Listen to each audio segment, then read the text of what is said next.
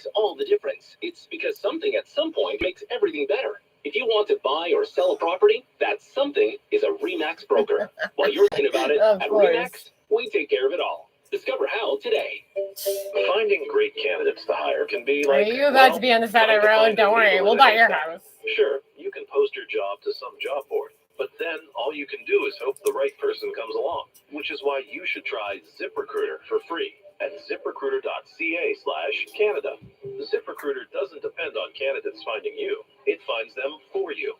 Its powerful technology identifies people with the right experience and actively invites them to apply to your job. You get qualified candidates fast. So while other companies might deliver a lot of hay, ZipRecruiter finds you what you're looking for. The needle in the haystack.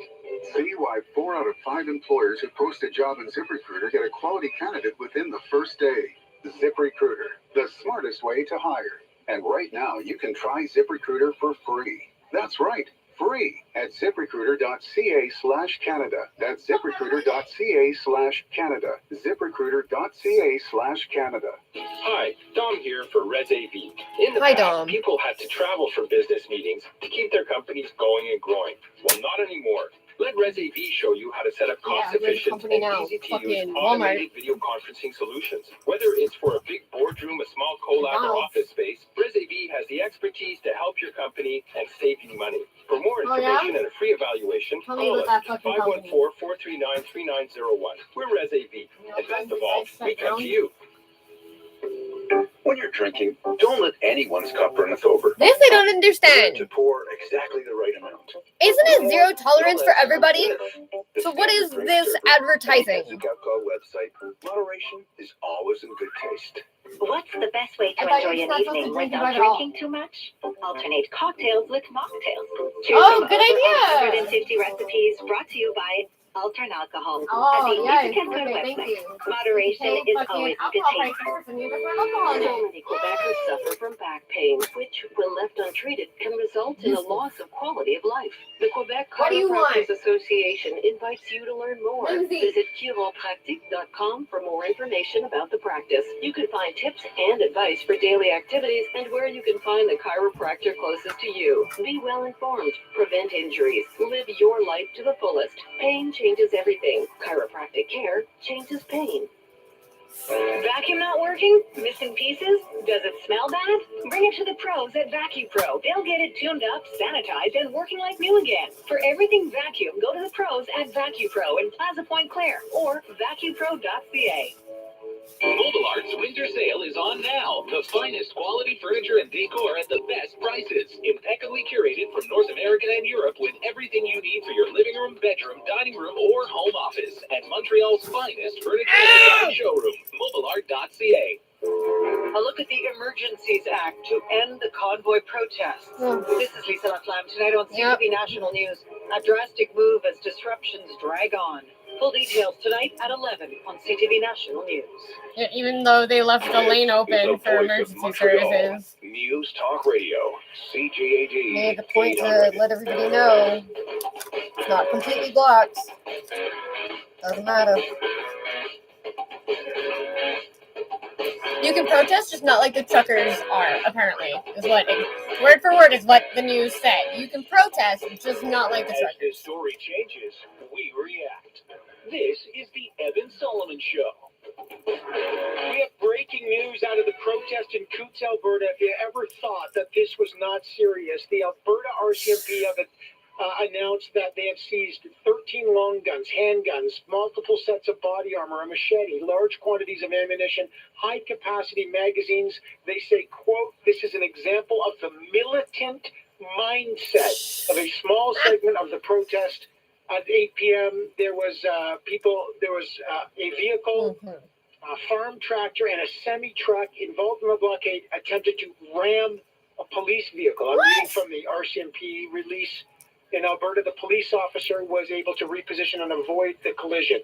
Just minutes ago, Alberta Premier Jason Kenney gave some more details. As a result of this investigation, the Alberta RCMP executed a search warrant during the early hours of February 14th, that's this morning, on 3 trailers associated with this criminal organization. This resulted in the arrest and detainment of 11 individuals. As a result of these search warrants, the following was seized: 13 guns, handguns, 13 long guns, in addition, handguns, multiple sets of body armor, a machete, a large quantity of ammunition, I was told thousands of rounds, and high-capacity magazines. Mm-hmm. Let me All bring in suckers Stephanie have Carter, guns. former Surprise, national security surprise. analyst, associate professor of international relations at Carleton University. She specializes in this stuff. Good to have you back, man. The news is going fast. That is revealing, isn't it? Let's just Yeah, drill you guys down on allowed that. them to be When there, you so hear that kind of stuff being seized, that's in Coutts, Alberta. You realize that beneath the surface, police are taking their time for a reason.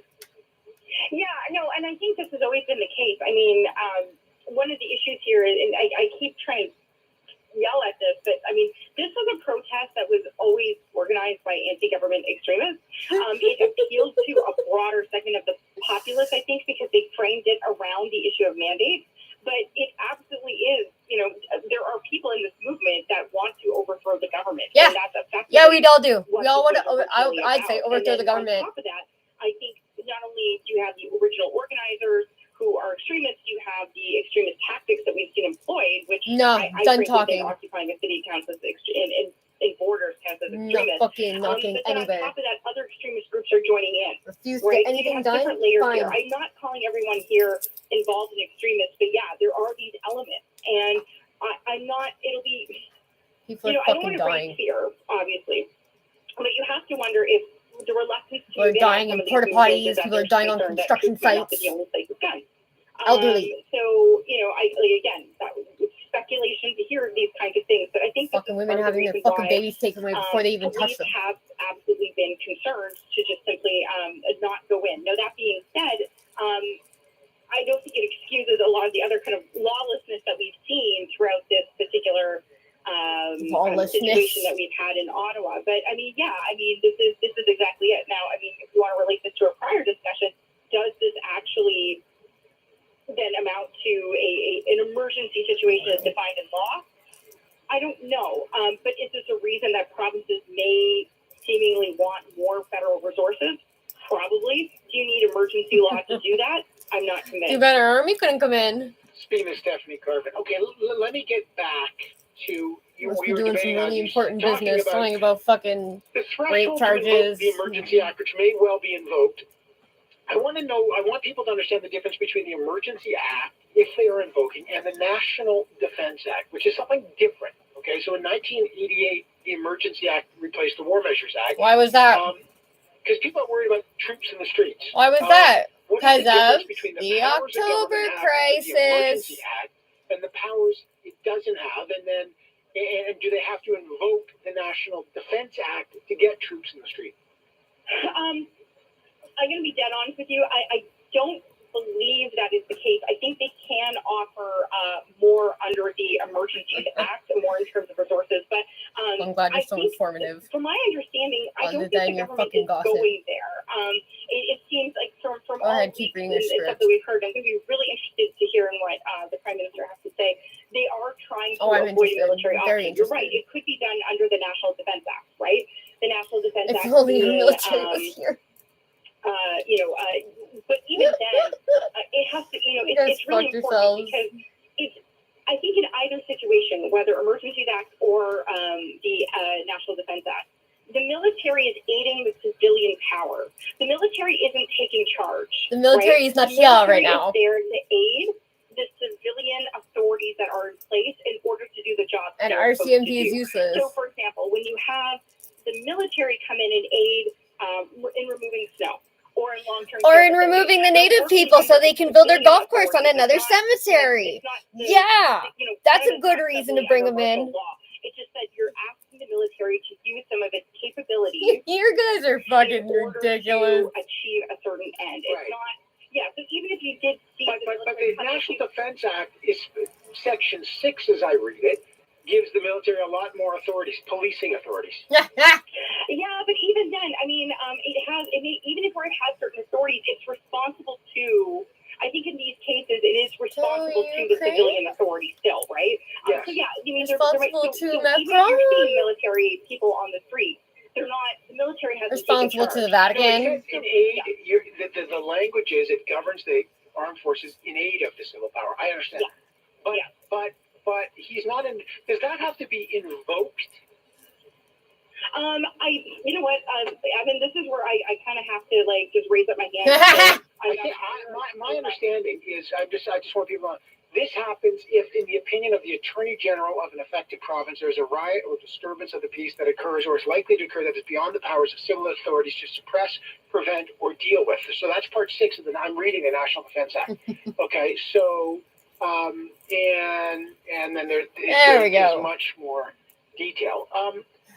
How does the Federal Emergency Act work in conjunction, or does it supersede a province like Ontario, who has their own Emergency Measures Act? Well, ideally not. I mean, so section, I believe it's section 17 of the Emergencies Act actually requires the federal government to consult with provinces when using that's the whole powers. point of our federal government. The case To of, make sure that everything in provincial government one province, stays right, on the up and up. it's Like, interesting to see how the Canadian government defines this. If it's simply in one province, and they say we no longer have the capacity to deal with it, then and the province asks for it, the Attorney General says, yes, please send in those resources.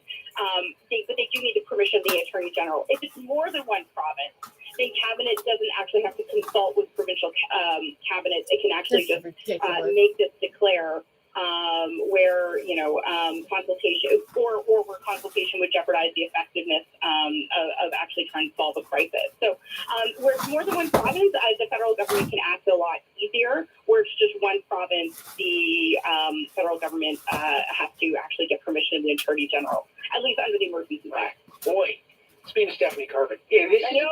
I feel like this is this is a big deal. real law class. No, but I think people, the reason, folks, and if No, you're let's listening, hear and it. you're shaking Let's your learn head some and law. you're like banging your head against Apparently, I your didn't learn dashboard, anything in the fucking I 12 years really I was in believe, school. we're seeing these protests because people believe that the federal government, because of the health emergency, are infringing on their civil liberties. We're restricted on movement. We've been restricted on provincial movement, international movement in schools, movement into stores. The infringement on civil liberties is a very serious power that we confer on our authorities. And now they want more. And I do believe that though this may taste like toast with no butter or peanut butter and jam on it, it is toast nonetheless that we have to take a bite out of, as dry as This it may is not be, toast. because it's consequential. This is and legit. it can transform our society. And that's why we have the likes of Stephanie Carvin, who always puts icing on whatever she bakes, legally. Okay, that's great. I would take icing. Glad we're still making fucking jokes about it. Okay, I'm not eating toast right now. I'm on a no carb, no toast, no icing, but I did break it for Super Bowl. Steph Carvin, thanks. I hope to talk again, and I really appreciate your insights. Hey, thanks so much for having me on. You're great. That's Stephanie Carvin. Thank you. She's national security expert at Carleton University. Amazing. Have the police lost control of the nation's capital? Yes. Did the mayor make a mistake? We'll find out next. That's a bit of an understatement. Now an update from the CJAD 800 Traffic Center.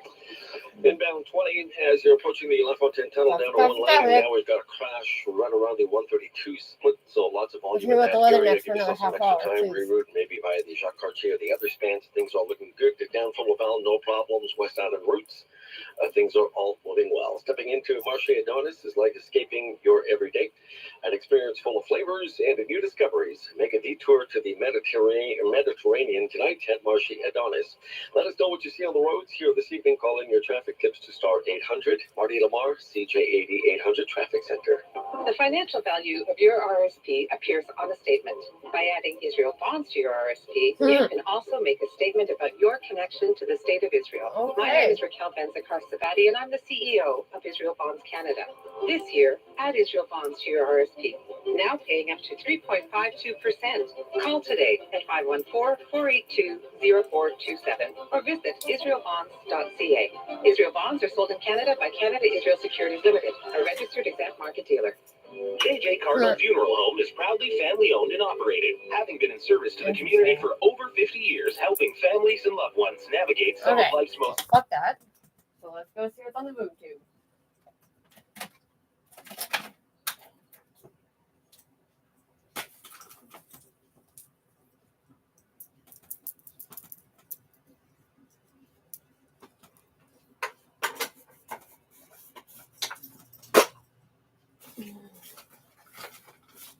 Let's hear the good word.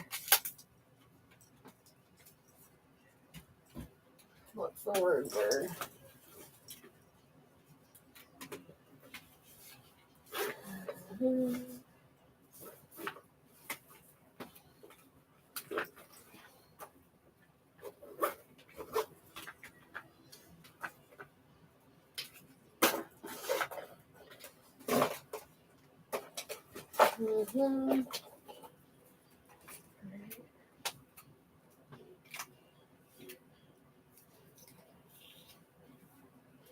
Speaking of CNN, what do we got there? Oh man, this is great stuff, Crystal. So I teased the wrong story, by the way, about CNN Plus streaming. That we're recording a segment for later in the week, so look forward to that. We've got an even juicier one for you today. This one is as juicy as it gets, and look, I promise you, I am.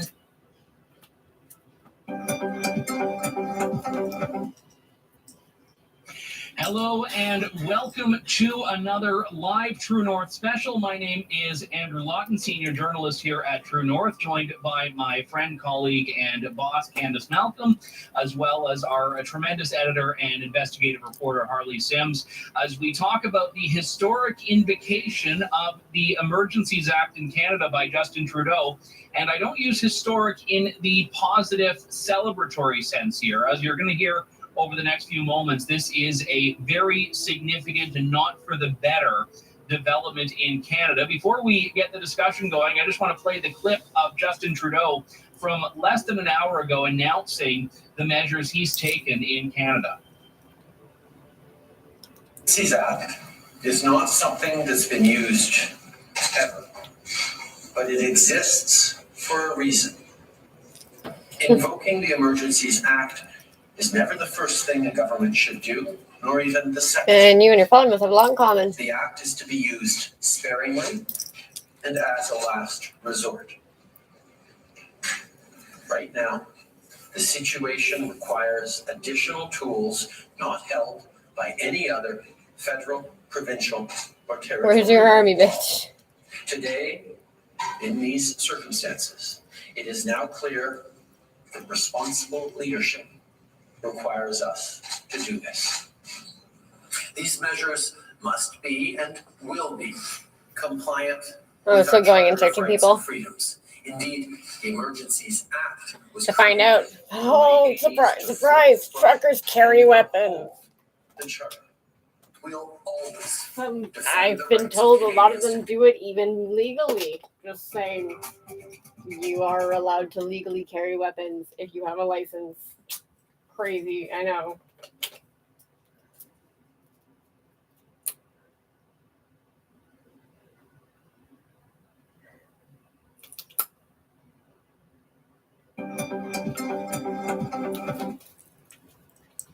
Hello. On the verge of war. It's not a global pandemic. It's not anything of the sort. It's truckers. That's the emergency right now, truckers.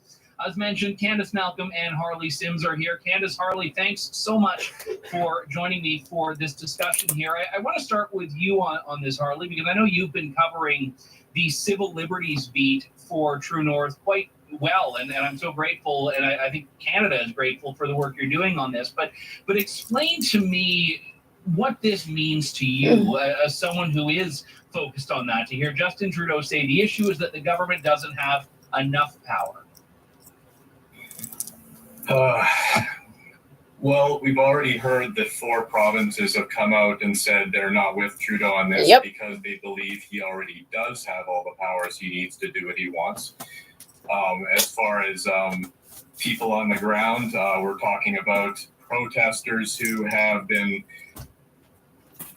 flying flags, setting up hot tubs, playing music, having sermons on Sundays, laying on their horns a bit, although they haven't been doing that. We're not talking about terrorists. We're not talking about murders. We're not talking about the things in 1970 that caused Pierre Trudeau to bring in the War Measures Act. I don't understand why this would be necessary other than this equivalent of beating his chest.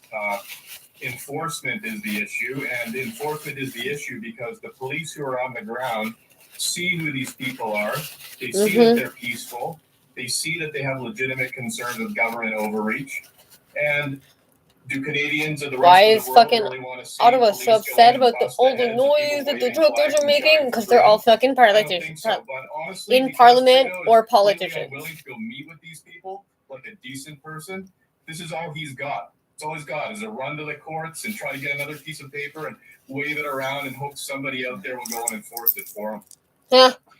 Yeah, that is a significant point here. And I won't play the entire clip because it is quite long, and I want to be sensitive to our audience and not wanting to hear that many minutes of Justin Trudeau more than is necessary. But he says this is a last resort for government.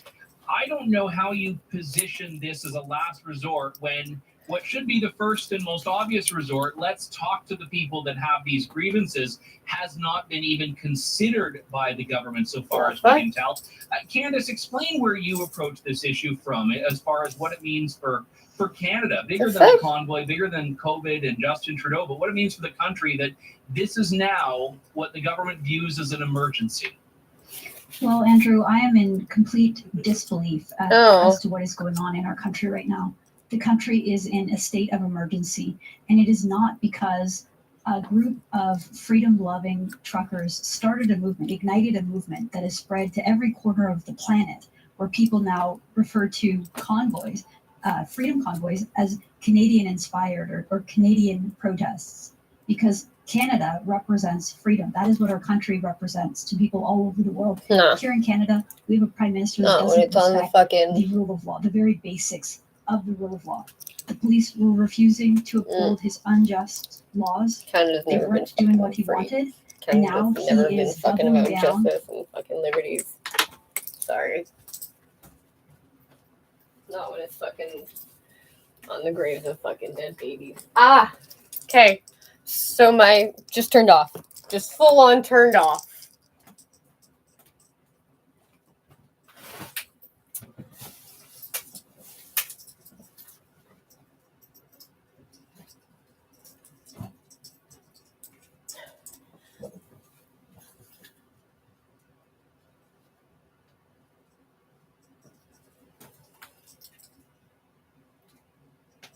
Say, let's have a timeline to remove these mandates and get back to normal. He refused. He refused to compromise on anything to do with mandates and freedom. And instead, he's doubling down on a military state, which is something I would have never believed a liberal government would be the one marching us down this path. What do you do every time I get home? He wrapped himself in the flag and celebrates and freedoms, and now he's spitting on it. And it is repulsive to see people going along with this. Reports we're seeing that they're talking about how this will give powers to seize bank accounts, to suspend licenses, to put people's livelihood in further jeopardy just for peacefully protesting. I mean, what is the? I love that they're like, "Oh, want you guys out of here," and then they took their gas. The Ambassador Bridge. Like, what do you want us to do? We have no gas. The court issued an order to break that up.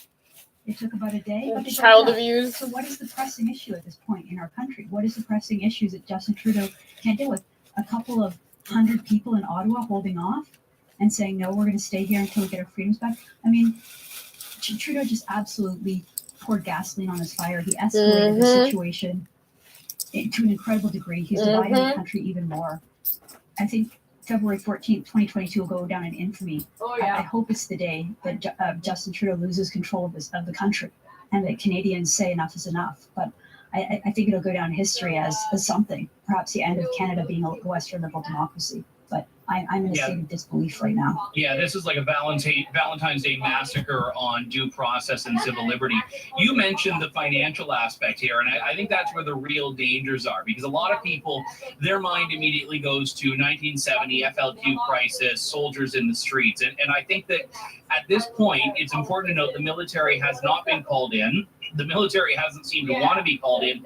But I want to draw attention to what's happening here outside of the the streets of Canada, what's happening in sort of the financial dimension, because that's where I think that the due process and civil liberties aspects are particularly acute here. So Chrystia Freeland said just, I don't know, half an hour ago, 25 minutes ago, that the government is going to expand under the Emergencies Act its anti-money laundering rules so that anything falls under its purview that's connected to crowdfunding, including crypto. So Bitcoin was where the convoy organizers went after they had their funds frozen by court order. GoFundMe canceled their account. The banks canceled and froze their accounts. They went to crypto. And now the government is saying that they're going to put all of that under their anti-money laundering rules. So they're trying to go after these crypto exchanges. But here's where it gets really dark. Chrystia Freeland said banks will have to determine if people are working with the convoy and report them to the RCMP if they are, and then can shut down their accounts without a court order. And then she went on to say that if your truck is at the protest, so if they find your truck, they run your license plate, they can freeze your bank accounts and take away your insurance. You've not been charged, you've not been convicted, you might not even be there. But if your truck is there, the government can freeze your assets without a court order. So this is beyond arrest. This is going after people's livelihood in a punitive and completely totalitarian way. And I mean, we know that the Emergencies Act is supposed to be subject to the Charter in theory, but I'll ask you, Harley, on this. I mean, the Charter has not really been of much protection or use to Canadians in the COVID era. So are you optimistic it's going to be now? I think sometimes a laugh can be worth 1,000 words. I think it's funny to hear Justin Trudeau even say the words Charter of Rights and Freedoms at this point, saying, we're going to abide by it and answers to it. And it's adorable. It's just the difference between the way someone like him operates and the way people like the truckers think. Rather than go talk to your neighbor who set up a fence, you go straight to the courts. That's anything from fucking Trudeau is. He won't go talk to somebody. He won't go sit down with conservative leader. He's forgotten there's a difference between dislike and disrespect. Gone. Like he could have gone up and talked to them and then given an effort to understand their concerns and then gone back and done this anyway. He didn't do that. He completely disrespected them from the start. And I know we've been talking about this recently about some members of the legacy media saying that the Canadian flag is being tarnished as a symbol. The word freedom is being tarnished as a symbol. What we're looking at here is an existential delegitimization of a class of people. There's this implication that the very words they're using don't have the same basis in reality that the same words do when spoken by somebody else. Freedom spoken by a trucker does not mean freedom spoken by, like a white collar, like a bureaucrat or something like that. The flag waved by one person doesn't mean the same thing as the flag waved by another person. This goes so deep. It gets almost to a culturally molecular level at this point. And then the Charter of Rights and Freedoms has been steamrolled.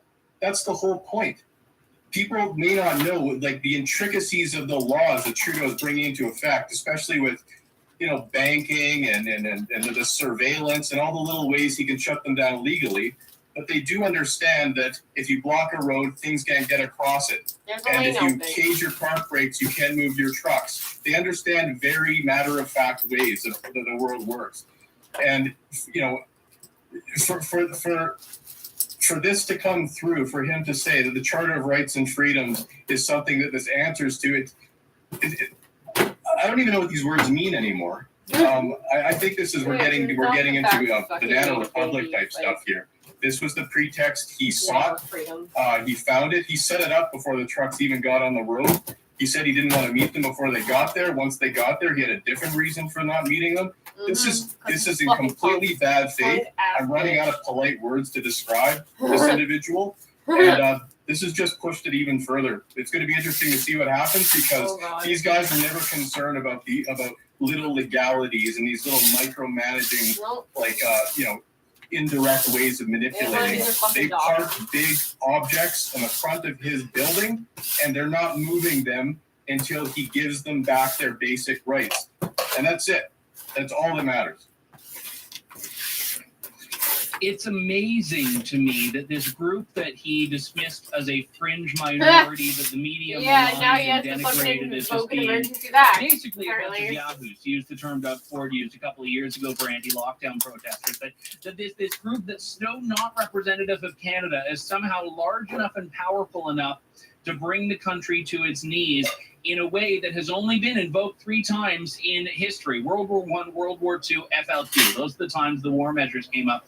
And Candace, when we're looking at the powers here, I mean, Trudeau is not wanting any solution that involves the truckers being happy that the mandates are gone and driving away themselves. He doesn't want a happy ending that everyone could get behind. No, this is spite now, Andrew. It's like the whole world is coming around to this idea that there's not really a COVID threat anymore. I mean, did anybody look at the Super Bowl last night? I'll admit I didn't watch it. I don't care. I don't like those kind of things. I don't like the cultural attitudes portrayed of those kind of things. I like football, but I don't like anything else about it. Didn't watch it. What I did see this morning was a montage of about 100 celebrities just doing their thing, no masks, no worries at all. No one's even worried about COVID. You know, Maxime Bernier tweeted this. Is like, does anyone know about the virus? Is anyone talking about the virus? I was waiting for the media to break into like, oh, these events are going to be super spreader events. It's like, no one's saying that anymore because COVID isn't really a threat anymore. So sooner or later, Justin Trudeau will have to face the facts that most Canadians want these measures gone. However, at this point, it is spite because he's just angry. To Harley's point, he dismissed these people. He predicted violence. He said that he was worried about violence, worried about extremism. He pounced as soon as he saw one hateful flag and pretended that characterized the mood of the entire convoy.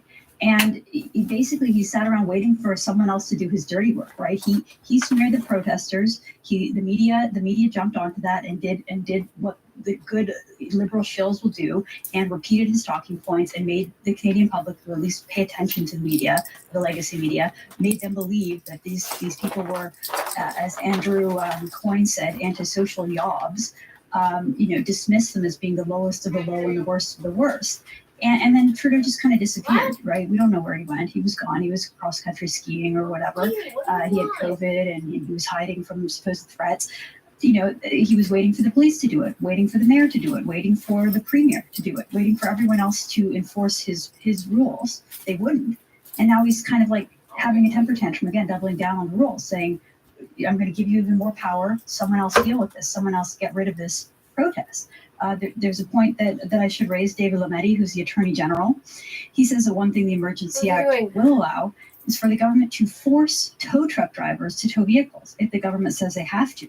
You will be paid for their work, as if that matters. Look, the tow truck drivers are on the same side as the truckers. They're from the same cultural sphere and they have the same views. They're probably friends with each other. The tow trucks quickly came out and said, no, we're not doing this. That was the beginning of this whole mess, right? So now what? The government is going to compel these people against their will, or they're going to seize their trucks and tow the trucks for them. I mean, it is an absolute farce of the rule of law.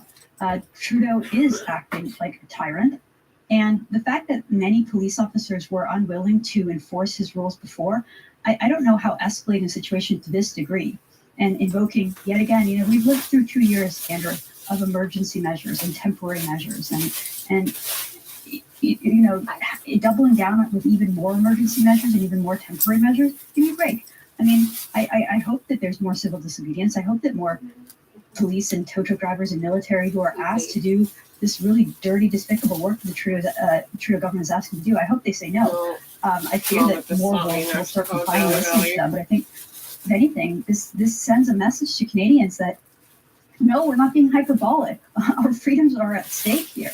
And all Canadians, regardless of whether they support the convoy or the ending mandates, all Canadians should be alarmed by a prime minister who would escalate the situation this much, refusing to talk to them, refusing to give them an inch in terms of what they want, and then jumping right to, we're going to seize your bank accounts, suspend your insurance, suspend civil liberties. Like it's just appalling. It's shocking. I still can't get over it. It's shocking, Andrew.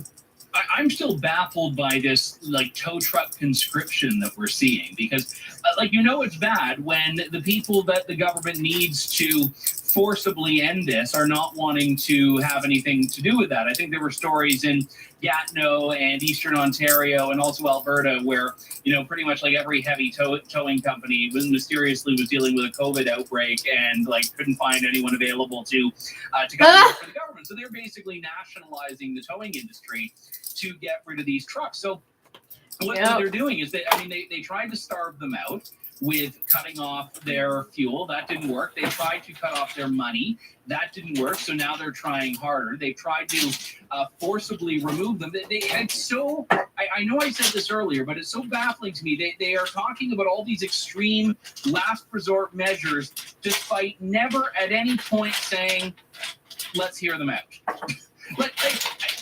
I feel like the kid in The Emperor's New Clothes, Harley, where it's like, this seems like the painfully obvious thing that everyone else should be seeing, but somehow no one else is. I shouldn't say no one, certainly the True North audience is, but how is no one around the Liberal cabinet table saying, maybe we should just sit down and have a conversation. Maybe we should be reasonable. Maybe we should just table a plan. Perhaps that's not the plan they want, but table a plan to say that we hear Canadians on this, but none of them. Two things to that. I mean, you probably saw Keean Bexley's tweet this morning that he got seated next to Chrystia Freeland on a flight last night. And they're all sitting there. He's got a selfie and they're next to each other masked. And it's funny, but it's also not funny because you think, was that so horrible? Like, how hard did he bite there, Chrystia? Like, you guys sat next to each other as human beings and you ended up talking and you realized you had some things in common and some things you didn't have in common. And you talked for a while, and that's just nothing that's been happening. I mean, how hard is it to go talk to somebody? It's like you have to lock two people in a room until they figure out their differences, and then you can let them out. And I think this goes to Quebec MP Joel Lightbound's press conference last week, where he sat down. I encourage everybody to watch it who hasn't seen it. I think it's an hour long, but there is nothing he said that I don't think the truckers or the Conservatives would disagree with at this point. He says he thinks that they're legitimate concerns. He wants a timeline. There have been unconscionable measures passed, even against children. People are tired of this. There's been overreach. And he says that he's aired his concerns in caucus many times, and that's all he can really say. And I think it's encouraging to hear, but it's also upsetting not only to hear that someone like that is actually still in the Liberal caucus, despite Trudeau's leadership. But it's also upsetting to hear somebody that mature and intelligent talking about it. When part of what's driving people crazy is Justin Trudeau's language, his inability to actually speak with any nuance or any honesty when it comes to the complexities and different sides of this thing. He gets up there and he speaks like a tyrannical robot, like Hal from 2001: Space Odyssey or something. He just delivers these lines and he sticks to them regardless of contrary evidence. And you start thinking, am I going crazy? Is this person for real?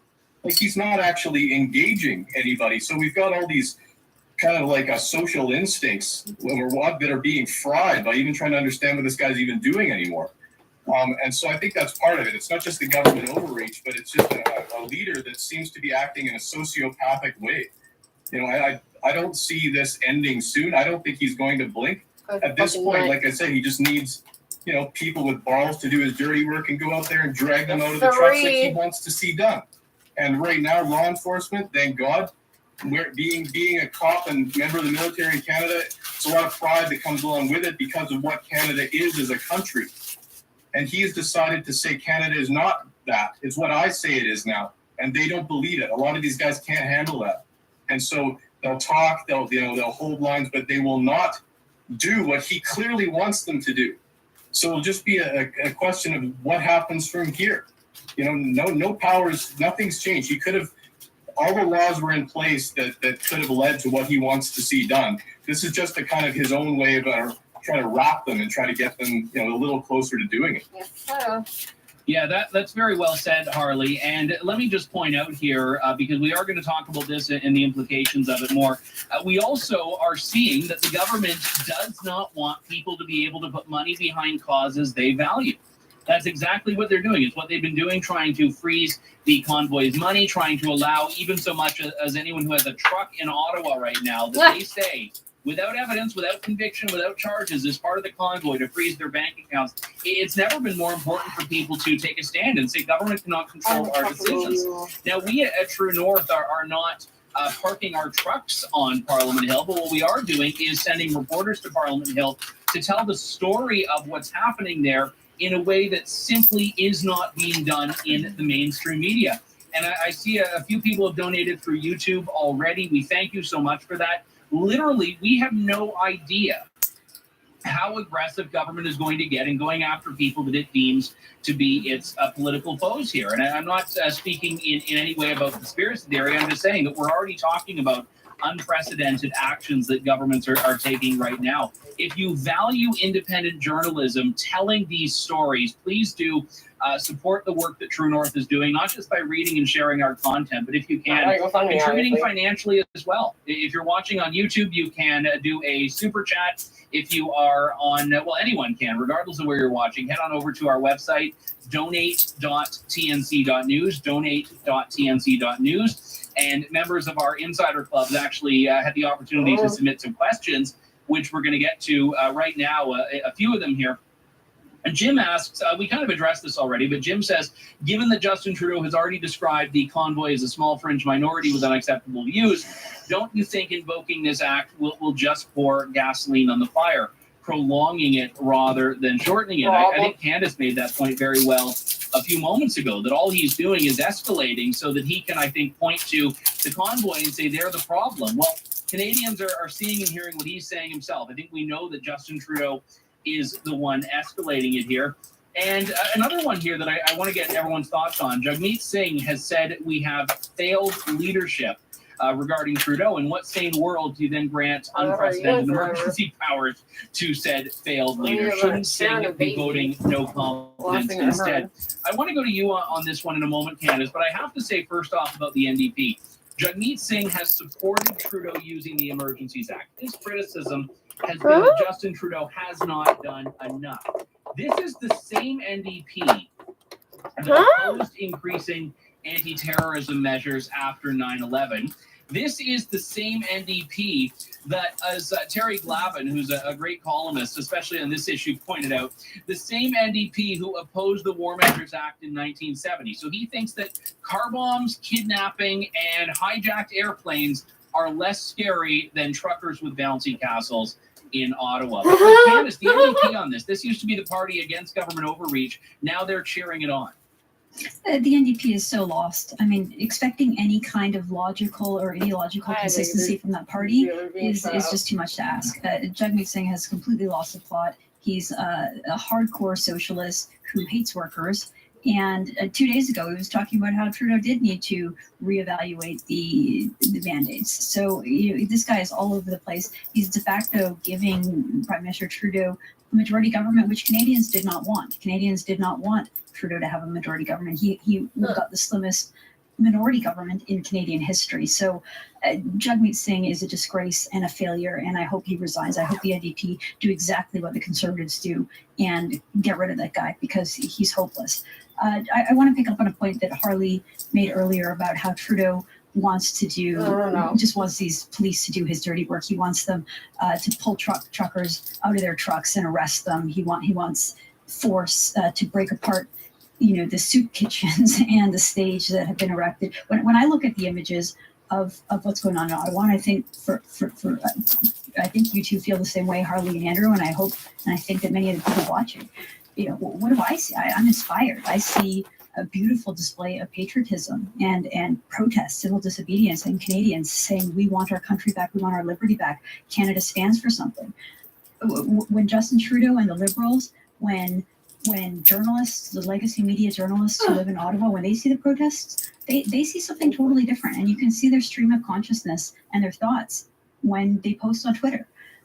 You can see Althea Raj of the Toronto Star yelling, arrest them.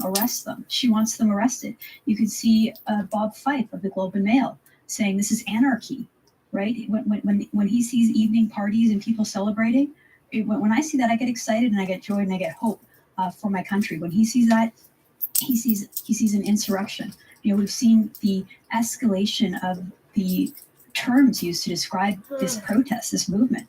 The media started off by saying that it was extreme, echoing Trudeau's talking points. So this is a fringe minority, that these people are extreme, they hold unacceptable views. Then we started hearing that they were far right or right wing, that they were white nationalists, that they were racist, that they were misogynistic. Then we started hearing the escalation, right? That this was a siege, that this was an insurrection, that this was an occupation, this was a war. And it's like the people on the left, the political establishment, I don't even know if they're on the political left anymore, because I think those terms are losing meaning. The establishment, the politicians, the bureaucracy, the press in Ottawa, they see this as something totally different. And they've convinced themselves that they're in real danger, that this is really an insurrection. I mean, they would have to believe that in order to be cheering on the Prime Minister today, which they are. I pointed this out on my Twitter page, that Steve Marr, who's a journalist and part of very much part of the establishment, he's out there declaring that his favorite thing about Justin Trudeau is that he's a democratically elected, legitimate Prime Minister. Which, when I read that, I just see that he is in support of the Prime Minister using the most extreme powers available to anyone in Canada, to any leader in Canada, to crush these protests. To me, that is a terrible sign of our democracy. I think that these journalists have drank their own Kool-Aid. They believe the worst of their own rhetoric. And now, if you follow their plot, if you follow along with what they've been doing for 3 weeks, saying this is an insurrection, these are terrorists, well, then of course, if you believe that, then using the War Measure Act to stop a terrorist insurrection, which apparently they believe that's what's going on, that's the only way that this makes sense, is justifiable. I just believe that most Canadians have not followed that plot, have not followed along with them. I hope and I think and I pray that most Canadians reject that nonsense and they can see with their own eyes that this is a gross abuse of power, and this is nowhere in line with proportionality. This is not an insurgency. This is not a terrorist group. This is not a threat to the national security of our country. So pretending it is and using these measures and introducing this act is appalling, and it's an insult to all Canadians. As Mark Stein called it, the Bouncy Castle Rebellion. And I know we talked about it a little bit on our last live show. Jim Watson, the mayor of Ottawa, making that comment about how, it's terrible that, Canadians are watching the news and the clips online and they're seeing bouncy castles and kids playing and bales of hay. And it's like, well, why is that bad?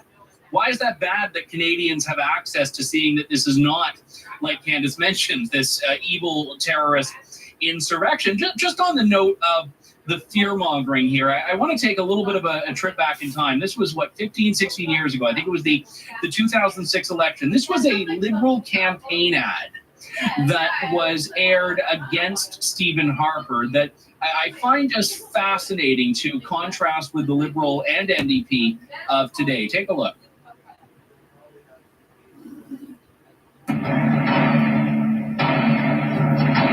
Stephen Harper actually announced he wants to increase military presence in our cities, Canadian cities. Soldiers with guns in our cities, in Canada. We did not make this up. Choose your Canada. Choose your Canada. Well, Canadians did, and they voted in Stephen Harper in that election and a couple of more, incidentally. But again, we contrast that now with the NDP saying that they would like to see the military called in. The Liberals, which have flirted with it, they haven't gone the distance yet. But they're doing the very caricature of what they've accused Conservatives of doing in the past without evidence. But they're doing it for real now, Harley. Well, let's be honest. I mean, the NDP and the Liberals recently, they've had a war on masculinity for a while. They don't like the idea that Canadians can be big, tough, gun-toting guys. They've tried to take away their guns. They've alienated the West. They've dehumanized the truckers. Any kind of chest-thumping, red-blooded Canadian male is on the chopping block as far as Justin Trudeau's idea of what Canada is or what Canadians are. So they've been the ones, that have been, getting rid of our military, getting it to the point now where it's like, the Navy isn't. I can't remember. I remember seeing a report they were down to like 10,000 people or something like that. It's in shambles. Like my daughter is in cadets. The program has been non-existent for the past couple of years because of COVID. It's not a priority. And now all of a sudden that they see something they don't like, they want these guys with guns and barrel chests to come out of nowhere and just, start beating people up. So it's really kind of rich to see. It's like, are we going to agree that, these kind of people are important to a civilization? They fight our wars. They carry out unpleasant orders. Unfortunately, Trudeau still thinks they should do that regardless of what the orders are. But I bring everyone's attention back to a column that came out, I think it was 2 weeks ago. It was a government data scientist who lives in downtown Ottawa. And he'd been reading all the coverage about the truckers, and they were parked just outside his door. So he went out and he talked to them. And he said, these people are our conscience. They work very hard lives. They fill our ranks in the military in times of war. They are a class. This is a group of people. And this is a disgusting revelation, I think, that a lot of people are having, is how deeply these divisions go in Canada. We're airing our dirty laundry on an international stage now. Canada was supposed to be this ultra polite group of people who apologize for something they might have done that was wrong. But no, we are torn at this point. We are deeply divided. And I don't know if we're going to come out of this reconciled. We can have a tug of war back and forth, elect one government, electing a contrary government. But there's been so much delegitimization happening towards the working class that I really don't see a way out of this. It's stoking the flames of separatism all over again. And I don't think that our leaders at this point in the federal level care, because it's something they've lived aware of for a long time. As I mentioned a few moments ago, True North insiders can submit questions to these shows, and we try to get to as many of them as we can. And we have two that are related here from Shelley and Klaus. Shelley says, if the rule of law exists in the country, surely there's a body that can effectively prevent the government from invoking the act. Klaus says, where is Parliament in preventing this power grab? Where are the premiers from each province standing up to this? Well, those are our two questions. Premiers, by and large, have been standing up to this. We've heard of at least 4 that have said they were against this, notably Alberta and Saskatchewan, and their premiers, Jason Kenney and Scott Moe, respectively. And it also sounds like, I believe, Quebec and Manitoba were against it. We also heard reports that Ontario was all for it, was cheering it on. So I don't know how many provinces are for it or against it, but certainly there have been several lining up to say, we didn't call for this. As far as Parliament goes, Trudeau has a minority government, yes, but he also has a government. And all he needs is the support of just one party, which we know in this case is going to be the NDP to do it. And interestingly enough, we all laugh about 2 weeks to flatten the curve. David Lametti said that this is going to be enacted for 30 days, although he hopes and thinks it might not take that long. 30 days. We've heard temporary measures before, Candace. Do we even give any credence at all to anything the government tells us is temporary anymore? No, I don't believe a word they say. I don't believe that any of this is 2 weeks, and then it was 2 months, and then it was 5 months. Trudeau comes out and announces the War Measures Act, and then he says this isn't a suspension of civil liberties. It's like, what do you mean? That's the whole purpose of the act. And so I don't think we should believe them. I think that there are other options on the table. I asked this, I think we have it. Candice Bergen, who's the interim leader of the Conservative Party, the Conservatives put forth a motion asking the government to come up with some kind of a timeline. She was on the radio explaining what exactly they were asking for. So let's play that clip right now. Introduced a motion that would ask the House of Commons to vote on a motion compelling and asking the government to present a plan that would end all the federal mandates and restrictions. And my message, Roy, is that we hear the protesters, we hear them loud and clear, but Conservatives are also a party of law and order, and we are a party of keeping a strong Canadian economy. And so both of those things are being hurt right now. So we're encouraging them, protest peacefully, protest legally, but don't block bridges and borders and hurt innocent people. And I don't believe that is what they want to do. So that's our message. This is my boomstick. So I look, I think that the Conservatives are doing what they have to do. They're being reconciliatory. They're trying to come up with a compromise. Frankly, they're doing what the Prime Minister should be doing, which is saying, look, you have a right to peaceful protest. Don't break the law. Okay, no more civil disobedience, especially when it comes to our economy, the rule of law. Those are things that the Conservatives stand for. And I totally understand why the Conservatives have to come out and take this approach. And interesting to your point earlier, Harley, that Joel Lightbound, the Liberal MP who has been speaking out against Trudeau, he voted in favor of this motion while the government and the NDP defeated it. So I'm not sure how much longer he's going to be on the side with the Liberals, given that he is speaking out against Trudeau and voting in favor of a Conservative motion. Look, I think that these truckers are incredibly courageous. They've had enough. They're at their wits' end, and they're saying, we want our country back. We are opposing unjust laws that have had tremendous impact on the people of this country. It's so much of an impact, it's hard to even get into the scope of the pain and the misery that these lockdowns have caused. So these truckers are taking a righteous stand, and I think that many Conservatives in principle agree with that. Ezra Levant had a tweet.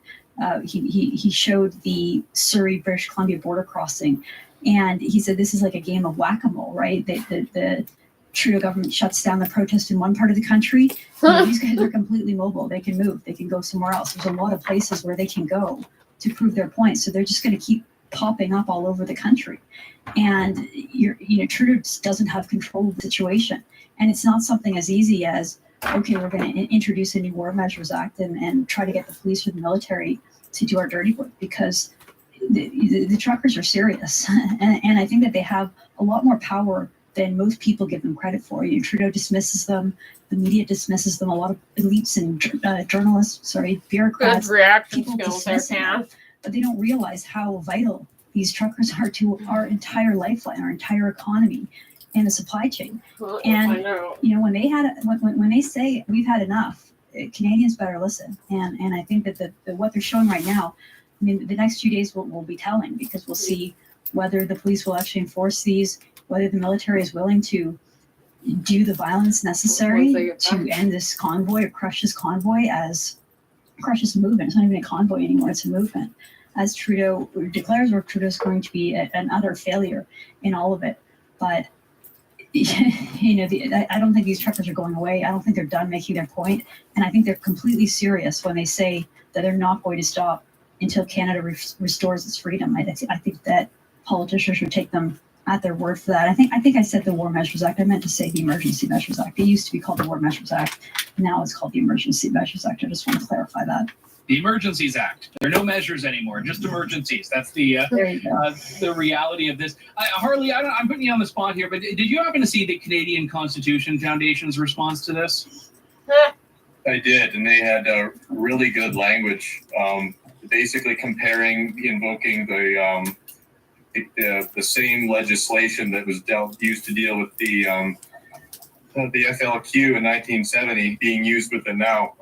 If you can give me a second, I can bring it up. But it's something to keep in mind that whereas before certain cameras have had a monopoly on bringing people in their homes images of what was going on. Now we have citizen journalists, we have independent media like True North.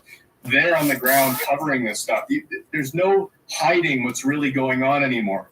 You've been hearing all these terrible like these overblown words about what this stuff is, and you go down there, and yet all you can see is people having a good time, chanting freedom, singing "O Canada," hugging. That's all there is. For crying out loud, where is the fighting? Where is the blood? Where's the carnage? Where is the chanting of tear down, the government? Like, there's none of that.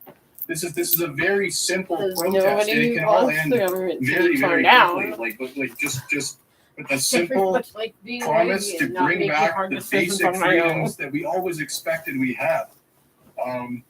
Here, Candace, you pick it up, and I'll grab this. I really got to read this out.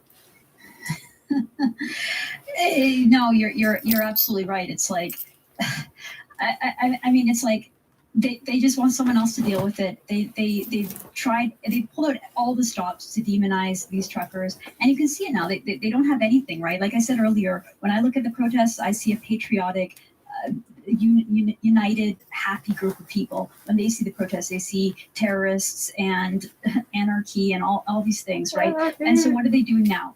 You're seeing the legacy media go even more in that direction, that deranged direction, saying that the Canada flag, I don't know if you guys saw this, there was an op-ed saying the Canadian flag no longer stands for Canada and it's outlived its usefulness as a country. So we can no longer use the Canada flag because it's representative now of this like hateful right-wing movement.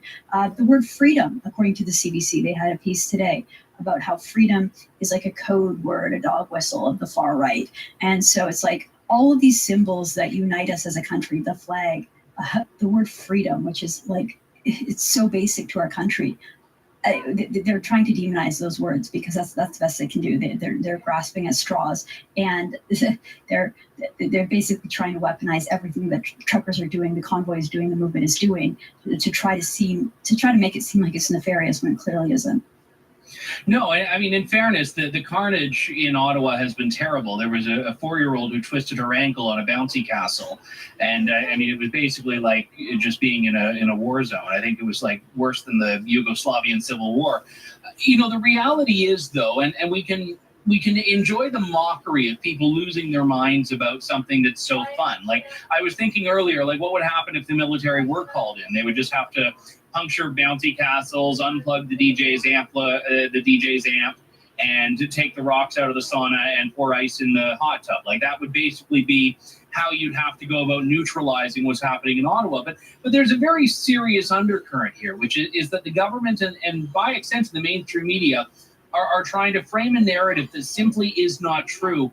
And now it's not just political. They're using that narrative to justify a historic and a historic and extremely severe set of powers that I have little doubt will be granted within the week when they go and formally put this forward. So that's what they're doing. So this narrative that they've been laying, this unshakable message that Justin Trudeau has had, that these people are a fringe minority, they're unacceptable, they're racist, they're white supremacists, all of that has been leading up to this point to basically set the story that they can use to justify going after these people as though it is a war. And this is why, to your point, Harley, earlier, independent media is tremendously important here. I'm going to be headed to Ottawa this week. I think I was going to be going anyway, but especially now. And by the way, I'll just put in a fundraising plug. If you can support our coverage to get to Ottawa, to cover what's going on there, to keep the lights on so we can shine the light on these things, please do. That website to donate is donate.tnc.news, donate.tnc.news. I'm wondering here, quite frankly, if the Emergencies Act will be used to keep journalists, or at least keep some journalists, outside of the zone here. If they're talking about targeting people that are there, I'm very much aware of the possibility that we could run up against resistance from the state trying to do our jobs as journalists. Again, it hasn't happened yet, but that's a very real concern that I have. Harley, what are you thinking about all this? Remember, Ottawa is the place where a few years ago the National Capital Commission took down a couple of kids' lemonade stand because they didn't have a business license. This is what Ottawa's like. Every tree has a little tag on it. It's like a dog. I mean, they're all registered with the city. There's a checkups done on them. I mean, it's a very regulated, manicured place. So that's a big part. The second, getting back to, these overblown, exaggerated, extreme words used to describe what's going on here. It's like a bunch of English majors have had a thesaurus gathering dust on their shelf for a while, and they just have to pick it up and, okay, we've used protest. What can we move on to next? And you have Diane Deans, Councillor Diane Deans, chair of the police board, calling it a sedition and insurrection and all of these things. I mean, as Canadians, for the most part, we have no frame of reference for these words. We can read about places that have experienced them, but there's nothing in these people's lives that would lead them to use them in these contexts. And I've got a very good Ukrainian friend, and he had mentioned to me last week, he said, God help us, but in the next week, based on what Russia does, we may see sieges. We may see invasions, and all of these words that people have been using in the legacy media to describe what's going on in Ottawa, right in their backyard, just a bunch of people hanging out, waving a flag, saying, give us back our freedoms. That is not what these words were made for. These words have specific meanings, and people who live by the pen should be ashamed of themselves for using them. Candace, let's go to you on this one next.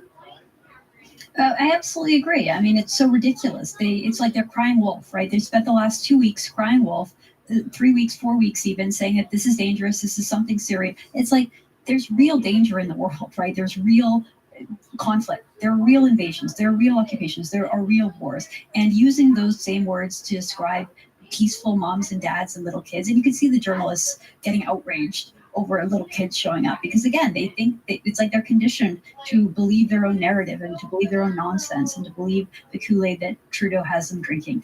The rest of the country, I hope and I think, see things differently and have a little bit more perspective. I think that a lot of those journalists in Ottawa, it would do them some good to go out and actually talk to the truckers, to go out and actually talk to Canadians outside of their little bubble, because they're just so out of touch. And Andrew, I want to mention something that you tweeted that I found very amusing. So David Coletto, who is a pollster down in Ottawa, very much inside the Liberal bubble, he's down in California for whatever reason. And he mentioned that he saw some freedom convoy, some Canadian-inspired freedom convoy, and a bunch of people were waving the Canadian flag. And he did not like this. He did not like seeing the Canadian flag being waved in Canada, or outside of Canada, in California, to represent this freedom convoy. And you pointed out, look, usually people would like to see their flag being used as a symbol of a worldwide movement for hope and freedom. But this angered the Ottawa establishment and the Ottawa elite. It's funny because, when there were protests happening in Hong Kong and people standing up to a very real tyrannical government in the communist China who were overbearing and bringing their communist tyrannical rule into the formerly free Hong Kong, what did we see? We saw people out there waving American flags because to them, the American flag represents freedom. I've seen the American flag being waved at freedom and dissident rallies all over the world. You see them at Iranian protests. People wave the American flag because to them that means liberty. And the fact that now, perhaps, Canada is inspiring that people are seeing the Canadian flag, and what they're reading into that is a grassroots working class uprising of dissidents demanding an end to overzealous restrictions. That should invoke pride. I mean, even if you don't agree with the truckers and you don't like them and you think that they are whatever these media think, I don't even know what they think. I will be. Again, I'll go to Andrew Coyne's boy remark, his jeer at these truckers calling them antisocial yobs. I think that's what secretly most of these journalists think of the truckers. To see the flag, to think that that's what it represents, it just shows how completely removed and abandoned these people are of their country, of the people who make Canada work, of the backbone. Oh.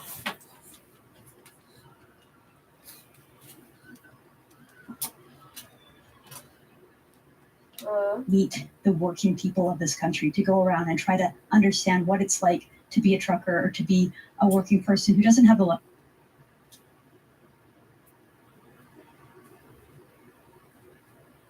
yeah.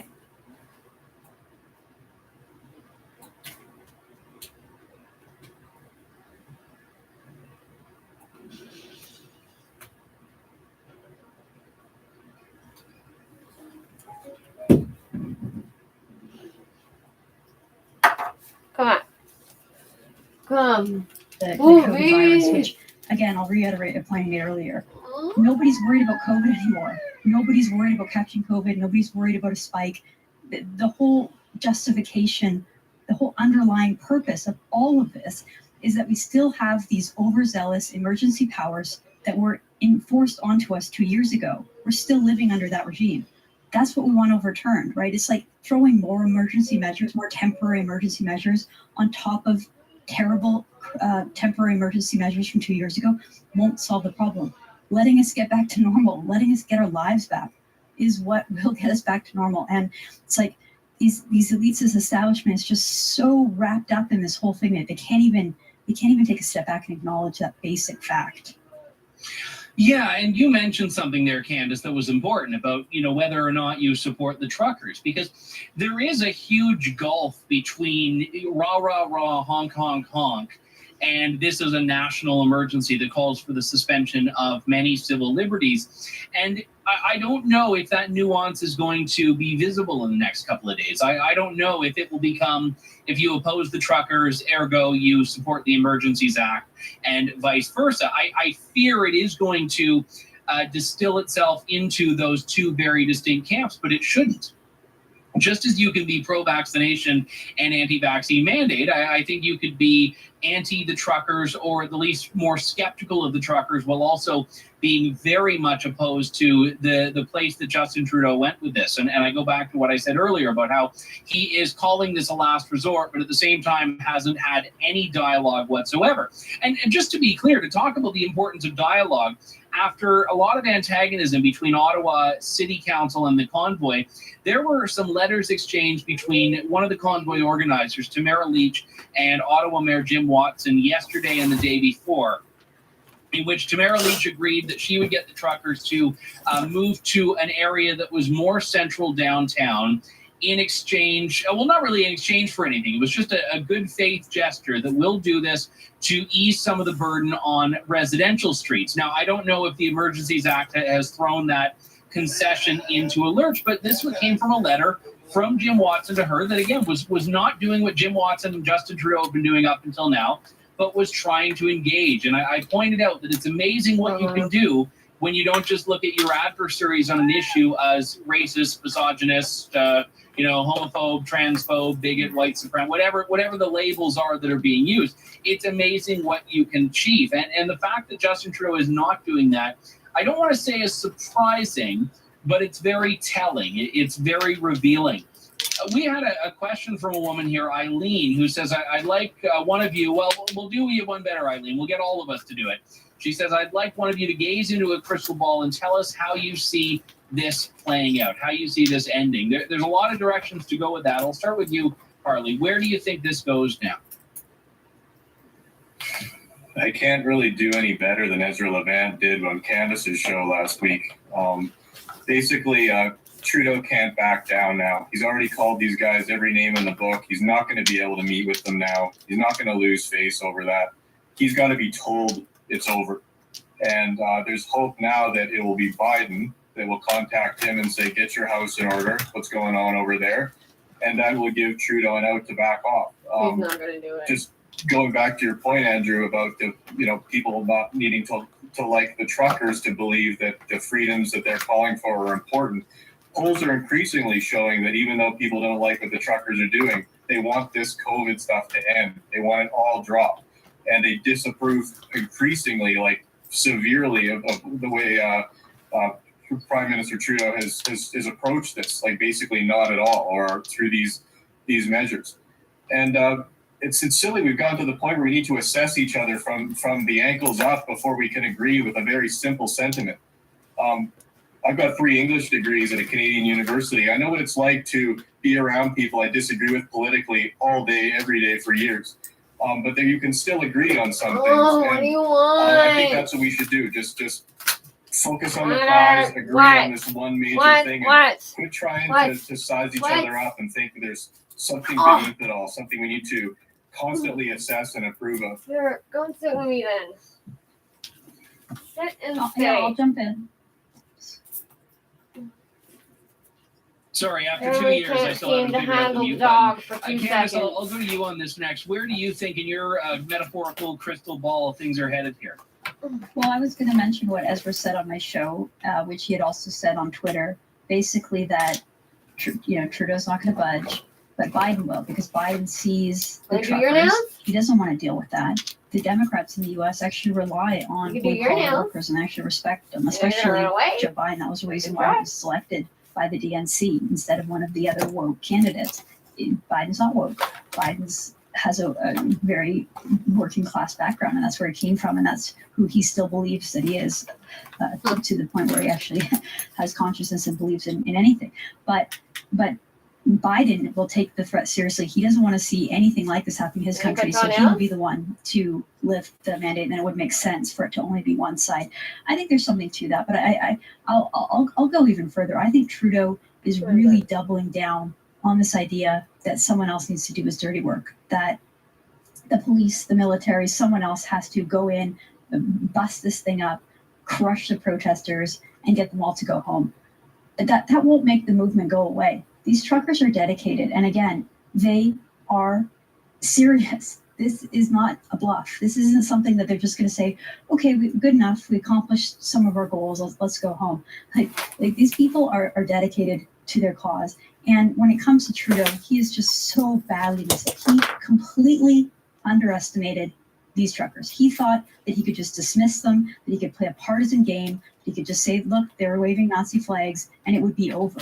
He was so wrong. He miscalculated this to a tremendous extent, to the point where a poll that came out 1 week ago today showed that both sides, those who support the convoy and those who oppose the convoy, both blame Trudeau. They blame Trudeau the most. Only 16% of Canadians say that they would vote for Trudeau today. Look, I've seen a lot of different, there was a National Post story today saying that 3/4 of Canadians want all mandates to end.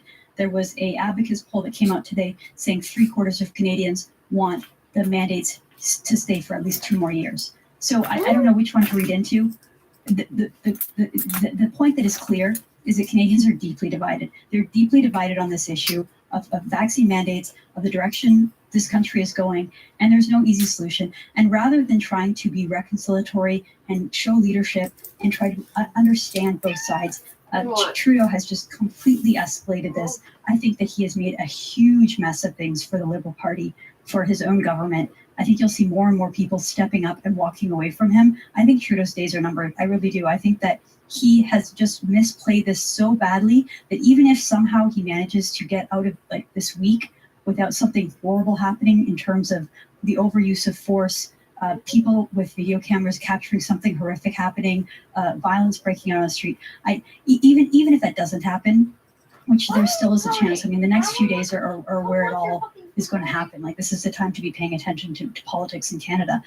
Even if Trudeau escapes this week, I think the damage is done to his personal brand, to his party. Really and I think that more and more Liberals are starting to sort of move away from this cult of personality. So let's go walk the dog.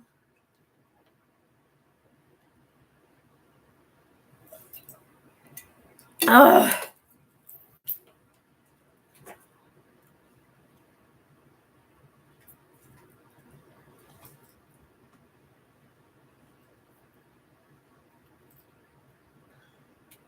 I agree with what Harley and Candace said. And the great thing about going last is that I can just say, yeah, they were all right, and I don't need to come up with anything original. But I will add something here, because one thing that Justin Trudeau has always done fairly well is put a wedge in the Conservatives, where he forces the Conservatives to divide themselves either internally or externally, to put a wedge between Conservatives in the country, whether it's on social issues or other stuff like that. And the Liberals have always done that very well.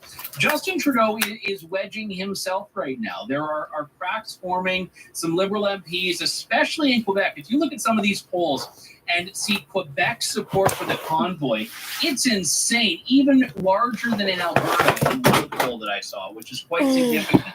So we are seeing Justin Trudeau putting a wedge in, and I think he's gambling. He's gambling that this is a move that's going to go the way he wants it to. But if someone can find an escalation that can be linked back to his invocation of the Emergencies Act, a trucker who loses their livelihood and loses their money and gets their account frozen and loses the ability to work even further just because they're partaking in the protest. This is Justin Trudeau's government going after its political opponents when they're saying we're freezing the bank accounts of people who are partaking in a peaceful protest. I didn't word it like that earlier, but I'm wording it like that now. This is the federal government freezing the assets and shutting down the bank accounts of its political opponents who are peacefully protesting. If you take nothing else from what I've said, take that away, because that's exactly what's happening here. And I don't think a government can do that with impunity. The whole point is we need to be able to tell Canadians what's happening here. So before we close things out, I want to give you the last word on this, Candace. Outside of the Emergencies Act, how do you see True North fitting in to this story. I mentioned earlier that I'm headed to Ottawa to continue our coverage there. We also have a reporter in Ottawa, but how do you see us moving forward with this? Well, I think you should head to Ottawa now, Andrew. I think you should end the broadcast and go there, because True North needs to have people on the ground to document and to bear witness to what is happening in this country. And like I just alluded to, I think that the next few days will be incredibly important for Canadians to film and get the message out there, get the other side of the story. I think that one of the tremendous things about True North, and I'm just so pleased and grateful to be in this position that we're in, with so much support, so much growth over the last several months and years, that we're in the position where we have reporters on the ground. We have the ability to communicate the other side of the story, and we try to be fair. We try to be honest. We're honest. We're fact-based. We want to report the facts to Canadians. We don't want to spin. We want to remove the spin that the legacy media pushes out there. And I think that having neutral, honest journalists on the ground is the best defense that we have. I mean, I think the truckers are the best defense. They've shown a willingness and a bravery that so many others have failed to show. But I think that having journalists on the ground to document this, because you're right, Andrew, the government is seizing bank accounts of the people of their political opponents who are peaceful. I don't think that we should let them walk away from this. I think that they're going to have to wear this. I think that young Canadians 20 years from now will be weary of voting for a Liberal Party because of what they're doing today and tomorrow and right now, and we need to document it. So I think independent journalism is so important. I think that it's more obvious now than ever to so many Canadians that legacy media is not trustworthy, and they're not telling you the truth. I posted this on Twitter a couple minutes ago, but it's kind of telling that the Canadian Association of Journalists is hosting an event on Twitter right now, or in less than an hour, called the Freedom Convoy versus the mainstream media. Like, they're pitting themselves as the opponents of the Freedom Convoy. How are they supposed to? Can we place bets on which side we want to be on board with there? It's like they're making it seem like it's a political battle between two sides, and they're on the opposing side. So how would anybody take away from that we're supposed to respect the word of the journalists in this coverage? I don't call them the mainstream media. Some people criticize me for calling them the legacy media because they think it gives them too much respect. To me, there's nothing mainstream about the legacy media. I think that their views are outside the mainstream of what Canadians believe. So I stopped using that term.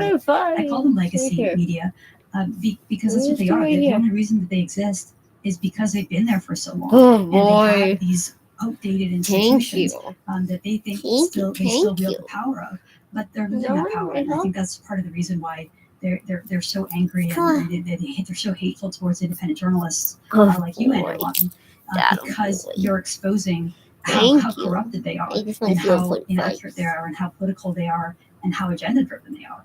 And I think that's why you see them lashing out against us, and you can see some of the comments that they put to us. They never defend us when we're locked out of things, and yet they make a huge fit about the inability of them to report on the trucker convoy because the leaders of that didn't invite them to the press conference. I mean, it's such a farce. But just to hammer this point, you just simply can't trust the legacy media. They prove it over and over again, every minute, every day of this Freedom Convoy announcement, that they're just driving people to True North. And I'm grateful for that. I'm grateful for all of our new audience, all the people watching right now. I thank you for putting trust in us, for getting your news from True North, for sharing our stories and watching our videos, and for those who are able to donate to our cause, because you're a pain. Having an independent press is so vital in a democracy, especially at times like this. Yeah, I have to say, and I know it sounds, I'm trying to hold you up by your ankles and shake out your pockets, but the Twitter likes and retweets and the follows are great. We love them. We need them to get the message out. The Facebook likes and shares and YouTube comments are great. But ultimately, if we want to compete with those legacy media journalists to get our story out in front of people that aren't already on side, we need the people like you that are already in this club to help us do that. And we're hiring, we're growing, we're expanding, we're putting boots on the ground. And like I said, I don't even know how easy it's going to be, but we're certainly going to be there and not give up. But if you can lend a hand to that effort, please do. The website is www.tnc.news. With that, I want to give a big thank you to our editor and civil liberties journalist and investigative journalist, Harley Sims, for coming, and Candace Malcolm as well, not just for sharing her insights today, but also letting me have fun doing these things as well. I am Andrew Lawton. I'll have the Andrew Lawton Show tomorrow, and Candace will have the Candace Malcolm Show tomorrow. And I suspect some of these things that we're talking about today will feature prominently in both of those. But do come back. We will talk to you soon. Thank you, God bless, and good day to you all. What?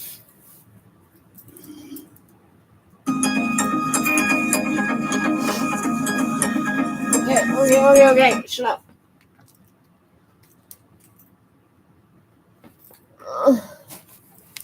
Oh.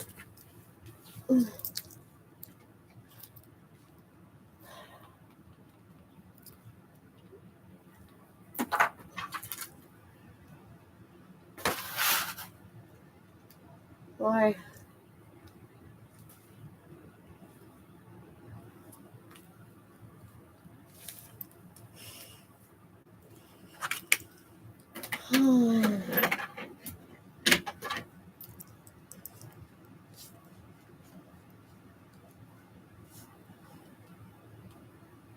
Huh? Why? What? No!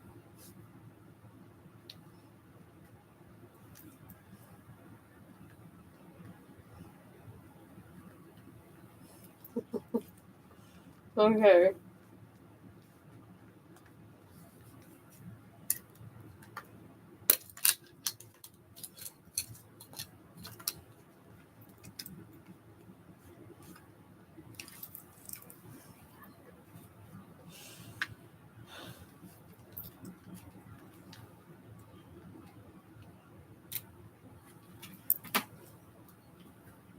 Are you fucking serious?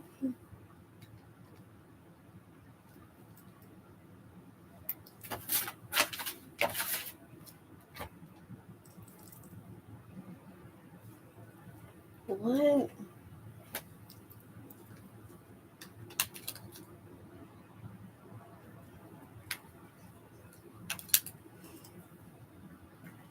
Oh, it's a corroded battery. Hey! What is your problem? Oh, it's not even.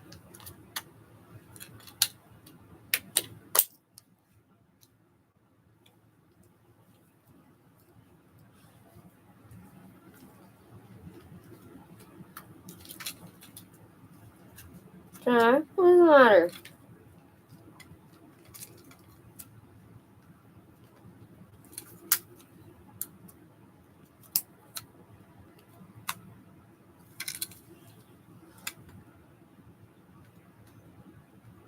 Oh my god, you gotta be shitting me.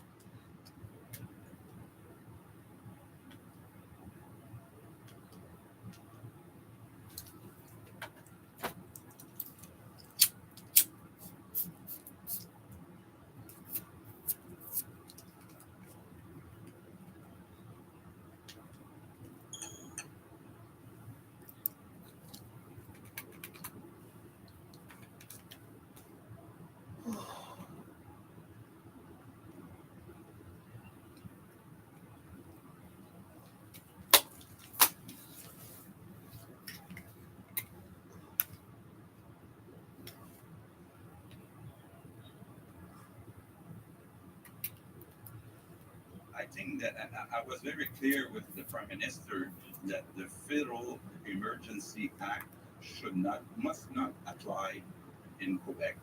I think we don't need it. So far, we were able with the Strategic Quebec to keep control. And I think that at this moment, it would not help the federal Can you say emergency uncomfortable? act must not apply in Quebec. I think we don't need it. So far, we were able with the Sûreté du Québec to keep control. And I think that at this moment, it would not help the social climate. There's a lot of pressure right now, and I think we have to be careful. Part of the population want that we move forward. So I think we have to be very careful, and I don't think we need it in Quebec. Do you think that would be a polarizing measure for the people of Quebec? I think it wouldn't help for the polarization. Right now, a part of the population understand and agree with the measures. Another part of the population disagree. So it's about time we put all Quebecers together. But I can understand that enough is enough in Ottawa. You can protest, but you cannot do what they are doing since 2 weeks. Whatever, dude.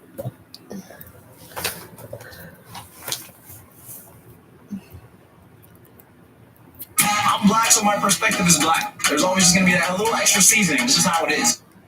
Mind your business, because it has nothing to do with that, right?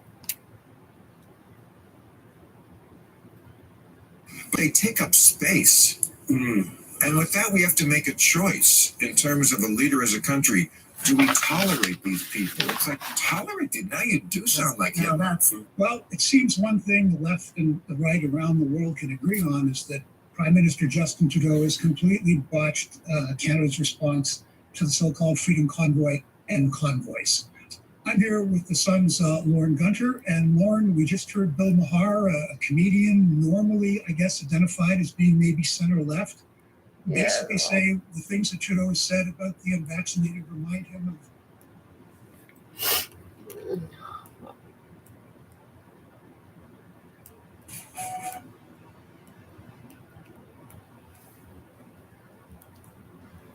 In the week that I've been put on the right-wing list, we ask, what's the point in having these labels when both parties are funded by the same corporate donors? And would a right-wing person wear this?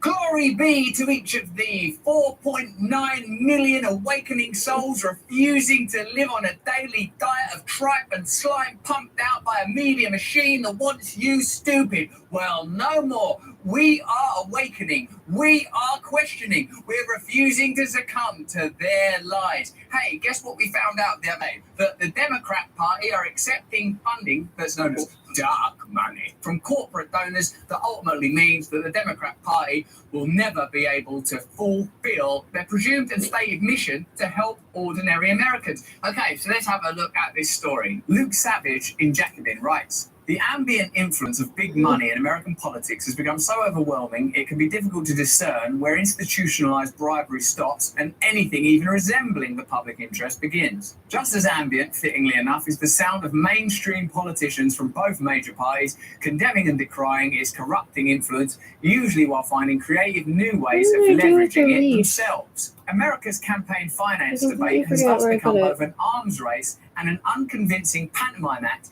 with more than enough hypocrisy to go round.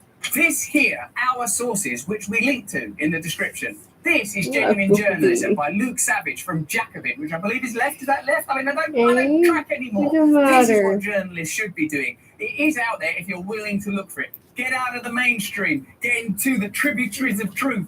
Every election cycle, it seems, now yields new innovations in shadowy fundraising, paired with increasingly absurd declarations from across the spectrum that raking in huge sums from wealthy people and powerful lobbies is the only way anyone can possibly compete and, as some insist, win on the scale necessary to purge big money for good. I'm only taking this big money to get rid of this big money. Bernie Sanders, of course, was memorably funded by small donations. That was one of the things people were excited about by Bernie Sanders. And it seems to me that a good faith gesture from both political parties, whether you're Republican or Democrat, would be hey, we're not going to accept that money anymore. One of the things that personally fascinates me is that over the last week or so, I've been condemned for being right-wing. I know some of you are right-wing, and they're saying, oh, well, you are a bit right-wing, really, Russell, and like, there's nothing wrong with being right-wing. And do you know what? I agree. Right-wing, left-wing, whatever. But what I'm saying, actually, is that neither of these parties are representative of the interests of ordinary people, and we should start to look beyond these labels. Even doing a story like this one, where we criticise the Democrat Party for accepting more dark money than the Republicans, could be used and perhaps might be used by Democrat-leaning media institutions to say, see, Russell Brand is right-wing. But pointing out that someone is corrupt shouldn't be what bans you from a particular ideology.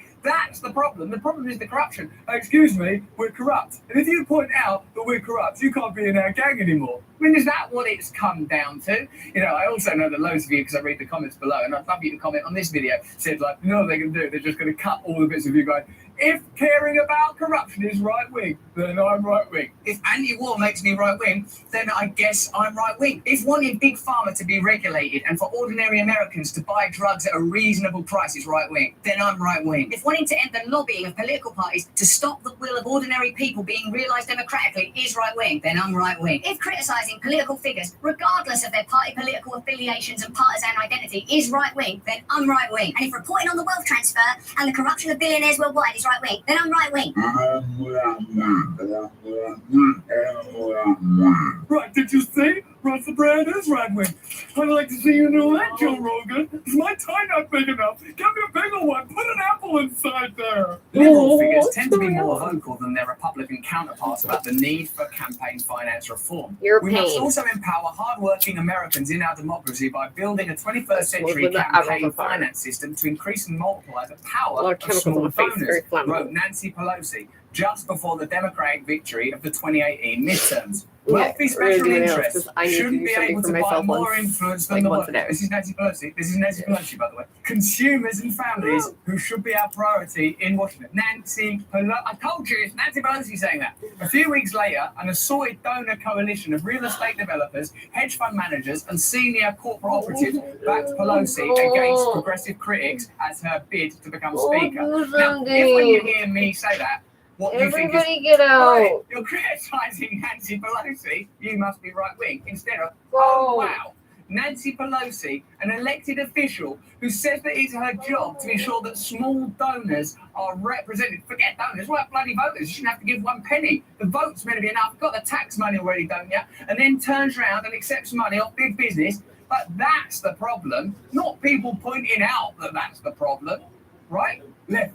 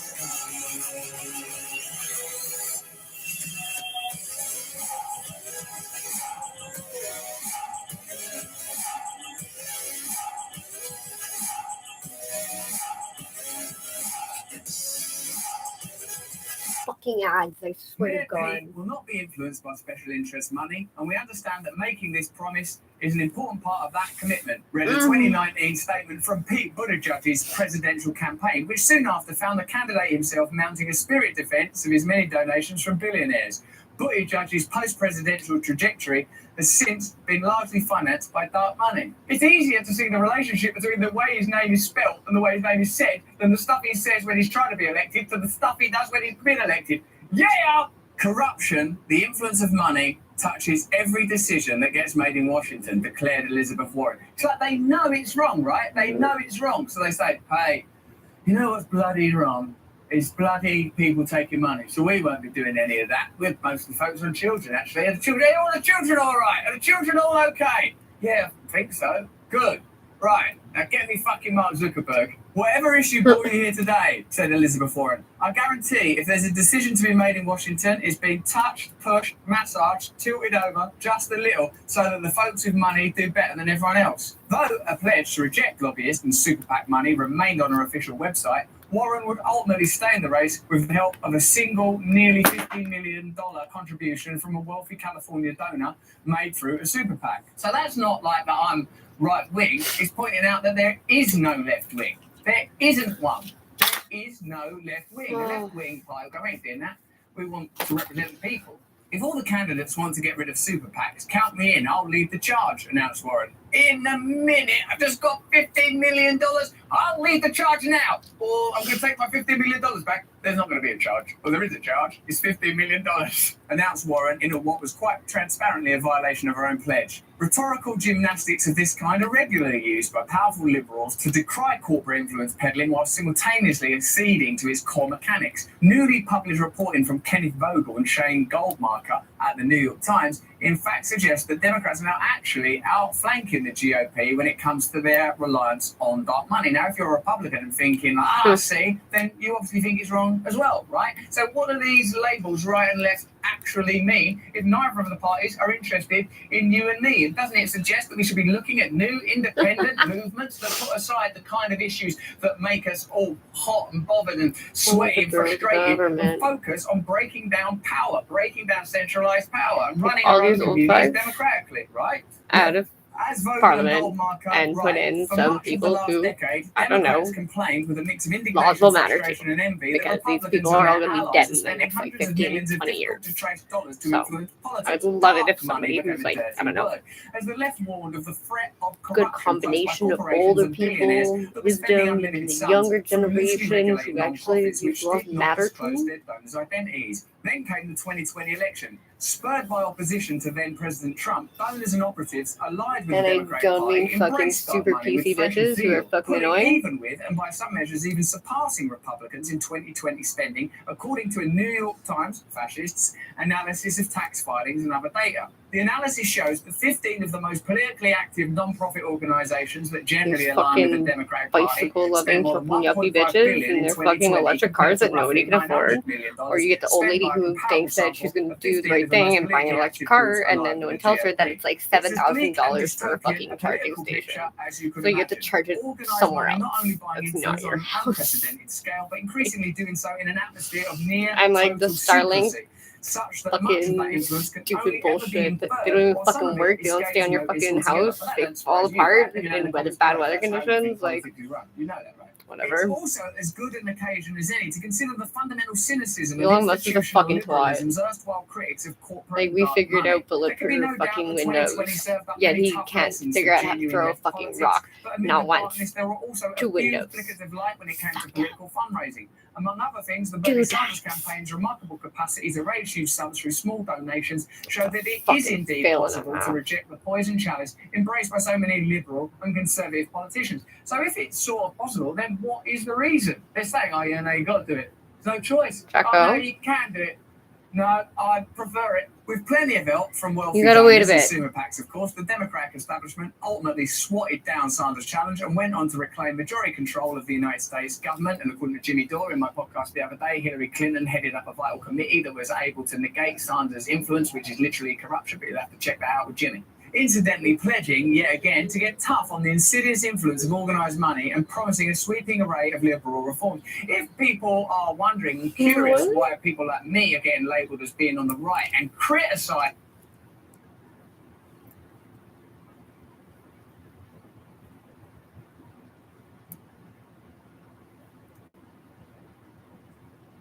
Okay.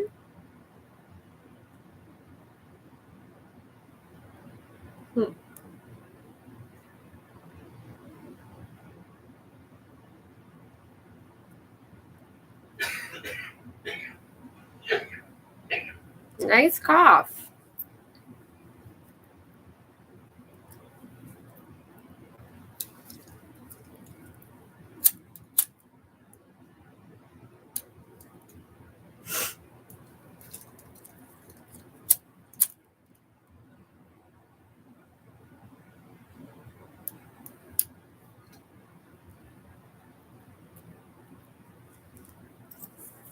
Well, guess what? You're gonna have to wait while I fucking paint my nails, because mommy needs her me time.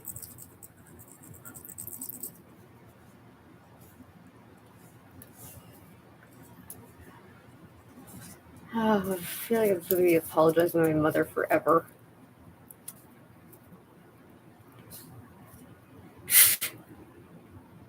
To help you.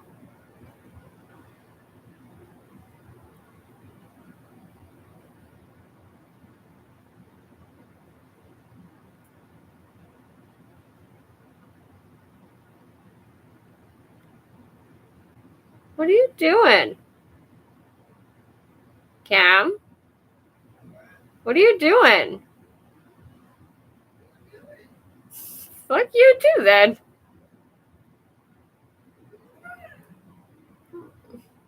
Okay, fine. You mock me, sir.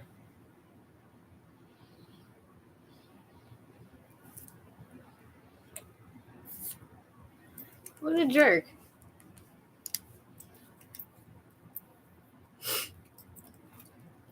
Oh.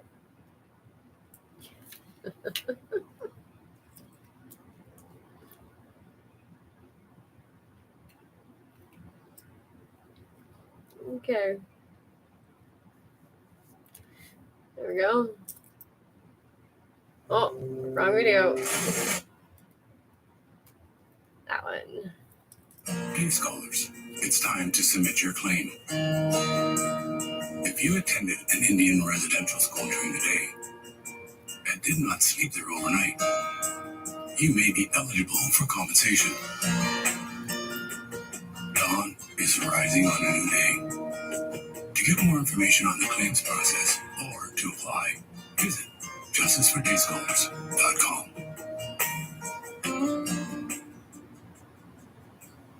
What was your reaction when you saw the news out of Ontario today that Doug Ford was going to be removing the vaccine passport?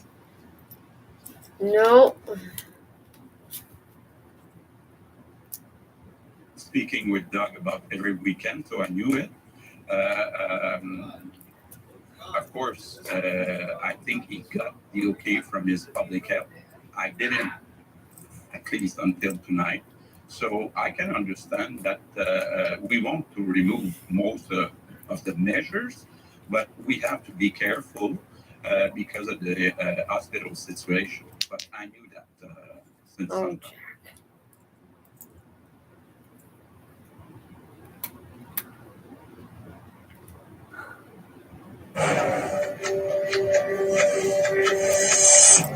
And I will take all these thoughts and feelings and pain and everything with me as I go along my journey. Tonight, an emotional walk for MMIWG on the Highway of Tears.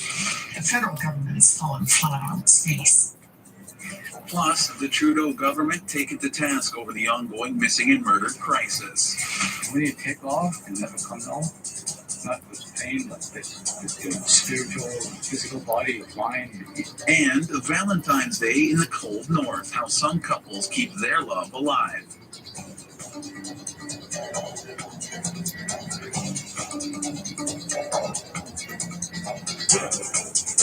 Good evening and welcome to APTN National News. I'm Daryl Stranger. We start with breaking news out of Ottawa. Prime Minister Justin Trudeau has invoked the Emergencies Act for the first time in history. Trucks were on the move in downtown Ottawa Monday, but they didn't get very far. In a deal brokered by Ottawa Mayor Jim Watson, they were escorted by police out of primarily residential streets to Wellington Street. In a news conference, Trudeau explained law enforcement will have more resources to deal with the protests. The police will be given more tools to restore order in places where public assemblies can constitute illegal and dangerous activities, such as blockades and occupations as seen in Ottawa, Ambassador Bridge, and elsewhere. These tools include strengthening their ability to impose fines or imprisonment. The government will designate, secure, and protect places and infrastructure that are critical to our economy and people's jobs, including border crossings and airports. Today is the National Day of Action for Missing and Murdered Indigenous Women and Girls. Advocate Crystal Fox is preparing to walk across Canada to raise awareness. She met up with fellow advocates and families on the notorious Highway of Tears. AP Kinsley Wilson has that story. MMIWG families and advocates welcome Krista Fox with drumming and ceremony.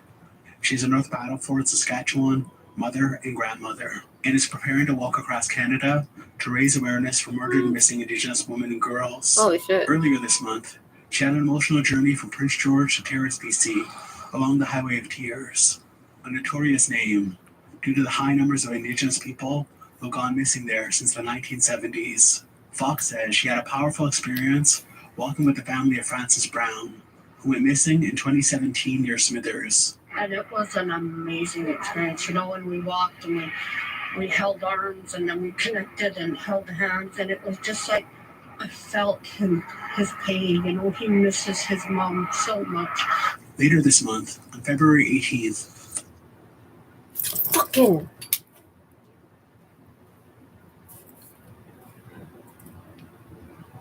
Fox plans to carry all of the motions from meeting MMIWG families on her journey. She'll meet more families on the 10-month walk across the country. And I will take all these thoughts and feelings and pain and everything with me as I go along my journey. I wanted to build a totem pole along the Highway of Tears to remind people that there's girls and men missing on this highway. MMIWG advocate Gladys Raddick was in Kitson-Kalem to meet Fox on the highway. Raddick completed a walk across Canada, raising awareness in 2008. She was also a key person behind raising the memorial pole on Highway 16. Krista Fox hopes that on her journey across Canada, she can meet with policymakers for Indigenous issues and create change together. This is a genocide. This is our missing and murdered Indigenous women, men, children. And this has to stop.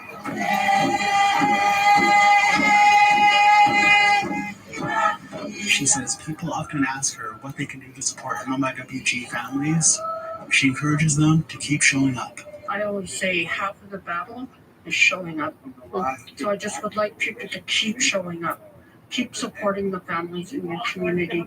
Keep finding out, keep asking questions, keep, sharing on social media, whatever the case may be, because nothing feels better than knowing that somebody cares.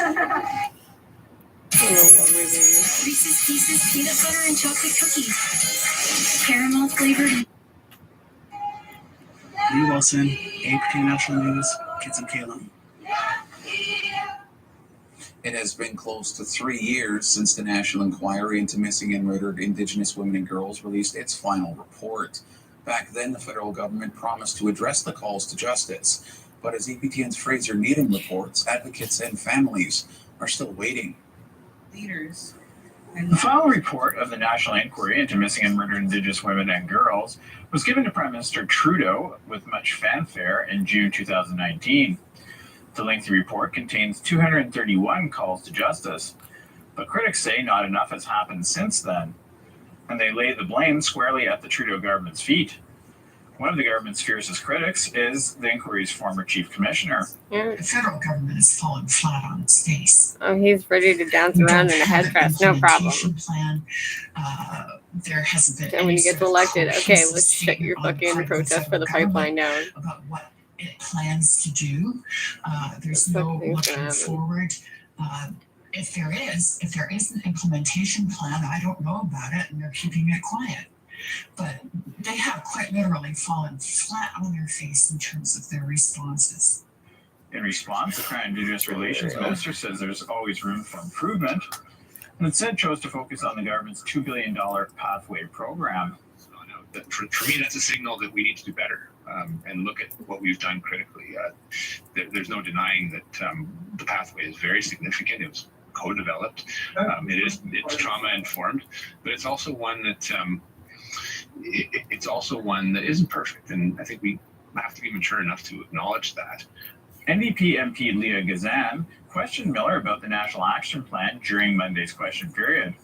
This government needs to immediately stop political soundbites and instead offer a meaningful solution, Mr. Speaker. When will this government implement the calls for justice and stop the genocide? But Miller's answer was short on specifics of if and when an action plan is forthcoming. This is something that we say as a whole of government, but implies every minister in our cabinet and then frankly everyone in this house to make sure that we're living up to our goals and the calls for justice, which are vast in nature, but first and foremost has to be trauma-informed and focused on those who are still suffering in silence. Monday is also the 31st anniversary of the Women's Memorial March in Vancouver. Fraser Needham, AP10 National News, Ottawa. For more with former Commissioner Marion Bullard, check out this week's episode of Face to Face. She'll be joining Dennis Ward. That's Tuesday after the newscast. And a new Saskatchewan film is drawing a direct link between residential schools and the 60s Scoop, two missing and murdered Indigenous women and girls. APTN's Leanne Sanders brings us this report and a warning some may find the content of this story disturbing. Sonia Bear is one of 5 60s Scoop kids who tells her heart-wrenching story in the documentary Everything is Connected. Yeah, just that feeling of being unwanted is tough. Never goes away. Not knowing who you are, not knowing what to do. Like even growing up, I was ashamed to be a Native because all I saw was drugs, and that's all I was told. I was going to be nothing but a drunk when I grew up. And that one time I remember I was in the tub. I was just scrubbing my skin real hard because I didn't want to be brown anymore. I made my skin bleed. How hard I was scratching. Bear's story and those of the other participants draws back the curtain on how colonialism, the residential school system, and the 60s Scoop directly impacted generations of Indigenous children and how it's all linked to missing and murdered Indigenous women and girls in Canada. Betty Ann Adam is another 60s Scoop kid and producer of the film. Absolutely, there are difficult stories, both in their childhoods as 60s Scoop kids and also in the terrible experiences of losses in their families. But we also see all of them have gone on to live lives as people who know who they are and are all still on journeys to find out who they are, but are also, we see a lot of connection to culture and spirituality, and of course connections with their families where possible. Everything is Connected was funded by the federal government, First Nations University Canada, SaskCulture, and the Amiskasey Samaginus Worm Family Foundation.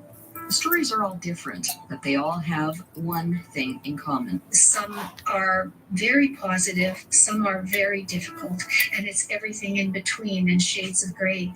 And I think that as 60 Scoop people, this is what we seek to do, is to have our experience registered on the national consciousness, that we're here, that we went through a situation not unlike our ancestors who went through the residential schools. And we stand in solidarity with all of the families of people who have gone missing or murdered. The 60 Scoop Indigenous Society of Saskatchewan is working on a film viewing and panel discussion to examine the documentary in more detail. The film is available online at everythingisconnected.ca. Leanne Sanders, APTN National News, Saskatoon. We want to hear your thoughts on the National Day of Action for Missing and Murdered Indigenous Women and Girls. Here's how to continue the conversation. Send your emails to news@eptn.ca or leave a comment on eptnnews.ca. You can also find us on Facebook, Twitter, Instagram, YouTube, and TikTok. Follow APTN News to join the conversation and see our latest stories. All right, we need to take a short break, but still to come. The Mohawk Nation of Ganawage has been a major player in the online gaming world for decades. It's very important for us to have own source revenue to put resources into things that maybe we don't get as much money from the government to do so.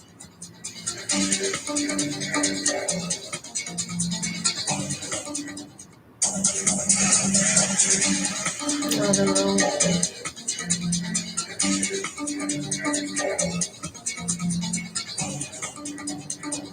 Welcome back to APTN National News. February is Inuit Language Month. 65% of Nunavummiut list Inuktitut as their first language. Our Kent Driscoll introduces us to an Inuk woman who didn't learn Inuktitut until adulthood. This from Iqaluit. Karen Kabluna didn't learn Inuktitut as a child growing up in Baker Lake, Nunavut. She was raised speaking English. That meant she couldn't understand one of the most important people in her life. My grandmother only spoke Inuktitut, and I would communicate as much as I could in Inuktitut, and she would communicate as much as she could in English, but it was a long-term goal of mine to have an adult conversation with her. Now working and living in Iqaluit, Kabluna decided to take a full-time Inuktitut course at Puruvik, a language training school here in Iqaluit. It's crazy. She started just Joanne before used the to teach me pandemic words hit in and ended up doing some of the coursework online. Full-time Mohawk. I Inuktitut know the language immersion. is Mohawk, After but a year, she she's used to fluent teach enough me to make words. work presentations in Inuktitut. She's the CEO And of she Nunavut was like, Tundavik, oh Nunavut's yeah, I land actually claims can speak organization. it. I can speak a Even language. for an I just Inuit forgot. organization, some ideas don't quite translate. I don't know how to And I was like, oh yeah, you like, and I remember she used to speak it with her grandmother a little sometimes. limited. I'm not familiar with a lot of the traditional terminology. Well, she doesn't But like I know can fluently, certainly but get by. she can have a Inuktitut conversation resources in Nunavut are in mostly her own geared towards language. And she children. was like, I just like I Adults didn't have to speak for gain so long that that I forgot I and actually end could up speak having to it. use course materials designed for children. And that's a lot of C. Jane Run. For Kabluna, the reward for the hard work was a better sense of who she is. Learning Inuktitut for me was as much about learning a language as it was about reclaiming my identity. So it was emotionally very intense to present. Speaking to adults in general, it's a lot of joy that I can finally do this. It's a lot of intimidation. It's a lot of sadness that I'm an adult before I could do this. Inuit Language Month continues throughout February, but there's never a bad time to speak Inuktitut in Nunavut. 77% of all Nunavummiut say they can carry on a conversation in Inuktitut. Now Kabluna can too. Kent Driscoll, APTN National News, Iqaluit.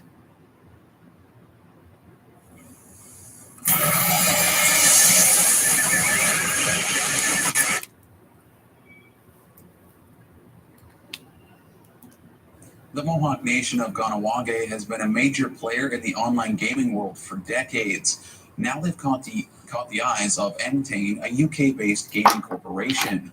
Entain has acquired a Ganawage-owned service provider, but despite the success, Canadian and provincial governments still don't recognize the legality of Ganawage's gaming operations.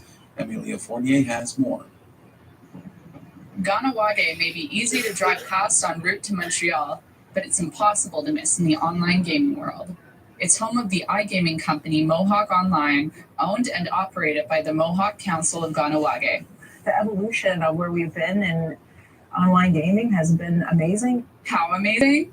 Entain, a multinational online gaming corporation, acquired Avid, Mohawk Online's business-to-business provider, for 300 million Canadian dollars.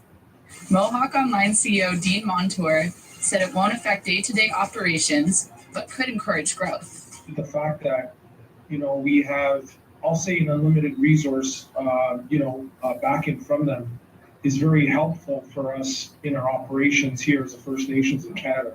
Mohawk Online operates iGaming site Sports Interaction. Grand Chief Gusanahaway Skydeer says being an online gaming hub has helped Ganawage prosper. It's very important for us to have own source revenue to put resources into things that maybe we don't get as much money from the government to do so. The council developed their own regulatory framework in 1996 and established the Ganawage Gaming Commission under Mohawk jurisdiction. The Mohawk Internet Technologies Data Center hosts iGaming websites across the world. Yet while MCK's online gaming is doing well internationally, their online gaming industry has yet to have official legal recognition from the Canadian and Quebec government. Anytime it feels like First Nations people try to create any kind of industry for themselves, whether it's tobacco or gaming, if any kind of external governments aren't benefiting from it, whether it's some kind of tax regime or permitting system, they deem it illegal or that it's contraband. Canada's gaming legislation indicates that all gaming must be regulated by provinces. While Ganawage is still lobbying for an amendment to include First Nations as regulators, the Ontario government is pushing Mohawk Online to get permits for the province. But when you have PLC like Entain invest in Ganawage, it is a nod to the business, the success of our business, and it's also a nod to, politically to the legality of our jurisdiction. They've operated under Mohawk sovereign jurisdiction, as per Section 35 of the Canadian Constitution.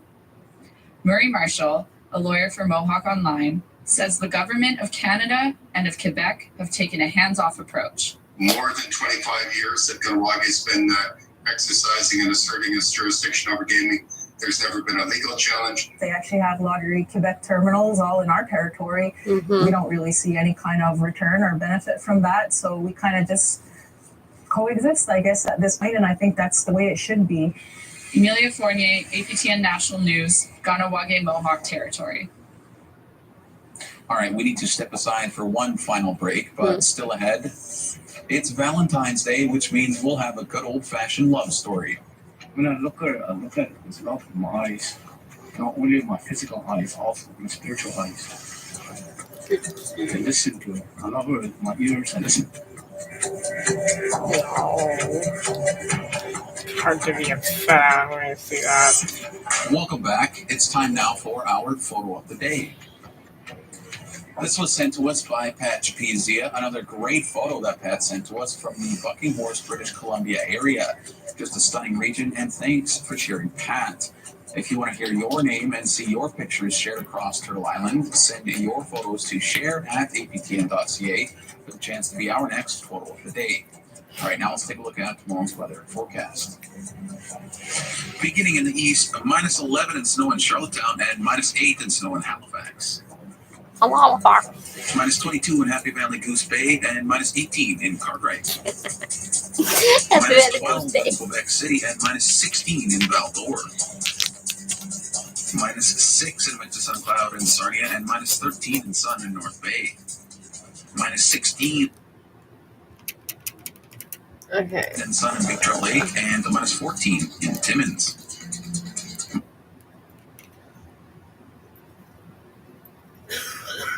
I don't know. I don't know how to feel about that.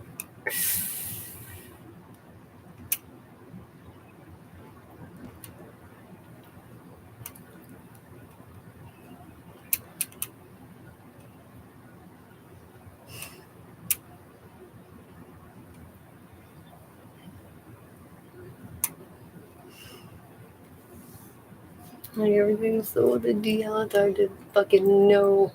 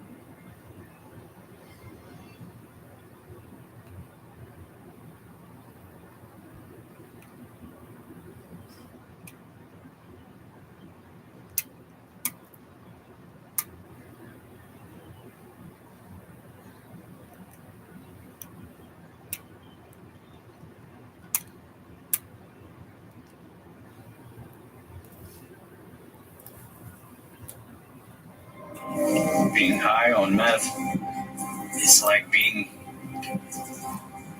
on fire from the inside out.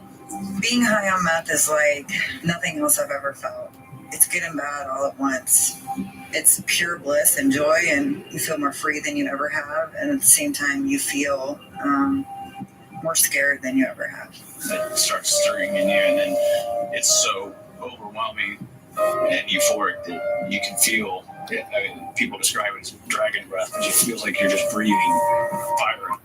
Oh, Jesus Christ. Real estate about to go. I think that I was very clear with the Prime Minister that the Federal Emergency Act must not apply in Quebec. I think we don't need it. So far, we were able with the Sûreté du Québec to keep control. And I think that at this moment, it would not help the social climate. There's a lot of pressure right now, and I think we have to be careful.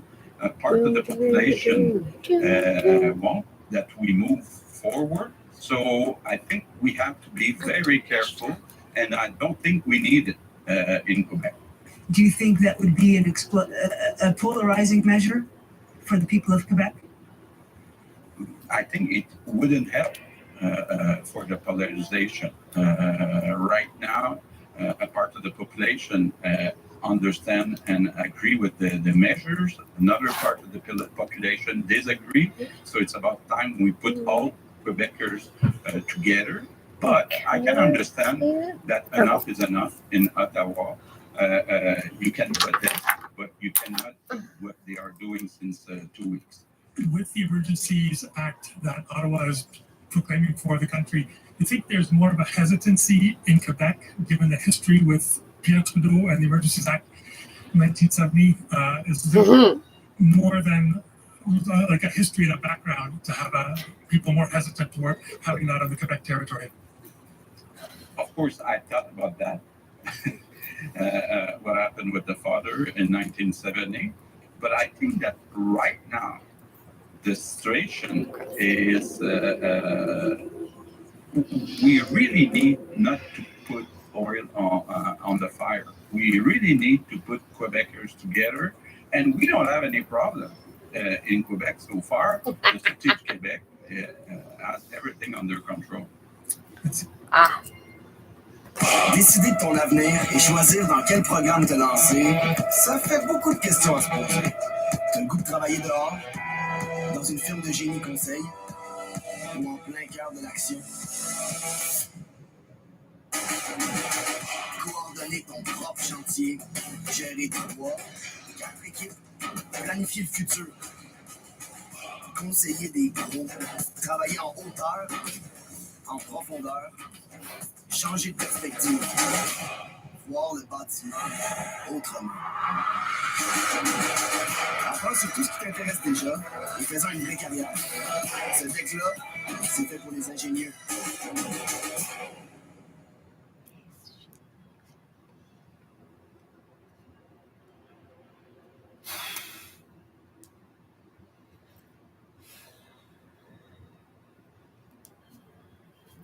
The real estate market has been a cause of a lot of tension recently, and unfortunately, I have a feeling it's about to get worse before it gets better. That's what we're going to discuss in today's video on the Canadian real estate market update for February of 2022. Another guide on how to manage your credit, product, penalty, price, and now it's never been more important to get your mortgage money. All right, so welcome back. The Canadian real estate market, it looks like it's going to get a little bit crazier before it gets significantly better. And that's bad news for buyers and probably good news for sellers. We've seen data come out from across the country in the last couple of weeks here, talking about what the real estate markets look like in respective cities. And it's going to be a really interesting spring market coming into March, April, and May of 2022. But before we get into it, do me that favor, hit that subscribe button, hit that notification bell, and please hit that like button so more people like you can see this video. Now, we're going to do something a little bit different today on the Canadian in real estate update for February 2022. We're going to bring in two of my really good friends to give you a bit of advice if you're a seller and a little bit of advice if you are a buyer. And they give some really great advice here near the end of the video. So stay tuned for that.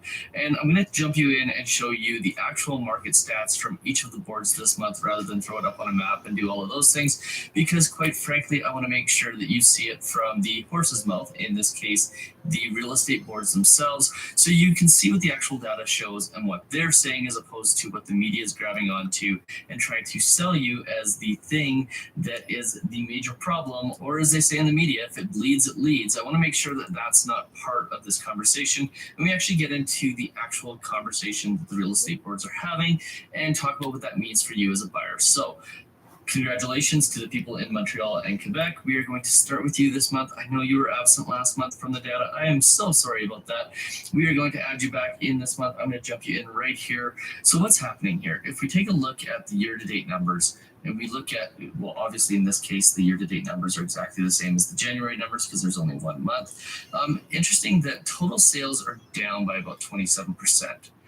Now, active listings are down about 15%, but new listings are up by 1%. So what that tells us is that coming into 2022, there was something that happened in the end of 2021 that led there to be less listings available coming into the new year. Now, the new listings for January are about the same as last year, they're down 1%, so not a significant difference there. But obviously, it started the year with less listings, and subsequently, because there was less listings available, it looks like there was also less sales. Obviously, housing prices are still up quite substantially, up 25% in that Montreal area. So it's going to be interesting to see what happens in the next couple months. Now, one thing I can tell you about Montreal's market, since I've been watching it for basically the last year, is that weird things tend to happen in Montreal's market. It moves very much independent of the rest of the market. And I don't mean weird things like weird things are happening there, but it just moves independently compared to the rest of Canada. Sometimes it has up months when the rest of Canada has down months, and sometimes it has down months when the rest of Canada has up months. So I think the next few months are going to be really interesting in that Quebec real estate market. Now, moving to a little bit bigger market, a market that pretty much has been watched across the board for the last couple of years by pretty much everyone in Canada, taking you into Metro Vancouver market. Some highlights here: detached homes, benchmark price is now $1.95 million. So in other words, if you want to buy a house where you don't have somebody attached to one of your walls, that's about the price point you're looking at there. Average days on market is about 44, so we're seeing some cooling off in that high-end market where we're seeing few more days on market. It's taking longer to sell, probably because there's less demand at those super high prices. Active listings, there's 2,341, sales 622. You can see that the overall sold data shows that there are 2,285 homes sold in January 2022. That's down from 2,389, so not a big difference there. But what the Vancouver Real Estate Board is telling us is that essentially the cause of less sales is due to a lack of inventory, and I actually don't doubt that. One thing to point out here is that the average price in the Greater Vancouver area, the average benchmark price is now $1.255 million.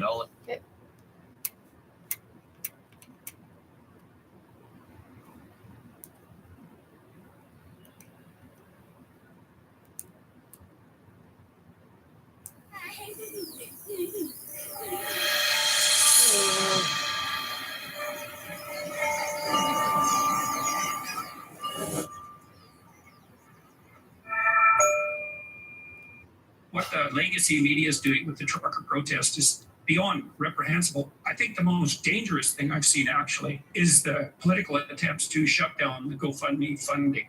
That's unparalleled. I think that's an unparalleled act in Canadian history.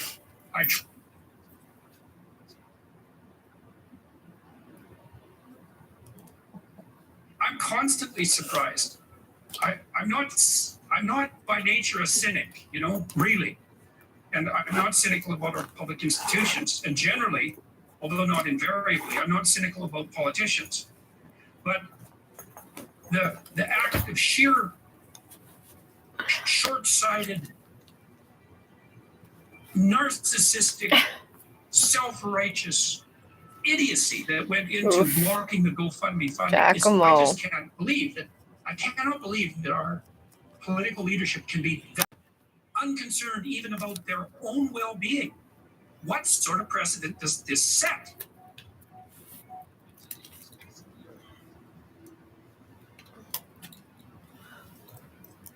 collusion between a fairly large corporate entity, GoFundMe, and the government. It's like collusion between the government and the press, which is almost total now in Canada.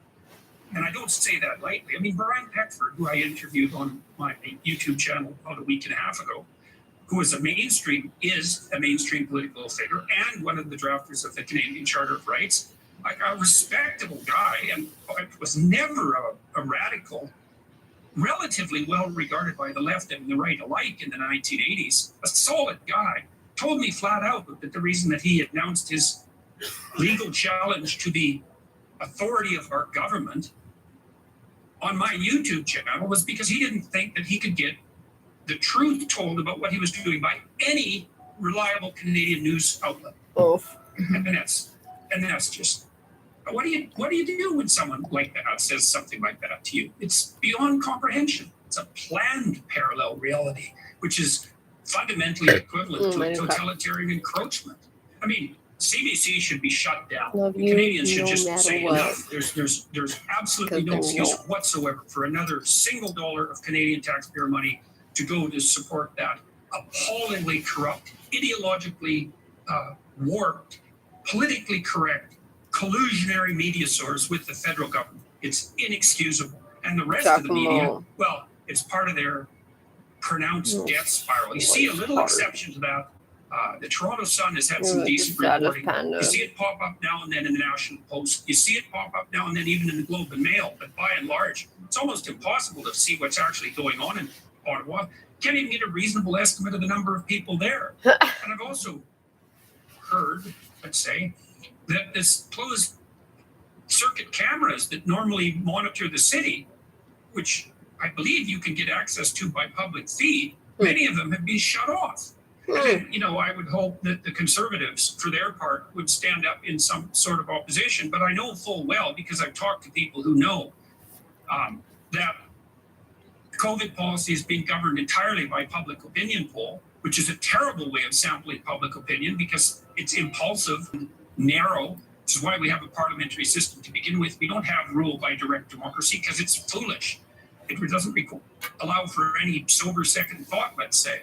And so the politicians scare the public, and they do that with the collusion of psychologists and behavioral experts, scare them into compliance. And so then they're all scared, and then they sample public opinion, which is terrified by misinformation, and say, oh, look, people want more mandates, and that scares them further, and away we go. And the Conservatives, for their part, instead of, although Mo and Kenny have taken some more forthright actions in the last week, instead of seizing the moment, which they clearly had in front of them, they just blew their party into fragments, like on the very day they should have been articulating the concerns of the people that they are supposed to represent, and they could have capitalized on that even in the narrow political sense. It's just beyond comprehension. The fact of the scale of this protest and its seriousness is an indication of a breakdown in communication between the populace and their leaders. And I would say there's a twofold reason for that. One is fucking kidding. The politicians have ensconced themselves in something resembling an ivory tower. There's a failure on the part of the Canadian populace as well, because one of the things that's happened over the last 3, 4, 5 decades maybe is the cynicism about the political sphere, the refusal to engage in the building of local civic institutions, all replaced by a notion that politics is somehow nothing but a snake pit and no decent person would ever get involved. And so you have an abdication of responsibility on the part of each Canadian, I would say, which clearly needs to be rectified. And then this isolation of the political class from the population that's replaced by a reliance on hypothetical experts in the medical and the political domain, and sampling of the public attitude by opinion poll.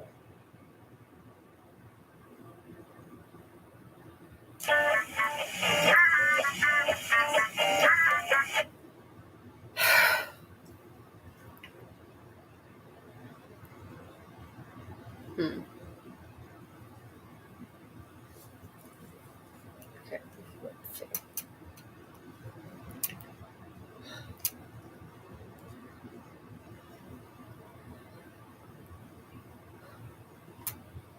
Huh.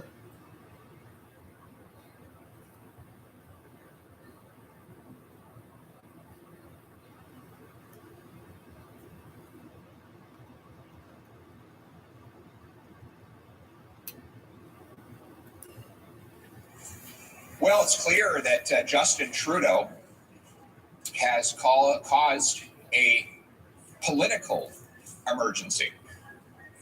While the rest of the world and provinces across Canada are beginning to remove restrictions and mandates, Justin Trudeau decided to pile new ones on, targeting truckers' livelihoods.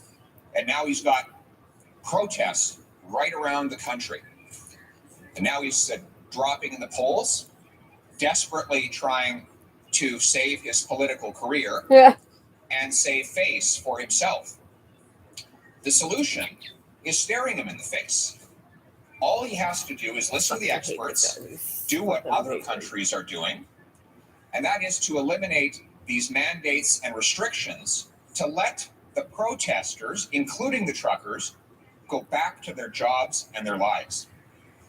Now, speaking about the protests, I'll repeat to you what I told the very first time the media asked me about them. I stand with those peaceful and law-abiding protesters, including truckers, who are championing their freedoms and their jobs. How do you have a job?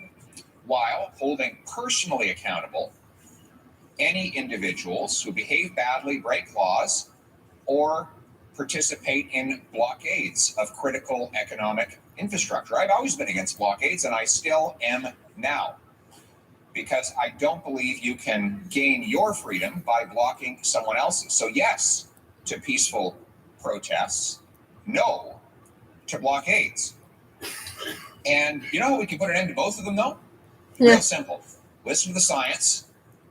Do what the other provinces and the other countries are doing. That is to end the mandates and the restrictions so that protesters can get back to their lives and their jobs. Aussi en français. Justin Trudeau a causé lui-même une urgence politique. Lorsque les autres pays et provinces étaient en train d'éliminer sanitaires et des vaccins obligatoires pour permettre à ces manifestants de retourner au travail.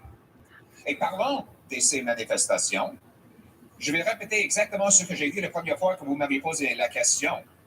Je suis pour les manifestants, y compris les camionneurs, qui se manifestent de façon pacifique et selon la loi. Lorsque je condamne tous ceux et celles qui se comportent mal, qui brisent les lois ou qui font des blocages de l'infrastructure économique essentielle. Parce que je suis toujours contre les blocages. Les blocages font simplement bloquer la liberté des autres et vous ne pouvez pas obtenir votre propre liberté en empêchant la liberté de quelqu'un d'autre. Donc oui aux manifestants, oui aux manifestations pacifiques, mais non au blocage de l'infrastructure essentielle économique. Mais savez-vous comment on peut mettre fin aux deux, à ces deux choses-là? Écoutez les experts, suivre ce que font les autres provinces et les autres pays et éliminer ces mesures sanitaires et vaccins obligatoires pour permettre à ces travailleurs et camionneurs de retourner au travail et de redonner la liberté aux Canadiens. Merci. So what are the truckers that are blocking the borders in Alberta and heading to other borders to block anything? What do you say to those things? I'm in favor of peaceful protests, not of blocking other people's freedoms. So everyone should protest peacefully in favor of freedom without blocking the freedom of other people to move themselves and their goods across borders. If the Prime Minister invokes the emergency act that we're going to be doing today, your party would be faced with a vote within 7 days on whether or not to support that. What? There's an easier way to put an end to all the protests, and that is just to do what the experts agree and what the provinces and other countries say are already doing, which is to put an end to the mandates and the restrictions so the protesters can go back to their jobs and their lives. That's the solution. The only emergency is the one that Justin Trudeau has deliberately created to divide the country and gain politically. A lot of countries, including ones that remove a bunch of other mandates, still require people to be vaccinated to enter their country, which is what this trucker mandate It's even Denmark, UK, they require you to be vaccinated or be tested for quarantine. So you're saying that that requirement to be vaccinated to enter our country should be removed? I'm saying that the mandate of vaccines on truckers who spend 22 hours a day sitting all by themselves with no contact with other people in that time is absolutely ridiculous and not rooted in science. In fact, Trudeau was specifically asked, Trudeau's health expert, Theresa Tam, was specifically asked what scientific data there was to support that mandate, and she could provide none. That's because it wasn't a scientific mandate. This is what traumatized me from ever getting a pedicure in my life. Because I sat there getting my nails done while I watched this poor little Asian lady on her hands and knees, fucking a pile of dead foot skin like this big under this old ass lady's feet. I was just like traumatized. I felt so bad for that lady. I was just like, that's your fucking job. There's like, you have to pay me so much money to do that. But like a lot of the people that go to get pedicures are people who can't reach their feet. But like you have to like, it happened to my husband. She went to like some fucking random nail salon. Have you seen the famous nail clippers anywhere? I'm not doing this for you again. What? I'm not doing this for you again. I have to find them every time, and I'm not the one who uses them. Oh no, I put them in the same place every time. They last time I saw, they were on the computer desk. They're under your pile of shit. That or under the TV. See, like this, that's just from my little bit of foot skin. Monsieur Trudeau semble en train de faire aujourd'hui, après 18 jours. Est-ce que ça, c'est pas une aveu? Oh, you can take your the stone here. Je suis content de voir le pont ambassadeur, vous avez vu, qui est le pont le plus No, important you're being pretty. du commerce en You're very les nice. États-Unis avaient ouvert. Yeah, it's just a blister or couch, whatever. À nos homologues américains pour les rassurer qu'évidemment, c'est une situation qu'on suivait. My goal is to have Joy Behar Le feet. premier ministre va s'exprimer You plus ever tard seen that dans bitch's la feet? nation pour Joy Behar l'état is de fucking nice ass situation feet. et les It's like mesures qu'on 60. envisage comme Feet gouvernement. are Alors, gorgeous. les gens ont la chance à 4h30 de pouvoir Lindsay, entendre le premier ministre. be nice. On est rendu là. Je vous dirais, Get her, la première chose Gigi. que je peux vous dire, c'est que c'est une situation, on a vu le dommage You're supposed to do this when your feet are wet, though. ces blocus sont faits au niveau des travailleurs, des familles, des entreprises. Et je pense aussi sur nos chaînes d'approvisionnement, je pense que les Canadiens et No, Canadiennes it's comprennent just qu'on because doit your feet are agir. nice and Et soft. le premier ministre en aura plus à dire. I remember you were like, oh my god, my feet are on fire. I do this like every week. No, but I remember a specific time. That was like years ago. Yes, I remember that part. I remember You do it like conservation and the damages that these blockades have been doing to our I think that was when I started working again too, though, eh? No, you did that. You were doing this. Yeah, I recall. You did too much. Yeah, no, that's why. Like, I did it on wet feet. And it was one of those fucking blocks from Avon, like these like at a dollar store. And like they're not sharp enough to actually like do very much. But the one I got from Avon, it's just like this thing was literally like a fucking cheese grater. Wherever the fuck, I think I threw it out actually. It's a block. It comes apart. It comes in pieces, which is even more disgusting because if you do it in the bath, everything that from this part falls into the block. So you just have like a bunch of dead foot skin inside it. And then like if it gets full of water, you just have it was really gross. They're very unhygienic. Like this, I guess in the dollar store because you're supposed to throw it out after like a month. Like you're not supposed to keep using the same one for very long because it's got dead flesh all over it.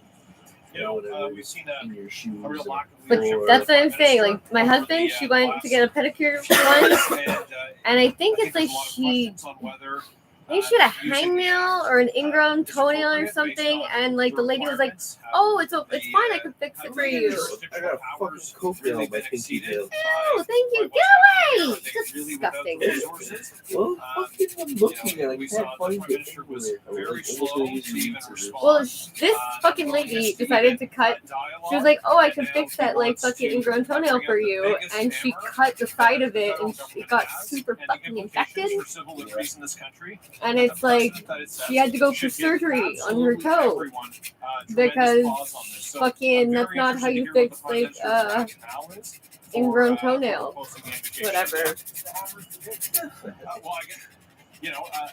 It's the biggest one that they You have to let it grow out, and you have to slowly cut it off or file it bit by bit until it grows out. The civil authorities of the local jurisdiction is without. The local mayor has asked for more policing resources. No, you should never do that. Said that those haven't been provided. Is his contention? How you got gangrene? So we're really going to have to hear what the Prime Minister has to say. But this is really the biggest tool that the federal government has, and the potential impacts on the restriction of civil liberties for Canadians is To get massive infections.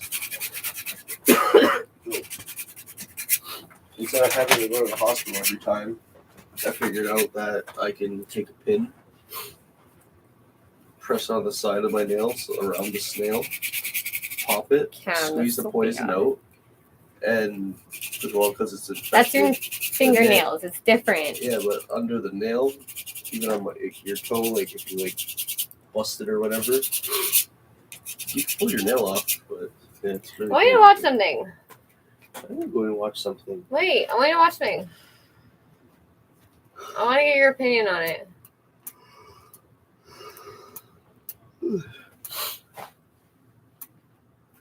Oh, where'd it go? You did this. What? All you need is love. Yeah. Look at that. I was debating. I was looking for English ones mostly. Good! Are you fucking serious? Jesus Christ. Okay. They very seldom do stories about Ganawage, actually. I'm just curious. Deal with that gap. Says Canadian and provincial governments still don't recognize the legality of Ganawage's gaming operations. Amelia We're Fournier talking about has the more. place under the bridge. Ganawage may be easy to drive past en route to Montreal, but it's impossible to miss in the online gaming world. It's home of the iGaming company Mohawk Online, owned and operated by the Mohawk Council of Ganawage. The evolution of where we've been and online has been I didn't know amazing. her last name How was Sky. amazing! Entain, a multinational online gaming corporation, acquired Avid, Mohawk Online's business-to-business provider, for 300 million Canadian dollars. Yeah, that Mohawk building Online is- CEO Dean all it is Montour said it won't is, affect day-to-day operations, but could encourage growth. The fact that, we have, When I'll people say an unlimited resource. lose or like they complain, if they have a complaint, they call that building. That's all that building is. It's just a place where, what the hell is it? I guess technical services and a complaint office. That's all it is for. Everything else is all online. The building is just for that. But Melissa was gonna get a job there, like doing telemarketing or something. No, it's not telemarketing. It's like I said, it's like all the online gambling stuff. It's not like built on like a server or whatever. They have like their page or whatever. Yeah. Whenever like something goes wrong or someone like thinks they've been cheated or like they don't understand the game or whatever, when they paid money, they call this place. My friend works there, and they just pretty much tell you like, yeah, well, okay, did you read this or did you read that? Well, that's what it says there. Just people trying to get their money back after they lost it all. Okay, but Backing from them is very helpful for us in our operations here.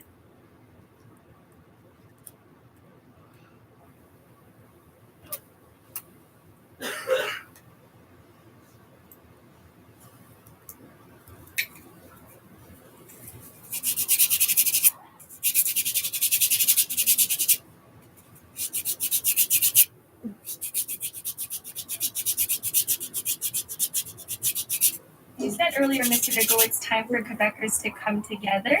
How do you propose we do that when there's another protest planned in Quebec City? I think that last week we announced that we will get the measures, most of the measures out in the next few weeks until March 14. Regarding the pass, we will discuss that tonight, and the plan of Christian is to be How many hot dogs did you eat? get rid of the pass. I was gonna have as 6, soon but as we then get I the got one okay of the from the floors, public so health. So I think that there's less and it less smell and reason tastes like to hot protest rods. because we're getting back to a Weird. normal life more and more. That's all I ate today, though. Besides the rest of your chicken and rice. What else? That's it. Mm-hmm. I saw the garbage. What is in the garbage now? I didn't order anything. I was gonna order something when you got back for Valentine's Day. So we How can do you have a any nice money? meal. I don't. And how would you be able to order something? I'll just suffer for a couple of days and just eat bread. I'm the one who's buying food, so. Yeah, well, I bought like groceries, like meat and vegetables. I'm coming, don't worry. Daddy's coming back to bed. I used all the fucking pots and pans. Because I gotta cook, because I can't order out every day anymore.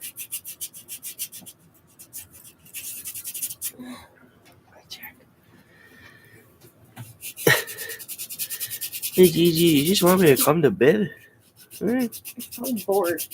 No, she meows like that when she's like, hey, wait, are you coming back? Are you coming back to bed? Can I help you? Hey Gigi. What? See, and now she's like, she's there looking There's back nothing in there at for me. you.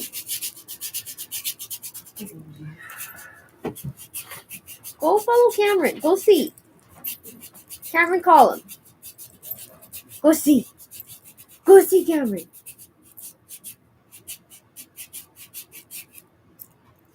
Go see what's he got for you.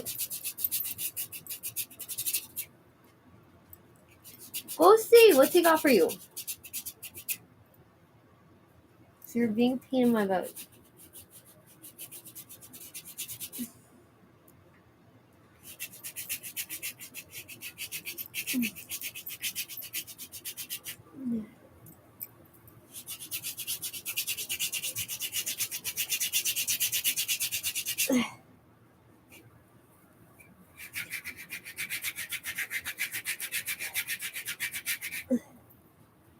Alrighty.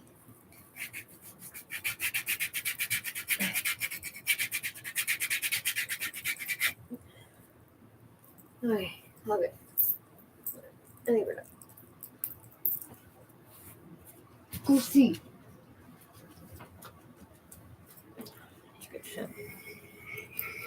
That was delicious. Thank you for sharing that. Now I get to see what people thought back in 1989, how they thought 2015 was going to be like.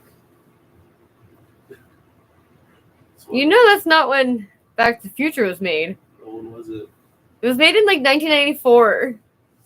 Well, probably. Well, God. Well, still, like, you get to see what they thought 2015 was going to be like. Try going to the History Channel. Yeah. Look at old newspapers. It's a much better way. Okay.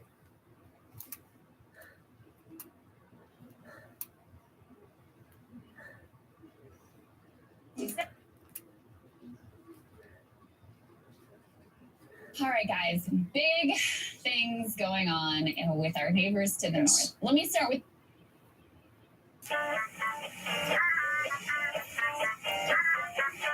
Please shut the fuck up. All right, guys, big things going on with our neighbors to the north. Let me start with the headline from this morning, and then I'll sort of go back and walk us through how we got there. So the truckers have closed down a number of bridges. Those bridges have been reopened, I believe, late last night. Finally, the big one, the Ambassador Bridge, was reopened. All right, let me show you how we got here. Let's throw this first tear sheet up on the screen. So truckers' bridge blockade forces shutdowns at auto plants, so they hit them right where it hurts in the capitalism.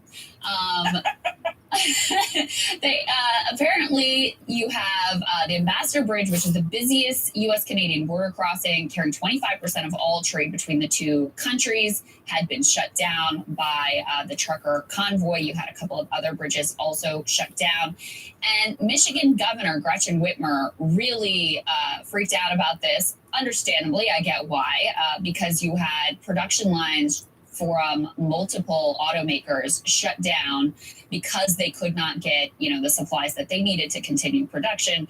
This, as we know, continues on top of, we already had a lot of issues with car production and shutdowns because of the supply chain crises. So when you had these bridges shut, this immediately created problems for these auto plants. The quote from Governor Whitmer was, "It's hitting paychecks and production lines. That is unacceptable." Yeah. So that's Act 1, bridges shut down. Michigan Governor Gretchen Whitmer is very upset.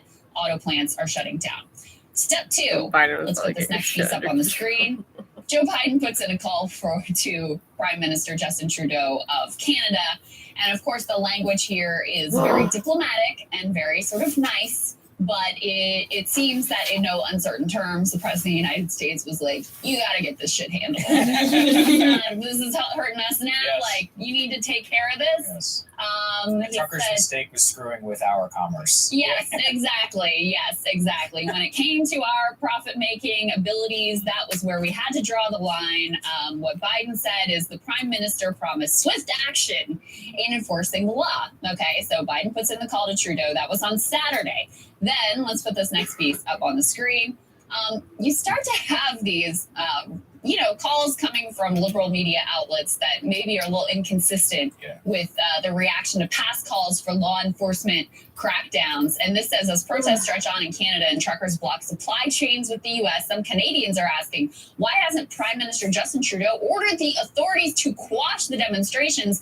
That subhead down below says, why hasn't Trudeau ordered the police or the army to quash the protests, Sagar? Crystal, that's actually from the news desk. That's the most remarkable part. That's not even an It's op-ed. not opinion. Yeah, Right. I remember a certain Tom Cotton op-ed that was pulled off and everybody freaked out and all of that. But whenever it comes to this one, then principles. Well, and suddenly listen, go out the window. let me say, I was fine with them publishing the Tom Cotton op-ed. I was very much opposed to the content of the Tom Cotton op-ed because I think we should be extraordinarily reluctant to call in the military onto civilian streets for any purposes. I thought that with George Floyd. I thought that after January 6th. And I think it here in terms of what's going on in Canada with our neighbors to the north, although they have their own different standards and norms there. Actually, I think they are even more reluctant than we are to call in the military to handle what is ultimately, what is it?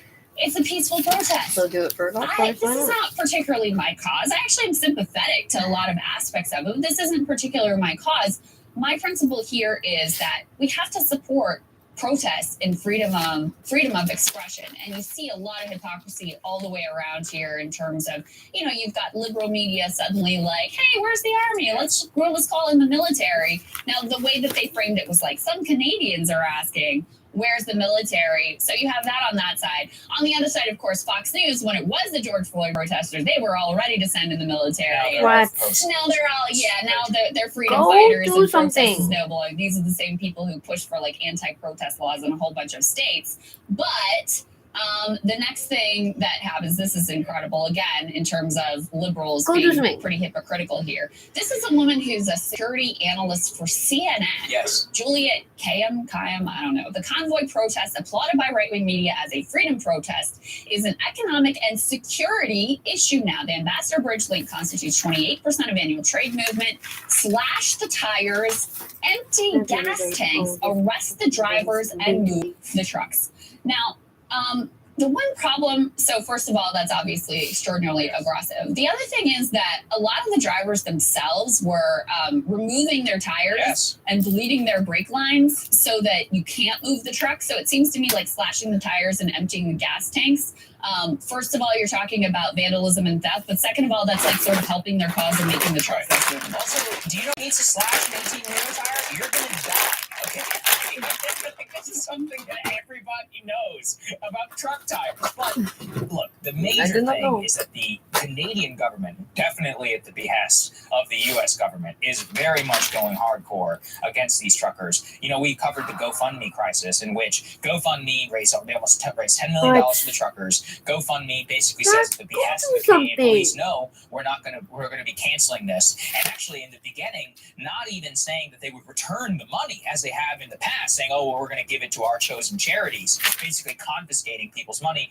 After protests, they eventually ended up returning it. Well, there was another website called GiveSendGo that had been raising money for these truckers. Let's go ahead and put this up there on the screen. And lo and behold, by Canadian law, this is from Global News, Ontario has frozen those funds from GiveSendGo's Trucker Convoy fundraiser. Once again, millions and millions of dollars donated through the online fundraising platform.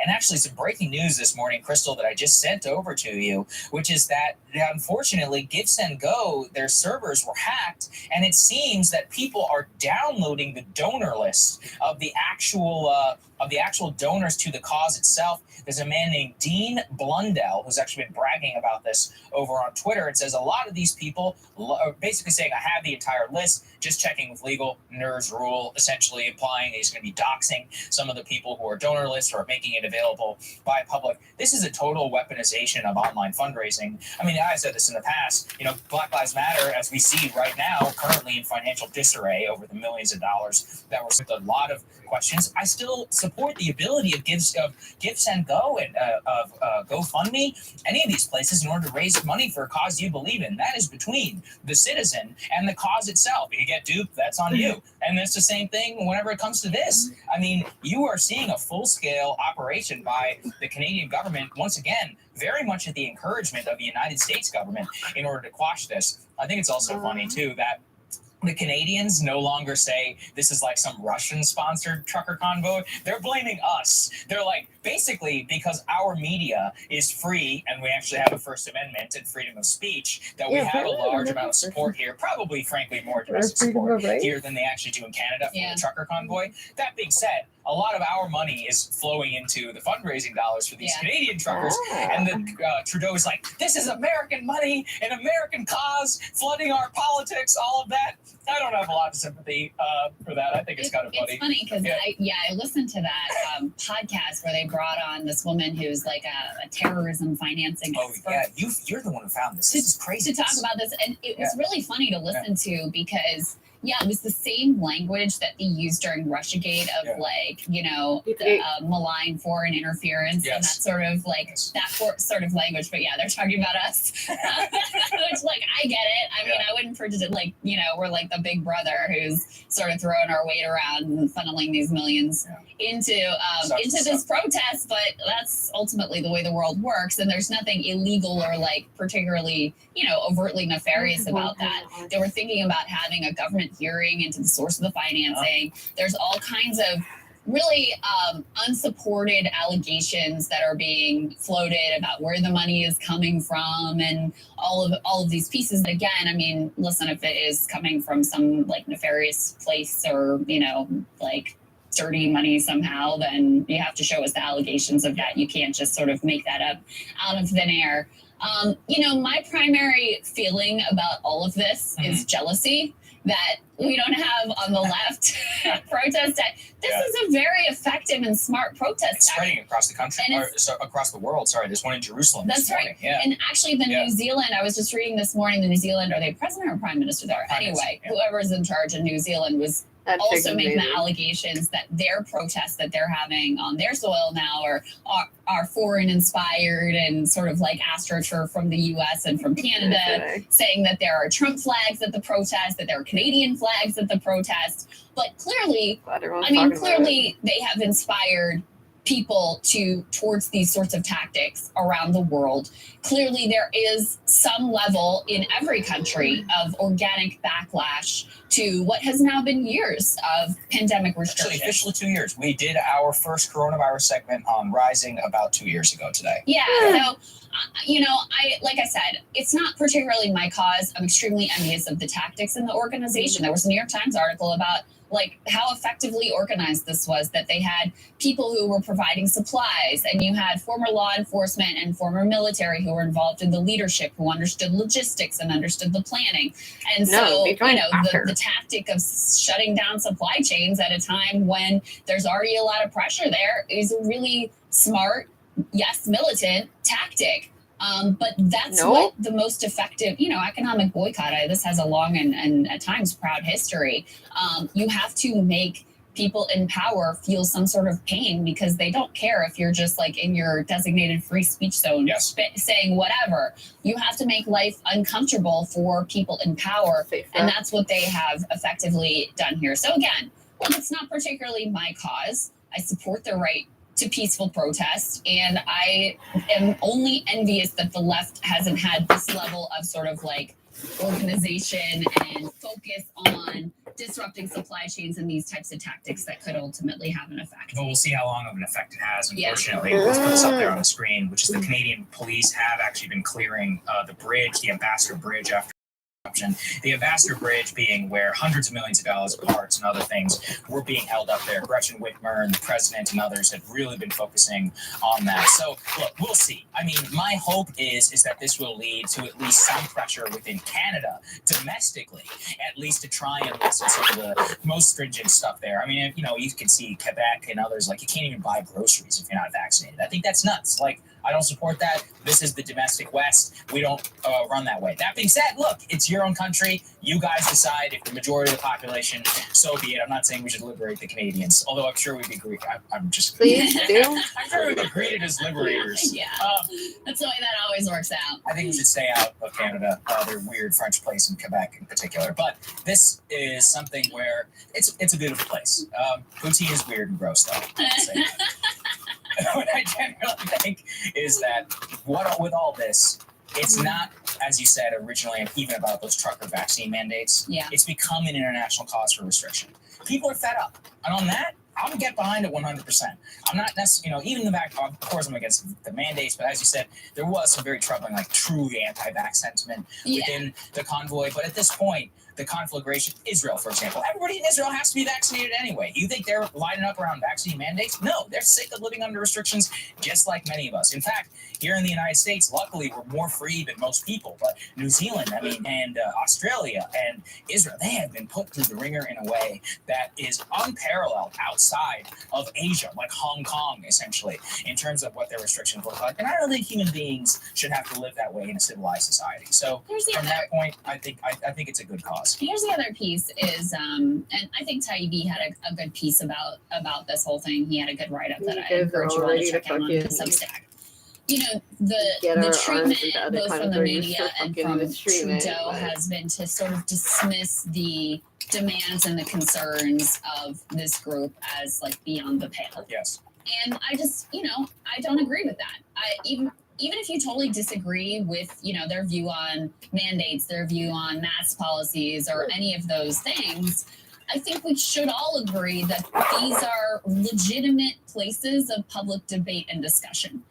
And so the attempt to just sort of demonize them, push them out of the public square, say that this is basically, off the table or beyond the pale in terms of even having a debate, I really object to that. I mean, the one place that I think the narrative from the right is kind of silly is making this out like this movement is representative of all working class people, or this is some working class movement. That's not true. It's not true in Canada in terms of, the actual views of working class people and who's vaccinated and who's not. It's not even representative of all truckers. Mm-hmm. But the part that I think we should be most concerned about here is, number one, this instinct towards pushing people out of the public square rather than engagement, I think is very damaging to democracy. I also think that the piece of the fundraising platform, taking it upon themselves to pull the funds or being pressured by government to pull the funds. Like that's another direction that we should see as very troubling in the same lens as, you know, the type of censorship that we've been tracking them pushing Spotify to do and pushing these other big tech platforms to say basically like these views are sanctioned and these ones aren't. You don't want to hand these people more power than they already have. They have so much power, and so much of liberal energy these days is dedicated towards like begging people who already have a lot of power to claim even more power about who has a legitimate voice, who has legitimate grievance, and who doesn't ultimately. So to me, those are the pieces that are really important in terms of the impact ultimately of these protests, because as you point out, after Biden made the call and was like, listen, capitalism is priority number one, so you better get this figured out. The bridges are reopened. There are continuing protests in Ottawa that are significant, although I guess there has been some engagement. I was reading this morning with the folks that are there trying to limit where the truckers are to, you know, certain areas so they're not as disruptive in residential neighborhoods. So there's been a little bit of give and take and dialogue there. But this has not been good for Trudeau. Trudeau already has low approval ratings. His government is not particularly popular. And so while I don't know that they're going to get any of their specific demands immediately met in the short term, because I don't think that Trudeau or the rest of the government wants to be seen as sort of like capitulating in the face of this, they're going to want to avoid this kind of conflagration in the future. So I think it acts as more of a check on potential future actions. And in that way is probably very effective, not just in Canada, but other places around the world that are going, I don't want this to happen here, and to have such a political blow up here as well. So I think even if they don't win on their specific, you know, vaccine cross-border mandate issues or, you know, local pandemic restrictions, I do think it serves as a kind of check on future actions and restrictions that could be contemplated down the road. That's well said, and you're correct, which has had been a major embarrassment to Trudeau across the world in his relations with the United States. It's also given and shown us some of the cleavages in Canadians and Western society broadly, and the larger inspiration now in Jerusalem and New Zealand, perhaps elsewhere, is going to serve as kind of a global conflagration possibly against these things. I don't want to overstate it. I have no idea how big those things will be, but as you said, more what it is it's a democratic check in the future against people in power saying, all right, so let's say there's another Omicron. I don't think a lot of these restrictions can come back simply because of what's happened here.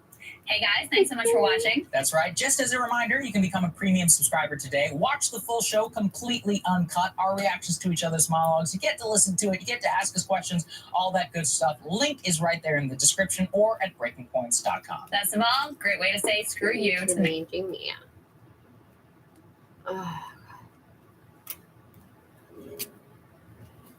Hi, honey. I got called into work last minute. Sorry, I can't make the game. Love you lots. This is family. Shut the fuck up.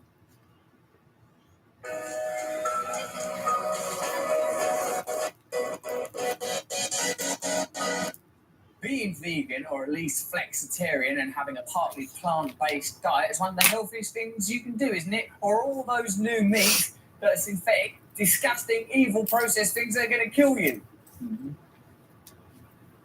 Hello there, I'm a vegan, you're a vegan, we're on this path together, and even if you're not vegan, you're probably trying to be a bit more flexitarian, trying to eat a little bit more healthily, you know? Well, apparently, a lot of these vegan meats we're all being scoffing down because they're plant-based from the plant range are actually highly synthetic processed foods. Now, as a vegan person, a lot of my reasons for being veganism are based on being kind to animals, always loved animals, don't eat animals, but there is a health component to it also. And now, because of documentaries like Game Changers and Forks Over Knives and Cowspiracy and all of the other sort of vegan-oriented documentaries, I think more of us, and perhaps more men or more people that would not have previously thought about becoming vegan are thinking about it. Let's make sure that we're not just eating a new type of processed crap, because part of the reason we're doing this is to be healthy, right? Of course it is. Let's have a look. The food industry is determined to sell us the message that all vegan products are intrinsically healthy and wholesome. I mean, I think that the line might be, from an ethical perspective, I don't agree with eating animals or animal products. But from a health perspective, it seems more important that things are not processed Like, I can see the argument, even though it's not an argument I ascribe to, that if you are eating meat that has been raised well, treated fairly, whatever, it's against my principles, but I can understand why some people say, oh, well, that's healthy. I get it. Eating processed plant-based food, if it's not good for us, I don't think that's the solution. We should be heading in the direction of healthy food and healthy eating and changing our mentality around fundamental things like the food we eat. Don't you think that really what we have to do is move our behaviors and our habits as closely into alignment with the conditions we are evolved for as possible? Move our bodies in ways that we are evolved to move them. Eat the foods that we evolved to eat. Now, I know a lot of people make arguments about, being omnivorous for that.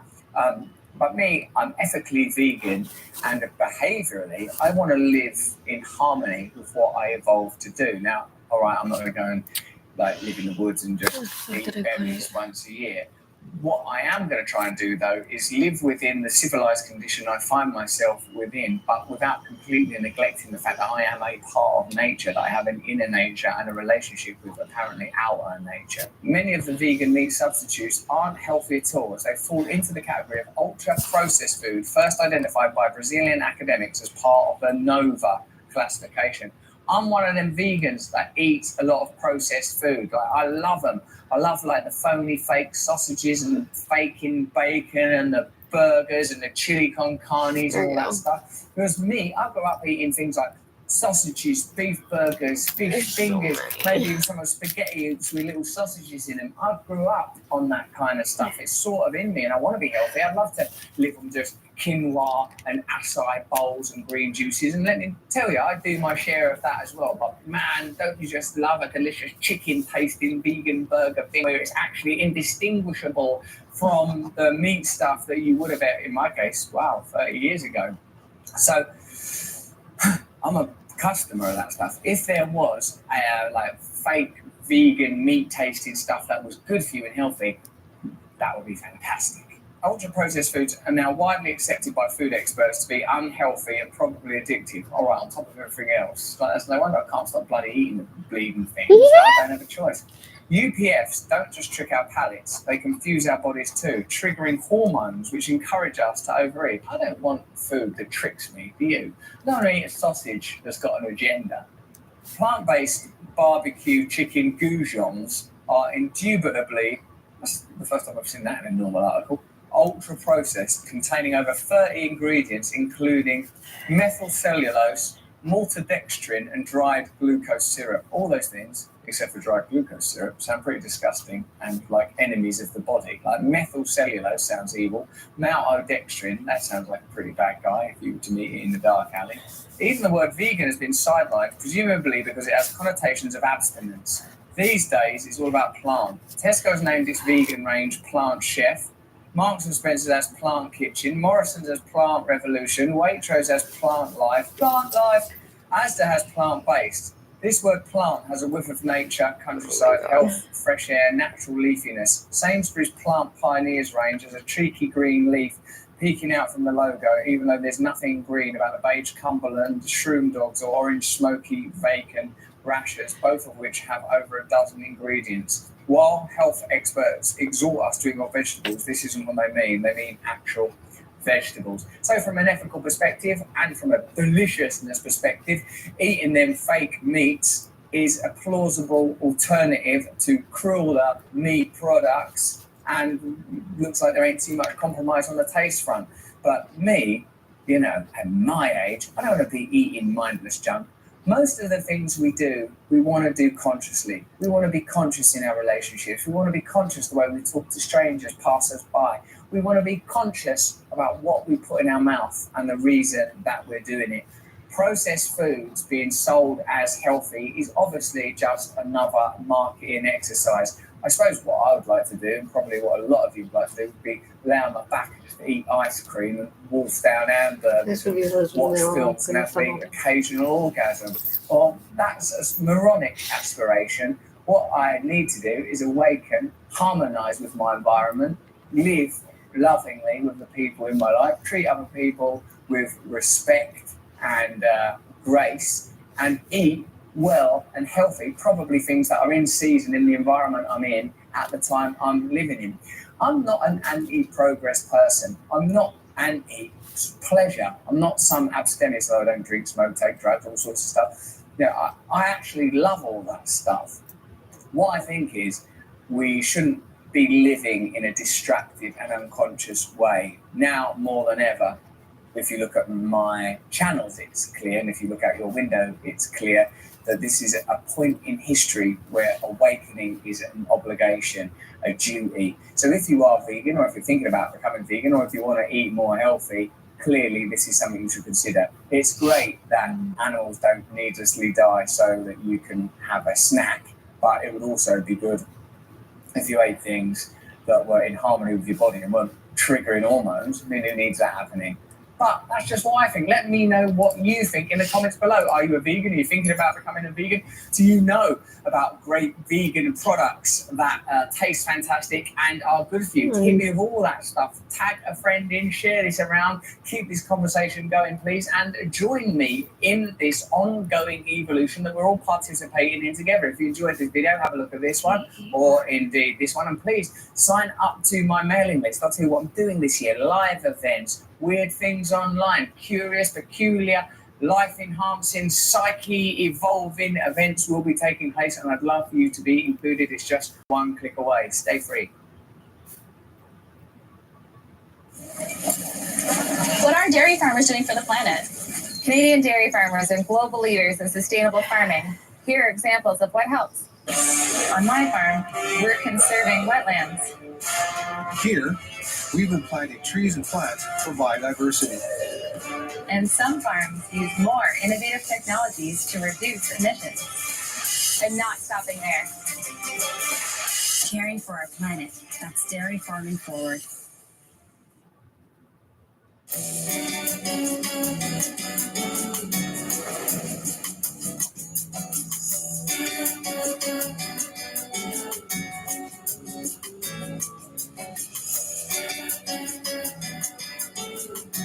God. Jesus, fuck. Reported almost 400,000. Shut up. Tired of this. Seem to be replacing lack.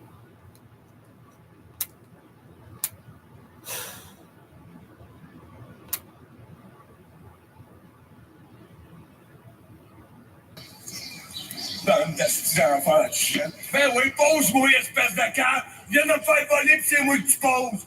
Tu mériterais que je T'es un imbécile. T'es un imbécile, viens de me prendre en photo. Je me suis fait voler, Chris de cœur. Oh, I feel you.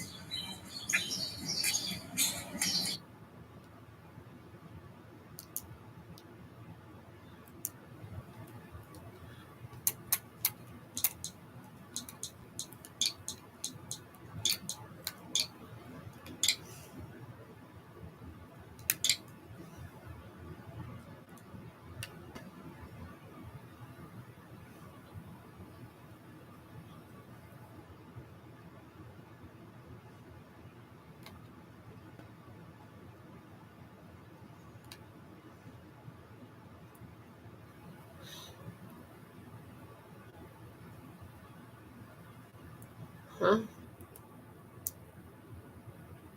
Hello everyone, welcome back to my channel. Quebec Acceptance Certificate അല്ലെങ്കിൽ CAQ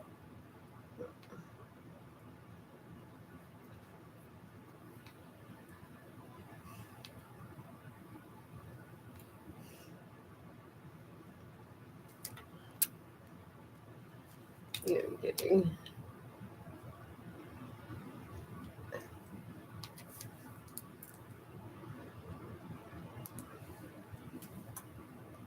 Bonjour tout le monde, merci d'être là. Écoutez, aujourd'hui, c'est une vidéo un peu particulière parce qu'il s'est passé quelque chose au cours des derniers jours au Québec.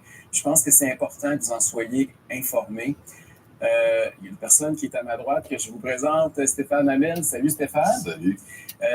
J'ai connu Stéphane au cours des derniers jours parce qu'il s'est passé quelque chose d'un peu particulier, puis je voudrais que vous en preniez connaissance avec moi.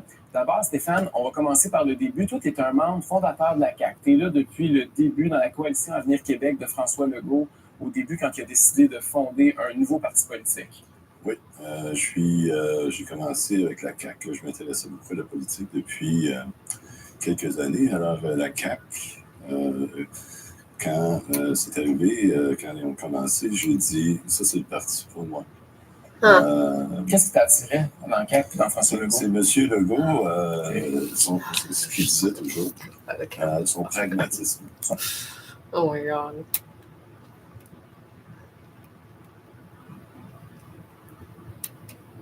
Two years ago. Oh my God.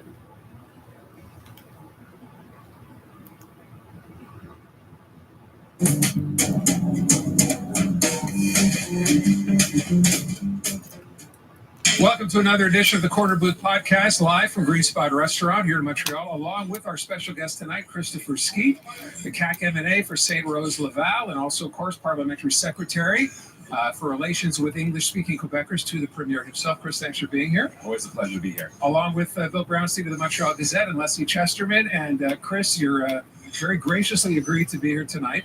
I'm sandwiched. On the firing line, you can't escape. And the reason we're all sitting here maskless, of course, is because we're all eating, which is the only reason we could possibly be maskless and drinking. So, first of all, thank you for coming here. Much appreciated. Thanks for the invite. I want to start off with a story that's actually most in the news right now, the most current thing that's happened, which is a story I read this morning from RADCAN that says that you're upset that you were not consulted by Simon Jolin Barrette, the minister responsible, over what looks like a division in the CAQ over Bill 96 and how it'll be applied and how it's going to look. Is that true? Well, there was a lot of discussions about Bill 96 in our caucus. I'm not going to discuss things that are discussed in our caucus. But the good news is I had a chance to exchange with the Premier, and ultimately the Premier decided that on which way we're going to go. So I'm not going to get into details because you're not supposed to report what goes on in the caucus. Someone didn't really follow that rule. We're not too happy about it. But, the good news is when I went to the Premier and told them the concerns that I had about some of the things that we heard after the consultations, because we did hear some disconcerting things after the consultations, he decided that we weren't going to extend it beyond what we had already put forward. Is there a split in the party now over Bill 96? We're a coalition, right? So there are people who are all over the political spectrum in terms of how they view a language, how they view any subject, really. The good news is we've always managed to be moderate in the things that we bring forward, and this was no different. After the consultations, some of the demographers had some really worrying trend lines for us. It forced us to say, hey, are we really still in the right place? Is this really what we should be doing? We had discussions about it. Not everybody was on the same page. In the end, we rallied around what the Premier decided. So I think it's normal to have those kind of discussions in the caucus. We had them. I'm happy. All right, I'm going to ask my colleagues as well, guys. Bill? Do you ever feel like a salmon swimming upstream as the sole Anglo in the CAQ and representing Anglo, well, basically in charge of Anglo constituency? How does it go over? Well, what I tend to equate is, I'm always in two realities, right? So for me, that's nothing new. I'm half white, half black. I grew up in a Francophone household, but went to an English school. So I'm used to having sort of living those two realities. I guess anybody with less experience would find it daunting, but no, I think it's normal and I think it's good. I think the English community doesn't realize the place that they have in our caucus, even though I'm the one carrying that message. Try to explain to our listeners, viewers, Anglos, historic or otherwise, why they should not feel threatened by Bill 96. Yeah, that's a very good question, and it's one of the reasons why I'm here. Bill 96 does a lot of things, but one of the things it doesn't do is affect English-speaking Quebecers. In fact, what it does is it further enshrines the protections that were there after Bill 101 and gives them certain advantages. For starters, English-speaking Quebecers have priority access to CEGEPs in the English CEGEP system now for the first time ever, and that's a big problem in the community because a lot of English-speaking Quebecers are being excluded in their network to access higher education because they were competing unfairly with Francophones who were throwing themselves on a limited number of schools. Another advantage that English-speaking Quebecers now have that they didn't have before is access to French classes. One of the things that I heard in my consultation over the event in 2019 was that English-speaking Quebecers thought it was weird that here we are spending all this money to bring immigrants here, teaching them French, and yet we don't give the same access to French courses to English-speaking. Next question. But the parts that you're citing are actually the parts where we say except the English community. So in all those places where the English community is actually mentioned, what we're hearing is no, well, this applies, but the English community is out of scope. For instance, one of the biggest concerns that I hear from the English community is about access to healthcare. I've tried to say it. I've said it ad nauseum, but Section 15 of the Health and Social Services Act remains unaffected by this bill. Section 133 of the Charter of Rights and Freedoms that gives the English-speaking Quebecers access to justice in their language, again, is not affected by this bill. And furthermore, it's out of scope of the notwithstanding clause, so we couldn't even do it. So it's one of those things that I think there's a lot of suspicion, a lot of fear. I think the past 50 years with the separatist movement and the Bill 101 first iteration, I think it left scars. And I think there's some suspicion and some fear, genuine fear. But people are genuinely freaked out. I agree. I agree that they're freaked out. My job is to try and make sure that they understand what this bill is and what it isn't. Okay. Which is why I'm here. All right, Leslie has a question. Right now, you said what this bill is and what this bill isn't. So you're saying it's not an anti-English Anglo, you could say, bill. However, it is an anti-bilingualism bill. And being a Montrealer who's Anglophone, who's worked in both languages, whose children are bilingual, who always went to English and French schools, fine. Things are okay for me. I'm English. Things are okay for me. But I do have a problem with this idea that you're kind of snuffing out the idea of what a great thing bilingualism in the city and robbing Francophone kids who want to go to English school the opportunity to broaden their education. Well, I disagree. It's a very narrow-minded approach. I disagree that we're robbing people the opportunity because there's two types of bilingualism. There's institutional bilingualism and there's bilingualism as a virtue for individual merit. For instance, I'm fluently bilingual. It's one of the best things that I carry as a calling card. So I'm very happy to be fluently bilingual. I think you can't do well in North America if you're not bilingual. So you're for bilingualism? Is the CAC for bilingualism? I think on an individual level in North America, you absolutely have to add tools to your kit, and being bilingual is one of those tools. But that's different from our common language. In 1977, when we passed the French Charter, we decided in Quebec that the common language in Quebec was going to be French. So that means, for instance, and a good example of common language versus bilingualism as a personal thing would be, if you go to South Florida, I spend time sometimes in South Florida, and when I go to the metro, or not the metro, when I go to Walmart, there's a lot of Spanish in South Florida, probably more than there is English.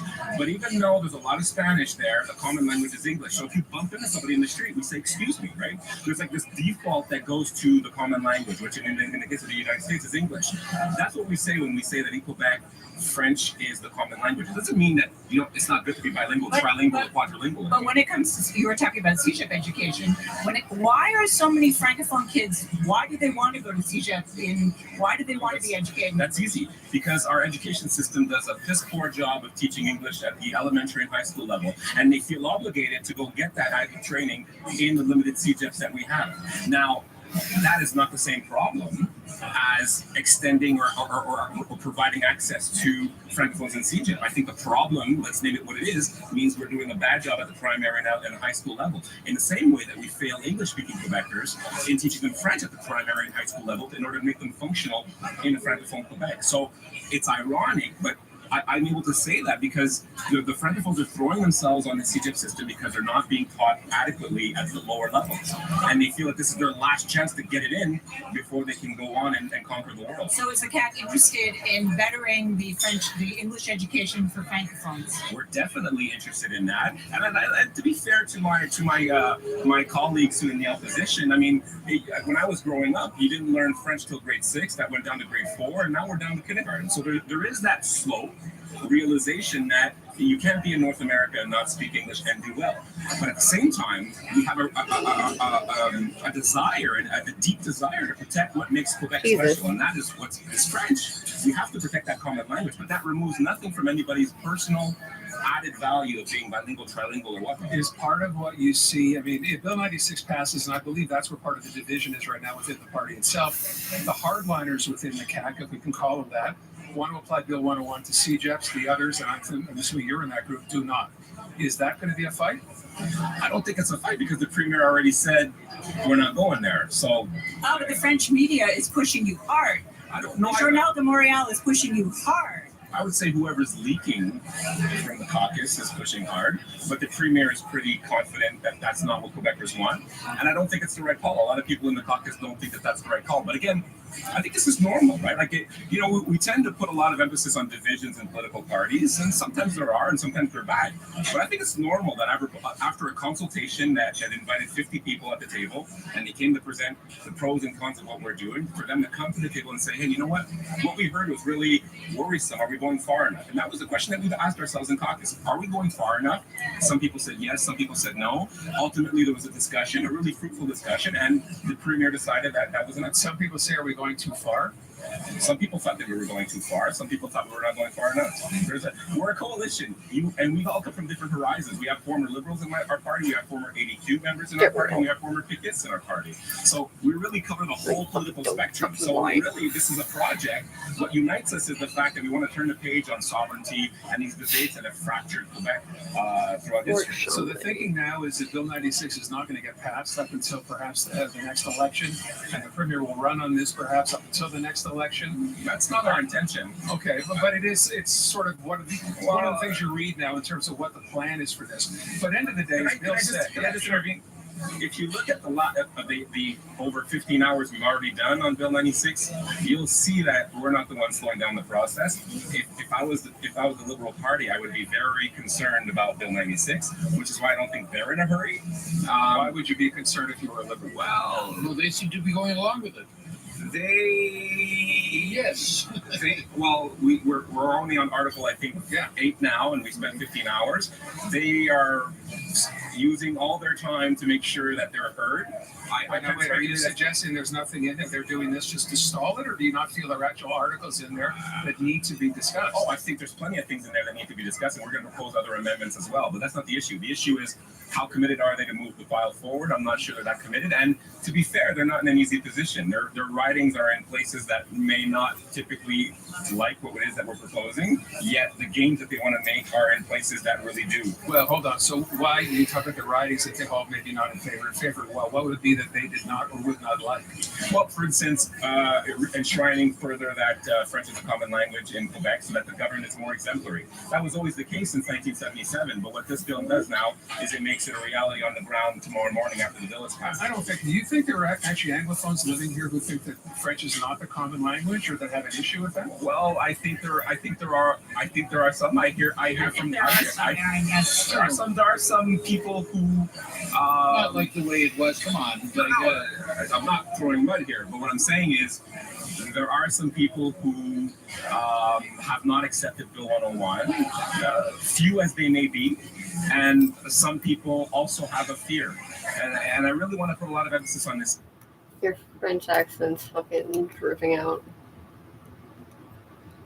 Fucking don't tell me you're a fucking Anglo bitch.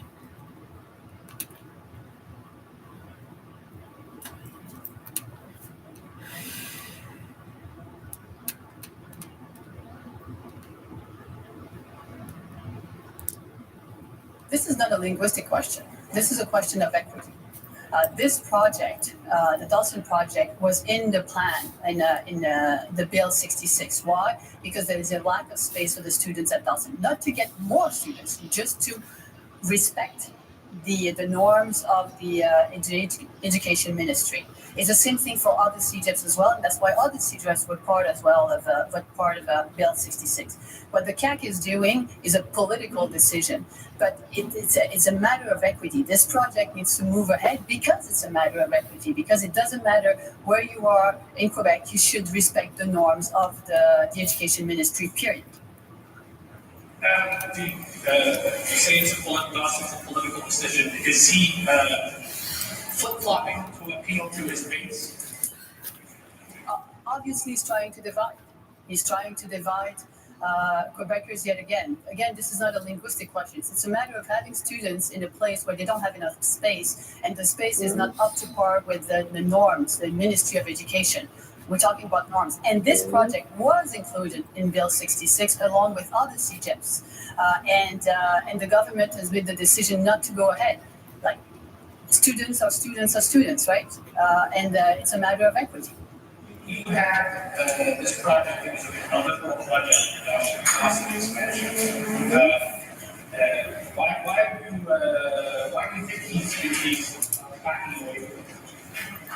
for political reason, and you have to ask him the question, because this project is not preventing other projects, and this project doesn't add more students to the CEGEP either.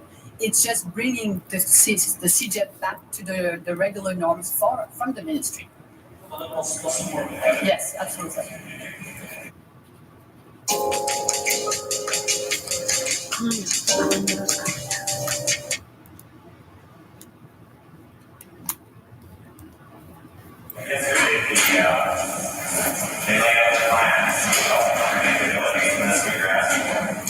Predictability is a number of things. It is dates, but it also criteria, and it also supply plans. So the question I have for François Legault is, it's fine to give the dates to have visibility, especially that we've been asking for this for months. So finally he came up with dates. What I'm asking him to do now is to come up with all the supply plans supporting his the easing of the restrictions. So what is he going to be doing with the schools and the ventilation? What is he going to be doing to support the little companies, the little restaurants that still need the help of the government? There are many things that need to happen in order for us to avoid ever going back to confinement again.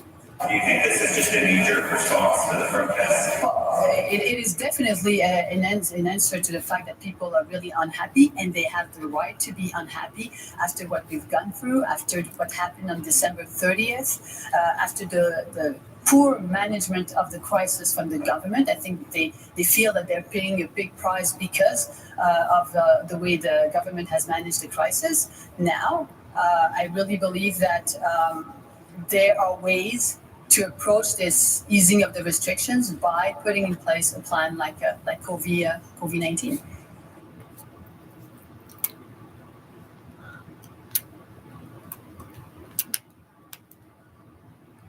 So, Mrs. Anglade, yesterday, Mr. Dubé and Mr. Legault were saying Mr. Dubé will table his bill to lift the public health emergency, but then they're asking the opposition its collaboration for its adoption before the end of the session in mid-June. If not, the public health emergency will stay on. So how do you react that they are basically throwing the ball in your court? We've been saying for weeks that the government doesn't need to have this emergency bill to operate. Right now, François Legault really likes to govern alone.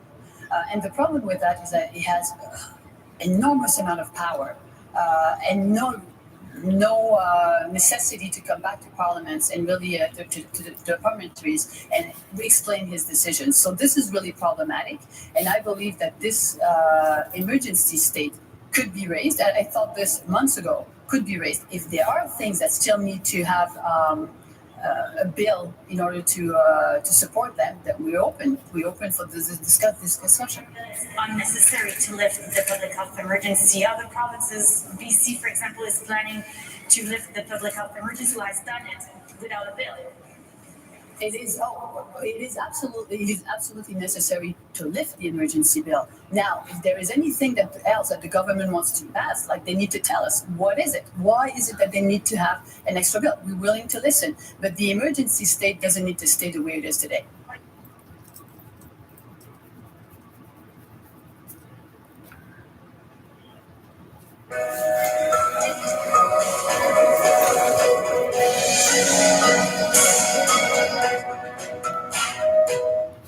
If there are concrete security issues,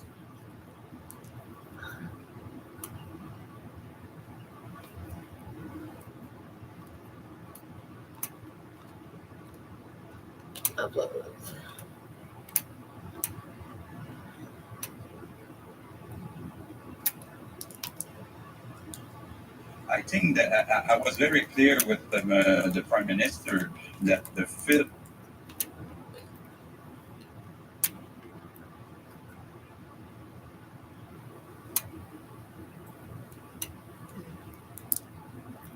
it's been a really difficult year for a lot of different reasons. To start off with the short summer they had coming out of the Stanley Cup Finals, the injuries to the quality of players that were out, the type of leaders that are out of the room, the COVID, the injuries, everything that added up on this team, even before I got here, was massive and a lot to overcome. We all understand that. But as we headed into the break, our team, the energy level, the effort had dipped, and it was becoming increasingly harder to evaluate people in that situation. So trying to create a new environment where we can, see guys hopefully at closer to their level was something that we talked about a lot. I would like to thank Dom Ducharme for his time with the Montreal Canadiens and all the efforts put in. Much appreciated by everybody here. On my end, it's a pleasure and honor to have Marty come and join us as the interim general manager, and we're very excited, for today and for new beginnings. I don't want to say we're trying to reset the culture. We're trying to establish the culture that we would like to see, and he's the embodiment of it. Again, I saw him play when he was a midget. I heard everybody say he couldn't do it. I saw him play in Hawkesbury. I saw him play at UVM. I think Calgary. If there are concrete security issues, they have to be dealt with very concrete security measures. That's the thing. Now, I think the crucial question here is, how do we address the causes of that stress, of that anger, of that polarization, of that division? And there is no easy answer to this. There's no easy way to do this. There's a challenge. This is a challenge that all Western democracies are facing right now. And if we don't take care of ourselves as a society and a democracy, we know where we're going. We're going towards what we're seeing in the States, which is a political climate, a social climate, which is super polarized and where no one can talk to each other because people now live in different societies inside the same country. That's a huge challenge, and there is no easy answer to that. But as a politician, it serves you as a warning. Yeah, it is a warning for all the political class. It's a warning for all political parties. We have to be able to debate about the pandemic. We have to be able to debate about the best way to get out of the pandemic without fueling those divisions. That means being able to hear, being able, trying to understand. This means not over politicizing those issues, not letting ourselves go in the way of pointing fingers and judging people. It's not an easy way to do. It's not an easy thing to do, but it's more important than ever. I remember with you having this discussion when Trump won. Yeah, I've been thinking about this since I was at the university, so it's not a new obsession for me. Yeah, exactly. But how can you make progress concretely? What do you say to Mr. Legault? I mean, how things can change so the population is not as polarized anymore, and you don't have this anger, this threat coming. Well, first of all, once again, I have to repeat that it's not a Quebec only. It's not a challenge that only Quebec faces.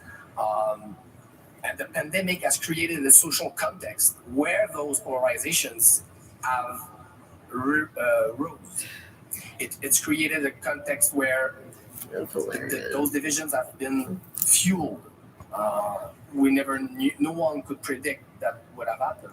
So I think one of the main challenge starting from now is to have that debate, to have that discussion. How do we face that challenge? How do we talk to those people? And how do we make sure that the society does not break into? I can't let diabetes get in my way. I've got way too much stuff to do. So here's what I do. I wear this Dexcom G6. It continuously sends my glucose numbers to my phone. And this In your opinion, what are some of the key elements of being able to live with the virus with the least amount of restrictions? Well, This is very good questions because there are a lot of different answers that could be said, but mostly it is to be able to recognize the risk of it, to be able to cope with some period of risk, and to benefit from the technologies that will be available to cope with it, and namely the vaccination.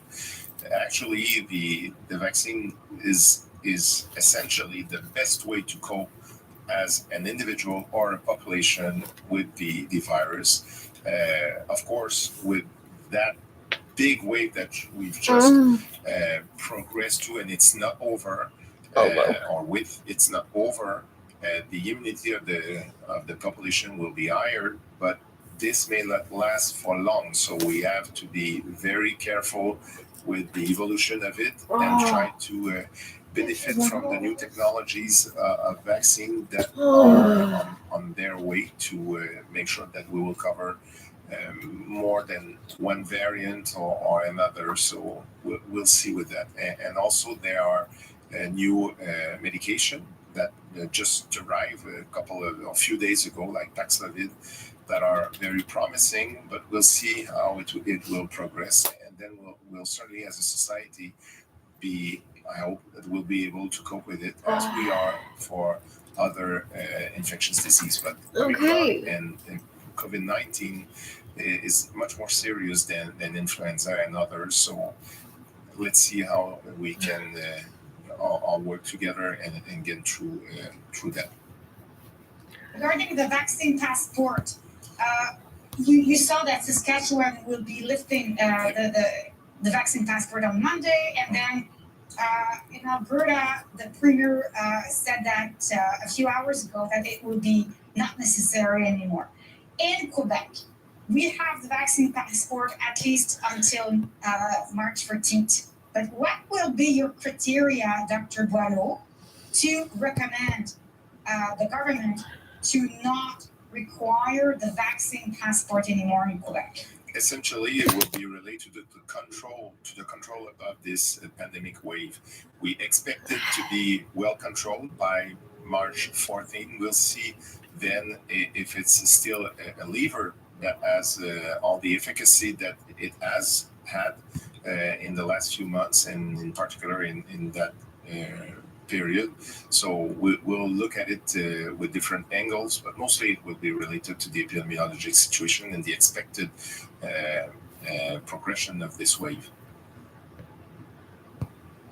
Dr. Boileau, you said that the public health emergency was necessary and at the beginning of the pandemic, and it's still necessary.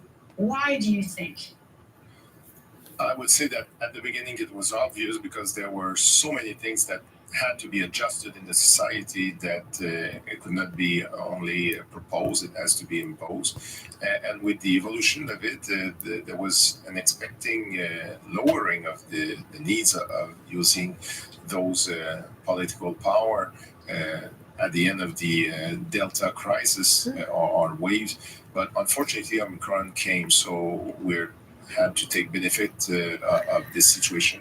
I was invited to join the team a month ago, and with the measures that have been taken so far, we're getting a relief of them, and we expect, as the government said, and it's the job of the government to decide in which part they need to continue with the Emergency Act or not. There are other things than public health measures that need to be in place, and they are with some other levers to invite people to work in the health system or to obtain some technologies. So those are part of the government responsibilities. But on our side, it's mostly related to the measures that have been taken so far. But we're in a way not to get more measures, but to release them. But just to clarify your answer, Dr. Boileau, before I ask my second question. On March 14th, most of the restrictions will be lifted. But at the same time, I hear you that we have to remain prudent. It's not over. it's not over. It won't be over for a while. I mean, the coronavirus will still be in our society. We'll have to live with it. I do not expect that with the progression of it and in an endemic situation, we will be in need of major measures that, like the ones that have been taken so far, and hope that it will not get worse. And we're not. Of course, we do not know if there's going to be another major variant that will come in the future. Let's hope not.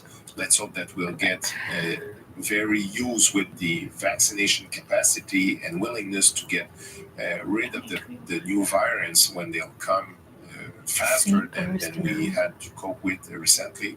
But with that in mind, I'm sure that the government is taking the good measures right now to forecast the way to move from an emergency situation to a not emergency situation. And those are not all levers for public health measures, but for public health support for the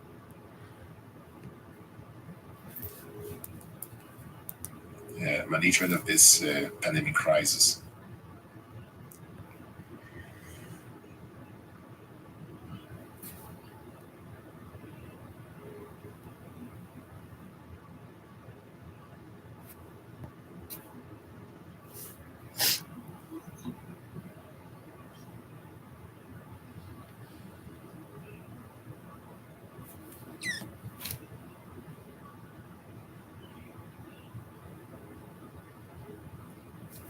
So far, we've observed that through a lot of indicators that are not necessarily direct or some indirect, that there was an amount of 2 million or 2.5 million people that have been exposed and infected by the Omicron virus. And with that in mind, considering the level or the coverage of the vaccination for people that are really at risk right now, even though everyone is at risk, there are some that are more at risk than others, mainly the elderly people. We do consider that with the monitoring of the evolution of the pressure on the hospital beds, that there's a kind of a context that will ease us to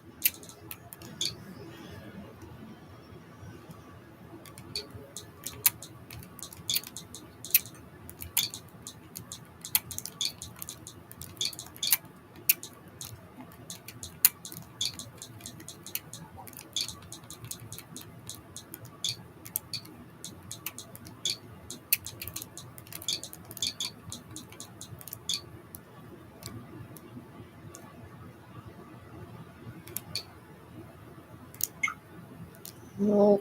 Fuck.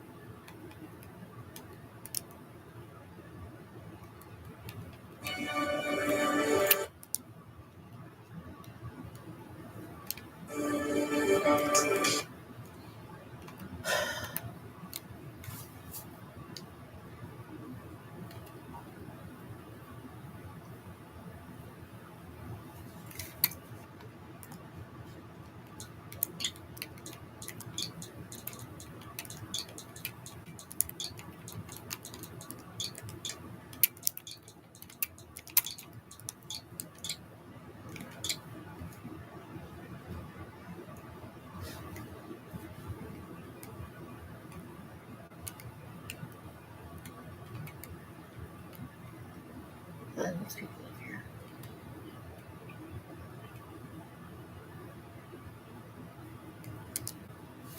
In relation to the convoy, these questions are coming from a constituent. In relation to the convoy to Canberra protest activity at Parliament House just last weekend, pictures of the day appear to show some types of devices at the front of Parliament House in between the entry to Parliament and Parliament lawns where the protest was in fact occurring. Can you confirm whether the AFP had long-range acoustic devices at Parliament House on Saturday? That would be something that is our police methodology, which we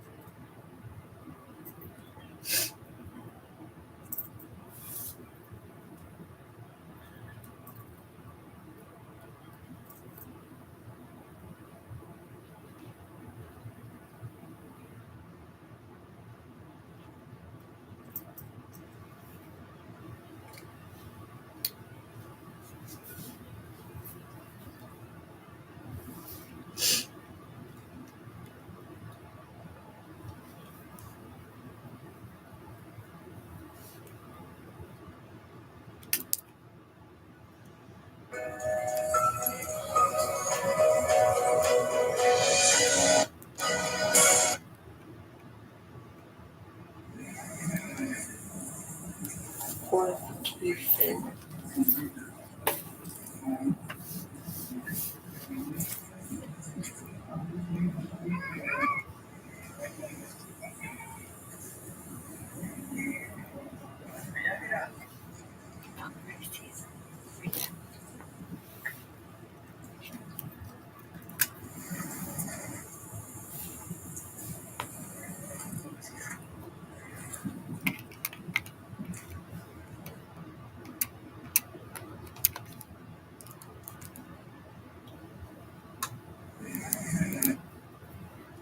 Artillery.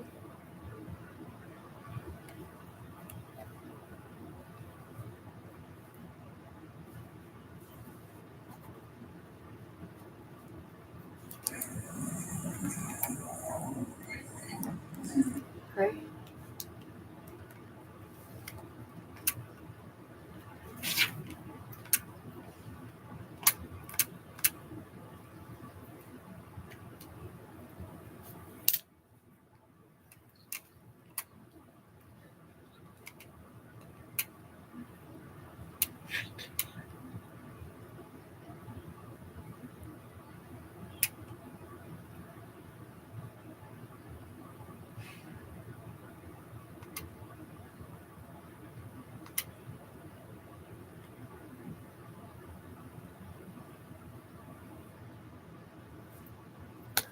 Also, Fab Forts. Jesus.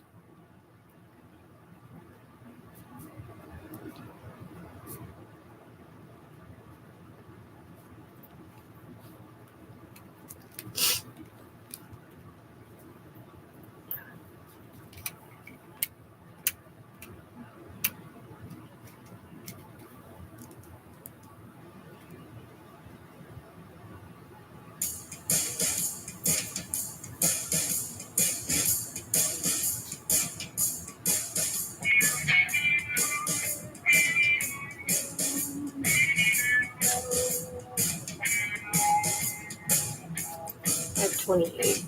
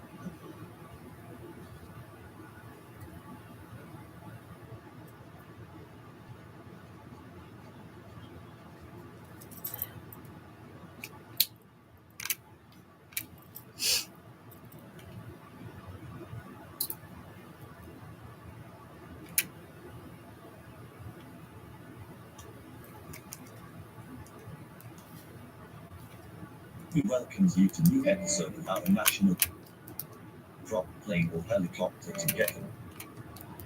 Fighters. Park system. Superlatives. Cape Bretons.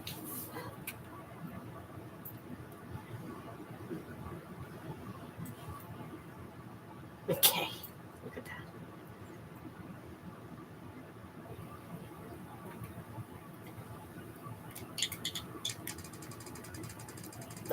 Yeah.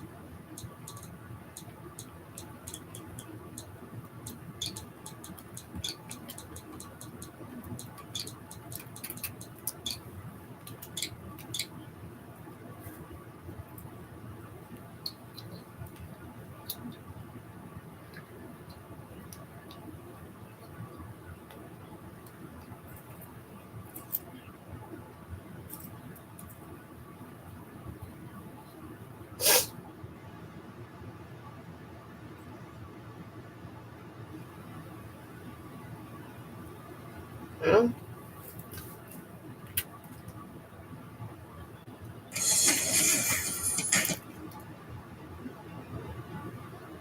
Not doing this anymore.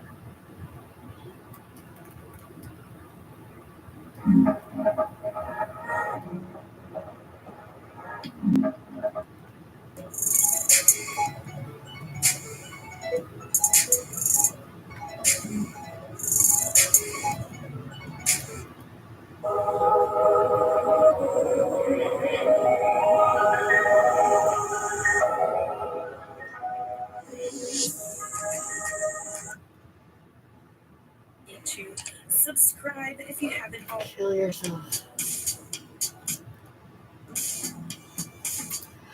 Oh my god, I swear to God, I've read the things on your face.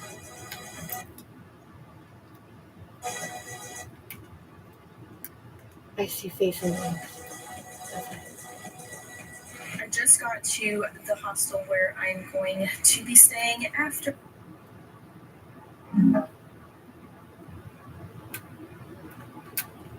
Stay.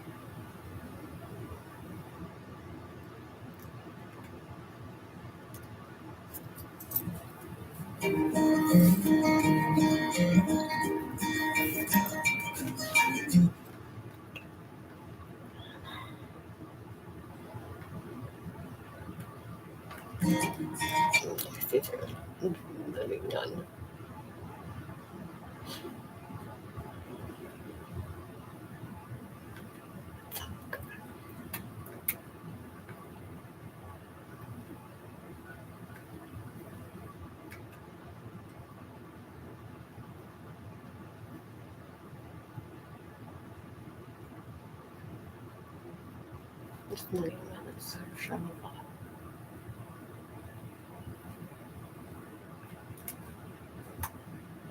What's up, fellow travelers? My name is Brian. Welcome to my channel where I present travel tips, tricks, and vlogs.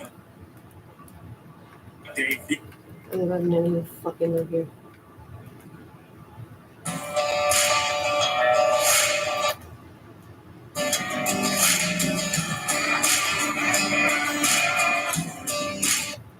To do the Mont Sing Trail, which is without doubt one of the most beautiful trails to do in the Charlevoix region. So with that, let's hit your GoPro and let's hit the trail. So to do the Mont.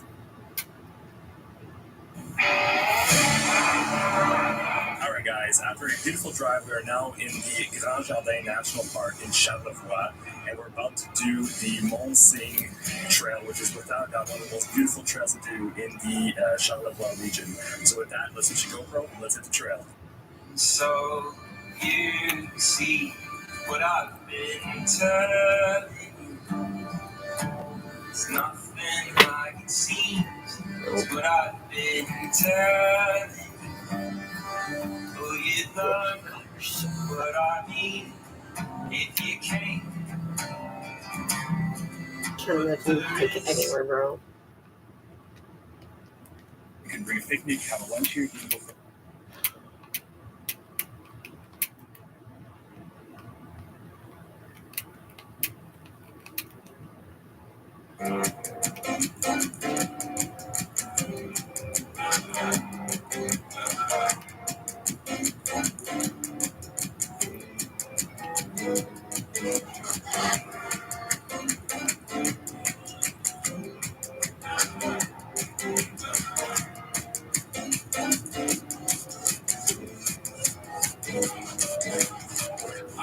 after taking a free ferry from the other side, we are now on the island of Coudou. It is an absolutely beautiful place. I've been driving for about 30 minutes now.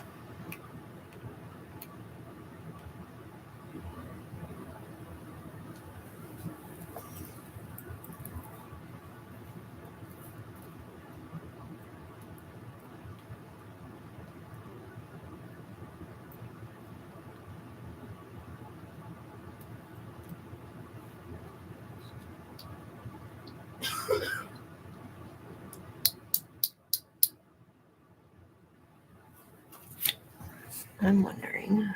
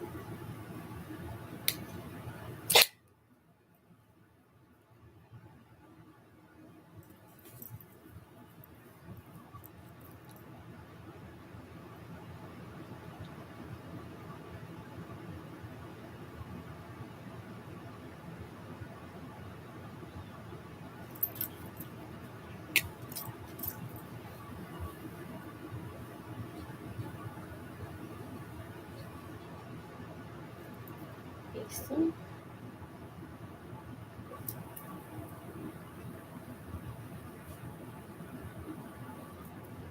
What is that? Historic sites. Monuments.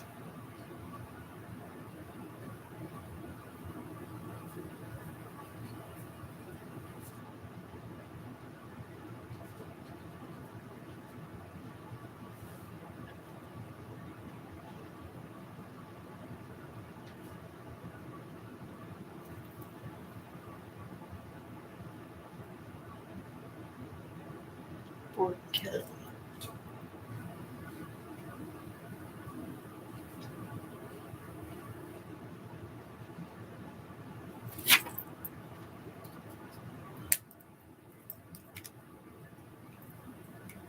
Oh, and it's just so beautiful.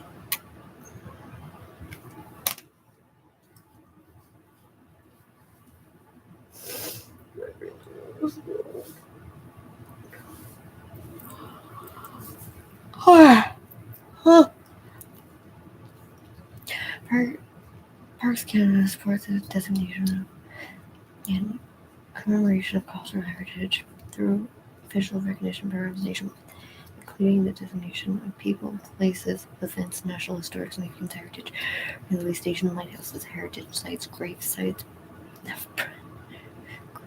of prime ministers, Canadian World Heritage Sites, Federal Heritage Sites, and Canadian Heritage River. Created in 1919, historic sites along the border of Canada, Westminster, River places march shade in Canada each year. Canadian rituals. Wow.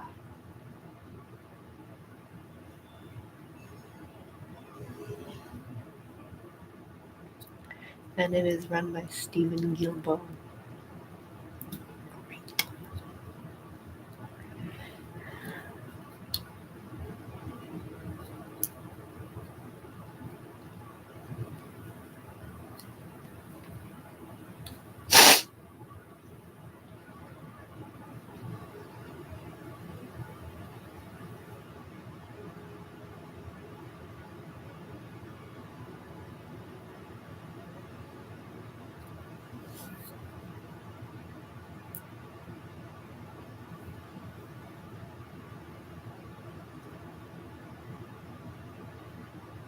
What? Parks Canada exceeded its targets for new designations during the reporting period as of March 31st, 2021. The Government of Canada has officially recognized 3,822 people, places, and events through its Heritage Designation Program, which includes 1,265 federal heritage buildings owned and protected by the Government of Canada, 1,100 national historic sites, 147 of which are administered by Parks Canada, as well as 719 national historic figures and 5. The total number of official recognitions in a given year, factors of which may affect the rate growth, total number of designations, include number of nominations, eligible subjects nominated. In some cases, current designations may also lose their status.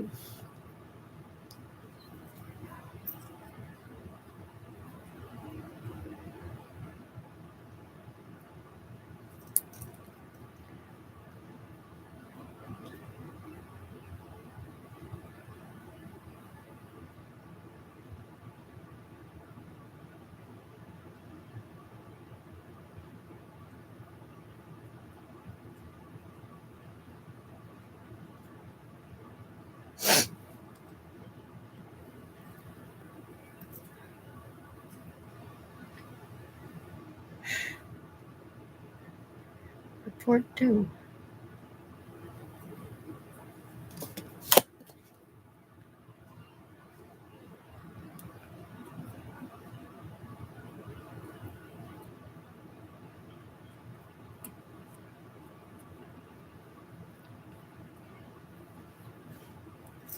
Oh my god.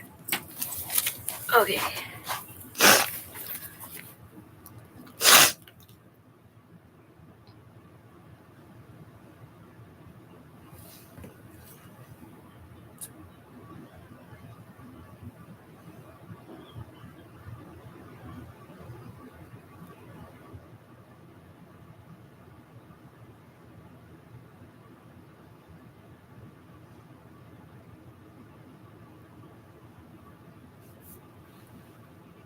Message.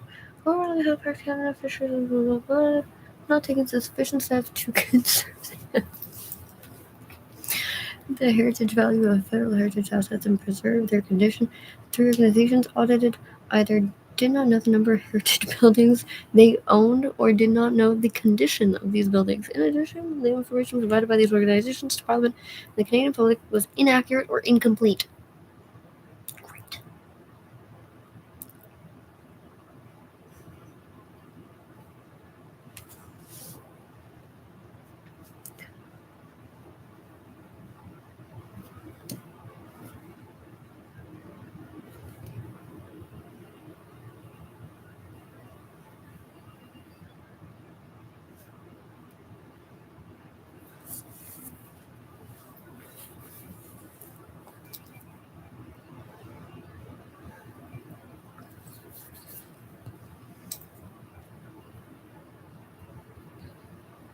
from Montreal.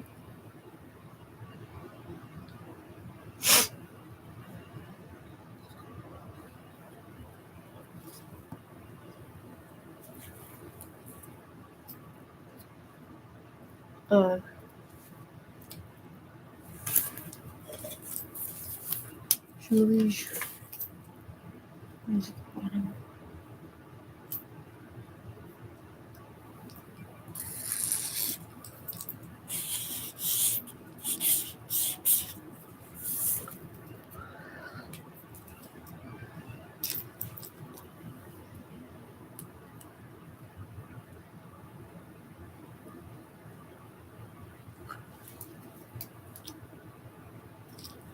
What is it? Canal. Right there.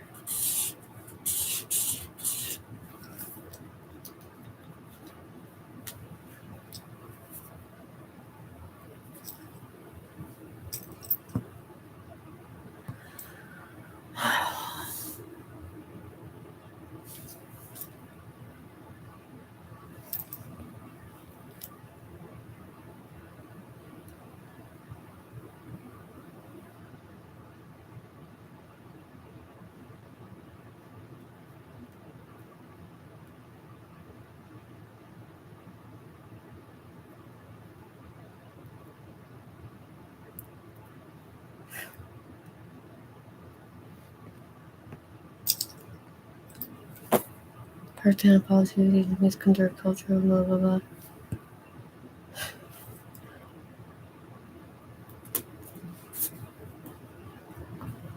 Agency must be a confirmation system.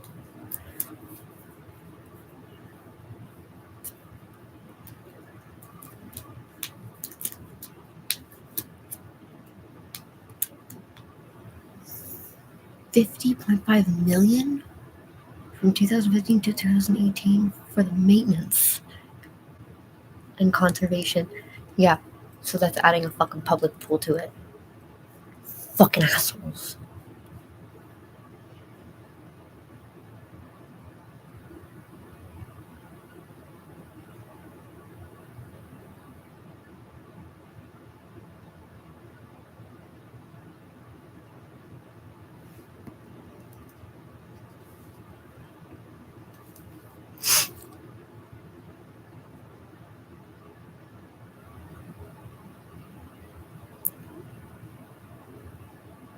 What is all this? What we found National Defense, Fisheries, Oceans Canada did not allocate funds exclusively to conservation of heritage assets. No shit. The departments did not distinguish between their heritage assets and their other real property. Therefore, based on their assets, maintain decisions on the requirements of the programs, not on the heritage value assets. Our analysis supporting the funding reflects that we examined interest and motivation of the departments to ensure the conservation of their heritage assets. Can't work on that. Findings of the matter may be federal organized heritage assets that need to be preserved. All federal organizations provide financial administration documents comply with the Treasury Board on the management of real property. They must therefore submit their findings the past 40 years or more to evaluation in order to determine if they are covered by a heritage. Okay. Policy requires organization. The only heritage assets are kind of heritage. Blah, blah, blah, blah.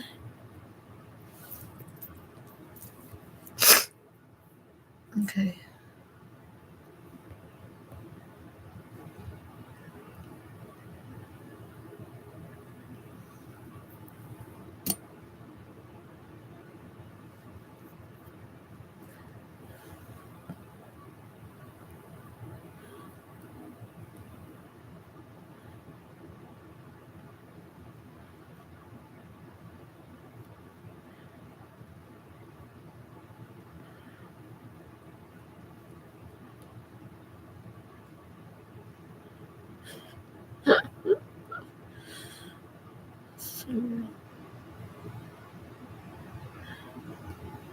We concluded Parks Canada, National Defense, Fisheries not used to conserve heritage value of federal heritage properties to extend their life. The three organizations did not have a complete picture of their heritage status. For example, status information had not been updated. We concluded that life on certain federal real property at risk, which is intended to benefit current and future generations of Canada, the designation of heritage property was not accompanied by any additional budget to ensure the conservation of the buildings. The information provided to the public and parliamentarians was also inadequate. About auditing. The independent assurance report on the conservation of federal heritage assets was prepared by the Office Auditor General of Canada. The office's responsibility to provide objective information, assurance, and advice to the Parliament with a view assisting to scrutinizing government management resources and programs and express a conclusion to compliance and the conservation of federal heritage properties.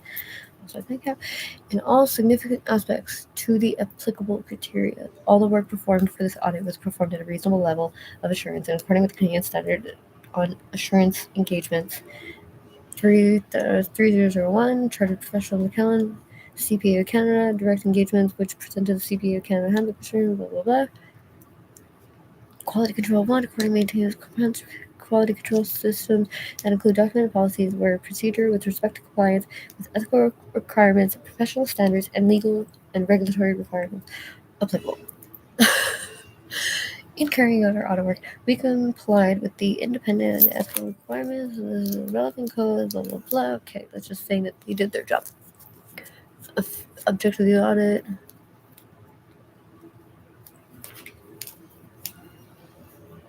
Scope, method, the federal organization for blah, blah, blah. Fisheries, Oceans, National Defense, Parks Canada is the lead agency for the conservation programs of federal heritage properties. Together, these organizations own more than 7% of all federal buildings with heritage designation. The audit forced National Historic Sites and heritage buildings owned by the three organizations, including heritage lighthouses. The audit includes the analysis of documents and interviews with representatives of the organizations at headquarters and at certain regional offices. The audit team also visited locations in the region. In addition, the team reviewed heritage buildings listed in each organization's assessment management database. The team conducted a test of the accuracy of assessment condition information Parks Canada database, which was based on purposeful sampling. The team had made a selection elements tested based. So somebody did not do their fucking job, obviously.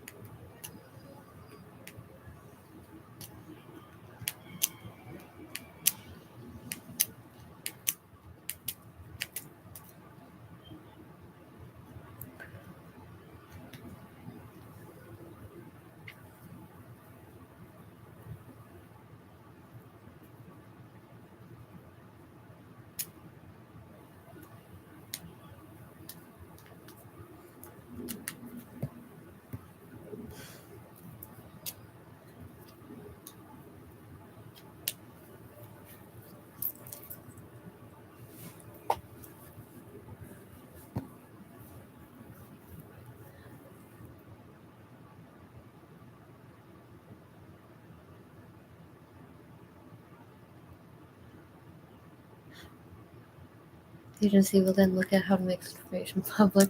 This action should be completed by this fall 2020. Guess that never happened.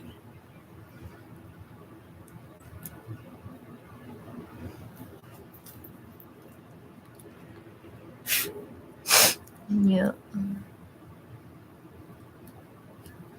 Doesn't even say when this fucking been updated.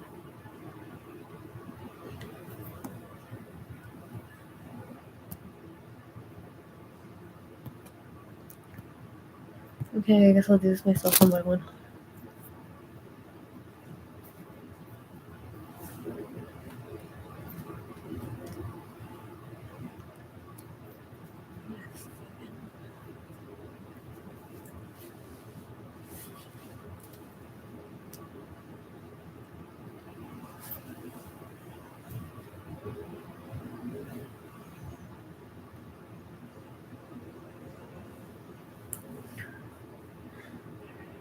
Fort N.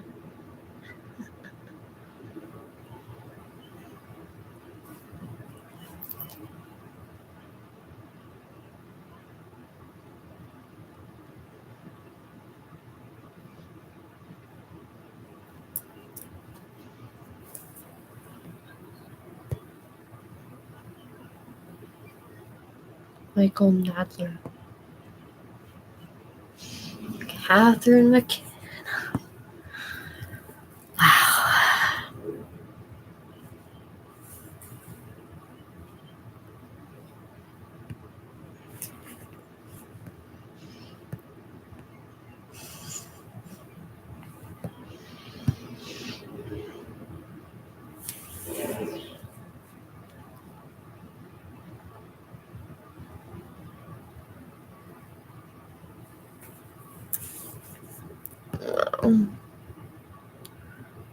Shit.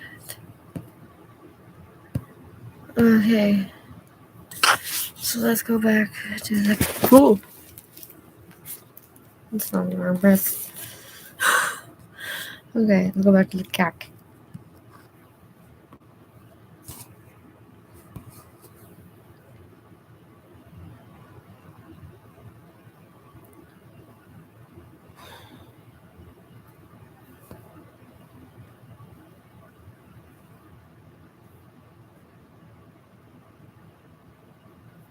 I have to read everything in French. It's so hard. Actually, what? No, this is the Treasury.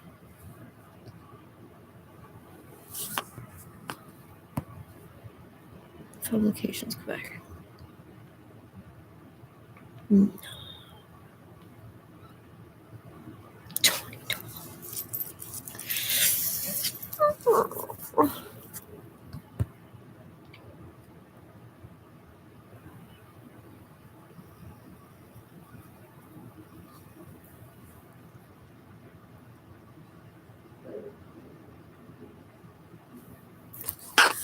Okay, what is it?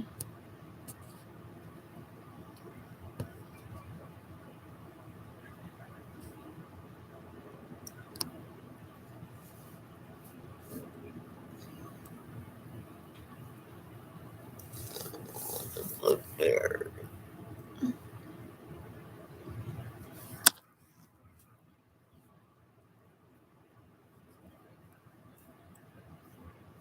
Okay. Let's see if this is gonna work. I heard Quebec Plus. No.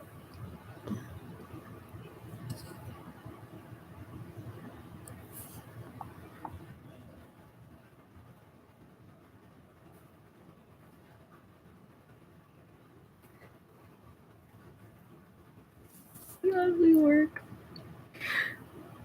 No.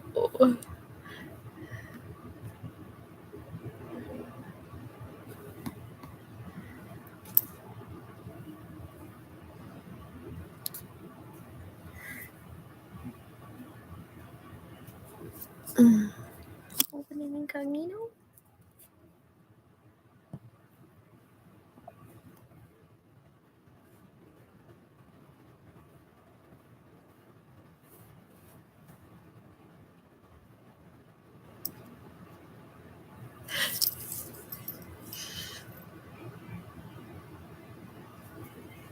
Wait.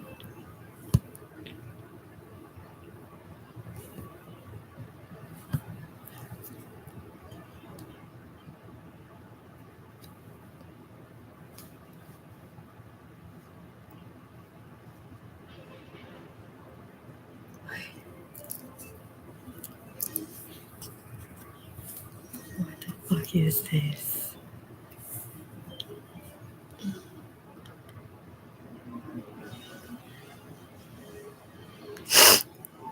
What?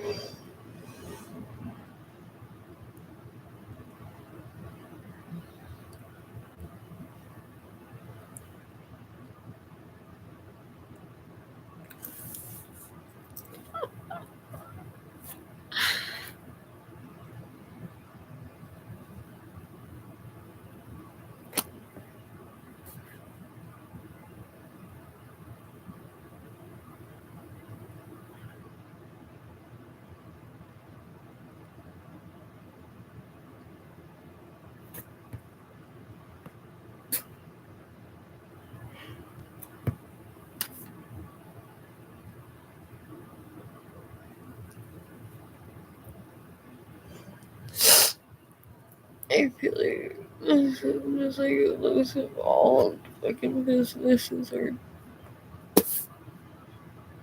fucking bullshit. Paid off. I go back.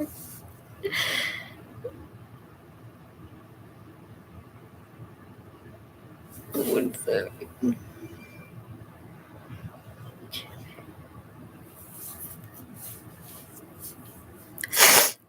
Red flag tubes. Yeah, wait. Let's go back. Let's go back.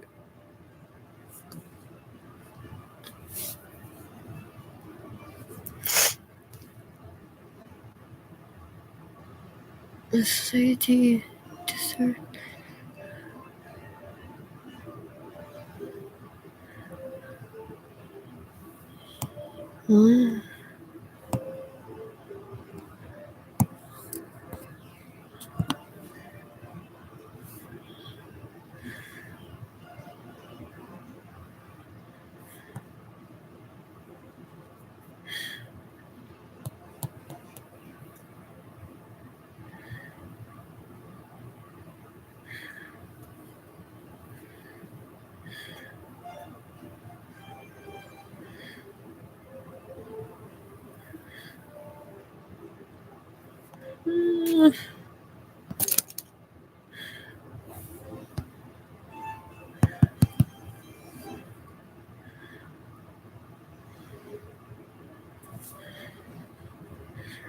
Yellow pages.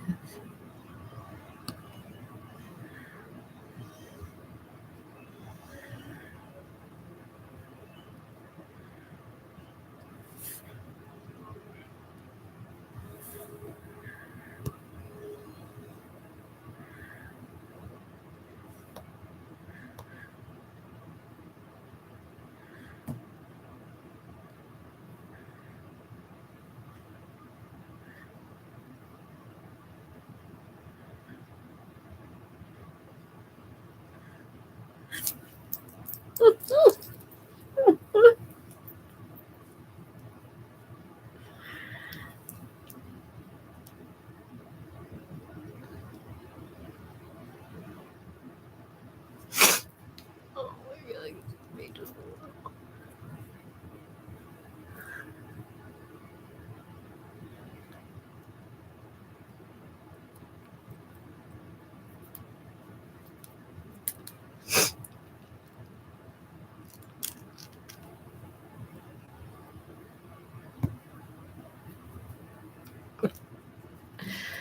Oh my.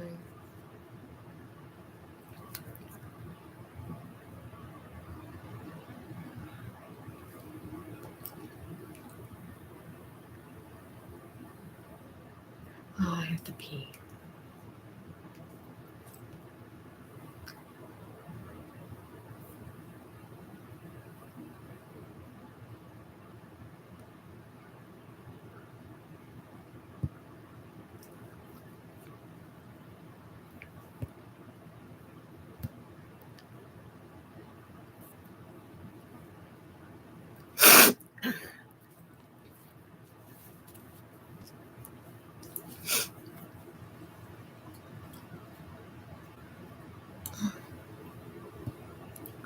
Okay.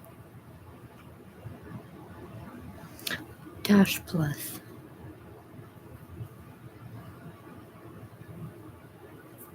Coupe the theater.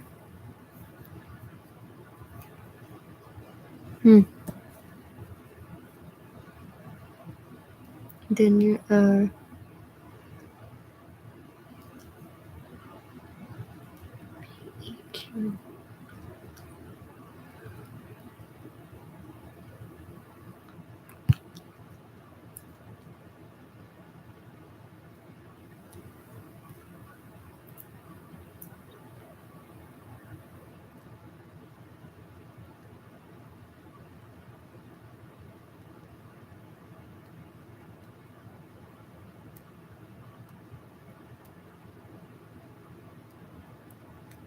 I'm gonna friends.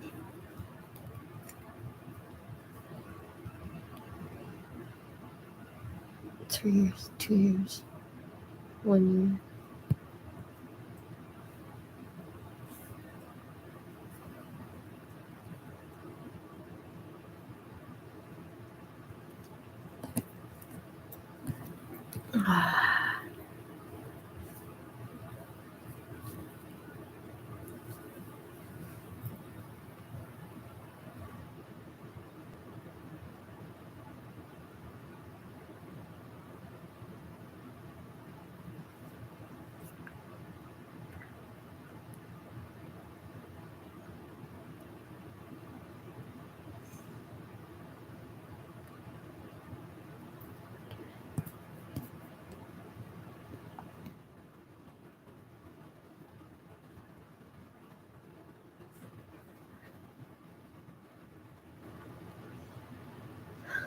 Mining.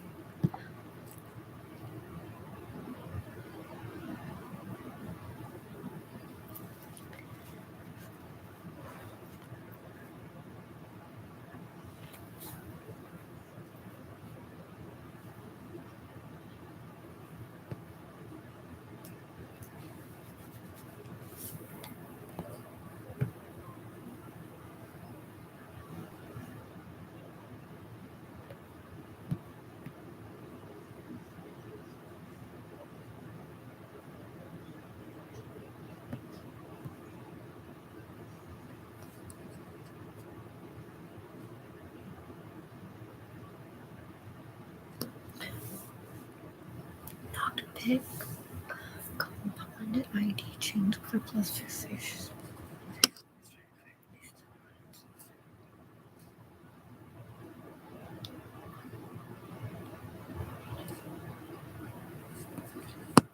I don't know what that means.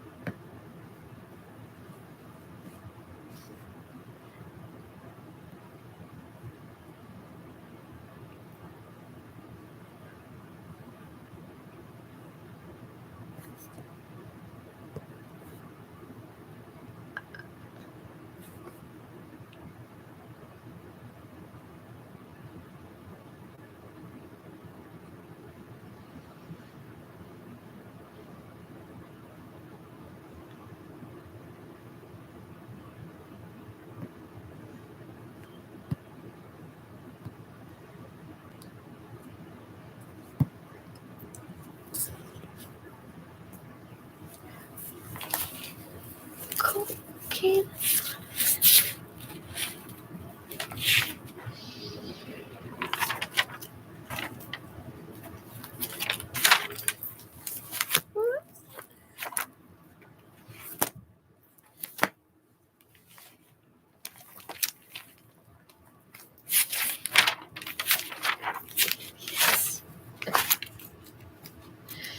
Oh, my name is Jacka.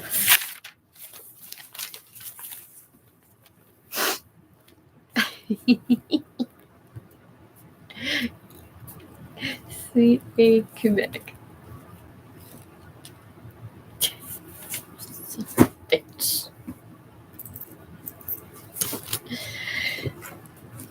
Oh, here's the phone.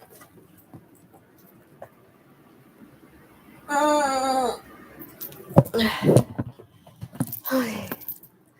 Oh, God. Oh. My dog died.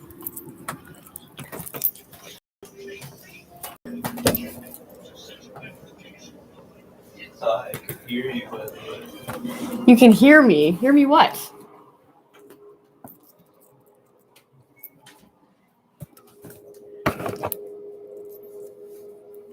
Here, look. I'll even do y'all a favor. Where you at?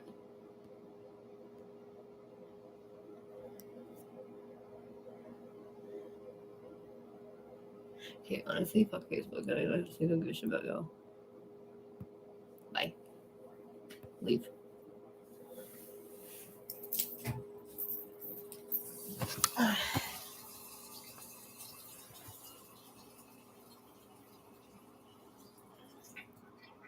Now.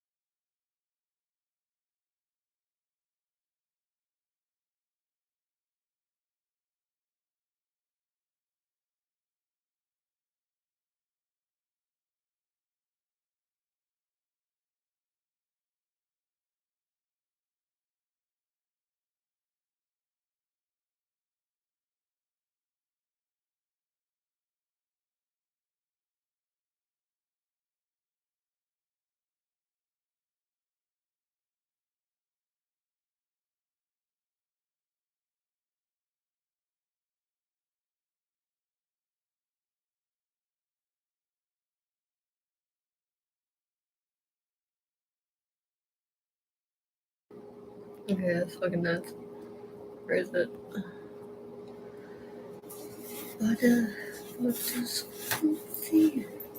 Scully was commenting about proposal by Mayor Police Chief Sylvain Caron to neutralize the Peckham Committee in 2020 to cut the number of police stations on the island.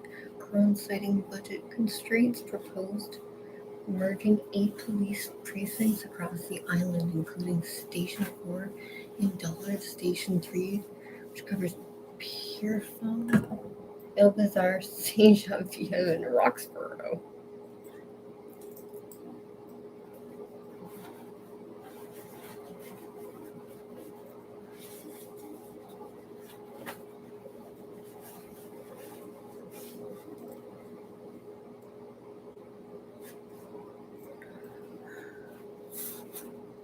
If you remove DDO station, I don't see how police are going to be able to properly service our area, which means we will have to increase municipal patrol. He said the dollars municipal patrol already cost taxpayers $1.6 million annually. It goes up every year because we're taking on more and more responsibilities because we want our streets nice and secure, because that's what our residents expect from us. Still, you need Big Brother police around in case something does go wrong. Our municipal patrol is not trained on violent crime.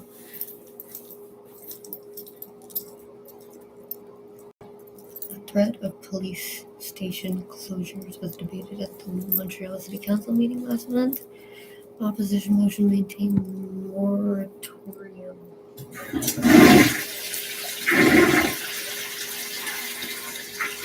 Ugh.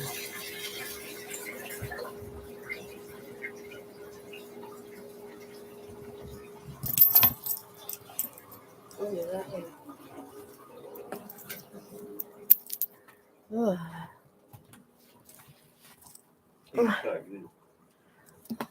I'm reading. It's because I have to read out loud to be able to read because I'm illiterate. Usually I have to pull up my finger. Oh, now you're all snuggling on your dog, are you? What? I'm talking to the dog. Are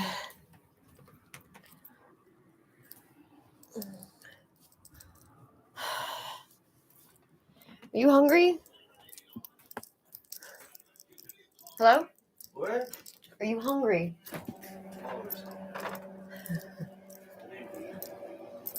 What?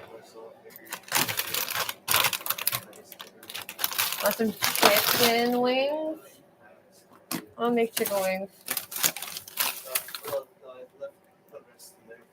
I'm making chicken wings anyway. Do you want chicken wings? I don't think there's any in there. Oh, look at that. Whatever. Actually, there's no pants. I don't know if I did any, I don't remember. No, they were all done. There was a pile of pans that were literally fucking clean. How is that possible, Cameron? I don't know.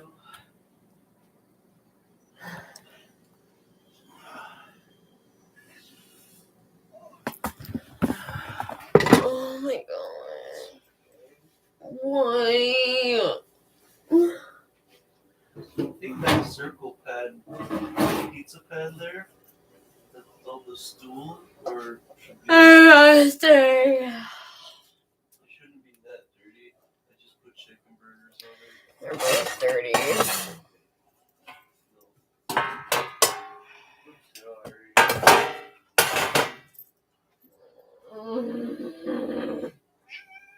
I know, Minzy.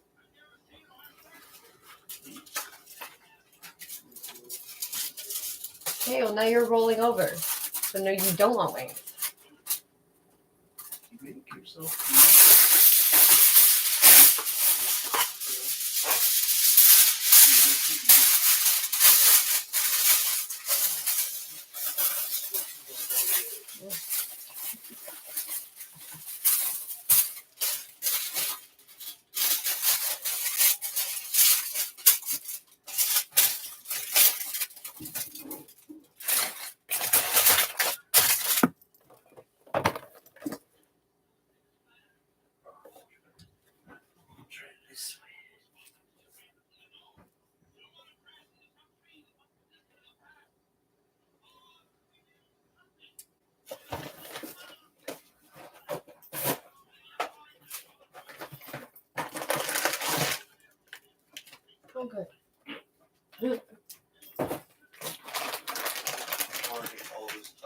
that's lovely. I can't wait. But they're not stingy, it's just because they think it's concentrated.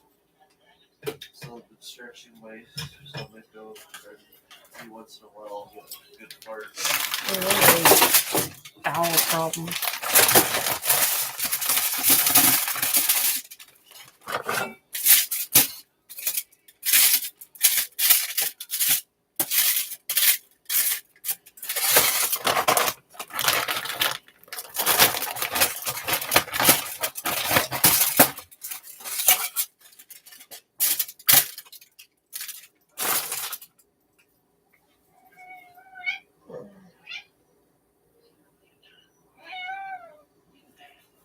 Why does the oven take so long to preheat? What do you want from us? Jago. Baby, we need to go before bed. Hey, clean your butt. Don't fucking face me. Lindsay, you need to piss off.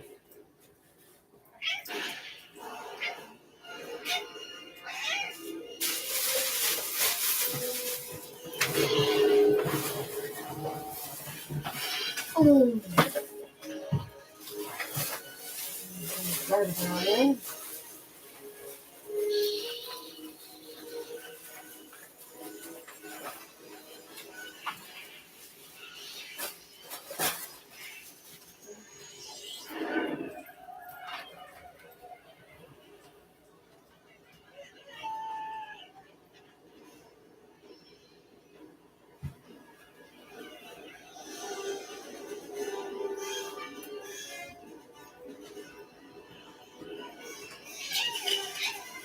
One of my nights.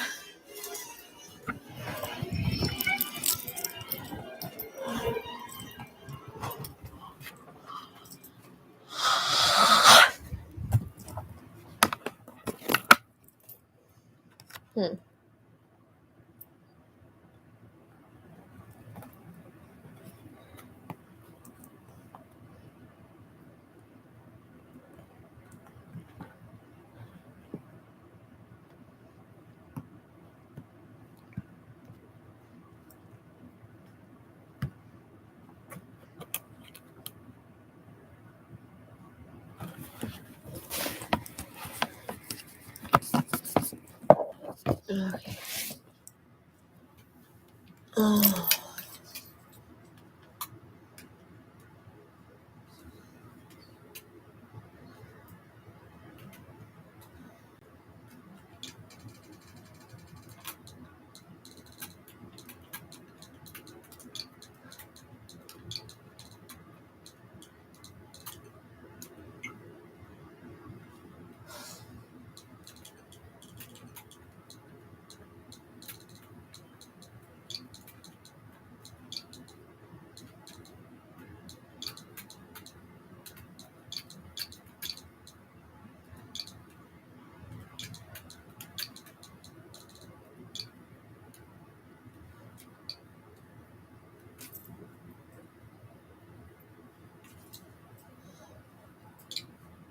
Let's start Montreal.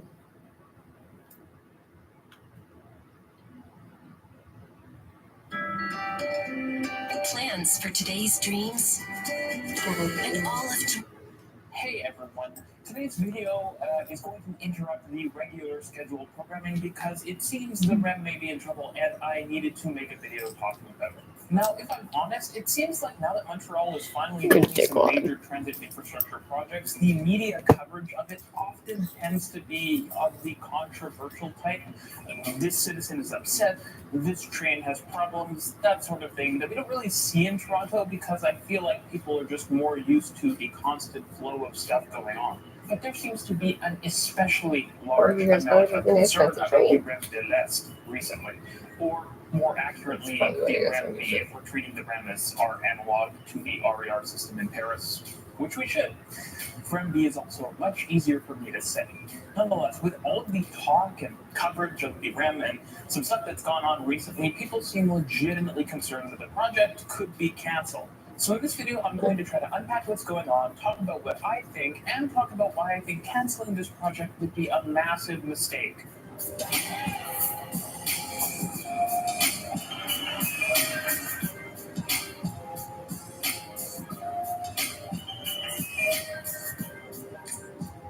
you want all the latest chatter on what's going on in the transit world, make sure to follow me on Twitter. I post lots about this stuff. I want to start this video by addressing the news, basically. And later on, I'll try to get into some of my more general thoughts about the REM and the philosophical debates that I think exist around it. And I'm going to try to say some stuff I haven't and try to point out some issues, but also why I think those are issues that we may want to decide to live with. Now, the recent criticisms of the REM-B project were aired in the media via some memo from, I believe, the STM, it may have been the ARTM, that was leaked, it seems, and that brings up some criticisms of the REM project. My immediate reaction to reading the criticisms was that they felt weak, and if you talk about transit or think about transit a lot, you can pretty clearly see this just looking at them.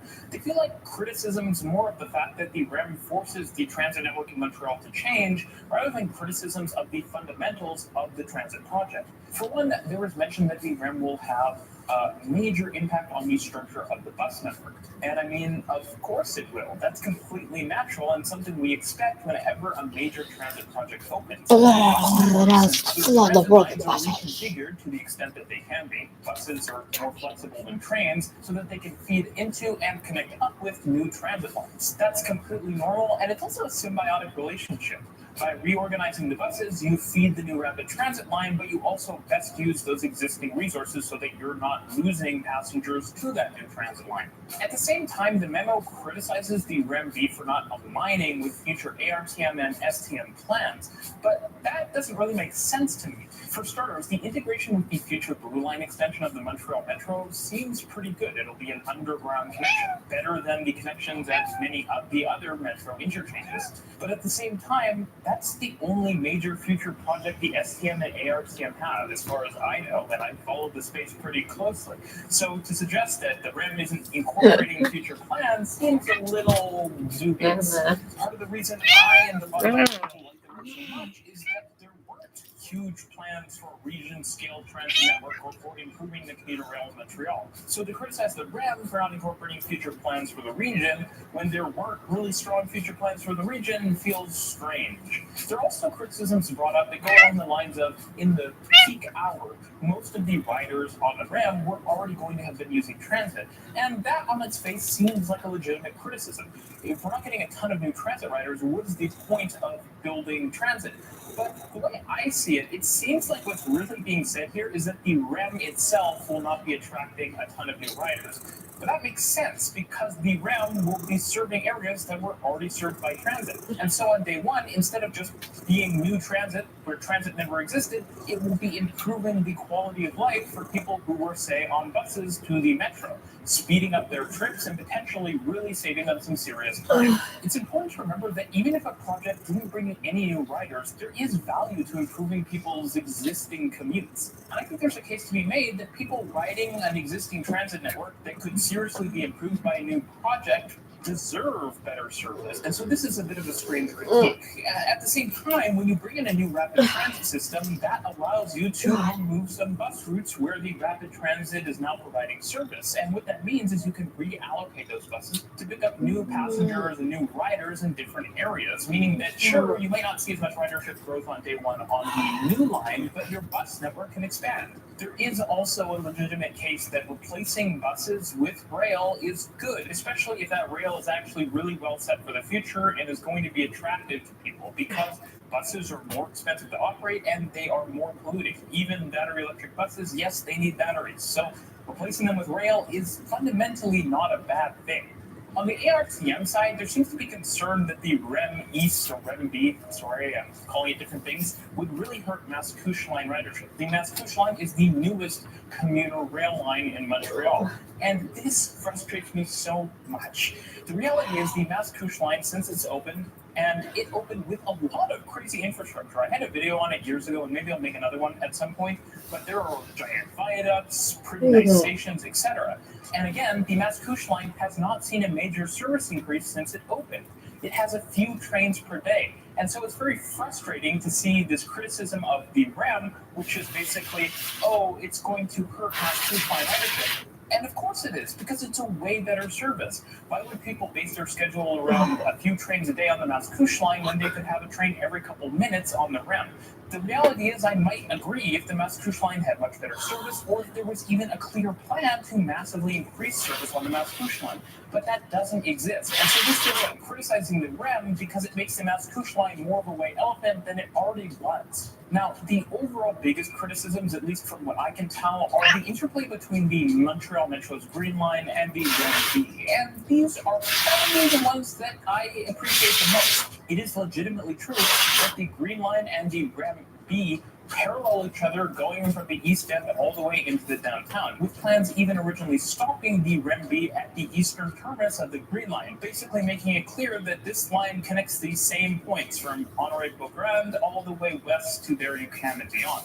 So I've taken time to think about the criticisms and how I would respond to them. And I think the truth is that concerns that the REM is going to cannibalize ridership on the Green Line are overblown.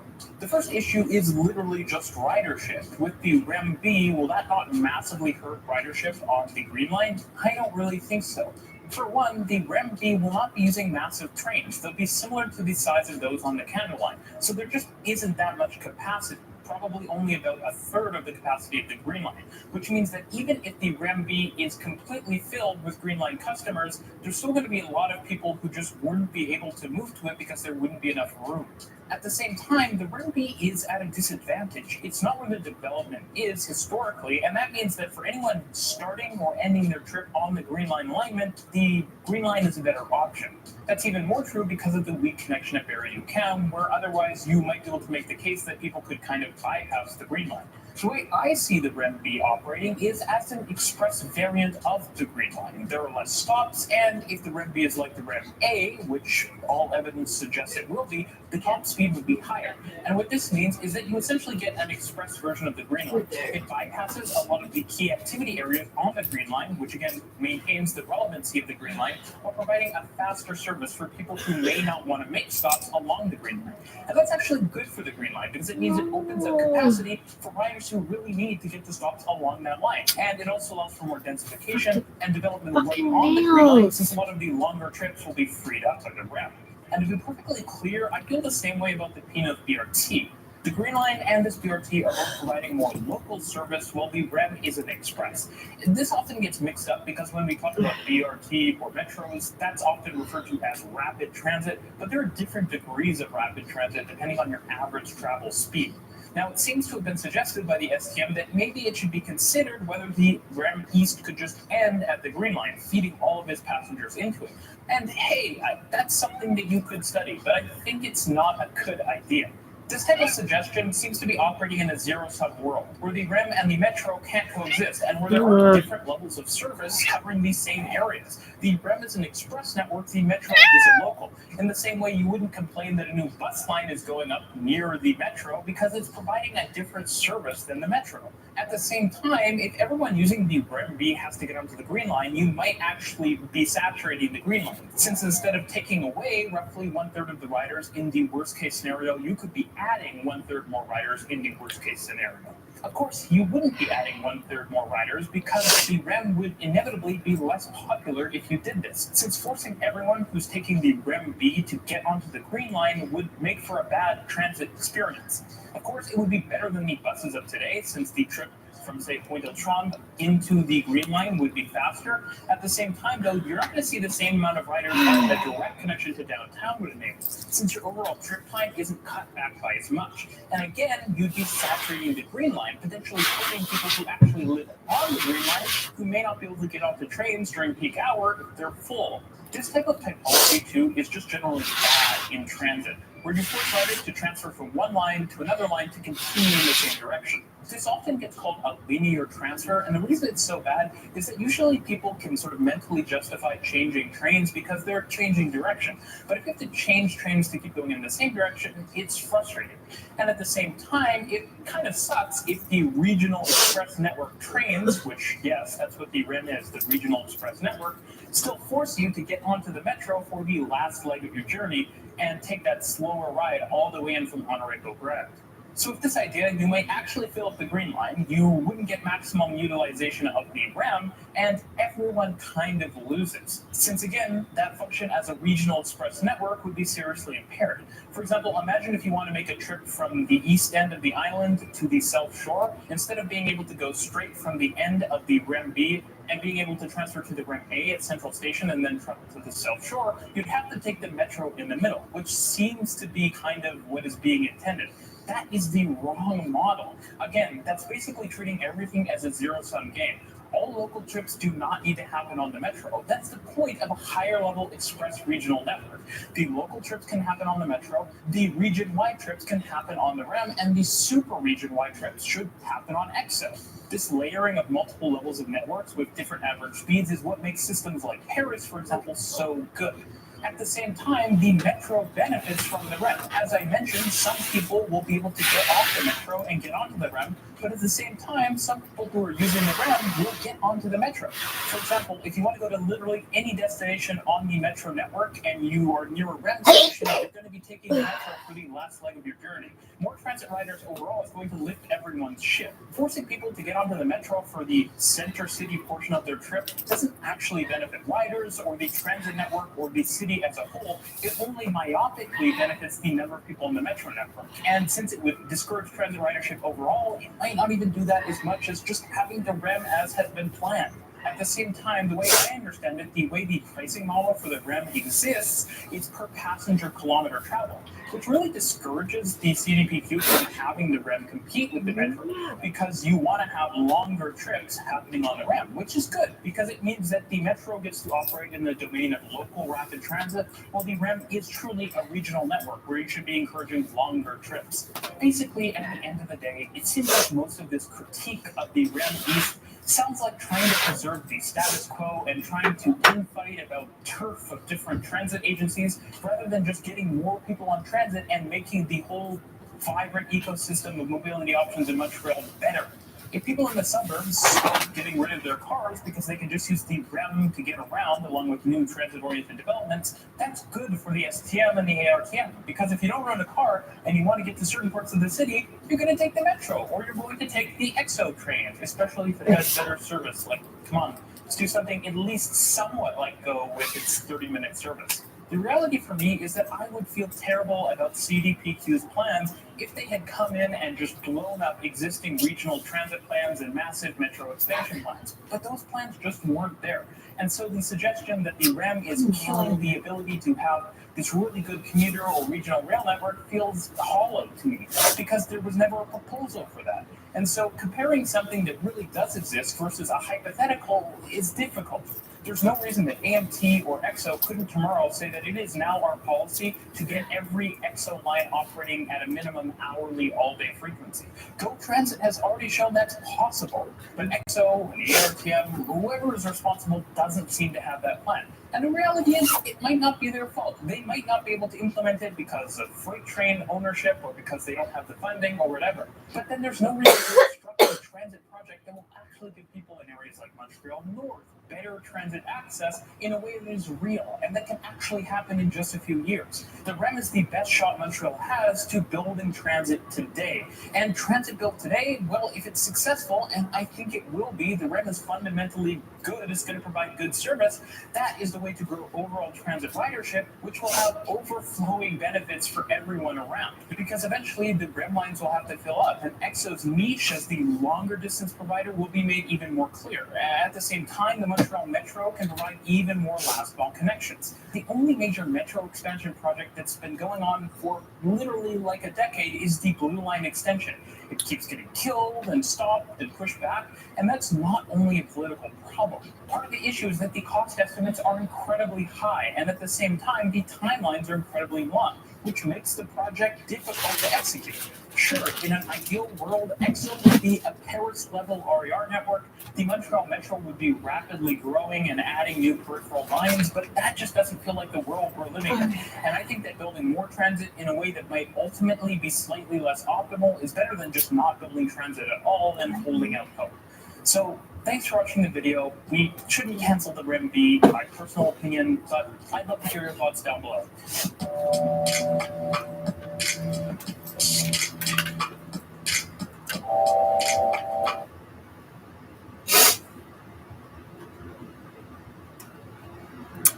Okay.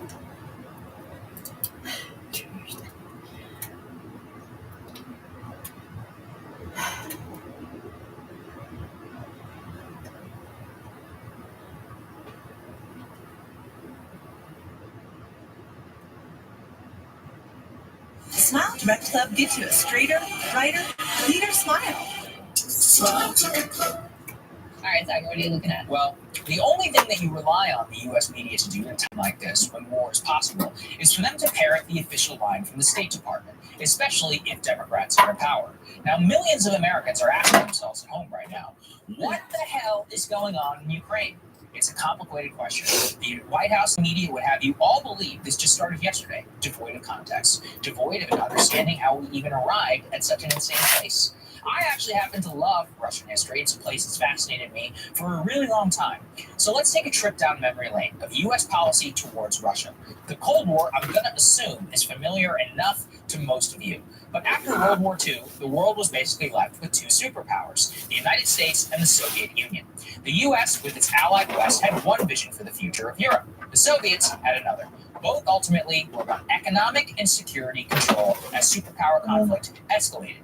The U.S. and the Allied West seeking to show solidarity against the Soviets as they consolidated control over East Germany and Berlin in 1947, signed a mutual defense pact with France and the UK. The next year, it included Belgium and some other Western countries, and in 1949, it was codified officially as NATO, the North Atlantic Treaty Organization.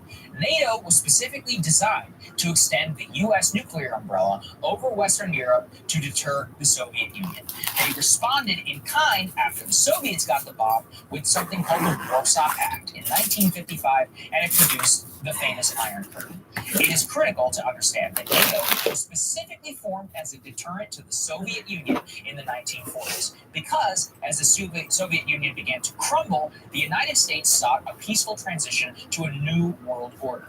President George W. Bush and Secretary of State James Baker understood that Russia must feel secure to transition out of the Soviet Union and should feel secure by intimating that they long feared NATO would not crawl east. President Bush specifically told Gorbachev that the U.S. would, quote, not take advantage of the revolutions in Eastern Europe.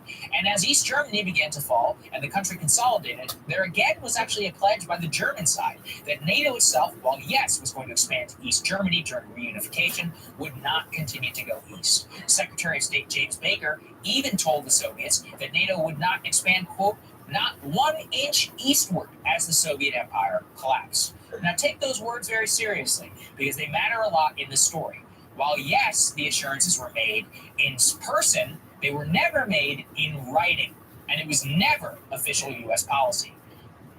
After the fall of the Soviet Union, the Bush administration specifically did not celebrate or declare victory so as not to antagonize or dance on the graves of the proud Russian people when they were down. It was a wise decision. It understood that how you handle victory is important, because if you squander it, you could find yourself in conflict again. After the fall of the Soviet Union, the U.S. had a really big choice to make. What do we do with NATO? I mean, it doesn't really have a point anymore, or does it? And with the end of the Cold War came a new president, Bill Clinton, who had a lot of very idealistic views on international security. Clinton viewed the West and the NATO in its unipolar moment as the guarantor of peace across the world. And thus, when a civil war broke out in Yugoslavia, he committed not only the U.S., but NATO forces to an air campaign to try and protect civilians. This was a very pivotal moment, because Yugoslavia, while always independent, has historically been the backyard of the Russian Empire, a place where they have been involved for literally hundreds and hundreds of years, and the interests of NATO didn't necessarily align with pro-Russian sentiment. It was the first sign to the Russians that NATO specifically had the ability to project military power in a place that they consider a vital security interest. From there, bigger decisions were made with NATO. Former Soviet states like the Czech Republic, Hungary, and Poland were admitted to NATO in 1999.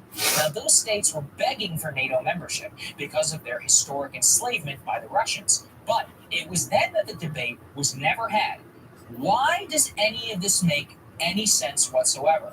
Sure, those states want to join. That's great. If I were them, I would do the same thing, and I don't blame them. But why do they deserve the nuclear guarantee of the United States to total war in 1999, when Russia was on its way to a corrupt oligarchic state facing a massive currency crisis and weak as hell? The hubris at the time of the US was, well, we can do whatever we want, and the Poles and the Czechs want to join, so okay, why not let them? We believed we could extend this guarantee with no costs. Now, this mindset continued under George W. Bush. In 2002, another major bridge was crossed. 7 new countries, Lithuania, Estonia, Latvia, Bulgaria, Romania, Slovakia, and Slovenia, were all invited to join NATO. Again, what's going on? Hold on a second. We are talking about a huge part of the traditional Russian Empire and Soviet Union. Why? What is the threat here? Keep in mind, in 2002, the U.S. foreign policy establishment thought that Putin could be a friend of the United States. Putin was the first leader to call George W. Bush after 9/11. He was invited to Bush's ranch in Crawford, Texas in November of 2001. He was seen as a potential Democratic ally, but Bush and the United States effectively spit in his face months later with the expansion of NATO, and after the belligerent war in Iraq, the U.S. credibility on use of force was tarnished for all time. To top it all off in 2008, Ukraine and Georgia were officially invited to join NATO, leading to a Georgian conflict. That was a warning of what was to come today. Now, when I say we had no debate in this country over NATO, I really mean it. None. Zero. No panels. No congressional checks. Nothing. It was bipartisan policy. Only one man predicted what was to come. George Kennan. He was the famous father of our containment strategy against the Soviets. He wrote, quote, in 1996, this is a decision may be expected to inflame the nationalistic, anti-Western, and militaristic tendencies in Russian opinion, to have an adverse effect on Russian democracy, and to restore the atmosphere of the Cold War to East-West relations. He was a brilliant man who was ignored in his time, and those warnings survives us to this day. So that brings us to where we are now. Putin's pretext and demand for massing troops near Ukraine is that he wants a guarantee from the U.S. that NATO will never expand to Ukraine. He sees the creeping NATO threat as a pretext to keep Russia down and weak forever, never able to retain their former glory. Is it kind of crazy? Yeah, certainly. But people with nukes get a vote in international diplomacy. And here in the West, we don't like to see the perspective of the other fellow. And I put this all together because when you see the big picture, it's a lot more complicated. Putin is certainly the aggressor. If you look at events in just the last month, you zoom out a few decades, it's more complicated, right? I say none of this as a fan or an apologist for Russia. I think they are a belligerent, failing state. But when I look at this history specifically, what I see is the hubris of foreign policy elites in the United States. It has cost us enough. These people, they thought they could invade Iraq and expand NATO with no consequences whatsoever. So when you see our elites in the White House or on TV arguing over what should be done, remember, it's their fault we're even here in the first place. As younger Americans, let's come together and say, no, enough. Let's have the debate our leaders never had so that we do not repeat the age-old mistake of graying older men sending their sons abroad to die for their hubris and for their sins. And that's what I look at with that situation. I don't know how you can't look at that and say, well, we had a role in this. Hey guys, thanks so much for watching. That's right. Just as a reminder, you can become a premium subscriber today. Watch the full show completely uncut, our reactions to each other's monologues. You get to listen to it, you get to ask us questions, all that good stuff. Link is right there in the description or at breakingpoints.com. That's them all. Great way to say screw you to the mainstream media.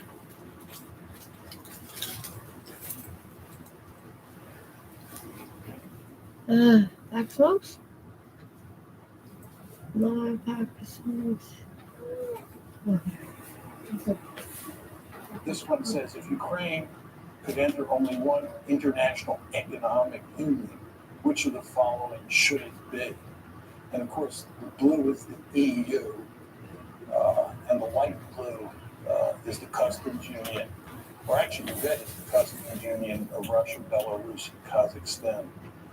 And the cities up at the top are in western Ukraine, and the cities down at the bottom are in eastern Ukraine. So you can see very clearly that people in the west would like to join the EU. People in the east have little interest in joining the EU. Those are the EU numbers, here are the NATO numbers. I mean, these two charts look virtually the same. But all of this tells you you have a badly divided country. And the conflict between the West and Russia over Ukraine is played out in the context of this situation. This is a simple little view graph that shows Europe's dependence on Russian gas. It's quite clear from that view graph that many of the countries in Eastern Europe and even countries like Germany are heavily dependent on Russian natural gas. And of course, that gives the Russians lots of political leverage in this crisis, and it makes it very difficult for us to put pressure on the Russians. Okay, those are just a number of preliminary comments I wanted to throw out just to set this up. Let's talk about the causes of the conflict. I think if you're going to talk about the causes of the conflict, you have to come at it from three different perspectives. First of all, you have to ask, what are the deep causes of the crisis? What are the structural factors that underpin this conflict? Then you have to talk about the precipitating causes, because the crisis broke out on February 22nd, 2014. Things were not terrible until February 22nd, 2014. And that's when everything went to hell in a handbasket. And the question is, what caused it then? If you focus on deep causes, it can't tell you why something happened in February 2014, but the precipitating causes are designed to get at that. And then what we want to talk about is the Russian reaction, why the Russians did what they did with regard to Crimea, with regard to Eastern Ukraine. We want to talk about exactly what they did and then why they did it. So let's start with the deep causes. My argument is that the West is principally responsible for this mess, not the Russians. This, of course, is not the conventional wisdom of the United States. And in fact, except for Steve Cohen, who's now at Princeton, now at NYU, he used to be at Princeton, Henry Kissinger, and maybe a handful of other people, there are not many people who agree with me. But I think the facts are quite clear on this, that the West is responsible. And my aim is that the main deep causes, the aim of the United States and its European allies, to peel Ukraine away from Russia's orbit and incorporate it into the West. Our basic goal has been to make Ukraine a Western bulwark on Russia's border. And Russia says, this ain't happening, period, end of story. And we will do everything we can to make sure it does not happen. That's the deep cause. Now, take it a step further. There are three key elements in our strategy. The first is NATO expansion, and in many ways the most important. And I'll talk in some detail about that in a second. But as you all know, since the Cold War ended, starting with the Clinton administration, we have been moving NATO eastward toward Russia's border. And the Russians have said, this is an absolute no-no. And I'll walk you through the story in a minute. Second is EU expansion. EU expansion is all about integrating Ukraine economically into the West, the way we are in the process of integrating Poland, the Czech Republic, Slovakia, the Baltic states into the West. And of course, we're doing that with NATO as well. These are two sets of institutions, NATO, military institution, the EU, an economic institution. And the idea, again, is to take Ukraine, peel it away from Russia, make it part of the West. The third part of the story is fostering an orange revolution. This is all about promoting democracy in Ukraine and in other places.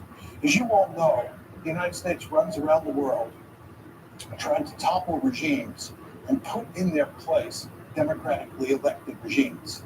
And for almost all of you, me included, it's hard to be against promoting democracy. We all love democracy. But if you're Vladimir Putin, or if you're part of the leadership in Beijing, when the United States talks about democracy promotion, that means toppling your regime. And you won't be surprised to hear this. They don't like that in Beijing, and they don't like that in Moscow. Right? They do not like that. Right? The Chinese believe that we're behind the protests in Hong Kong. You go to Beijing, you talk to Chinese elites. The idea that we're promoting democracy around the world, and especially in East Asia, just drives them crazy because they think they're in the crosshairs. And you know what? They are in the crosshairs because our basic strategy is to topple regimes all over the world, not simply because we like democracy, but because we believe that whoever gets elected will be pro-Western. So we're killing two birds with one stone. We're promoting democracy and getting leaders who are pro-American. But again, you can see the strategy here: NATO expansion, EU expansion, and promoting democracy. I'll say a bit more about NATO expansion because it's so important. NATO expansion took place in two tranches. The first one was in 1999. That's when you get Poland, the Czech Republic, and Hungary incorporated into NATO. The second big tranche was in 2004. And that's when the Baltic states, you can see Estonia, Latvia, and Lithuania up top, Romania, Bulgaria, these are the light brown countries. That's the second tranche of NATO expansion. Now, the Soviets made it clear in the mid-1990s they were adamantly opposed to NATO expansion. But number one, they were too weak to do anything about it. And two, it didn't involve the states that were right on their border. I mean, there's no question, as you can see from the map, that Latvia and Estonia are on Russia's border, and Lithuania as well, if you want to include that little enclave between Poland and Lithuania. But the fact is, these were very small states. It was early in the game, and the Russians were willing to live with it. But then the big trouble starts. And it comes in the famous Bucharest summit, NATO's Bucharest summit in April 2008, where at the end of the summit, a declaration is issued which says NATO welcomes Ukraine's and Georgia's Euro-Atlantic aspirations for membership in NATO. We agreed today that these countries will become members of NATO. Soviets, the Russians made this perfectly clear. This was unacceptable. Russia's deputy foreign minister said Georgia's and Ukraine's membership in the alliance is a huge strategic mistake which will have most serious consequences for pan-European security. Putin himself said Georgia and Ukraine becoming part of NATO is a direct threat to Russia. You all remember that there was a war between Russia and Georgia in August 2008.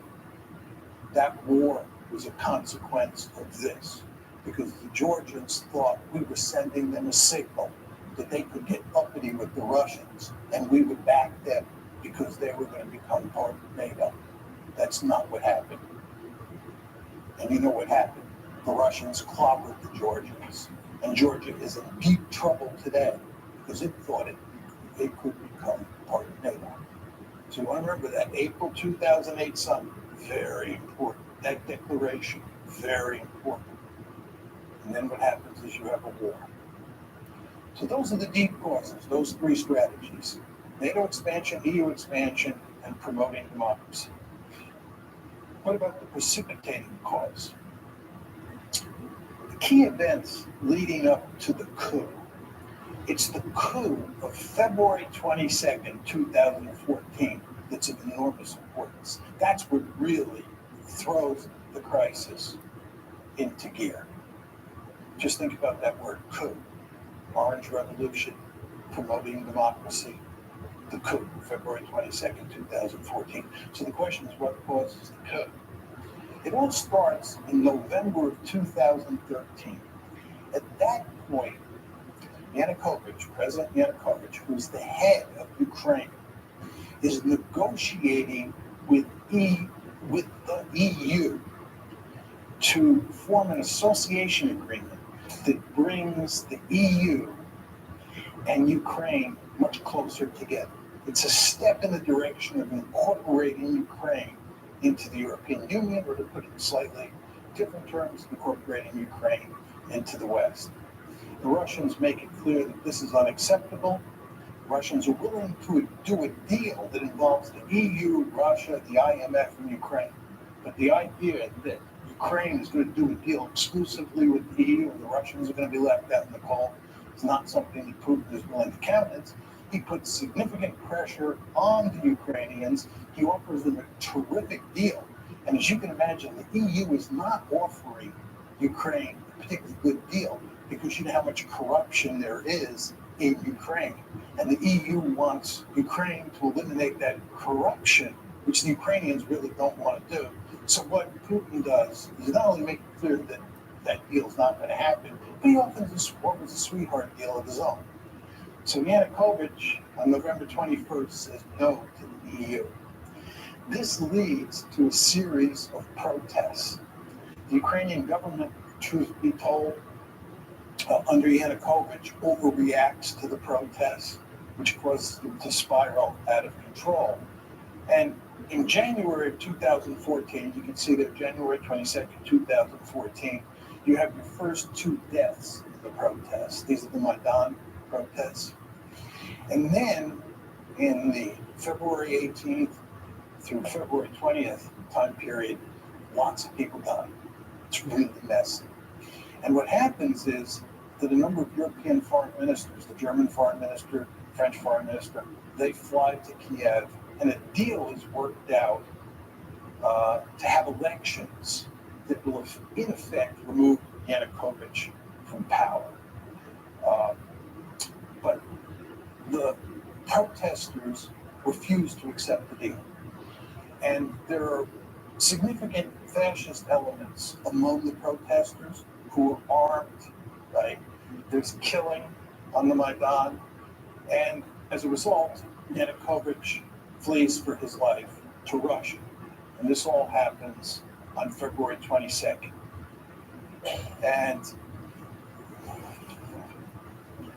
oh, did I not have that slide on? I'm sorry. One of the problems with this lectern is you can't see. I'm sorry. That's the slide that has all the key events. Oh, gosh. Sorry. I have 2 slides up here, so I lost track of the back. So here are the key events after the coup. On February 23rd, Parliament votes to repeal minority language laws in the East. This is basically the Russian language. And then on February 27th, Russian units begin seizing checkpoints in the Crimea. On the 28th, additional Russian forces begin moving into the Crimea. The Russians didn't conquer or invade Crimea. The Russians didn't invade Crimea. They were already there because they had a leasing agreement. It was a naval base at Sevastopol, and the Russians were leasing that naval base from Ukraine. So they had military forces there. So when it says Russian units begin seizing checkpoints on the 27th, those were Russian units that were already there. Then additional Russian forces begin moving in on the 28th. And then on the 6th, the 16th, and the 18th, you have a scenario, you have a handful of events that lead to Russia incorporating Crimea. And then, of course, shortly after that, conflict breaks out in eastern Ukraine. And although we do not have a lot of hard evidence that the Russians are physically involved in eastern Ukraine, I think it's quite clear that they are physically involved, that there are Russian troops there. How many is very hard to tell from the outside. I think it's very clear that the Russian government is going to great lengths to make sure that those pro-Russian forces in eastern Ukraine are capable of maintaining a certain amount of independence, and I'll talk about this in a second. Okay, understanding the Russian response. What was the Russian response? 2 parts. First is they took Crimea and they're not giving it back. Crimea is gone. Second is what they're doing is not trying to conquer Ukraine. There are many people who say the Russians are going to go on a rampage, they're going to try to reestablish the Soviet Union or Greater Russia. and so forth and so on. That's not going to happen. Putin is much too smart for that. You remember what happened when the Russians invaded Afghanistan? You remember what happened when we invaded Afghanistan? You remember what happened when we invaded Iraq? You remember what happened when the Israelis invaded southern Lebanon? You want to stay out of these places. In fact, if you really want to wreck Russia, what you should do is encourage it to try and conquer Ukraine. Putin, again, is much too smart to do that. What Putin is doing is he's basically in the process of wrecking Ukraine, and he's telling the West in very simple terms, you have two choices. You either back off, right? And we go back to the status quo ante before February 22nd, 2014, where Ukraine is a buffer state, or you continue to play these games where you try and take Ukraine and make it a Western bastion on our doorstep, in which case we'll wreck the country. And they are, of course, now in the process of wrecking it, right? And they're going to keep this conflict going for as long as they have to. That's the basic game. Again, two steps. One, took Crimea. No way they're going to ever let Crimea become a NATO base. And remember, the name of the game here is to make Ukraine part of NATO. Not happening. And they're not getting Crimea. We've taken Crimea, we're keeping it. Number one. And number two, you want a frozen conflict, or you want to wreck Ukraine so that it can't become part of the West. Question number two here is what motivates this? What motivates this is that Russia's a great power, and it has absolutely no interest in allowing the United States and its allies to take a big piece of real estate of great strategic importance on its western border and incorporate it into the West. This should be hardly surprising to the United States of America. As all of you know, we have a Monroe Doctrine. The Monroe Doctrine basically says that the Western Hemisphere is our backyard, and nobody from a distant region is allowed to move military forces into the Western Hemisphere. I can tell from looking at the audience that most of you are old enough to remember the Cuban Missile Crisis like I am. You remember how we went stark raving crazy at the idea of the Soviets putting military forces in Cuba? This is unacceptable. Nobody puts military forces in the Western Hemisphere. That's what the Monroe Doctrine is all about. Can you imagine 20 years from now a powerful China forming a military alliance with Canada and Mexico and moving Chinese military forces onto Canadian and Mexican soil? And it's just standing there saying, this is no problem. We're all 21st century people. Worrying about Chinese forces there is what 19th century people like Vladimir Putin worry about. Of course, that's not going to happen. We're going to maintain the Monroe Doctrine with regard to China just as we did with the Soviet Union during the Cold War. So nobody should be surprised that the Russians were apoplectic about the idea of us putting Ukraine on the western side of the ledger. And by the way, they told us, I gave you the quotes, in the wake of the Bucharest summit. I told you what happened in August 2008 with the Georgia war. The precedents were there. The rhetoric was there. They told us. But we did not stop our efforts to make Ukraine part of the West. And the Russians responded. Was it surprising? For some reason, President Obama and virtually all of the elites in the West were surprised. I guess this is because they're 21st century people, right? And they think that balance of power politics doesn't matter anymore. If you think these people in Washington and most Americans are having trouble dealing with the Russians, you can't believe how much trouble we're going to have with the Chinese. I'm very popular in China. I go to China quite often. And I usually start my talks by saying, it's good to be back among my people, because when I'm in China, I'm intellectually much more at home there than I am in Washington, because in Beijing, much like in Moscow, you're dealing with 19th century people like me. Whereas in Washington, you're dealing with 21st century people. I think the Chinese are going to eat our lunch. Right? Talk about conventional wisdom.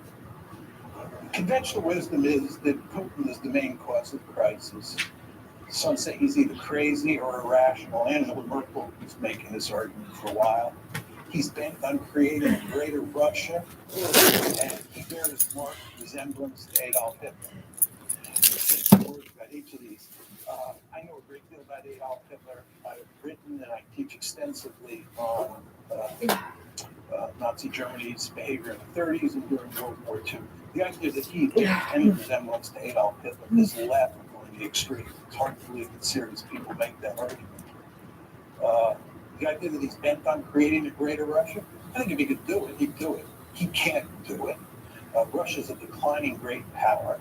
And as I said to you before, if they were trying to create a greater Russia by invading Ukraine and by invading the Baltic states, they'd be jumping into the briar patch. In fact, again, if you want to wreck Russia, what you should do is tell them to try and create a greater Russia. It will lead to no end of trouble. I think Putin is much too smart for that, and he is in the process of wrecking Ukraine. I want to make that clear. And he's wrecking Ukraine because he's basically saying to the West, you can't have it, and I'll wreck it before you take it. Is he crazy or irrational? I don't think so. I think he's very strategic. And I don't think he's the main cause of the crisis, as I said to you. Another set of arguments associated with conventional wisdom. This is that the United States is a benign hegemon seeking to promote European stability, seeking to promote stability in Asia, all over the globe, and so forth and so on. There are some countries like Japan and Germany, for sure, Poland, who view the United States as a benign hegemon. There are many countries out there who do not. Iran is one, China's another, and Russia's a third. They just don't see it that way. And because they don't see it that way, you should understand that when you take measures, you meaning the United States, that you think are going to be interpreted as benign, the other side will not see them that way. They will see them as threatening. This gets back to my point about democracy promotion. We believe democracy promotion is an unalloyed good. We can't understand why people like Putin and the leaders in Beijing don't understand this, but they don't understand it. And if you don't recognize what other people think, you're incapable of putting yourself in their shoes, you're going to get yourself in a heck of a lot of trouble. And of course, that's exactly what happened here. And then another argument is that Putin's behavior proves that it was wise to expand NATO eastward to try to include Ukraine and Georgia. Right? What's really interesting is that there is no evidence that we thought Putin was aggressive before the crisis. There's no evidence that we thought that. There's no evidence that we were talking about expanding NATO because we had to contain the Russians. Because again, NATO expansion was driven by 21st century men and women. They believe balanced power politics is dead. That's what happened here. Do you understand? Putin is a 19th century man, right? He does view the world of balanced power politics in terms of balanced power politics, as do we when it comes to the Monroe Doctrine and the Western Hemisphere. But in this case, in the case of Europe, we were thinking like 21st century men and women. And we thought that we could just drive right up to his doorstep and it wouldn't matter. Right? We did not think that Russia was aggressive. What happened here is that after the crisis broke out on February 22nd, we then decided that Russia was aggressive. We then decided that Russia was bent on creating a greater Russia. It was after the fact. But this is why President Obama and virtually all of Washington was caught with their pants down when this crisis broke out after February 22nd, because they did not see it coming. Talk a little bit about our response. We're basically doubling down. We're getting tougher and tougher with the Russians. That's our strategy. And that's exactly what you'd expect if you're going to blame them, given that we're incapable of blaming ourselves because we never do anything wrong. You all know that. All the problems in the world are caused by everybody else, never by the United States, because we're a benign hegemon. Well, if we're the good guys and they're the bad guys and they're misbehaving, they're bent on creating a greater Russia, oh my God, this is the 1930s all over again. Any sort of concession to Putin as Munich part of 1938. Can't do that. So what you do is you double down. You get tougher and tougher. Then this brings us to the question of whether we can succeed or not. My argument is you're playing a losing hand. Right? And the reason you're playing a losing hand is because this is competition between economic considerations and security considerations. The basic mindset of people in the West is that you can punish the Russians economically and they'll throw their hands up. My argument is when security considerations are at stake, when core strategic interests are at stake, and there's no question, ladies and gentlemen, in Russia's case, this is a core strategic interest, countries will suffer enormously before they throw their hands up. Right? So you can inflict a lot of pain on the Russians, and they're not going to quit. And they're not going to quit because Ukraine matters to them. And by the way, Ukraine doesn't matter to us.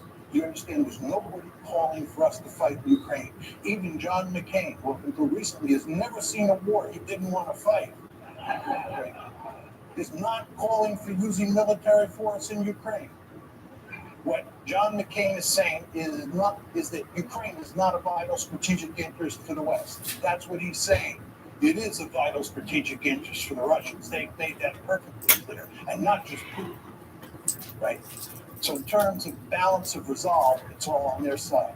And I showed you that slide up there that depicted how much economic leverage the Russians have because of all that natural gas going west.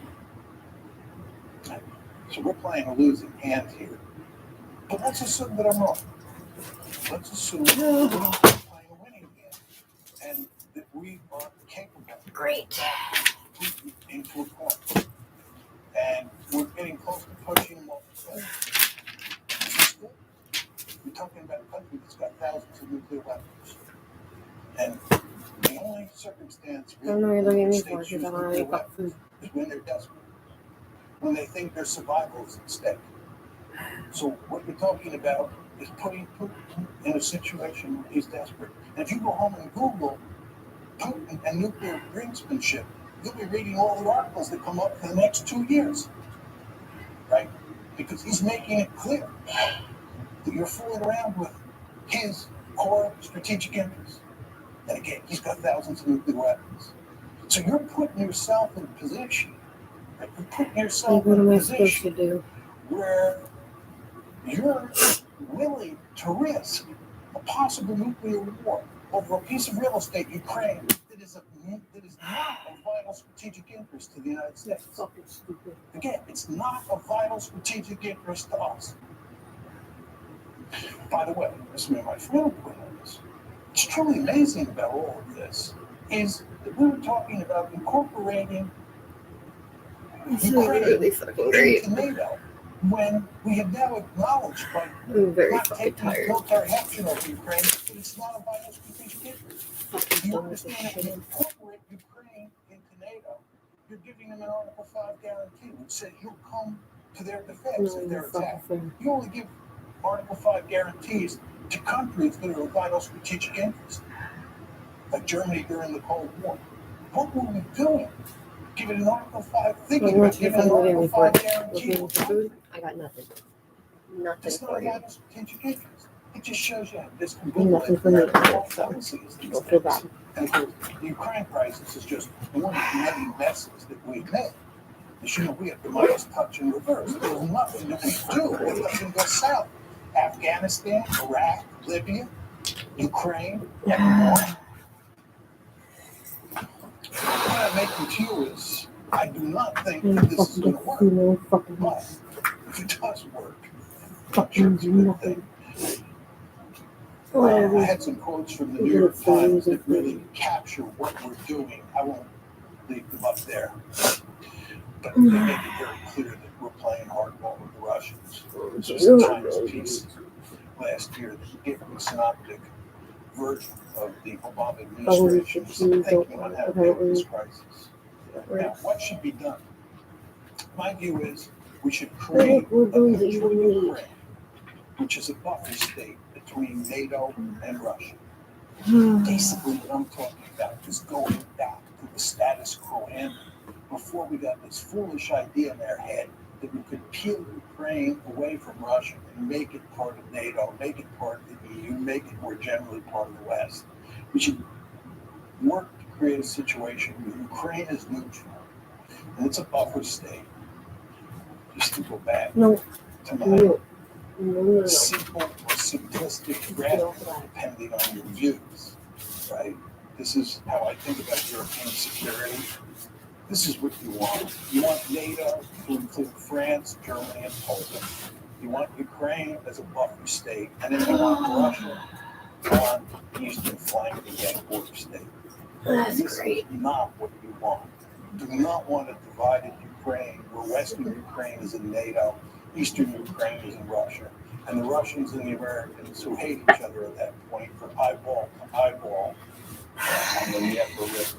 Not a good idea. How do you get to this end? Explicitly abandon NATO expansion. By the way, NATO expansion is dead. I've talked to countless policymakers who say it's dead. But what we have to do is explicitly abandon it. Say it is not happening. We have to fashion an economic rescue plan for Ukraine that includes Russia, the IMF, and the EU. This, of course, is what Putin wanted to do in 2013, and the EU said no, foolishly. We want to go to great lengths to guarantee minority rights, especially language rights in Ukraine. This gets back to those maps that I was putting up, which show that this is in very important ways a civil war. And what we have to do is dampen down the conflict inside Ukraine. We have to give the people in eastern Ukraine a lot of autonomy, and we definitely have to protect minority rights. Are we going to do any of this? No. And I'll talk more about that in a second. Consequences. This is my last slide. Will there be a new Cold War? No. Russia is not the Soviet Union, and as I said before, we have a potential peer competitor on the horizon who could be of proportions we've never seen before. The Chinese threat, once it materializes, is going to be something like we've never seen. We're going to have our hands full in Asia.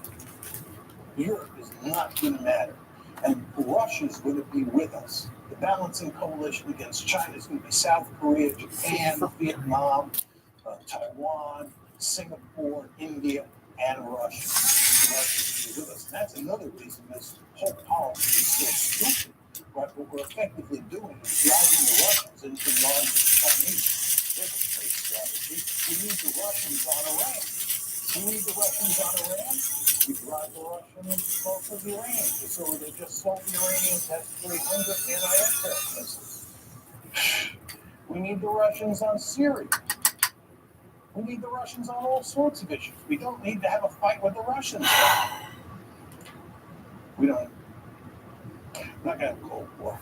Will the United States still pivot to Asia? Yes. All we need is one big crisis out there. It's coming. The South China Sea sooner rather than later, if you've been reading the newspapers. And once that happens, we will focus laser light on Asia, because that's a pure competitor. Russia is not.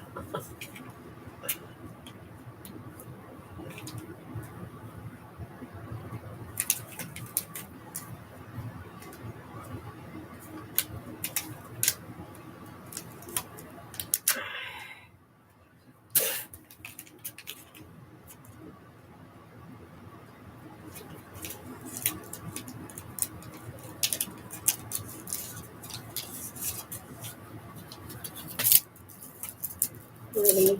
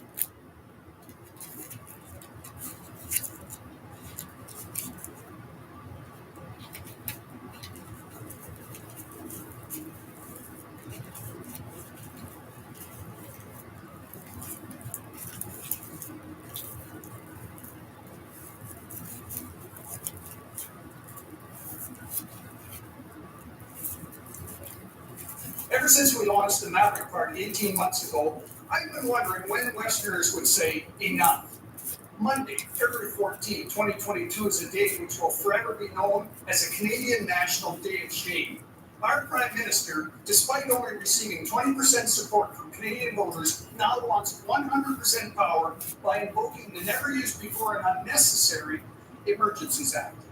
By its very nature and description, this is a power that a government should only use in the rarest of circumstances, when citizens' lives are in imminent danger or under obvious threat.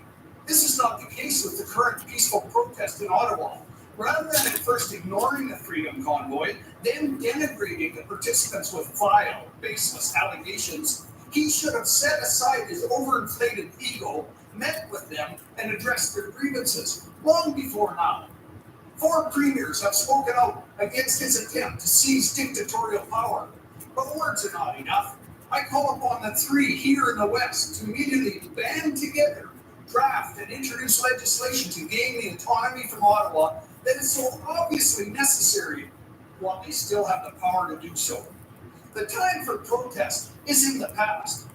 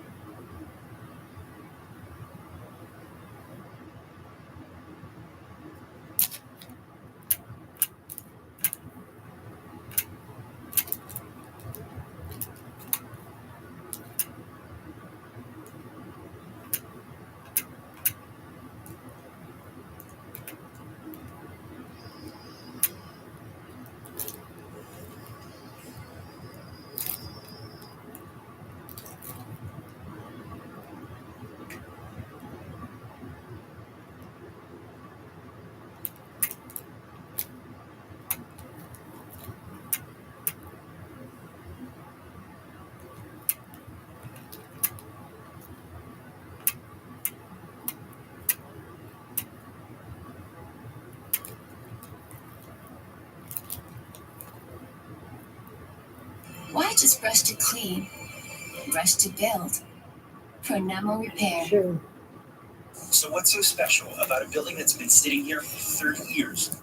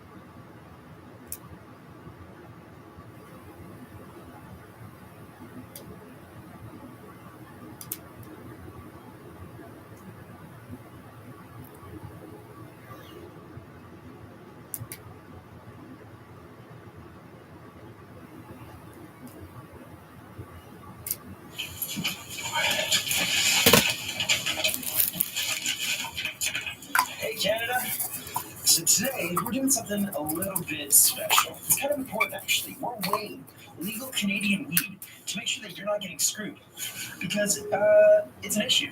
It's a serious issue. It's not a huge issue yet, but people are talking about this. People are discussing the fact that they're taking their weed home, and it doesn't look like there's what the government says there should be. So the first thing we had to do is we had to go buy new weed, because the weed that we bought last week, well, we used it for videos. So we lined up in Montreal, and the lineup was much shorter than last time.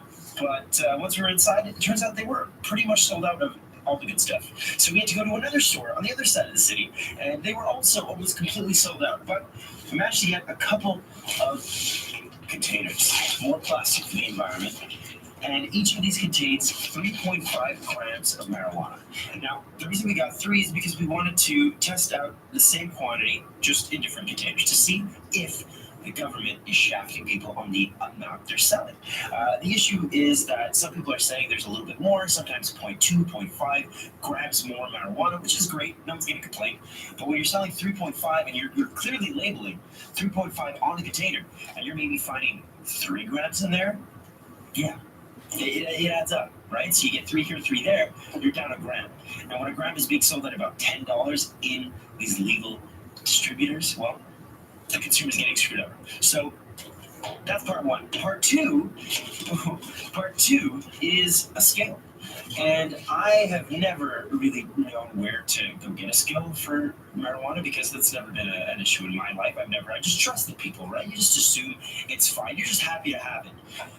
So for today, what we did is we went into a little boutique, a little shop that sells cannabis-related accessories. We browsed around. I got some amazing information. One piece of information that I found interesting was the lady behind the counter also said that she had heard of stories that people were complaining about getting less weed than they were told they were getting. Let's go buy a scale.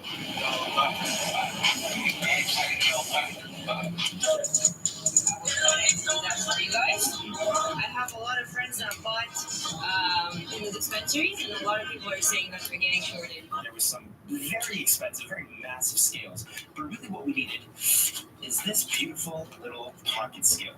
It's tiny, it does the job, and it's hypersensitive, meaning we're going to get up to 0.00 beyond the 0. Now, I looked it up online just to see what the margin of error is for something like this, a digital scale. Honestly, 0.08 is roughly the shift. So whatever the results are, 0.08 is what you can expect as a difference at most. But this should be pretty precise. Another point to mention is that we actually had it calibrated at the shop, because you don't want the wrong number popping up. Something else to keep note is, if you see here, the number keeps moving around like crazy. Do you see that?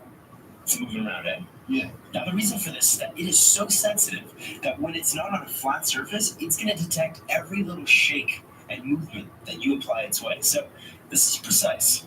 No lie. So let's get to it. So the first one we have here is a Tangerine Dream. This is a sativa. And as you can see, I'm peeling off the label here for the very first time. This hasn't been tampered with as per the regulations of the Canadian Health Government. We're going to spin it open. Here we go. Okay. I'm an adult male. I can do this. Come on, there we go. So it is completely sealed. This is a brand new package, never been opened, never been touched. And we're about to see if the government is lying to us. All right, let's open.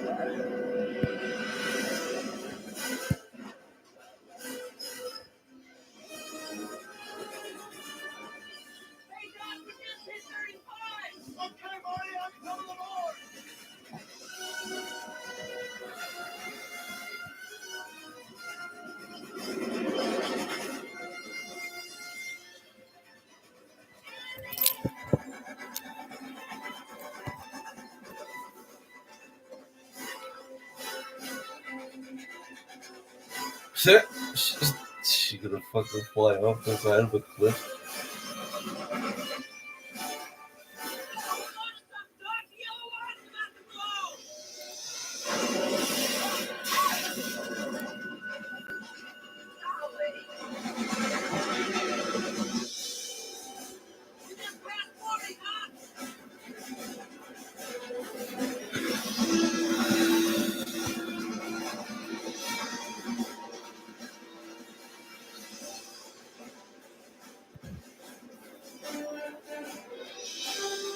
That is not going anywhere near 80 kilometers an hour or 80 miles an hour. About as fast as trains used to go. Still go, at least the cargo trains. That's why we couldn't use our railways for human transporters, because they're too fucking slow. That's why the REM failure is such a colossal failure of a project. Spent millions of dollars.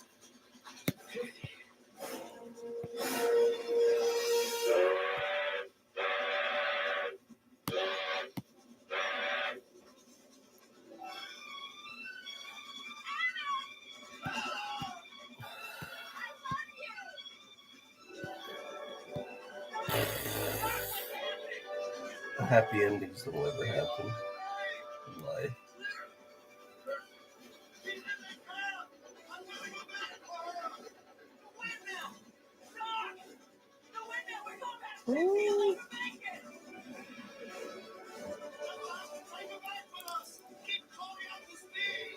What does that mean?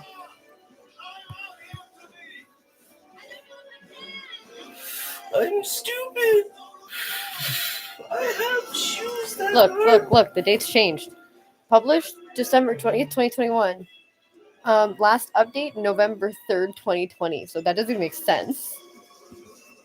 And if you go... What this is. Look, it's an article for Montreal.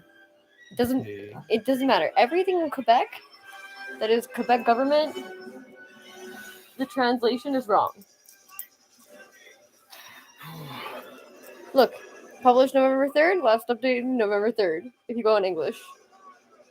Even if you translate through Google Translate, it'll change the page to the English version. Never used to do that before. See that? Making these two different pages. One with French, all French links. Then we have another page. That's a problem.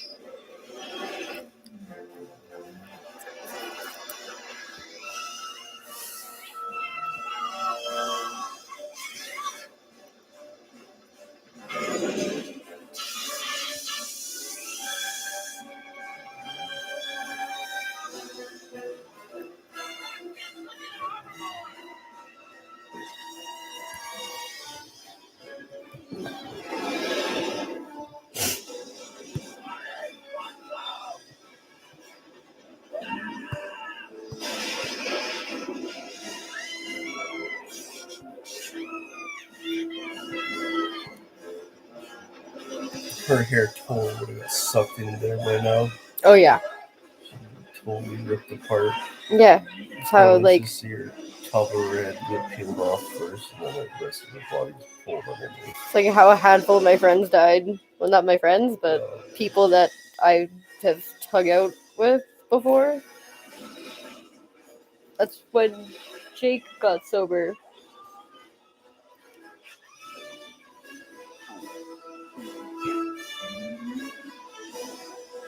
Jake Turnabout.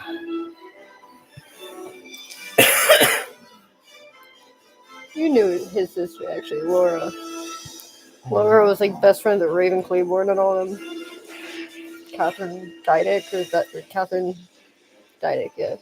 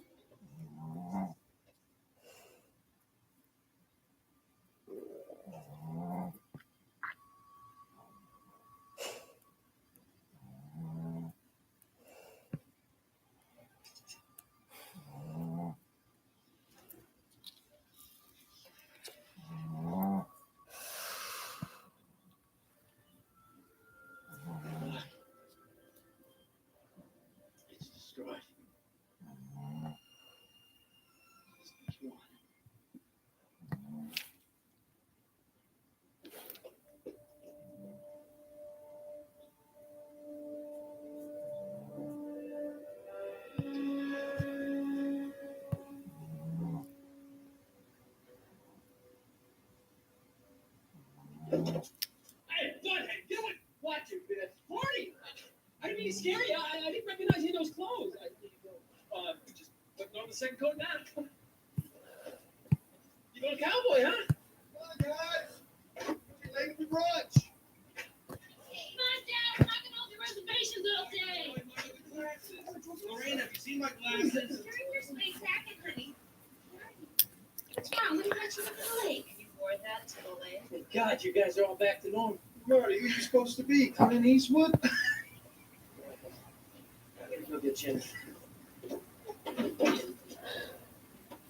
I really like that hat, Marty. Thanks, Biff.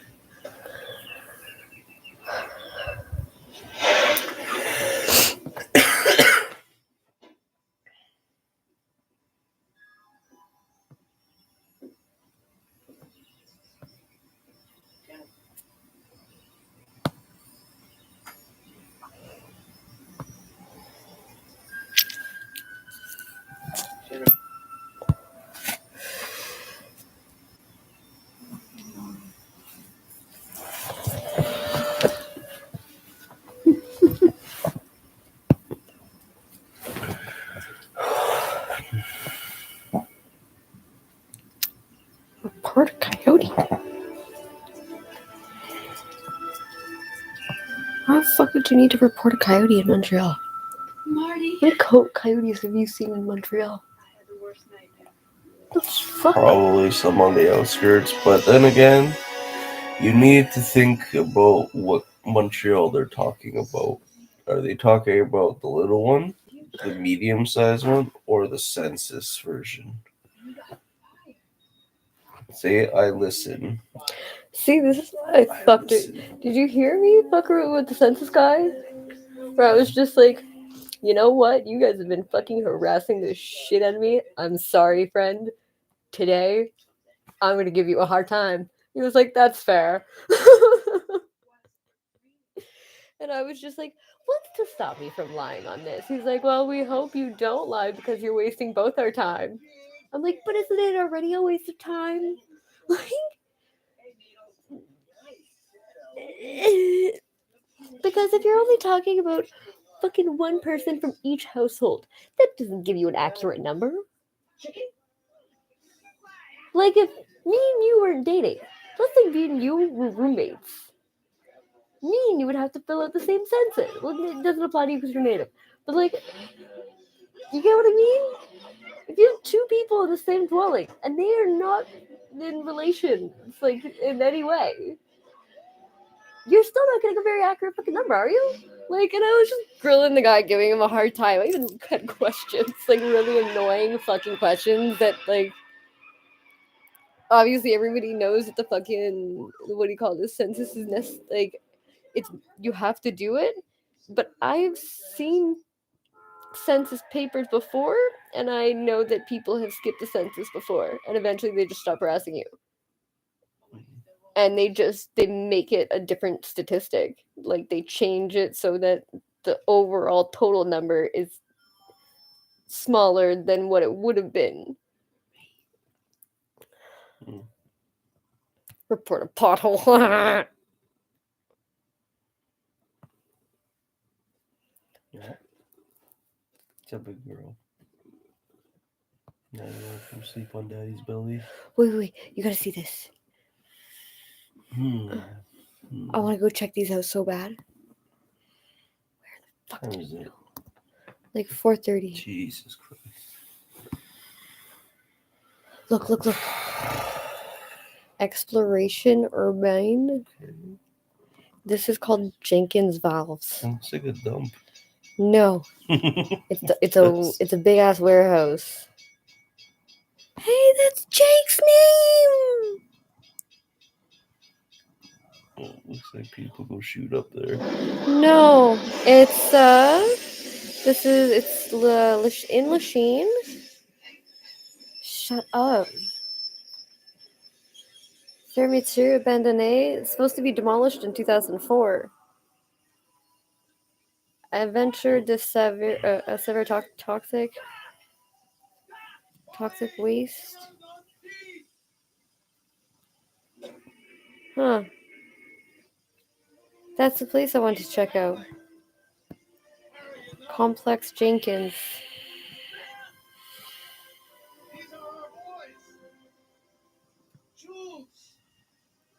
Service alto Fonderie Usunage. Here's a good idea. Let's translate. Jenkins Canada Complex includes several buildings located south of St. Joseph at the corner of St. George. The Jenkins brothers bought 500,000 square feet of land in Lachine. Land where it set up its valve factory. Sintu. No? At an undetermined date, the company acquired part of the Dominion wire rope facilities. Oh, which produced valves for the Canadian Navy. Cool. Jenkins Canada has gone bankrupt. Wow, look at that. That's fucking cool.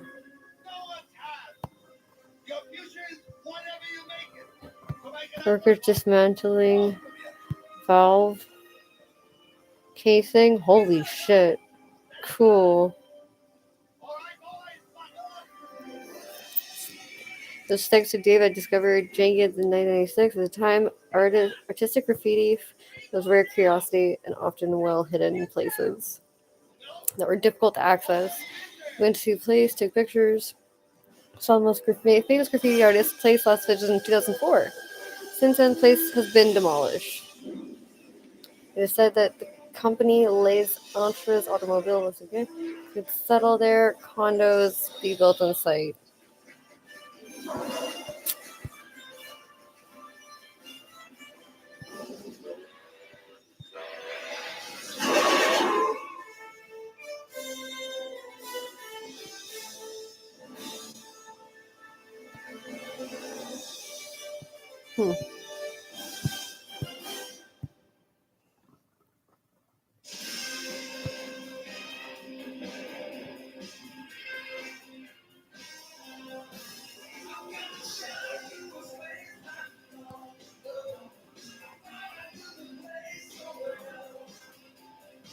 Jeans Sport?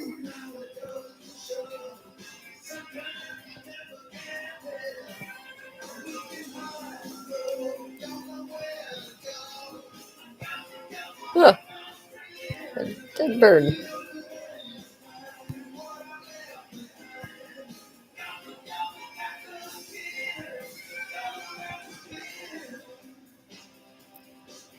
Cool.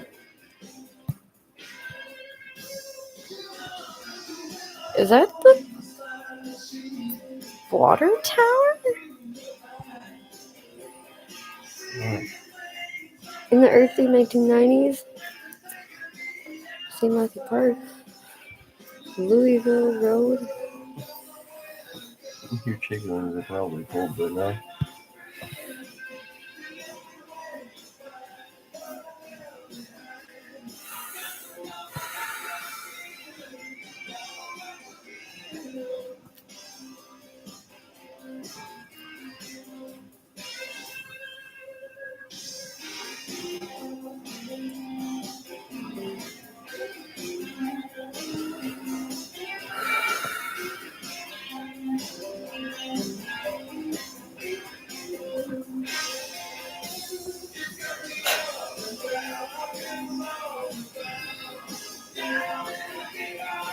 Yeah, I'm good on this one with that.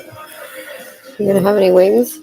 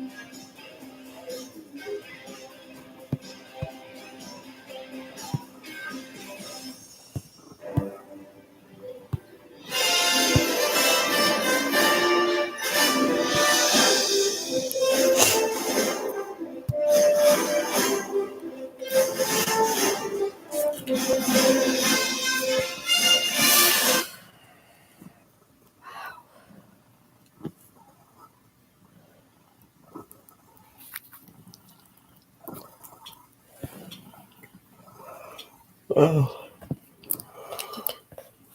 At least the next time I'm gonna watch is all the Jurassic Parks now.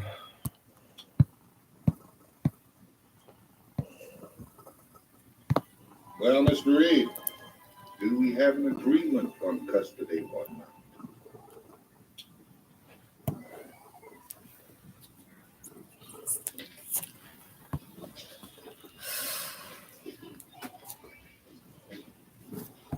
You've learned that the E is often silent when it immediately follows another Keeps trying to block me. Now, Ryan, say these words in which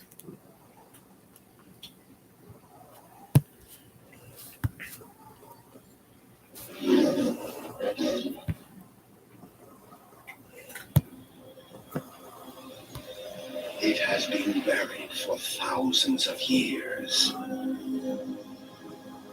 A mystery. Stargate. It did.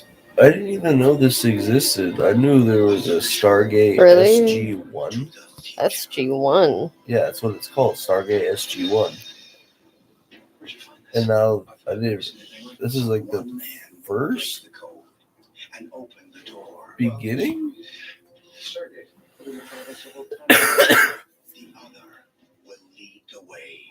I'm here. I'm here in case you succeed. Jackson's identifying the seventh symbol. Backup storage, reserve power, on. What is it? It's your stone. We've opened a doorway to a world we know nothing about. The being has locked itself onto a point somewhere in the helium galaxy. It's on the other side of the known universe. You're turned out. They prepared for danger. Began final evacuation. They expect This movie is as bad as I remember it. initiated commencement sequence. But they could never have imagined this.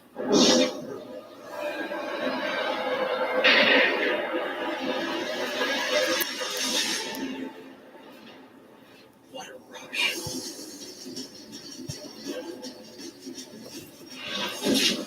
Stay right here and shoot anything that comes down that ramp. Your job here is to realign the Stargate. Can you do that or not? Holy fuck, I just had a flashback. Now it kind of makes sense. I thought there were aliens up there. They're really just Egyptians. And him, what is he supposed to be? Fucking Lieutenant Surge? Fucking Pokemon, where's your Raichu? Oh my god, it is. I thought it was aliens.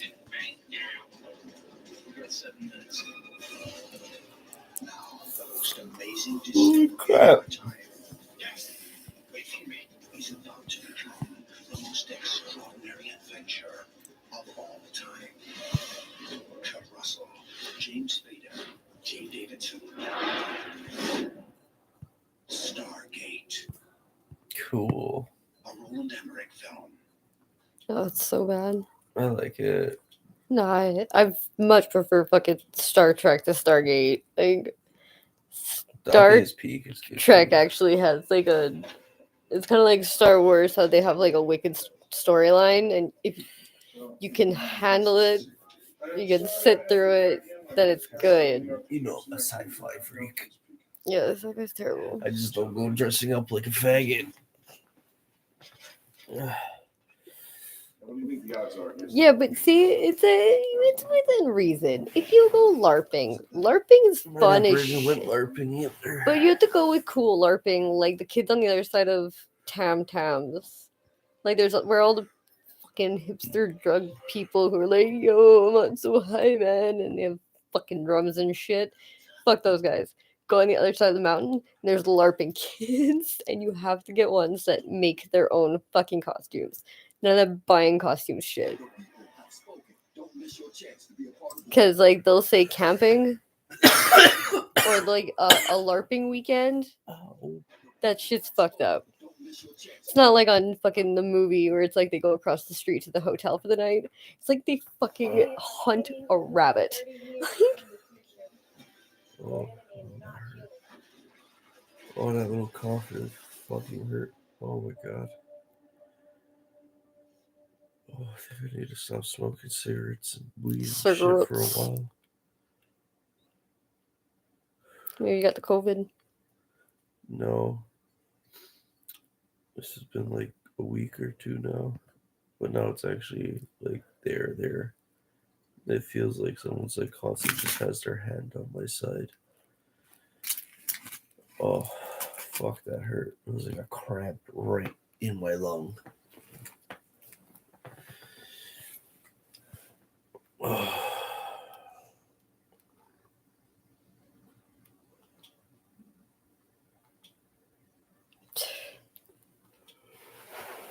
I watched Balls of Fury today.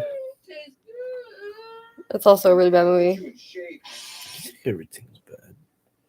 No. So I just watch things now. Right on. You know what? What was the other thing you said you watched? It had I fucking. watched 3 Men in Blacks today. I watched Balls of Fury. There's no way you watched all this in one day. I did, actually. I only They're left only, at like noon. This is like. Not even. I left at 2. Yeah, look at. It's 2 hours, so cut that by an hour, and it's probably an hour and 20 minutes, maybe, because credits were like 30 minutes. But I watched all the Men in Blacks. I watched Balls of Fury. I watched the Zohan. The Zohan is fucking hilarious. Yeah, I know. I watched it. It's funny when he. But that's because I have a soft spot for Adam Sandler. His feet out, and he starts smacking him. He just like wants to be a hairdresser. I don't know. And then the Lebanese and the other guys like I think start it's being because friends. 8 Crazy Nights and Onward, he was just like on a downhill spiral. So I think the Zohan really didn't get as much credit as it deserved. Because everyone was still like kind of like shitting on Adam Sandler for being fucking super racist against everybody. And then I watched all 3 Back to the Futures. And then I watched that spoof movie when you got here. I watched a lot of movies today.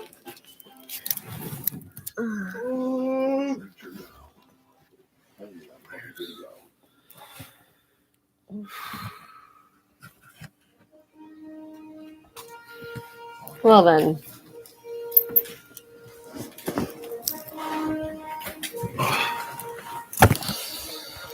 Okay. They were here the entire time right in front of me? Yes, that's why I asked you if you wanted any. You didn't tell me that they're probably ice cold. No, not bad.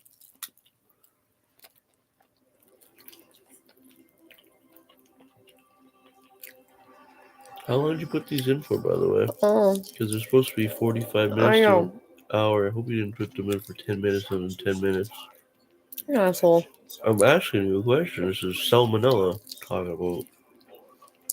Now I'm planning on fucking dying. First of all, you saw that the fucking timer on your phone was 15 minutes. It was 10 minutes when I looked at it. Mm-mm. I looked when I shut it off. And the second time, it was 10 15. minutes. So not even close to 45 minutes. I know you fucking looked. I didn't. All I saw was 10 minutes.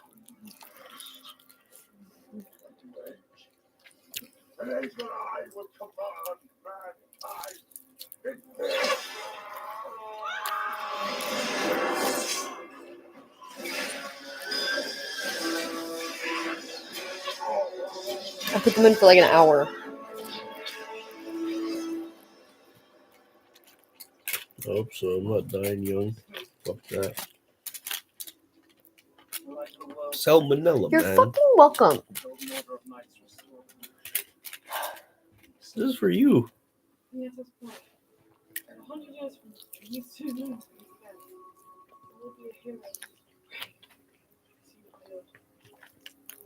don't want to fucking cook chicken wings, Cameron.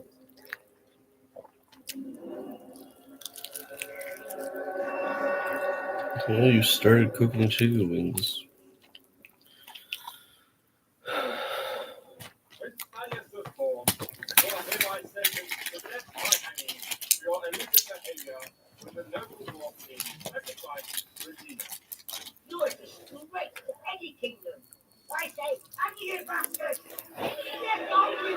And your minstrel, Courtney, is to be tarred and feathered for unlawful association with a deviant. I'm allergic, please. Let's not. Please, these allegations are being breaking, exaggerated.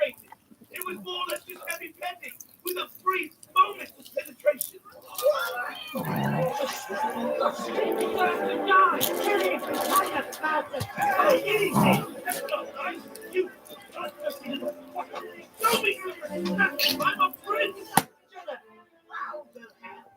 Good night, prince. Oh, dear gods.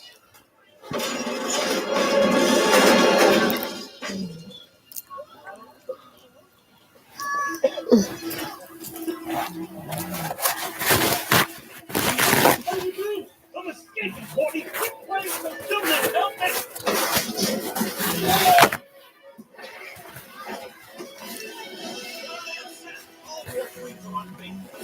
Hurry, Morty! Back to the kingdom! Okay, that's with your tiny arm! Please, wait yourself! Jesus Christ.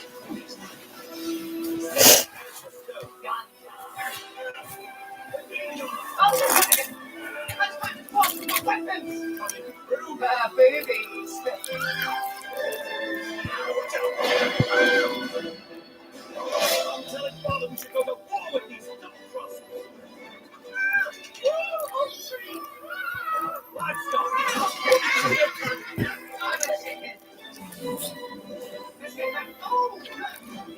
Little beast to break up this pursuit.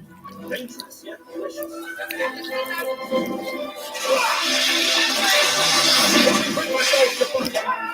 Please turn around my bunker!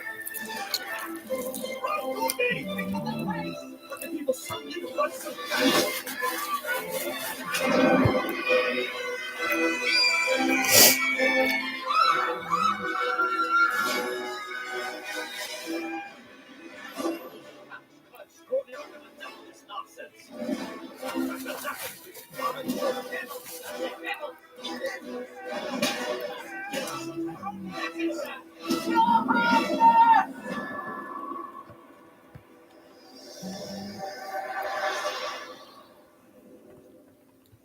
Tell me that you completed your simple task and secured the treaty signed by the Lord of the Dwarf King.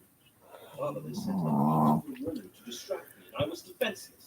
Don't bounty words with me, Claudius. Claudius has returned from his quest at any moment. Please go and bathe yourself.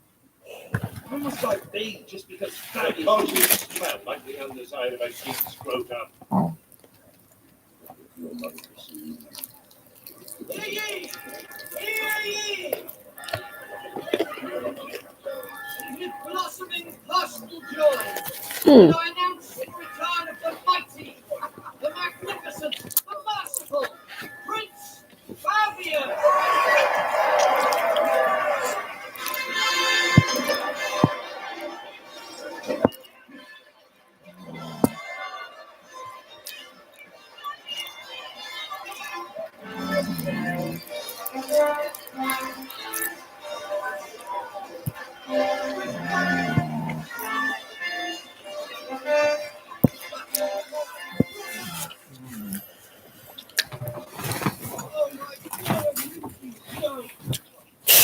Really? Really what? Funny. What? Like, you made me feel bad. Fuck. Like, yeah, I really want to eat. Sorry, I made you fucking ideas.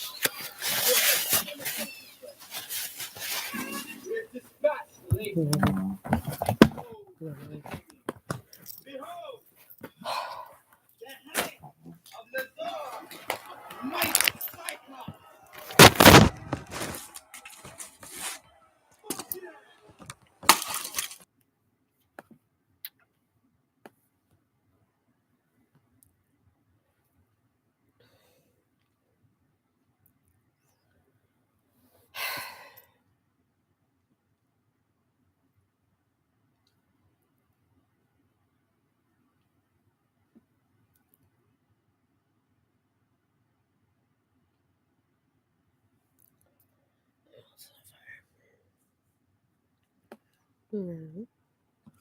No. No longer. Apparently.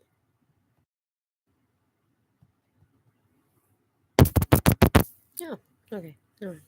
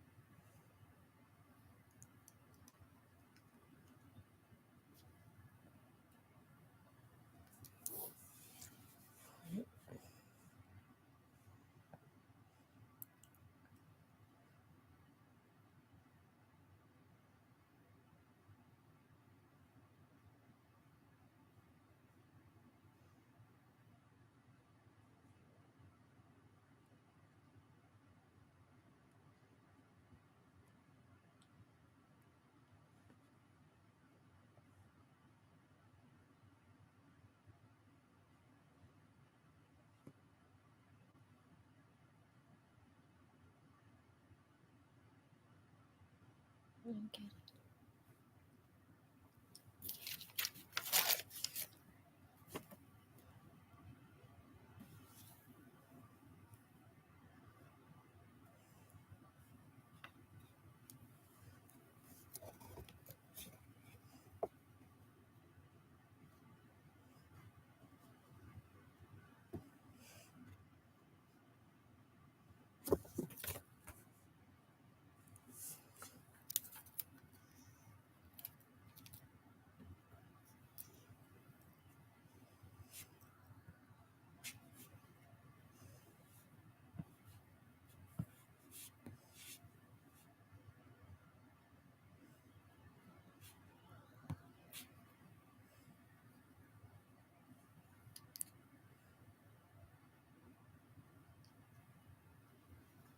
Which has proven it.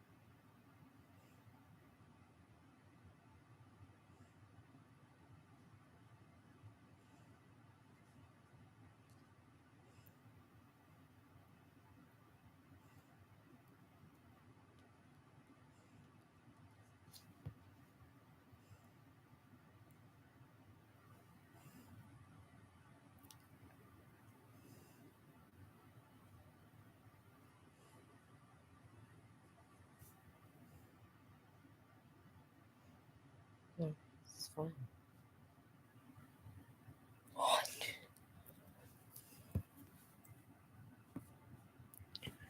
It's Vermont.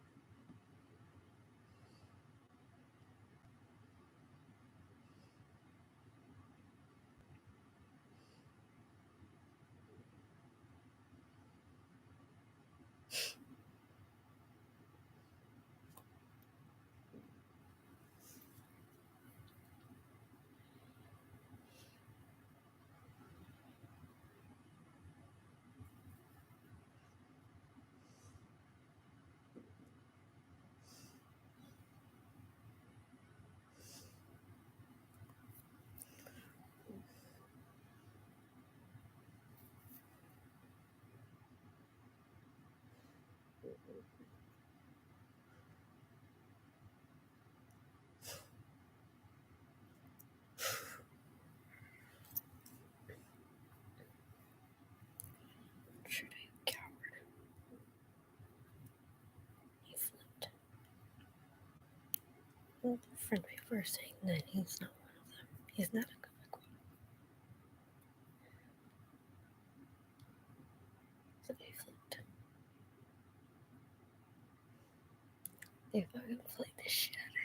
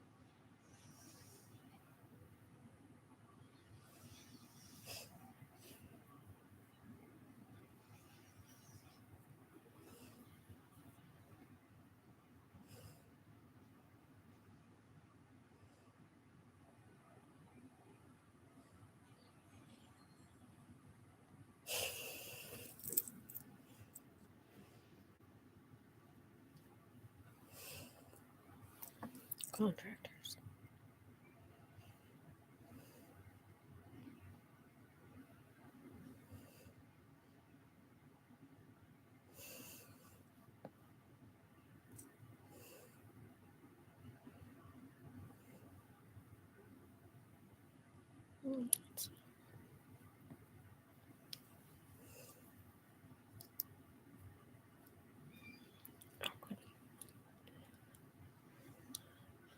Botanic. Physics. Principal leader. Botanic. Physics.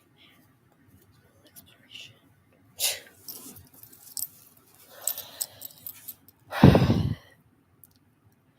Murders.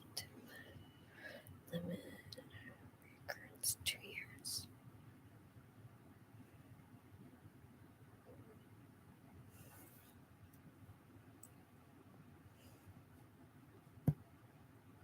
There's no way to fucking.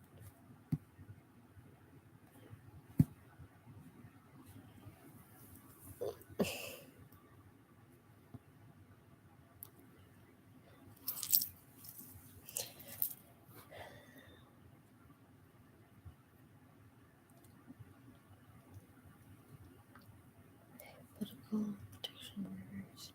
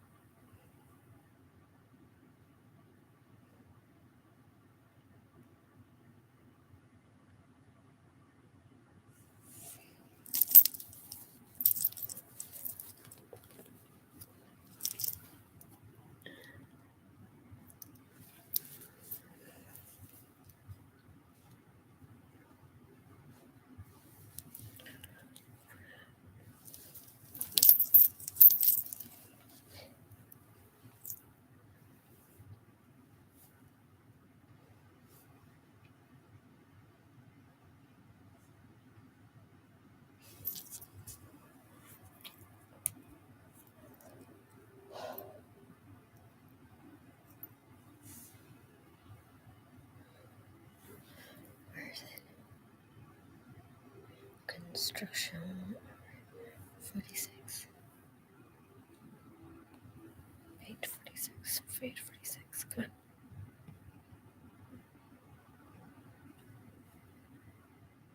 Too far.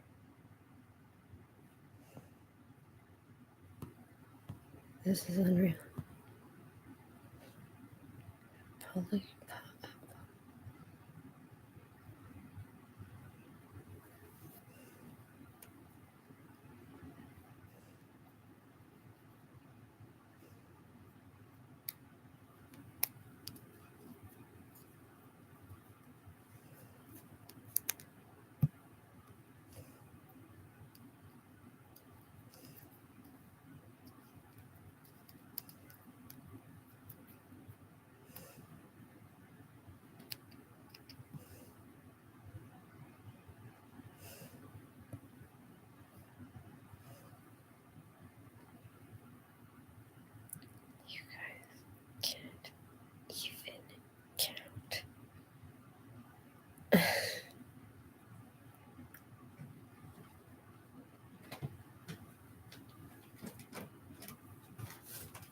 What are you doing?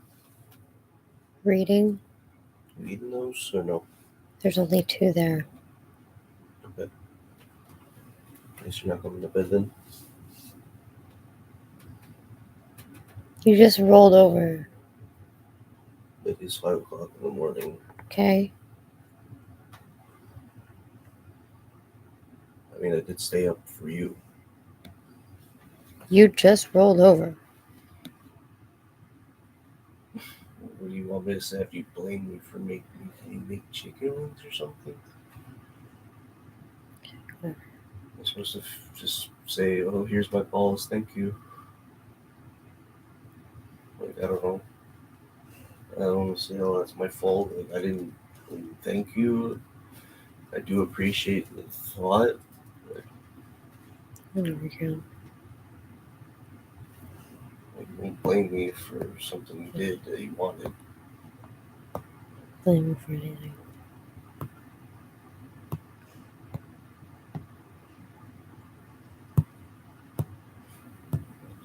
Anything.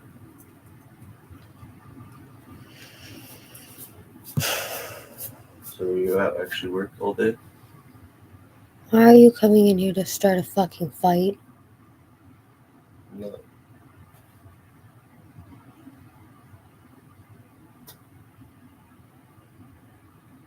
I guess I'll say yes. Or something.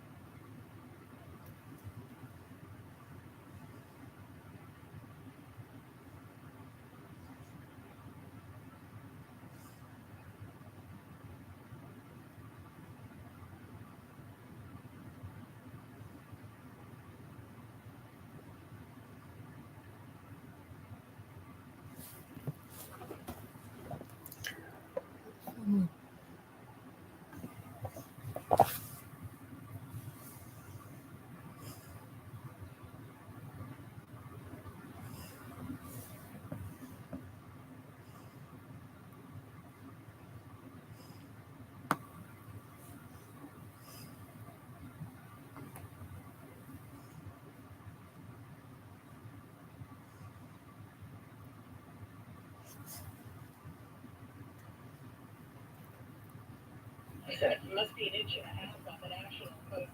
Trudeau invokes Emergencies Act, and then two pieces of comment on either side.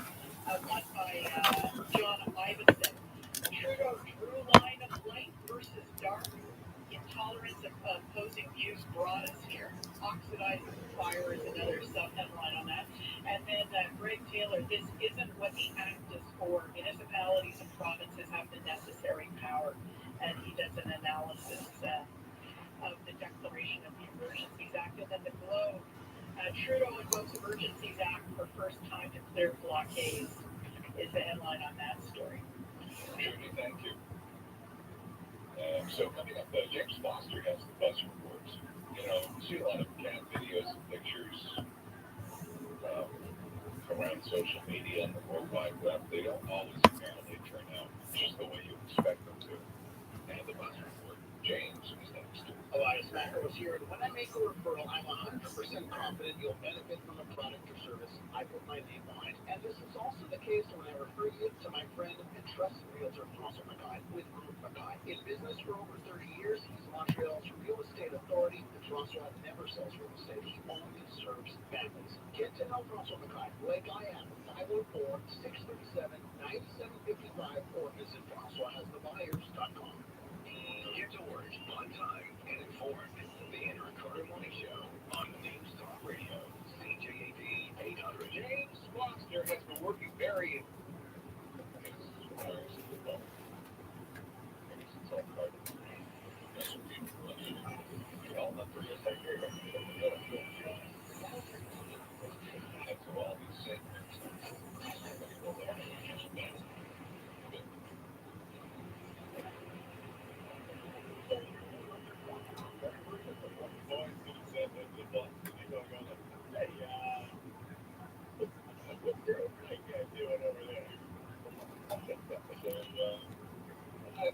Cat picture. Yeah, well, maybe not so much a cute cat picture. It's kind of, cats, they're like their own thing all of the time. There's been this trend that's been going on forever now online where people kind of take a quick selfie video of themselves and their dog, and they just lean over, give their dog a kiss, and the dog reacts on the dog. He's grateful, kisses back, or rests their head on their human, and whatever. So this woman tried to get rid of cats. And I'm going to say I'm a cat with Jersey here, but this cat.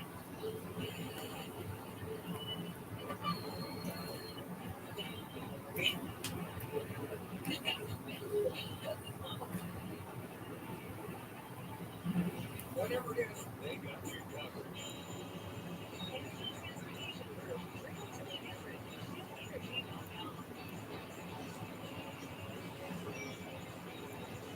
If you want to take care and care about the quality of air in your house classroom, the Montreal Air Filters could be your solution. For over 4 decades, many families have taken care of families that would benefit otherwise from a cleaner environment. Air's air purifiers with active pure technology have been proven to reduce up to 99.99% of pathogens, including the virus that causes COVID-19. Visit MontrealAirus.com. That's Montreal, AERUS.com. Or call 514-489-9350. This is Carolyn of Bull Seagull with a message all about the gift of time, because we know that your time is precious, and as the good times roll in, you can count on Bull Seagull to deliver quality fresh meals to your door every week, giving you time to do the important things, time to spend with your family, time to do what you love, time to take a break, time to be a better you. Get back to doing what you love and let Bull Seagull take care of dinner. Isn't it about time? BOC-BON.com. The Later Adult Education Center offers special needs education, social skills, life skills, and vocational integration programs for adults of all backgrounds. We serve the community, and that includes you. For more information, go to Later Adult Center.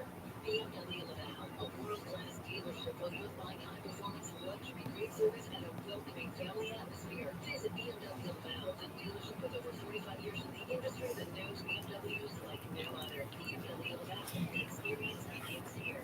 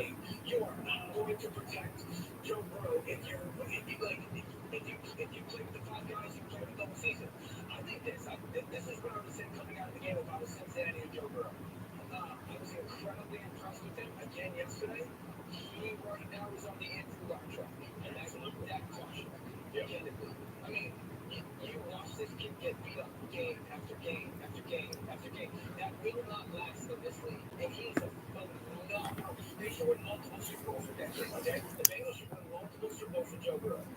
If they don't get it fixed this offseason, he's on the track to become the next Andrew Luck. So that's for the plan for the Bengals this offseason. Fantastic for Mel Kiper Jr. Yeah, he could do it all flat direct and wanted Jackson Martin, but obviously Jamar Chase and a Super Bowl containing worked out great for the Bengals. They're done, but they made the right call. You can't get everything fixed in the one direct. You still got the Super Bowl. Those won it. The offensive line was bad all year. Joe Burrow was sacked for any other quarterback. And then he also sacked the Tennessee Lions. Big 10 to the 10. This game recognized this exactly at the end of the sack. So again, we're talking about an offensive line on defense. Joe Burrow looked at the injuries the first year. All of those injured and missed games, all the way up to sacks. But what about that? Just to survive the season for Joe, very important. And he did. He can't have this happen. He can't have Joe Burrow get sacked for any other quarterback in the league. They did this coming year. They know they have to fix that. I think they're going to attack some great offensive line. They're going to get into the depths of the 12 positions. And the other thing, they're scouting. It's a really wide scouting that makes some good decisions and eliminates guys that you're trying to take the right guys. I mean, easy evaluating these offensive line, but they got to get multiple guys, multiple offensive line. That's 55 and top like 40 running back. They have picks that they are going to be cutting 3 of those picks out of the minimum 3 for offensive line. That just made you look Super Bowl this year out of a crowded AFC. We'll see what happens next year. If they try to run it back. I don't know. Sports Center all night, ESPN Radio, college basketball. Gonzaga back to number 1 in the poll, 3rd time this season. Zags earning 56 of 60 first place votes. They're followed by Auburn at number 2. Auburn has struggled to play. They dropped from number 1.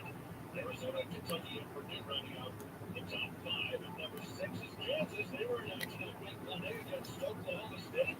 We'll see them on the right block. Harris off the right wing. And now they go for the line.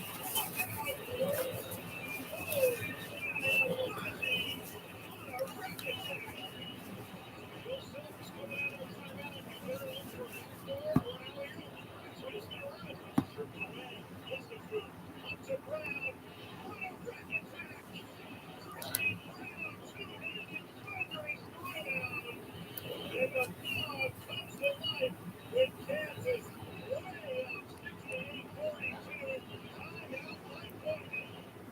Final is 76-62 for Kansas. 10th Big 12 NFC in 28 straight season with double-digit conference wins. That's the longest active streak in Big 1. Kansas sweeping the season series from Oklahoma State for the 3rd time in the last 5 seasons. The game is here on ESPN Radio. Bob Albano alongside Jay Alter for the call.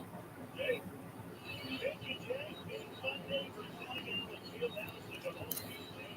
Take care of business. 76-62 over Oklahoma State. Bob, there's a bright side.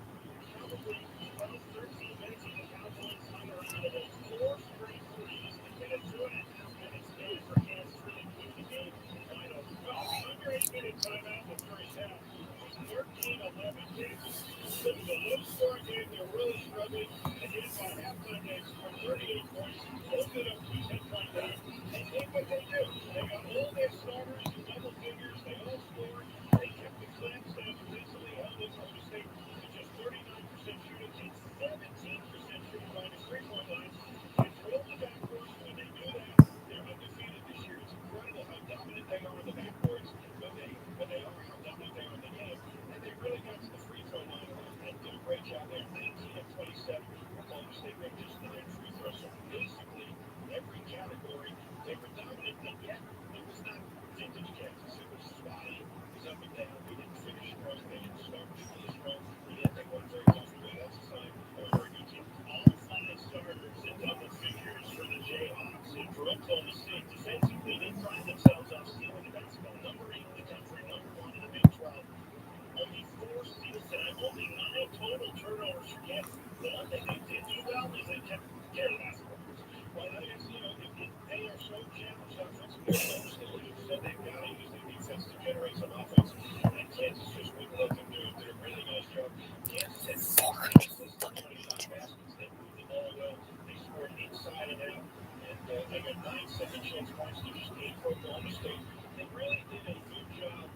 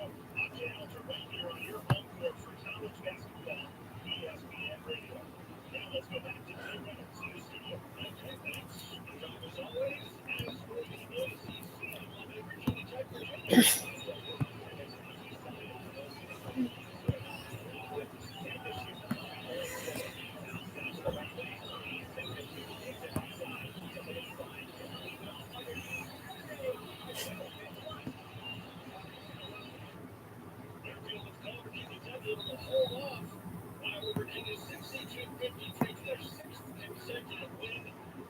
Virginia Tech gets the victory. ESPN bracketologist Phil Lenardi will just say tonight's game gives them an opportunity to be considered more favorably for the NCAA tournament. Two teams are in the conversation. So where do you see the ACC right now? We know you're talking about actually where Duke is. We know where Ray Flowers is, where Miami is. Where do you see the best case scenario? What about the scenario that's interesting? What's the best case scenario? What's the worst case scenario? I think the ACC is going to end up pleasantly surprised.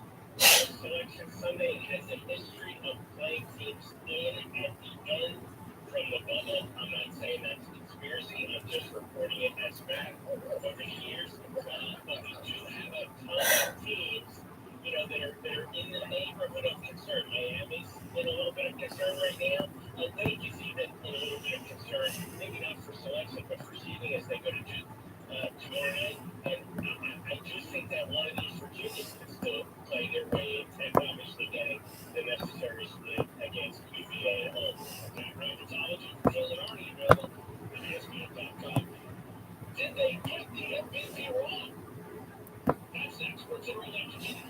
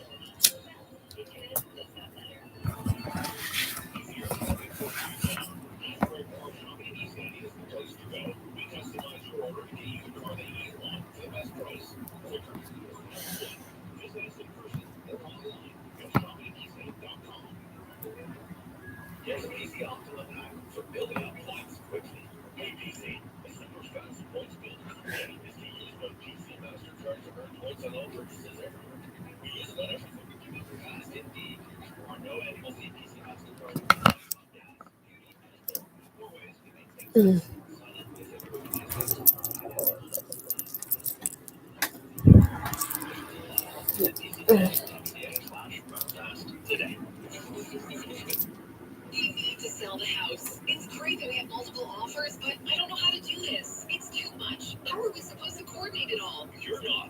That's our job. I'm Terry Kilakos, president and founder of Northeast. Taking the worry off of your shoulders is what we do. As your home in Northeast, join a team of expert realtors who will handle the sale of your home from beginning to end. So stop worrying. Let your industry make your dreams come true. Call Northeast today at 514-680-4674. Seal your home to keep it cool out and warm again without your home sweating and making stitches trapping inside with you. Dust mites, bacteria, mold spores, toxins. Call Anissa. Have your air ducts cleaned and improve the quality of the air with Fancy Breeze. Sniffles, coughs, and colds, sore throats, itchy eyes. Help prevent them all this winter with Anissa Air.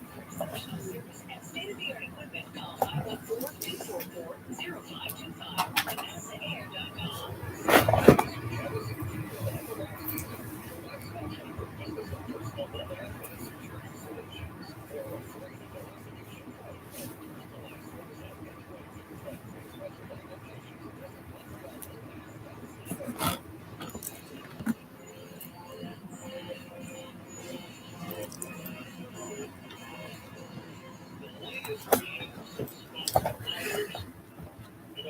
asked for the ability to eliminate hundreds of minor league players. Johnson has latest offer to the Players Association, according to sources. Currently, the domestic reserves list, which governs the number of minor league players. It's like I said, the goal apartment at the plateau. How many square feet is that in the apartment? About 80,000 square feet. Is that how big that is? It's a big apartment. Yeah, something along those lines. I what's the price? About $250 for that. How'd you get that deal? That's a great deal. Honest to God.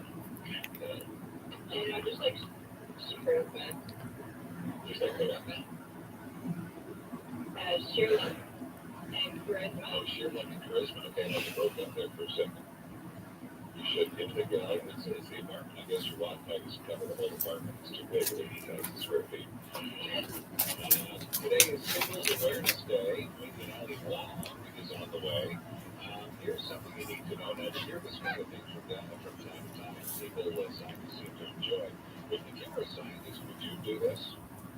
Let's figure out what has more germs than the average toilet. Right? We've seen this, they talk about your back, your kitchen sink, and so on. So the study says the average car has more germs than the average toilet. The most contaminated part of the car is the trunk. So it's out of the UK, so these people have an accent that they sound smart, so it's true. Significantly more bacterial contamination than the average toilet seat. They swell the cars all over. As mentioned, they found the highest concentrations of bacteria typically in the trunk.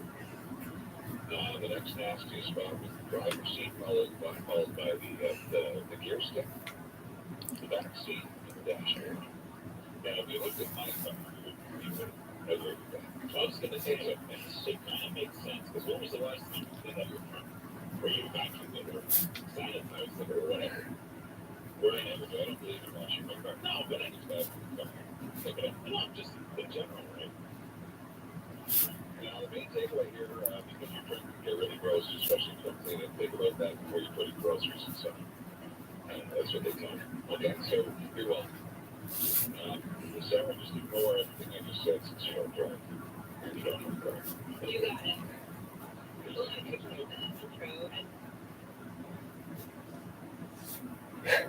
Come on. This is so much fun when we're working remotely that they say, I can't see you and you can't see me. We can't have no hands in this. We just talk at the same time. So, okay, you go now. But you use those Q&A things, right? yes, my boyfriend has a Community membership, and ideally should probably be sanitizing every time I step out. But I do take public transit, and it does. I do think a lot more about touching the rails and touching the poles. Oh my God, you don't touch the rails and the poles around the metro, do you? Don't you cover your hand with your sleeve like you're supposed to? That's what the doctor said. Then your sleeve is dirty. Okay. Arnie's Way got the Ukraine-Russia stuff shook up the markets yesterday, and what you can expect heading forward. Did you learn an instrument? I don't know, piano, clarinet, tuba, glockenspiel growing up after 6:30. Apparently, a few opportunities for Mushrooms to pick up music, and we'll meet a woman who's trying to change that as well. John Moore is back from Squirrel Safari. See, it doesn't sound so silly now that he goes on Squirrel Safari since we heard the gray squirrels are now a delicacy. Really, Winnie. Where's that? In Scotland. Really? Yeah, for now. But, I'm wearing my squirrels on. I beg your pardon. They're not made for squirrels. I was just going to say they're made for squirrels. Even Anthony's father raised squirrels wouldn't do that. That's true. So, my father hates squirrels as much as Anthony's dad did. This man created a meters-long stick to break up squirrel nests in his backyard. He throws sticks at squirrels to get them out of the yard. Like, he knows no bounds. So I started buying squirrel-related things. There's a really great t-shirt designer in the Plateau, and he has one print that has a squirrel on it. So I gave that to my dad for his birthday last year. And this makes him angry because he doesn't want to reject my gift, but he also says he doesn't like squirrels. So for Christmas this year, he bought me stuffed That's perfect. Nearly 3 out of 4 Canadians, speaking of surveys, want the non-white protesters to go home. I mean, I would think that they made the point by now. Prime Minister Trudeau invoked the Emergencies Act yesterday. Some people say it's about time, others say it's awful, and some experts, civil liberties, I would say, really haven't met the criteria for what you're supposed to invoke this. We'll usually an expert a little bit later on. Tucker Carlson, by the way, on Fox told his audience last night that Canada became an instant dictatorship. Of course, it was a little over, well, more than a little over the top, but whatever gets your ratings, they win. Tucker. The border protests in Alberta escalated yesterday with 11 arrests and a seizure of weapons from people associated with blockades. Just for laughs, announced yesterday Kevin Hart is coming to Montreal in July. It's on 40th anniversary festivities. And there will be reports for the Oscars, Regina Hall, Wanda Sykes, and Amy Schumer. And, wow. It's not fun to be a flight attendant sometimes, It's not what you expected. A story about an American Airlines flight attendant who hit an unruly passenger in the head with a coffee pot as he tried to open the plane's exit door. And the plane was diverted to Kansas City. So now we have a look at sports. More medals for Canada in the Beijing Olympics. And but first, today's Singles Awareness Day was tweeted Ali Wong on a brand new Netflix special talking about the benefits of being single, which is not. Only other married people with kids can empathize with the deep envy I feel towards you single people. Okay, you don't know how free you are. You can eat an edible at 2 p.m. Go to the aquarium and watch the jellyfish go back and forth. You don't want to bring a giant bag with a little zip-up bag of goldfish and toy cell phones and just go. What's in your pocket? You single people, you don't know what it's like to eat a cold quesadilla and your toddler threw on the floor. You single people, if you're romantically involved with somebody and then all of a sudden that somebody reveals a personality trait that you don't like, you could just leave. Because you didn't make a promise in front of your grandma and all your co-workers and ask your friends to buy you a instant pot. You single people, you don't have to be nice to your mother because you need her babysitting.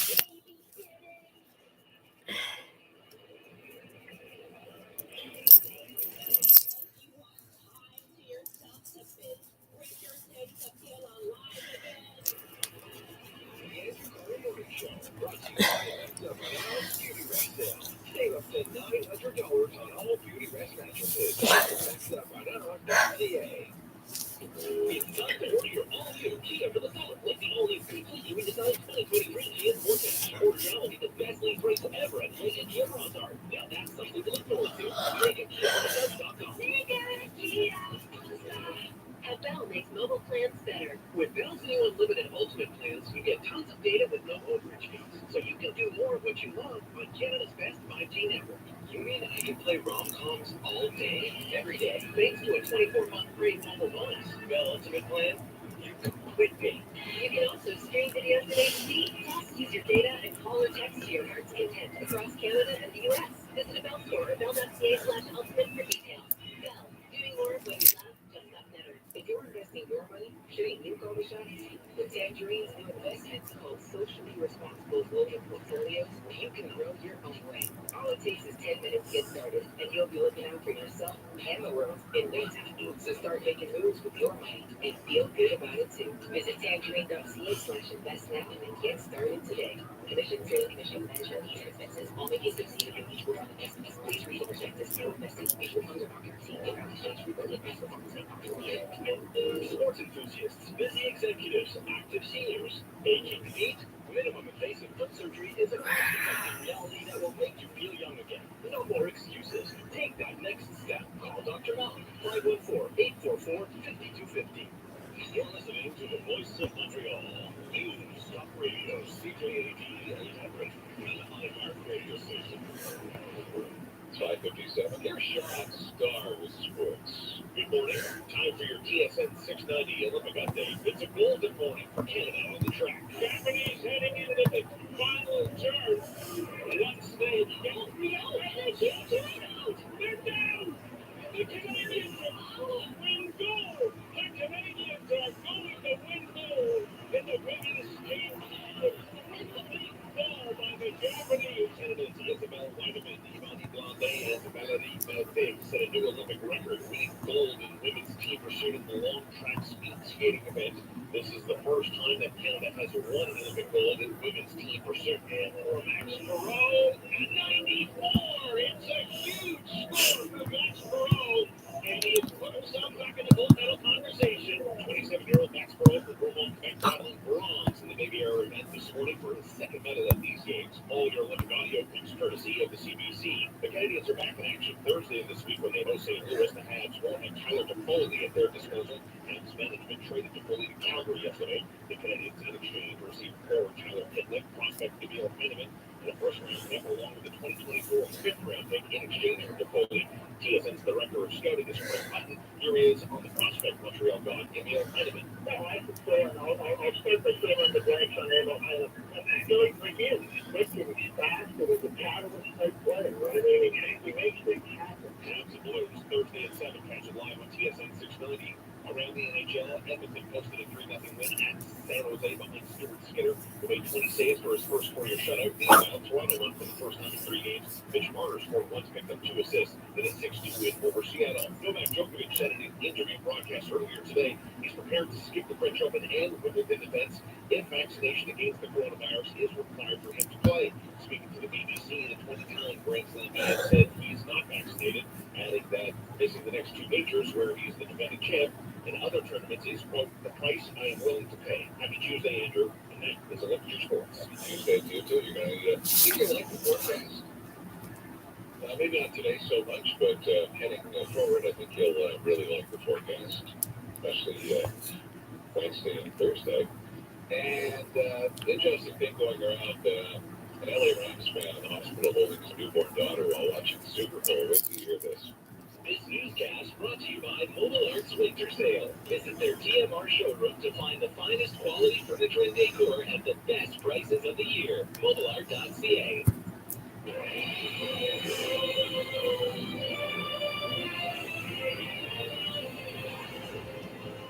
Good morning at 6 o'clock. I'm James Foster with your CTV News updates. Some sun, some cloud today. Maybe some flurries, but it's going to be cold. Let's just say it's going to be a cold one. Minus 16 degrees downtown. Your weather details in moments. Here's what's making news. Justin Trudeau invokes the Emergencies Act, and Venezuela says, we don't need it. Could Quebec's vaccination passport soon be coming to an end? And a sad Valentine's Day story. Those stories and more coming up, but first the latest from your CJAD 800 Traffic Center with Roy Blazer. James, looking at the southbound Laurentian, we are seeing some volume now between Cookridge 2 and the Met, as well as some volume on the westbound side of the 40 from Asbury Lawson back into the Anjou interchange. Slower drive on the westbound side of the Met, starting ahead of Lackady back to the carry. We did have an earlier stall inside the ramp coming from Stinson, has been moved down. Stepping into Marche Adonis is like escaping your everyday experience full of labors and new discoveries. Make a detour to the Mediterranean tonight at Marche Adonis. Traffic and transit every 15 minutes on CJAD 800. Your next report at 6:15.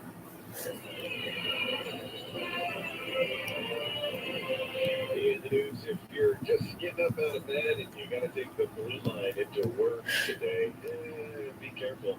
It's down right now after some water infiltration caused the entirety of the blue line to stop working. Doesn't appear like it's affecting a control center. There are some shuttle buses running. STM hoping to have everything back up by 6:30.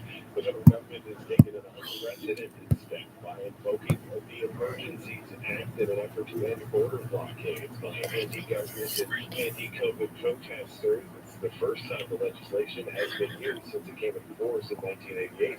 President Justin Trudeau says the scope of the measures will be time-limited and geographically targeted. We're not using the Emergencies Act to call in the military.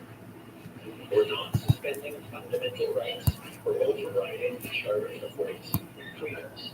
And we are not limiting people's freedom of speech. We are not limiting freedom of peaceful assembly. We are not preventing people from exercising their right to protest legally. Now, after the Prime Minister's announcement, the Premier had a message for Justin Trudeau. We have to be very careful, and I don't think we need it in Quebec. Yeah, François Legault says that he sent a clear message to the Prime Minister that the Emergencies Act must not apply in Quebec. He says that there's no sign the province needs the strict measure to prevent a situation like we've seen in Ottawa. So far, we were able, with the Strategic Quebec, to keep control. It says that invoking the Emergencies Act would only be putting oil on the fire at a time when he's just trying to unite Quebecers. Now, Legault could see an Ottawa-style demonstration this weekend as organizers of the Truckers' Convoy and support groups have been putting out calls for everyone with a big rig down to the provincial capital and start clogging the city streets. Meantime, could be finding out today just how soon the province plans to start rolling back on the vaccination passport. Here François Legault meeting with public health officials last night to discuss the situation. The time just now is to get rid of the back as soon as we get the okay from the public health. They may also be hoping that any potential announcement today could stop any truckers from hitting the road. I think that there's less and less reason to protest because we're getting back to a normal life more and more. Never could find out as today, like maybe during a regular Tuesday afternoon press conference that the Premier always holds. If there is one, CJAD will have complete coverage. There's been a major development in the Ukraine crisis today. Russia's military says some of its troops massed near Ukraine will begin returning to base. Russia's defense ministry has said troops from its southern and western military districts that are massed near Ukraine will begin returning to base today, having completed what it called exercises. Russian state media is airing video it says shows tanks pulling back. There are still Russian exercises happening in neighboring Belarus and the Black Sea. It's still too early to say, but if confirmed, this would potentially be a sign pointing towards de-escalation. Andrew Regal, ABC News, Lviv, Ukraine. And for a day that is supposed to be all about love, Valentine's Day has plenty of heartbreak, and it's not reserved only for humans. An animal shelter in Kent, England, put together a party for Luke the dog to celebrate the holiday since he's been at the shelter for over 200 days. Nobody showed up. The staff thinks that Luke hasn't been adopted yet because of his nervous personality. Shelter's manager says that despite some quirks, the dog has so much love to offer to the right person. Shared that Luke isn't perfect, but he's absolutely worth it. For all the news during the day, stream us on your smart speaker to say play CJDD 800. Your next CTV News update is at 6:30. Junior says it's a big change. We're taking a calculated risk to learn to live with the virus since reopening. Rules are changing every week. For all the details, to end the confusion and choose your best way to live with the virus, click the link on the news page at CJD800.com. Gary Clark Jr. is 38 years old today. It's 6:06. A chilly morning, and what is this you just sent me, Sarah? A special weather statement from Environment Canada. CJD, Dorothy, blue weather. Here's Sarah. Good morning, Andrew. Indeed, a special weather statement issued just under an hour ago from Environment Canada for the effect not just southern. They are what's the word? A large trough of low pressure developing over the prairies in the state that affect the province from Wednesday evening through Friday. And temperatures rise on Wednesday. They're expecting rain, then shifting to snow by Thursday night, and the potential for freezing rain in the middle of that.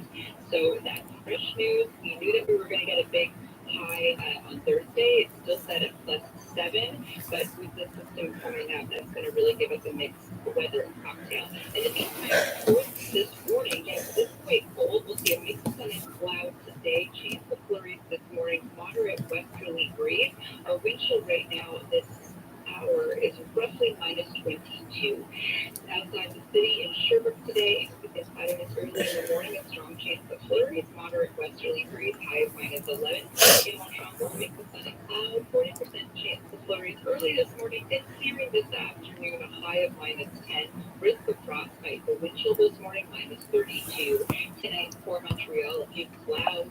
Low clouds moving in overnight. Low of -16. Wednesday cloudy with sun in the morning. A high of +4. Periods of rain for Wednesday evening, and then Thursday rain during the day and a high of 7.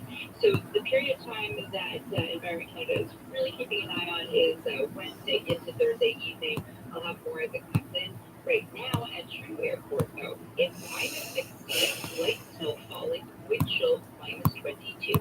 All right, thanks very much. What is the emergency talk that Trudeau invoked yesterday, and why some people think it's a little too much? But don't worry, there's some fun too. Are you considering downsizing your home? It's an overwhelming process. Where do you begin?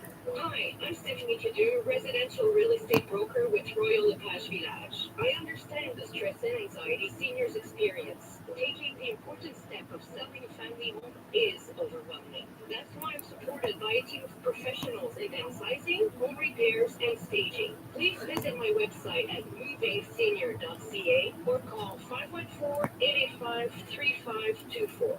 It's Ken Connors with what you need to know about Electrica. They don't cut corners, they don't compromise on quality, and they treat your home like it was their own.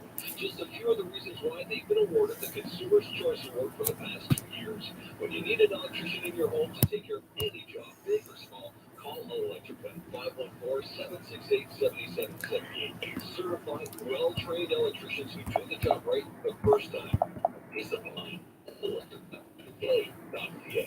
Vacuum not working? Missing pieces? Does it smell bad? Bring it to the pros at Vacuum Pro. They'll get it tuned up, sanitized, and working like new again. For everything vacuum, go to the pros at Vacuum Pro in Pleasant White Clear or vacuumpro.ca. With the car from Brew Martineau, you can really feel the moment. When the kids' lunches are done, the dishes cleared away, and I sit down on the couch, I feel like...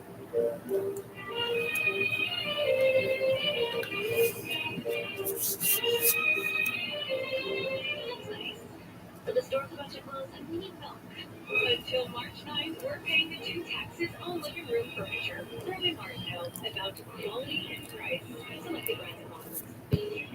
You know the name, and if you own one, well, you already know where this is going. Because a Jeep isn't like anything else. It never has been. You're different.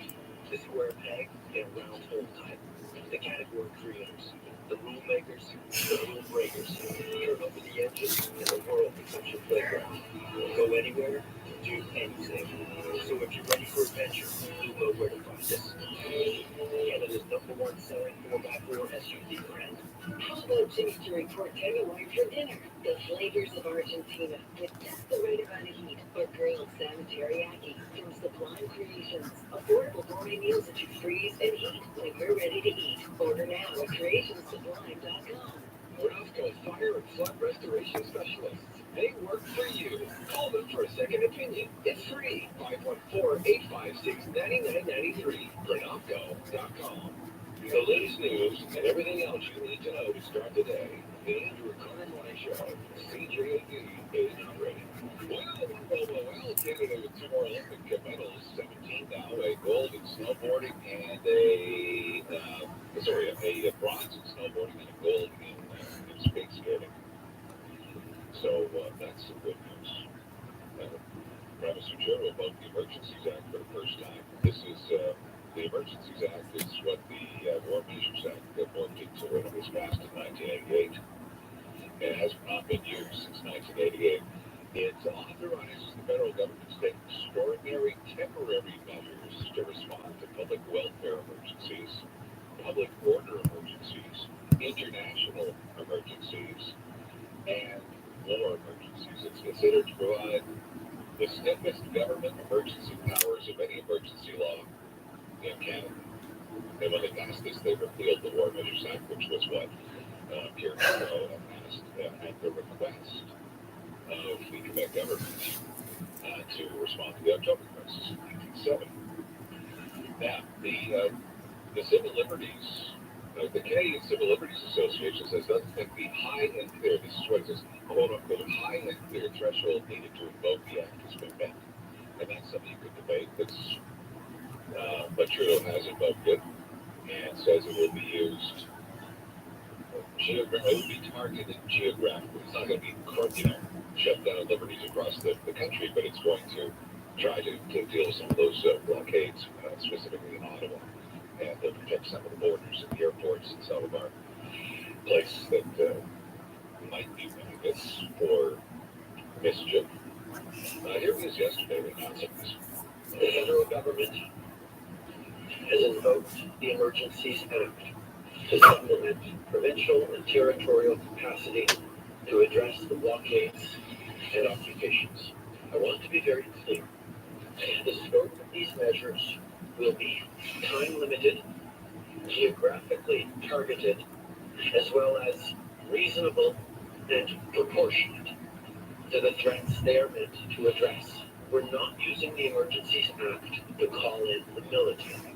We're not suspending fundamental rights or overriding the Charter of Rights and Freedoms. We are not limiting people's freedom of speech. We are not limiting freedom of peaceful assembly. We are not preventing people from exercising their right to protest legally. You want something fun? Here's an LA Rams fan of the hospital. By the way, record viewership. Well, it was the highest viewed event in Canada anyway, in RDS, TSN, CTV, the Super Bowl. A lot of people watching this. LA Rams fan in hospital holding his newborn daughter while he's watching the Super Bowl. When it's clear the Rams are going to win, he starts to scream, but gets shushed by his wife. She's lying in the hospital bed filming the whole thing.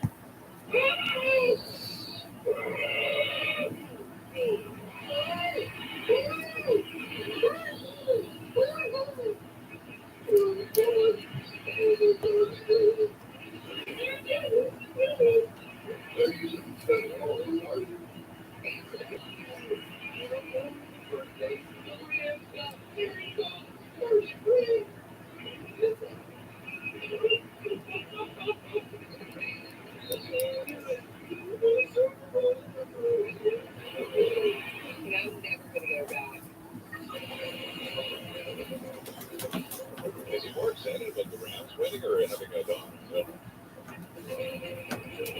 So watching your ride this morning, CJ, the 800 traffic. Here's Lauren Glazer. Andrew, for the westbound side of the 40, some volume down from Gray Lofton back to the Oshawa interchange. On the westbound 640, we are dealing with an accident.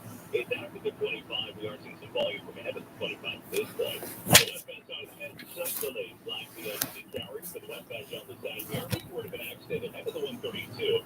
It's blocking off the left side.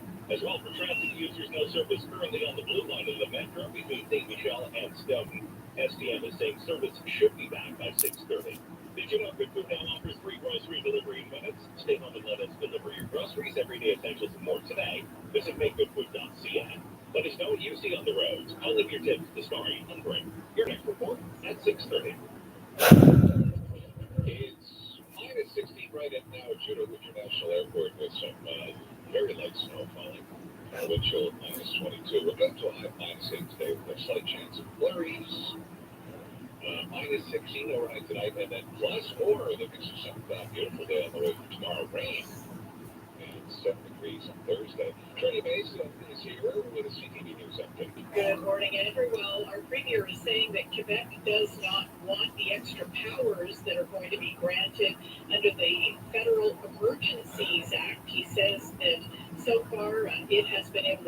lid on protests against COVID containment measures. We'll have more on that story coming up on the 6:30 news.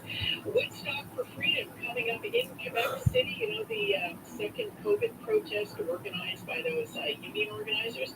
Well, according to one of the organizers, its goal is not really to gridlock Quebec City, and it will be very family friendly, or on what he's been saying. One of the fundraisers, Andrew, for the truckers in Ottawa, is from Quebec, convicted fraudster who owes a lot of money to a woman in two mountains. I'll tell you more in about 13 minutes. Okay, somebody sent a really good joke earlier on that I wanted to pass along, and I can't seem to find it anymore.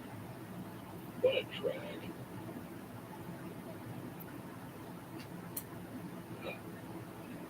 Email, text. It was a text message.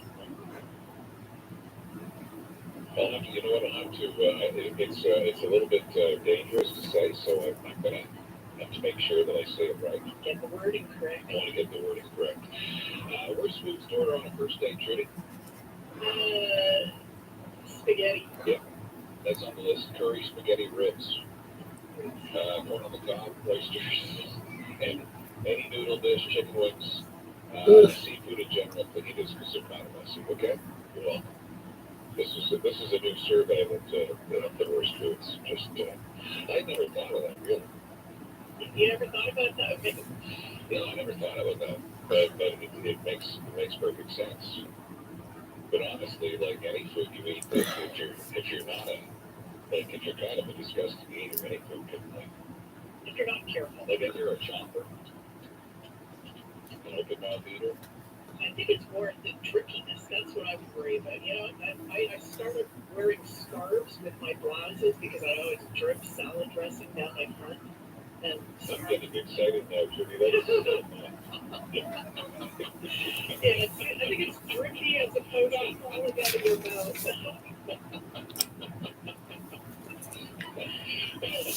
I love trying to, on the weekend morning, trying to eat a breakfast sandwich. And the egg is a little runny and it comes out all over your shoulder and down your chest. The dogs are licking it off. The markets don't like what's going on the Russian-Ukraine border, and there was you saw that in the stock market yesterday. What happened? What's ahead? What you need to know? Money Minute with Arnie's Waves next. The Edge Morning Show brought to you by Second House Zedbed Sale. Save up to $600 on all Zedbed pillows. Visit MedWorks.ca. GCP Research is looking for adults 18 to 74 suffering depression and having trouble sleeping. If you suffer depression and have taken or taking medication that doesn't seem to work, call GCP Research at 514-800-2130. Wow, nice ride. She goes from 0 to 30 in 4 seconds. You mean 0 to 30. I live in a Russian neighborhood, so I think it's like, the other day on the highway, you should have seen me flying. Yeah? How fast you go? 100. Are you a careful driver? Well, good news. The Adjusto program by Nationwide Insurance rewards good driving by helping you save money. Sign up for Adjusto today. Certain conditions, exclusions, and limitations may apply. Right now, between medium recapping and water iced coffee for $1. Made with 100% ethically sourced rainbow certified coffee.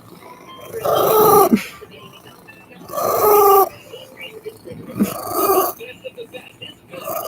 Mitsubishi Motors. The best vehicles, the best deals, and the best warranty in the industry. Experience it. No charge extended warranty for $48. Starting as low as $0. And with a security she's mostly clear. Hurry down to your local today. For more details, Mitsubishi Motors.ca. Sweet treat. Sleep tight. Rest well.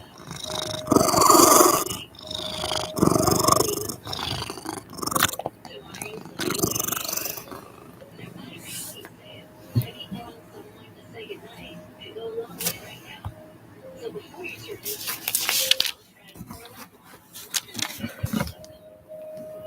sleep well and stay well.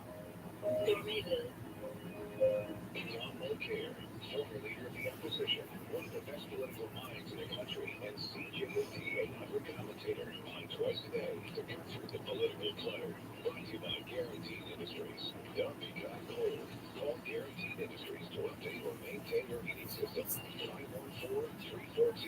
514-342-3400. Thermal Care. 735 with Andrew and 505 with Aaron and Natasha on News Talk Radio. CJAD 800.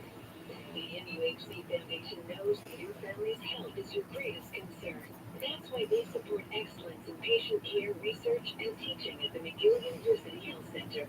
You can help. Donate today at NUHCFoundation.com. Help solve the most pressing health challenges of our time, including cancer, cardiovascular disease, and infectious diseases. Dream big. Together we can change the course of lives and medicine. Donate at NUHCFoundation.com. What would you do with $1,000? Because with National Bank, when you make a contribution to an investment account between now and March 1st, you get the chance to win one of 20 prizes of $1,000. So think about it. National Bank. No purchase required. Visit nbc.ca/savings. Oh, Nissan, it's a real drag scraping the ice of mirrors, isn't it? So stop scraping. Stop scraping. Stop scraping. Why? Because at the Nissan Now sales event, the Qashqai S all-wheel drive is available for leasing starting at the equivalent of $65 a week for 24 months. And it comes with standard heated mirrors. Oh, stop scraping. Can I take a test drive? Of course. February 28, $279 a month, $1,995 down, retail value of $28,263 on approved credit. Details at Nissan.ca. CTV's 911 Lone Stars burning up the screen. We're going towards it. Rob Dollar stars in an all-new 911 Lone Star. Get into it Monday at 8 only on CTV. Then stream anytime. The latest news and everything else you need to know to start the day. Get into a Car Morning Show. CJAD 800. With Arnie Sway, the portfolio manager, senior wealth advisor with Scotia McLeod. Good morning, Arnold. Good morning, Andrew. So apparently the stock markets do not like war. Yesterday, all North American markets ended lower following the U.S. warnings that Russia could invade Ukraine at any time. But that was yesterday, Andrew. And the Dow Tech dropped 170 points. Everything was weaker. But like I said, that was yesterday. Overnight, Asian markets, European markets are all higher. But because it was announced by the Russian defense ministry that not all Russian troops are returning to their bases, and the German chancellor is about to meet Mr. Putin this morning. So I guess peace is good and war is bad. Okay, but now what's something I don't understand? The price of oil is going up, and usually with oil, our dollar could get stronger, but it's getting weaker. Well, and again, that was yesterday's story because crude has been swinging wildly over the recent last few days, again, over the Ukrainian deal.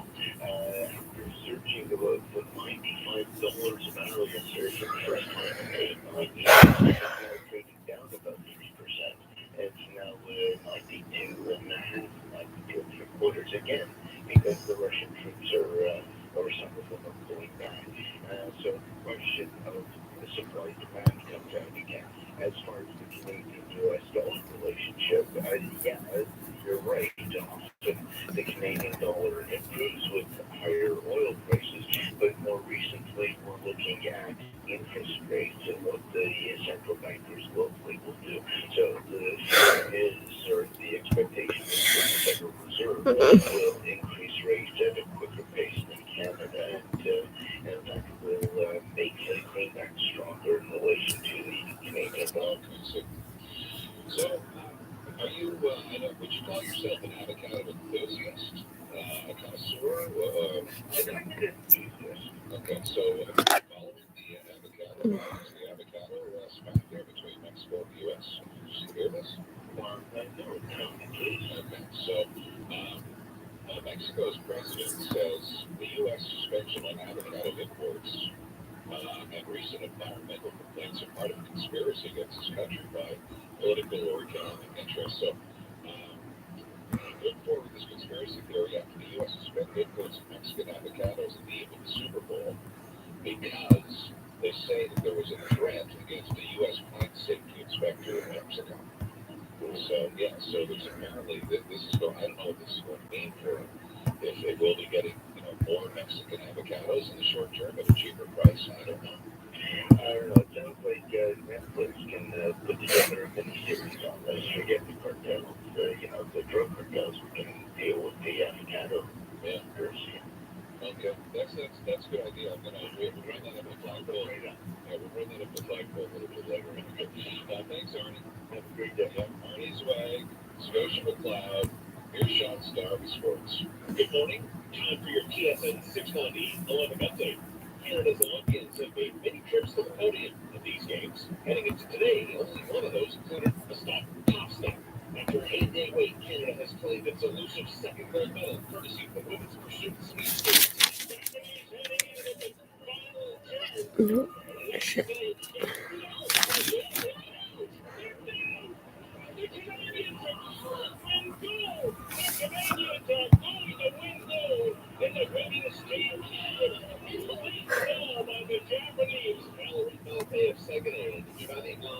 Isabella Weideman of Ottawa,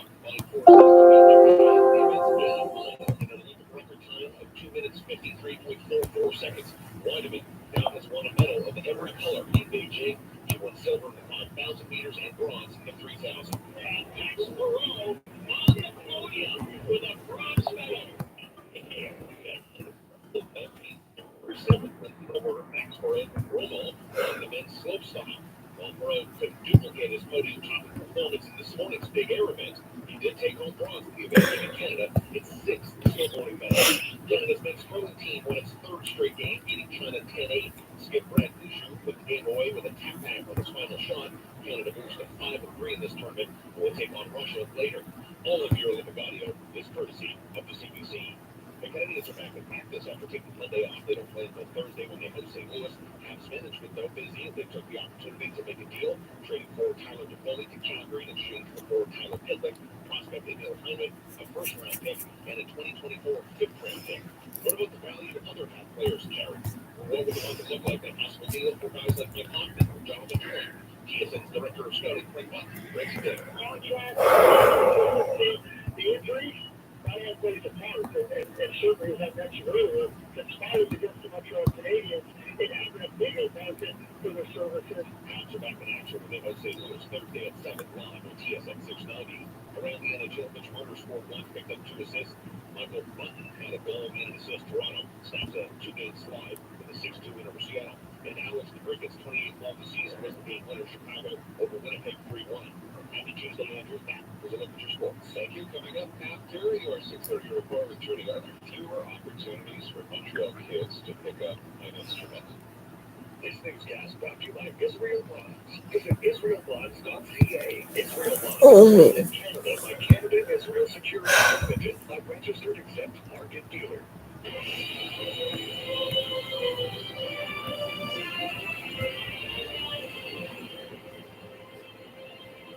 morning. It is 6:30. I'm Trudy Mason with your CTV News update. A mix of sun and cloud today. A 40% chance of flurries this morning. A high of -8. Weather details in minutes.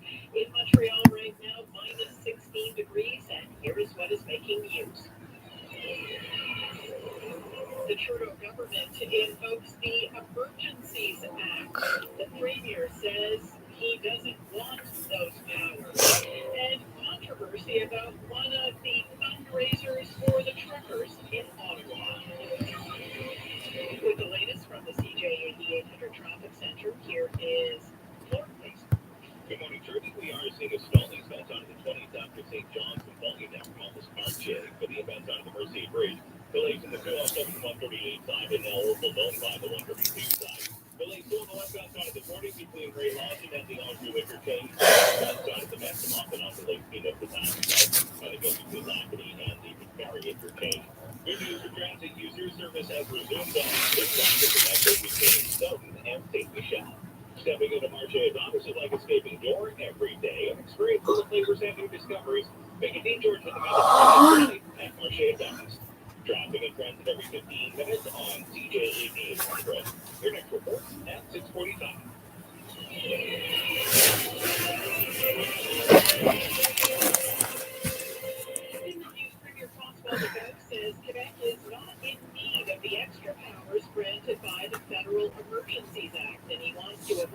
pouring oil on the fire when it comes to protests against COVID containment measures. CTV's Luca Caruso-Mora is on the line with the story. Good morning, Trudy. Prime Minister Justin Trudeau making history Monday and invoking the emergency back for the first time in history in response to convoy protests across the country. The law in part allows emergency and key officers to police in local jurisdictions thousands of dollars in fines for those in unlawful assemblies. Trudeau called the vote a matter of responsibility, said the application of the act will be restrained. I want to be very clear. The scope of these measures will be time-limited, geographically targeted, as well as reasonable and proportionate. For his part, the Ghost said earlier Monday that Quebec doesn't need federal enforcement and that police here can handle that protest. Trudy, the Prime Minister consulted with Premier and Liberal caucus prior to the announcement. We'll take a closer look at the act and its implications here in Quebec through the morning. Thanks, Luca. Word up, the Fed's decision to invoke the Emergencies Act was met with some horn honking and some blaring music outside the West Block on Parliament Hill, where some protesters were stood on the sidewalks at the intersection of the Prime Minister's office on Wellington Street. 71-year-old Larry Burritt of Reynolds, Ontario, said the protesters want their freedom.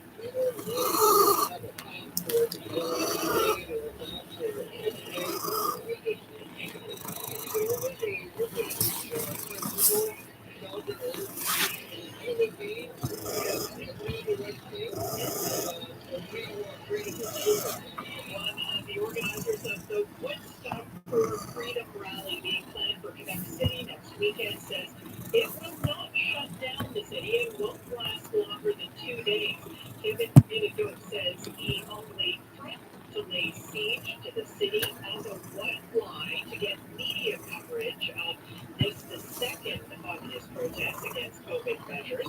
Minidook says the rally's goal is the end of all measures and the departure across while ago. He says the Premier is criminally responsible for the situation in the province. And one of the people collecting money for the truckers hunkered down in Ottawa turns out has a criminal record for fraud. The press reports that Georges Samet is seen as a rising figure in conspiracy theory circles. He has been collecting funds from passers-by at a kiosk and also online, billing his political organization as Strength in Unity. Not only does he have a record for fraud and use of fake credit cards, but a woman in Two Mountains who paid him $95,000 for flood wires on her home in 2017 is demanding that the money be repaid because the work was never done. Georges Samet has acknowledged that he has a past, but he insists he has done his time. For all the news during the day, stream us on your smart speaker. Just say play CJAD 800. Your next CTV News update is at 7 o'clock.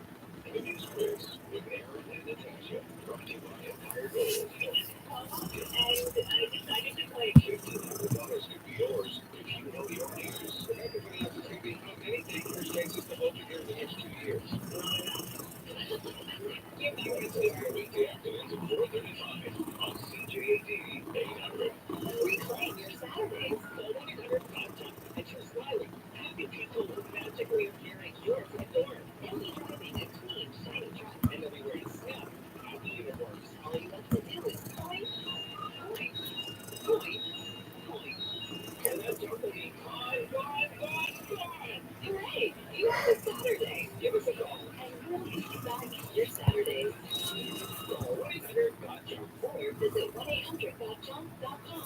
at Chateau Dollar Seniors Residence. Part of Horizon Retirement Management. Referring new residents to get $1,000 a month signing your lease. Leave it now and get 1 month free. Or we pay your living costs. Certain conditions apply. HorizonResidences.com.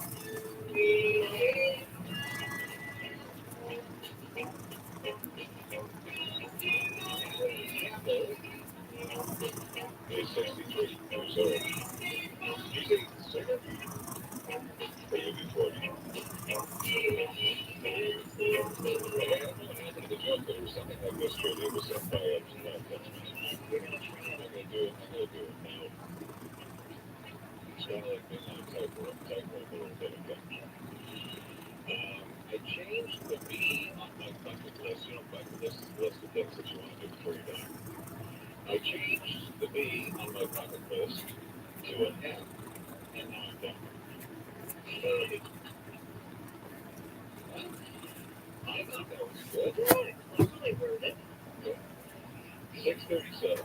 Here, Sarah. Hey, CJ, burning the weather. Good morning, Andrew. Mix of sun and clouds today. A small chance of flurries for this morning. Going to feel a moderate westerly breeze through the day. And it's quite cold. Our current wind chill is -22 at Trudeau Airport. The high today, -8. Outside the city, Sherbrooke is freezing cloudiness early this morning. Strong chance of flurries, moderate westerly breeze, a high of -11. And Mont-Tremblant, risk of frostbite today, high of -10, wind chill -32 this morning. Chance of flurries early on in skies clearing the day. Tonight for Montreal, few clouds, low of -16. Wednesday, mix of sun and cloud, high of +4, wind chill -19 in the morning. And Environment Canada has issued a special weather statement early this morning, and it concerns Wednesday evening. We're expecting rain to start and then eventually switch to snow on Thursday evening. Potential for freezing rain during that transition. In some places in southern Quebec, getting a lot of snow or rain. But the drop in the snow is still uncertain right now. We're keeping an eye on that for you. Thursday, rain during the day, high of 7. Right now, a high of +7. Just to underscore that. Right now at Trudeau Airport, it's -16. There's light snow falling. Our wind chill is -23. It is 6:39. You may play an instrument. Did you play an instrument growing up? Apparently, kids aren't playing instruments as much as they used to. And there might be a reason why. Take a look at this next. Want more, Andrew? Check out show highlights on the audio page at CJAD800.com.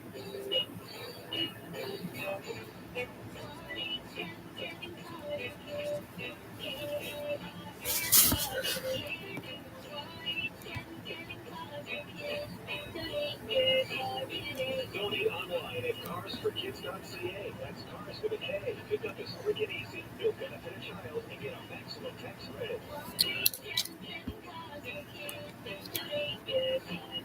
Donate today, and your car can be gone tomorrow.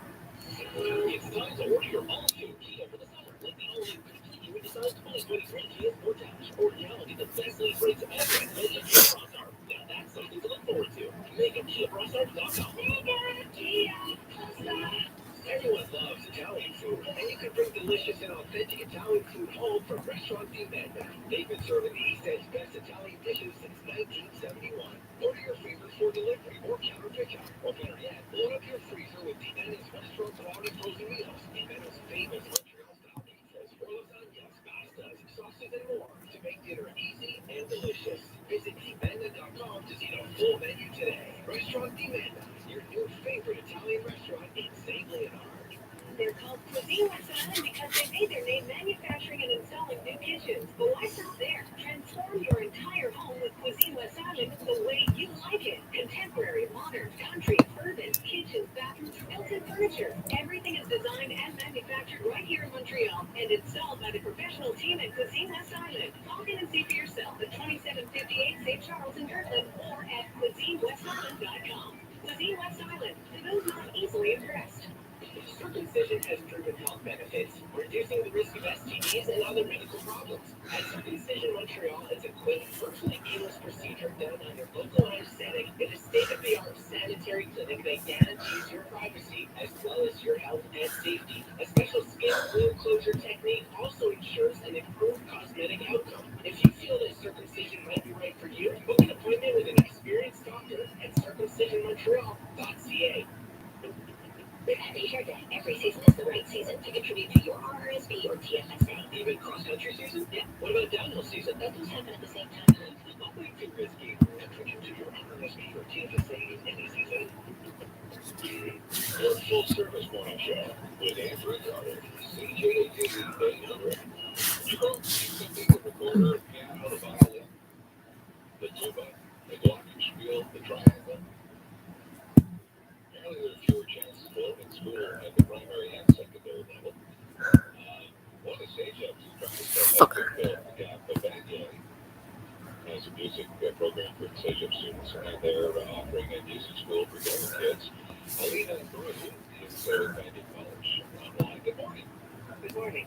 So are you the dean of music at Alina? I'm the dean responsible for music, yes. Like, what's going on? I think when I was in high school, I ended up in music, and we had a band room, and we had a closet full of instruments, and you could choose which one you want. Is it not like that anymore? Not so much. There used to be some schools that had very vibrant music programs like Lindsay Place, which closed most recently, and even Villa Maria used to have a very good music school, but they also chose to close it. A lot of the funds that are limited are transferred over to STEM, engineering, math, technology, etc. And so what's happening is that music is sort of disappearing from our high schools. Okay, so how, as far as you're concerned, how old or young should people be when they start picking up an instrument? Well, it depends. If they become a professional musician, the younger the better, obviously. But I don't think, we see music as something that everybody should have access to. It's good for the mind, it's good for concentration, it's good for the soul. I know that a lot of musicians were able to improve their musical quality during this epidemic because they basically practiced more while they were home. It's something that everybody should have access to, we think. So what are you doing at Bandy? So what we're doing is that starting with fall, we're creating the Bandy College Music School. We're starting with 3 instruments, and that's piano, guitar, and voice. And what we're trying to do is making music accessible to all, not just those that can afford it, and trying to make it as affordable as possible. The music is not for everybody, right? Like I can remember there were people in my high school band that went on to play at a higher level, but I could barely do the scales and never really got it. So yeah, I played piano, but although I could press the notes, I could never really make music. But that doesn't matter. I mean, the opportunity should still be there for anybody to try it out and to see whether they have any talent or no talent. The music is not only playing an instrument as well, it's also exposure to music, it's exposure to how it works. It's a language in itself, and that is something that everybody deserves to at least have access to. Okay, so how can people take advantage of this thing? If anybody's interested, we have an email, which is musicschool@banyacollege.qc.ca. And they can just send us an email and basically mention that they would be interested in taking part in the music program, or that their kids would like to take part in the Bandy College Music School program, and we will get back to them. And as soon as the lesson starts in September, in the fall semester, we will get in touch with them and give them all the information. What's the youngest that you can maybe take care of this? Well, right now we're going to focus on high school, but it's going to be available to everybody. So elementary school will also be. And if I just go to the Bandy website, will I be able to find this easily? Not yet, but it's coming. So then give me again the where to look for this. It's the email is musicschool@banyacollege.qc.ca, and music school is in one word. Thank you. Thank you very much. Alina Brew is VP of music at Bandy College. 646. And watching you ride in this morning, CJ88 under traffic. Here is Melbourne Laser Fuller, Marciaga, Montreal's Arena, Mediterranean. That's an Eastern food for you. It's opening 4 Monday, Saturday, 2 locations to serve you. Visit acrobatfood.com.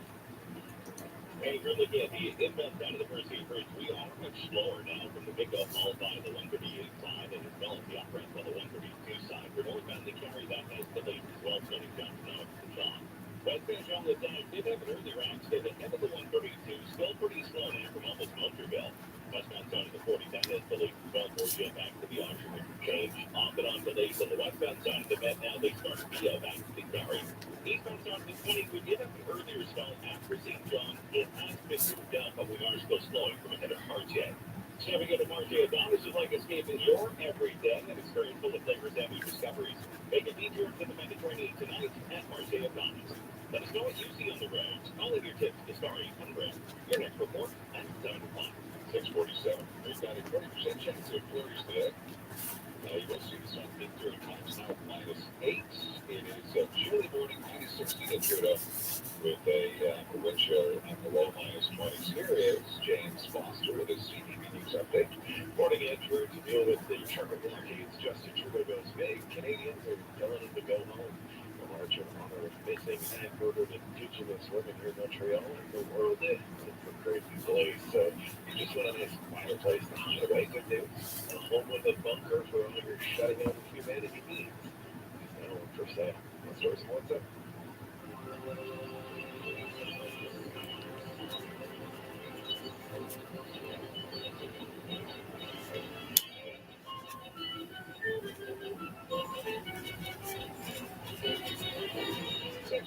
Celebrations at security.com and Matt Groening, the creator of The Simpsons, is 68 years old today. Former NHL All-Star Jaromir Yager played with Canadians now, one of the scorers at the age of 50. He turns 50 today. And born in the state in 1564 is Italian astronomer Galileo Galilei. Magnifico, Okay. This might have been for yesterday, but we wanted to better late than never. Bob Orsini sent this in. Would appreciate if you could ask a special birthday wish to my high school teacher. His name is Mr. Hubert Clemens, or Clement. He is 100 years young. He was my accounting teacher at Marymount High School in the 60s and was a driving force in my life towards becoming the person I am today. Isn't that great? When somebody has an impact on your life like that. I'll visit Mr. Lemire later today and to be with him on a special occasion. Happy birthday, Mr. Lemire. This was Dale McCall. Happy birthday from Crystal, Anna, Brooke, and Nick. Enjoy this milestone. Have a great day. Judy Taylor, Grandma, happy 80th birthday from Isabella, Natalie, Melanie, Karen, Norman, Matthew, and whole family. Noreen. Let's see, happy birthday, Noreen. Love Margaret and the family. Friendship means so much to me. Please wish the rock of our family, Jason Tremblay, a very happy birthday. Jay does everything in his power to do everything for our family. Brendan, Brooke, and Logan sent that in. Artie Goldler, wish you a wonderful happy birthday. Our dear mother and Oma, who's 90 years young today. You've lighted up our lives. Heidi, Daryl, Stephanie, and Christopher. Our daughter Lorraine, and happy sweet 16th birthday. Her mom, dad, your brother Francesco, and whole family. Vanessa sent that. And this little thank you note for Andrew for the birthday wishes for my daughter Katrina, who turns 22 today. That was yesterday. You made her day. She felt like a celebrity. She loves you even more. Well, that's nice. Okay. Thank you for that. It is 6:50. 514-790-0800. 514-790-0800. Did I see that we have a special prize today? No. Oh, Sublime Creations. Yeah, that's special. $75 from Sublime Creations. And they're coming up a little bit later on. I've got a surprise for you. Big price. 514-790-0800. The math quiz today. The category is the Winter Olympics. The Andrew Carter Morning Show. Brought to you by Matsapana's Bed in a Box Sale. Save up to 20% on Jump mattresses and pillows. Visit Matsapana's or jumpbed.ca. If you own your home, we have an important message. Politicians say they won't send you a tax bill when you sell your home, but the Federal Crown Corporation just paid for a study that's pushing home equity taxes. And now we have to report the sale of our home on our taxes? Why? Say no to a home equity tax before it's too late. Go to taxpayer.com and sign the petition against a home equity tax. We're the Canadian Taxpayers Federation, and we think you should get to keep more of your money. Special Family Day edition. Brian Earl, a wonderful person and father with a magnetic personality. He also has pancreatic cancer. He's joined by his daughter, acclaimed actor Jenna. Together they share memories, stories of her employees and family business. And above all, that love and memories matter most. Chatter That Matters with Tony Chapman, presented by RBC, Friday at noon, right here on News Talk Radio CJAB 800. When you're drinking, it's good to stay in control, especially trying to control a car. Before you get behind the wheel, check the calculator. At the Edging Alcohol website, moderation is always in good taste. Excessive drinking is drinking without counting. Moderate drinking means keeping track. In other words, count your drinks. Just another helpful tip you'll find at the Easycatco website. Moderation is always in good taste. Here's the inspiration, the dreams, the passion, and dedication to all our Canadian athletes. You've made us proud, and we're with you all the way. Supporting Mini Entrepot, proud partner of Team Canada. Option 4, 790-0800 for the Honest Campus with $75 worth of affiliate supply and creations.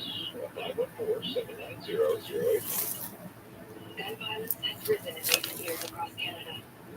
Shootings have become more common. Many Canadians feel threatened in their own communities.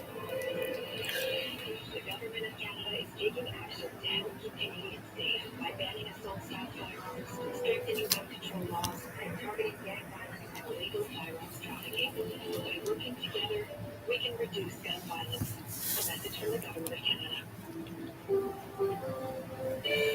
So many Quebecers suffer from back pain, which, when left untreated, can result in a loss of quality of life. The Quebec Chiropractors Association invites you to learn more. Visit chiropractic.com for more information about the practice. You can find tips and advice for daily activities and where you can find a chiropractor closest to you. Be well informed, prevent injuries, live your life to the fullest. Pain changes everything. Chiropractic care changes pain. The heart, the mind, and the RAV4. Heart, you're beating quicker than usual. Just thinking about my 2022 RAV4 LE with front-wheel drive gets me all pumped up. Our competitions are nice, but you should order now to get it this spring. The window down, the wind in my hair, and my new RAV4. This will bring me a fantasy, and let's order right now. I'm ordering to my own beat. Heart or mind, it's time to Toyota. Take advantage of our offers at shoptoyota.ca. I really like that Bouncy Ball commercial. Oh, which one? The one about no contracts. Order what you want when you want. We're thinking of trying them. You don't know how many times we hear that and how happy our customers are. Hi, I'm Caroline of Bouncy Ball. And I'm Michael, and that's really all there is to it. Sign up and cruise our menu. Peruse? Your menu, and order what you want when you want. What's wrong with peruse? Peruse. Just check it out. Dinner's always ready. With Bouncy Ball. BONCBON.com. Alliance Bank was here to tell you about Eris Air Purifiers. Whether you have a business with employees or want to stay safe at home while gathering with friends and family, Eris has a solution for you. Eris Air Purifiers with active pure technology have been proven to neutralize over 99.99% of the airborne virus that causes COVID-19 within 3 minutes. Visit MontrealAiris.com. That's Montreal, AERUS.com, or call 514-489-9350. Esso has big news. Now you can redeem PC Optimum points at Esso stations on gas and car washes. Get in on the excitement at an Esso station near you. You're listening to the Voice of Montreal. News Talk Radio, CJAD 800, and iHeart Radio Station. It's 6:56. John Moore, by the way, is on vacation. Grab a beer, grab a coffee, whatever you wish. Play the pop quiz. Today's category is the Winter Olympics. Today's victim is Peter on Highway 13, 20 Peter. Good morning. So I understand that you're saving up to buy a house on the 15th. How's life on the 13th today? It's actually looking pretty good. Good for you. Okay, we're going to play the Winter Olympics, and the price is $75 funded Sublime Creations, Sublime Plus on Sublime.com. Yeah, so here we go. Get 3 yourself right to be a winner. What sports are you partaking in if you are doing moguls? Yes, of course. ice dancing and figure skating have just a few differences. Which one does not allow jumps or throws? Ice dancing, of course. Snowboarding joined the Olympics in what year? Would you like multiple choice? Yep. 1912, 1998, or 2018?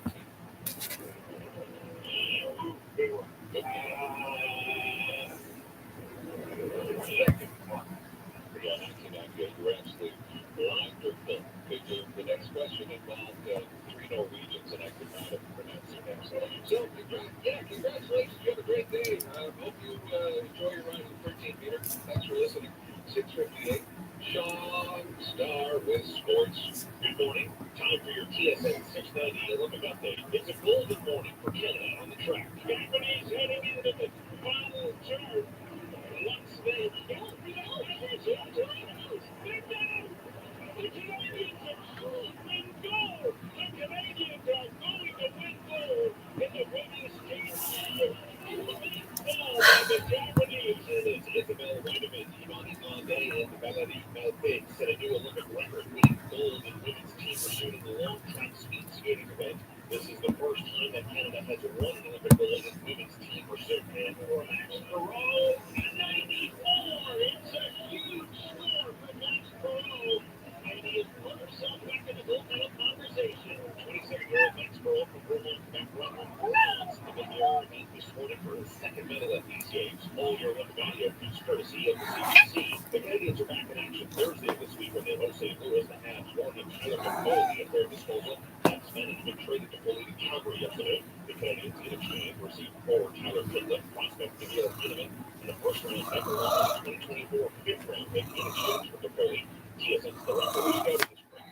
Here is Montreal guy Miguel Kinnaman.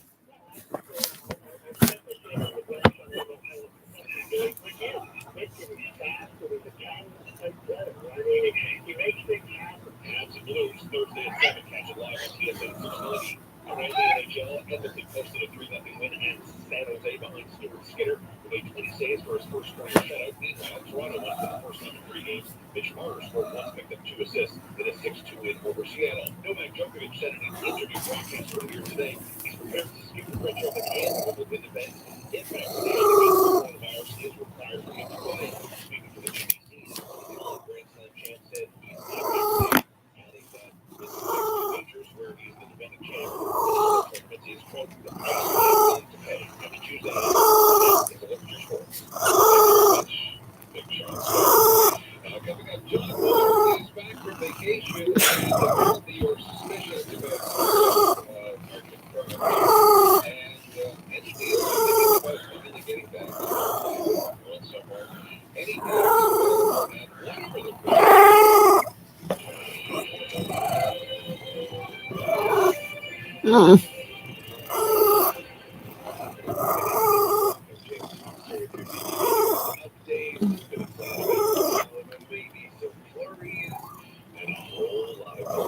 especially this morning. It is minus 16 degrees downtown. For weather details are menu there.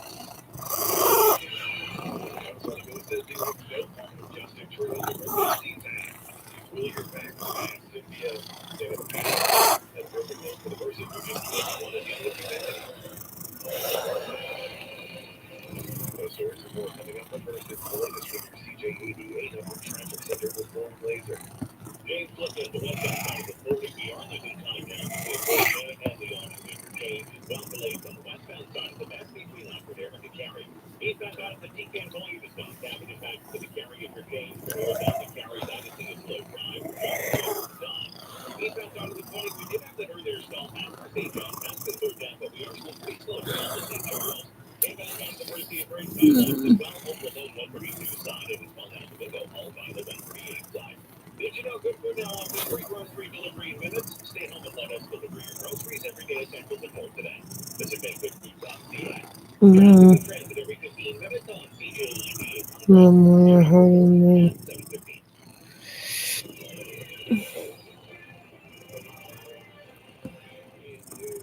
Put an end to trucker blockades and activations. Trudeau invoked the emergency act yesterday.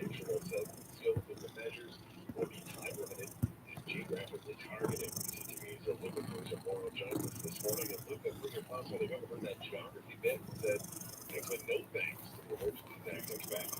Yeah, I mean, that's after the Prime Minister said he met with premiers before invoking the Emergency Measures Act. It is in response to ongoing protests that allows the RCMP to enforce local laws and has been posted many times by people assembling illegally. Legault said earlier that while we understand the need for more policing for the Ottawa protests, the situation is just different in Quebec. I was very clear with the Prime Minister that the Federal Emergency Act should not apply in Quebec. He continued to say Quebec police are equipped to handle any protests that may arise. This coming as chatter grows for a possible blockade from the border crossing south of Montreal. Sure enough, on the island, people could gather there this weekend. Some in Quebec struck a similar tone to the premier, saying they're prepared to step in to ensure safety and the flow of traffic. Thank you, Luca. While some of those truckers say they may have the weight of the country behind them, the latest Angus Reid poll shows that it's almost anything but. When asked what they thought the truckers should do, 72% of respondents said go home. The report says that if they want protection, they got it. Plus, their end game was support. That has backfired. 93% supported action to remove the truckers from blocking the occupation, 68% of which said that they wanted the police or military to do so by force. And one of the more interesting stats of the survey, 44% of Canadians polled said that the protests made them more inclined to support COVID measures like indoor masking and showing proof of vaccination at the border. Quebec police also the only time met with public health officials last night to discuss whether the province's vaccination passport system should still be a thing. Legault said that Health Minister Christine Dubé wants to get rid of it as soon as possible and as soon as he gets the okay from public health. Legault says that an announcement on the future of the vaccine passport could come as early as today. We want to remove most of the measures, but we have to be careful because of the upcoming situation. That announcement could come and when it's become a regularly scheduled Tuesday afternoon press conference. Hasn't officially been announced yet. It usually comes around 8 o'clock in the morning, and if it does happen, CJAD and Eddie will have complete coverage of any and all announcements for you. It was a cold night in Montreal last night, but that didn't stop hundreds of people marching through the streets to honor missing and murdered Indigenous women and girls. There was a vigil in the crowd march from Cabot Square to the corner of Mansfield. Next, the Native Women Shelter said that this is an issue that Indigenous women have to deal with every day. The RCMP data shows that there are only around 40 missing women in Quebec. Her estimates have it closer to 200. And people need to remember that it is an ongoing issue. It's not something that just happened, X amount of years ago. During the femicide, there are 10 women that passed away the last year, and I think 3 of them were Indigenous. It's something that happens, and people need to do more. They need to know more. They need to push the government. And those looking to just get away from it all, or perhaps avoid the apocalypse, there's a home with a bunker in Missouri that's now up for sale. The gated property comes with surveillance, security, ventilation, and circulation system, even a private well. The owner says that he built the home about a decade ago for people to, in case something happened, but he now thinks it's a little too much to maintain. The house also has a kitchen, 2 full baths, and a pantry that's listed just over $300,000. For all the news during the day, stream us in your smart speaker. Just say play CJAD 800. Your next CTV News update is at 7:30. Anytime news breaks, CJAD the network has it. On March 1st, Ontario plans to officially remove vaccine passport mandates and all indoor capacity limits as well. Masking rules will stay in place. On the air, on Twitter, email to your inbox. Come to the next News Talk Radio. CJAD 800. From Golden Globe and Emmy winner Kurt Smeaton and the producers of Letterkenny. Oh my God! All new Children Ruin Everything. Wednesday at 8. And just record, children don't ruin everything. Just your social life and your food needs. Make them protect only on CTV. Imagine your future behind the wheel of a Ford F-150. Film the visiting features like available power on board that gives you a mobile generator on the job site and at the campsite. Or you be the creator, the problem solver, the boss, or all of the above. With 5 available powertrains, including a hybrid, you can choose how to bring on the future of a 2022 F-150. Or he says, connect with the Ford dealer or visit Ford.ca. Selling your home is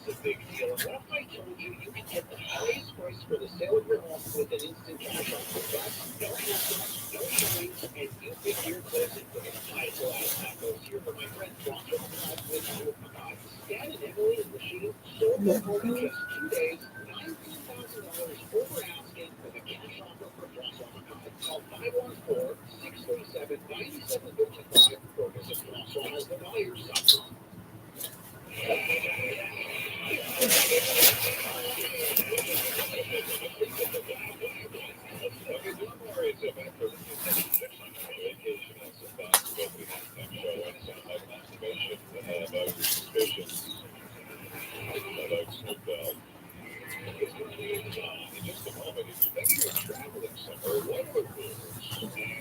What are the deals like? We'll get to that in just a moment. But first, here is Saturday CJ Gourmet weather. It's brightening up nicely right now. Currently minus 16 at Trudeau Airport. Getting reports of light snow in Darboux. That's what you're seeing at 51400. The wind chill this hour minus 24. So it's a cold start. We're seeing a mix of sun and clouds today. That transitory through the morning. Moderate westerly breeze as well. A high of minus 8. Tonight, a few clouds, low of minus 16. Wednesday, mix of sun and clouds. A high of plus 4. Wind chill minus 19 in the morning. Environment Canada has issued a special weather statement that applies Wednesday evening into Thursday. They say there's a system coming up from the states, the potential to bring a lot of snow or rain to some parts of the province. Not clear just where yet, but in any case, the evening could push to snow Thursday evening with freezing rain during that transition. Thursday daytime high is plus 7, so it's going to warm up, or also could be a lot of trickiness with precipitation. Right now at Trudeau Airport, it's minus 16, light snow falling, the wind chill minus 24. A little later on, Kamala Harris, Secretary, is going to weigh in on the Prime Minister Trudeau's decision to invoke the Emergencies Act. Coming up next, travel plans in your future. What's the deal? Wake up, know it all. Just ask your smart speaker for the Edward Carter Morning Show on CJAD 800. Mouthful isn't just relevant, it is a partner in your renovation.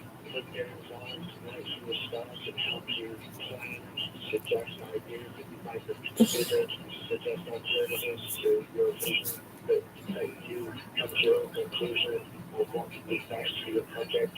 And they also use their team to help us choose tiles, things like that. NORECO.com 514-856-9993 and tell them Talking Central. Enter address. Your destination is 15 meters away. Exit your path. Turn left. Go straight. Traffic in the bathroom ahead. 7 minutes detour. Are there days when you work from home and don't use your car? With the adjustment program by Desjardins Insurance, you can save money. Sign up today and get a 10% enrollment discount on your auto insurance premium for the first 6 months. Certain conditions, limitations, and exclusions may apply.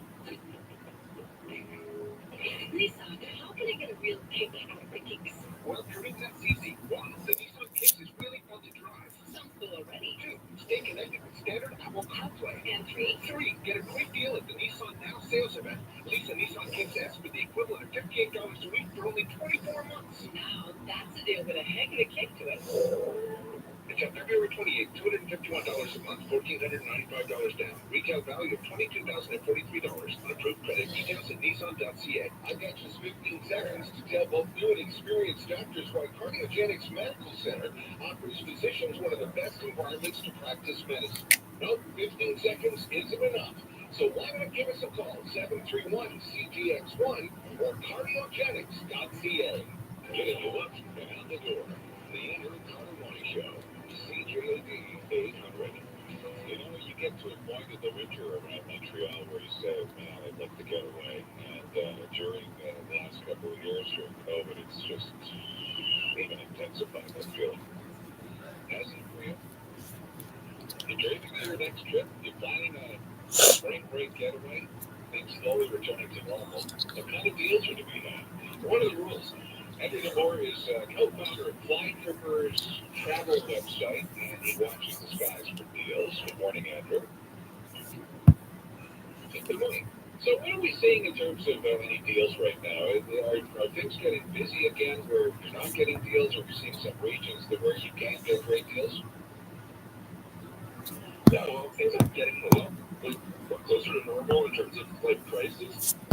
Just for example, this morning on our way there were flights to Costa Rica for $300 round trip, but flights to Guatemala and the 200 round trip, just under 300. So there are always destinations that are on sale if you're a little bit flexible on your destination. That's really the key. If you just on a specific date and a specific destination, you're almost certain to pay more because you're not flexible. So either being flexible on the dates or the destination, that really helps to find people.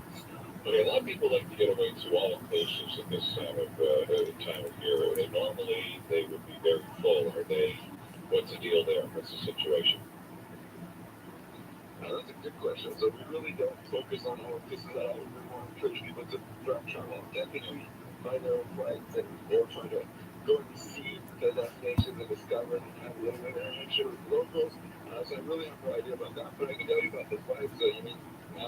That's one proxy where we can use it. They're getting fuller. A lot of the countries are almost back to normal in terms of tourism that they're receiving, especially because Americans have been traveling, for a while. It's a bit back to normal for them, but Canadians are just trying to catch up a little bit. Okay, so what are the rules for somebody like if I want to fly? Say I'm going to go south somewhere. Maybe I'll go to Costa Rica, maybe I'll go to Jamaica, maybe I'll go to Florida. What are the rules for me both getting there and coming back in terms of COVID? Yeah, so basically the rules for coming back to Canada are the same for everyone. So that's the simple part. They're actually going to change very soon. So the government said they will be announcing the revisions to Canada's travel rules this week. So we don't know what. Apparently there's changes to the required test to enter Canada. We don't know for sure if it's either going to be abolished or changed for a rapid antigen test. So that's, let's say, to be continued. But as of now, that's not a molecular, which is like a PCR test, within 72 hours of entering Canada. So that's relatively simple. They're easy to find literally everywhere. I don't know why everyone's so stressed out about the part of finding them. I mean, there's obviously there's a test economy that's inconvenient if you're traveling and you have an extra 10 days to spend over there for sure, but finding the test, that's really not an issue anywhere. And then for every other country, really, that's where it's going. Every country is different. So there are 48 countries that require testing at all. Like, for example, Mexico, they don't require vaccination, they don't require tests, they don't require quarantine, they don't require health forms, they don't require anything. On the other hand, some countries are completely closed, so it's really important to look at the rules. There's only one website, one source where they have all the official rules, so it's pretty easy. It's all in the same place. It's called IATA, so they have the official rules that airlines use to decide if you can enter or not. So it's a little bit complicated to kind of read those, but they're written for every nationality in all the world. So you have to kind of figure out what the rules are for Canadian by reading. But if you know how to read, you should be able to figure it out. Okay, so that's the IATA website, correct? Yeah, exactly. Okay. So if I go to your website at flytrippers.com, you have information about some cheap flights. Yeah, so we have the news we start every day, so like flights that are 50% off. We have tips about travel in general, and that's included obviously how to understand the rules for now, since it's so important to kind of understand what the tests are, what you need to be able to have to go to any country. And then we also have a section about travel rewards to kind of help people to travel for less as well. All right. Hey, thanks for your time, Andrew. Appreciate it. My pleasure. Okay, that's Andrew DeBoer from flytrippers.com.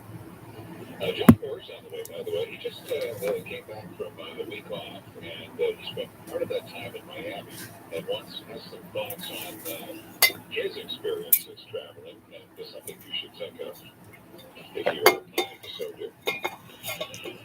Let's take a look to your right in, shall we? Traffic brought to you by Marcia Montreal's Iranian, Mediterranean, and Middle Eastern Food Emporium. It's open 8 to 4, Monday to Saturday, with 2 locations to serve you, or you can visit ActiveFood.com. Lauren? Andrew for the inbound side of the Mercy and Grace. We are losing some time now for the 207 138 side, and as well local known 132 side. Still pretty slow eastbound side of the 20, St. Charles back to St. John's. For northbound to Cary, that is a slower drive from ahead of Johnson out to the top. Eastbound side of the T-Can, you're losing time as well between the exit to the Cary interchange. Westbound side of the 40 minutes before Jam back to Anjou for southbound 25. We are getting word of an accident ahead of the Anjou interchange from the top down from Henri Barassa. Longmont police too on the westbound side of the Medley start line for the airbag to carry. Stepping into Marche Adonis is like escaping your everyday and experience all the flavors and new discoveries. Make a detour to the Mediterranean tonight at Marche Adonis. Let us know what you see on the roads. All of your tips to Star 800. Your next report at 7:30.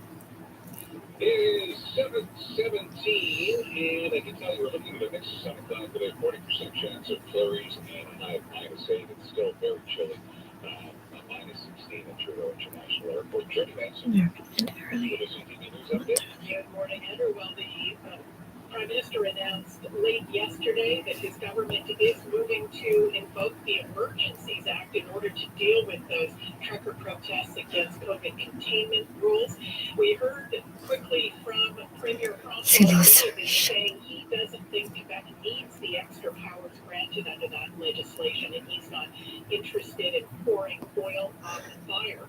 And Andrew, we've been told that Health Minister Christian Dubé will be offering up a COVID briefing later today, and there is some speculation there could be a further loosening of COVID containment restrictions in the works. That and more in 12 minutes. Okay, thank you. Thank you, Trudy. Okay. You got time for a couple of bad jokes? She sends me by Eric. Hey, Andrew. Or maybe I'll do it as you. Hey, Trudy. My friend decided to become an archaeologist. Now his life is in ruins. Hey, Trudy. I won an award for inventing a system by which Italian food is delivered to your house without the need to alert customers at the front door. I am receiving a Nobel Pizza Prize. Okay. Apparently we received I have to apologize, if you've been sending, this happens from time to time because we got a nice note about somebody's 100th birthday. It was a teacher. She got a text message about a sweet 16 this morning. And I was hoping that I could get the final text message again. Apparently it wasn't read. We got people working remotely. We've got problems with the computer sometimes, and sometimes we miss your messages, don't get them until the next day. So I do apologize for that. Apparently she's gone into class. It's too late. So happy sweet 16. Tomorrow, hopefully. John Moore is just back from Miami. He's got some thoughts on Snoop Dogg. Apparently your suspicions about Snoop Dogg during the halftime show at the Super Bowl were confirmed. And he also wants to talk about traffic, because he just came back from Miami. And after 7:30, Tom Mulcair weighs in on the Emergencies Act. The Andrew Carter Morning Show, brought to you by Max Up and Al's Beauty Rest Sale. Save up to $900 on all Beauty Rest mattresses. Visit maxupanal.ca. Hey, Dad. What I wanted to say earlier is that biosimilars are pretty much the same. It's like the spare key I have for your home. Our keys might be different, but both unlock the same door. And I'm telling you this because the government of Quebec is making a shift towards biosimilars, which might affect you since you're taking a biologic medicine. Okay, bye, Dad. For more information, visit biosimilars.generation.ca. I want a cookie, not just any cookie, a Felix and Norton cookie. They now deliver their freshly baked gourmet chocolate chunk cookies to your door or across Canada. You can also order their easy-to-bake cookie dough and enjoy warm cookies anytime you want, with the intoxicating smell of fresh-baked cookies, of course. With simple online ordering, you can choose from all their delicious flavors and affordable gifts. Just go to FelixandNorton.com and they'll take care of the rest. Felix and Norton, baking smile since 1985. Call the Hi, John McElligott for Team Electrica. We visit homes every day where codes and regulations have been totally disrespected. We are not talking about throwing bottles. This is electricity. Electrica. We will not compromise on the safety and security of your home and family. Residential Electrical. Electrica. That's Electrica with a K.ca. Do you or someone you know have problems with drugs or alcohol? We can help you. Call Andy's house at 514-738-ANDY. That's 514-738-2639. Call today. John Moore, brought to you by MontrealHandSurgery.com. For treatment of Dupuytren's disease, call board-certified Dr. Daniel Durant. Online and virtual consultation now available. With so much drama in the ABC, it's got a whole team of people love the team, but So I don't know if you knew this, but part of the Emergencies Act is bringing John Moore back from vacation. And not a momentary Federally declared yesterday that I had to return to work, so I'm glad to be back. How was Squirrel Safari, by the way? Well, you know what? I went down to Miami because my friend Barry was opening a show. They've got another one of these immersive art shows, so it was the Immersive Monet opening in Miami. And then I went to see some friends in La Chute because a friend of mine was turning 50. And all I can tell you, Andrew, is my advice will be, and this is only my advice, you know, you don't have to follow it. But the level of jeopardy and peril and documentation and all that craziness, I wouldn't do the same trip again. For example, I'm in Miami and I go and get my test, but then I thought, what if I got infected in Miami and I'm in Montreal and then I have to fly back to Toronto, but I can't get on a plane because I have fever, blah, blah, blah. So it's too complicated. But it must have been nice to feel the warmth on your face, though. But it was. They gone. Yeah, amazing. Where is the shoot? Like, where do you mean? The north of the shoot? I have to browse it. I don't remember. There's places. You don't even know where you went. Do you know? No. I just have the address in my navigation device. Navigation device. Okay. So we bought a house/cabin, and it was just a nice week getaway with a fireplace. So started off. I said, and one of my buddies watching the Super Bowl, I said, yeah, it's because he's big Evans. I mean, first of all, I know I love the halftime show. Yeah, I thought it was sensational. And apparently Snoop Dogg enjoyed some weed before he did the halftime show. And the funny thing for me is like that this has become a headline. If he had done a shot of vodka before doing the show, everybody would say, well, you know, a little bit of courage, here we go. But the fact that he smoked up is like scandal. A very old-fashioned. Harry Hamlin says playing gay wrecked his career, and I was trying to remember who Harry Hamlin is, and I guess that proves his point. Yeah, I mean, Harry Hamlin's had an okay career. He probably made a good deal of money. I think, if I remember correctly, he was starring on Alan Law. Oh, okay. Yeah. So that's not Harry Hamlin. I know that, but that's a million years ago. But he made a movie in the 1980s called Making Love, which was considered at the time not only groundbreaking, it was 1982, but also career killing. Because he played gay. And back then, if you were straight and played gay, everyone said, oh, I wonder if he is gay, and then you couldn't do anything else. And of course, now, people climb over each other and play gay because it's one of the great keys to winning an Oscar. But he says he's still proud of the film, which kind of holds up, actually. It's not a bad movie. But, you know, he points out that he's paid this incredible price ever since. And I don't think he's wrong, because Harry Hamlin's not a bad actor. He's a good-looking guy. He probably would have had all kinds of film roles, TV roles anyway. But back then, it was considered a career kill. OMG. How excited were you when you heard that the Gilded Age is renewed? But listen, you know, while I was off, I thought the Gilded Age arrived, new episodes on Friday. So I was on Friday, like, let's find a new episode. It's like 9 p.m. on Monday. How dare you? I will renew my assessment of the show, Andrew. I hate it. It's awful. The acting is terrible. The plotting is plotting, and I can't get enough of it. It's funny because it's obviously very popular. Because the first thing I was thinking was watching. I wonder what's at the corner of 61st and 61st and 5th. Yes. And of course, I go there's like 3 or 4 stories on what's there, and it's like there's an apartment building and it's across from the Plaza Hotel or something like that. But it's Yeah. Those houses are not there. People are wondering, where are those houses? Are they still there? Can I see them? Yeah. Much like Montreal, we tore it all down. Yeah. John, you have a great day. Nice to have you back, buddy. You did? Okay. John Moore, CJ the Entertainment. And we have some more medals apparently at the Olympics. Here's Sean Starr. Good morning. Time for your TSN 690 Olympic update. Canada's Olympians have made many trips to the podium in these games. Heading into today, only one of those included a stop top step. After an 8-day wait, Canada has claimed its elusive second gold medal, courtesy of the women's pursuit and speed skating team. Japanese heading into the final turn. One stage down. They're down.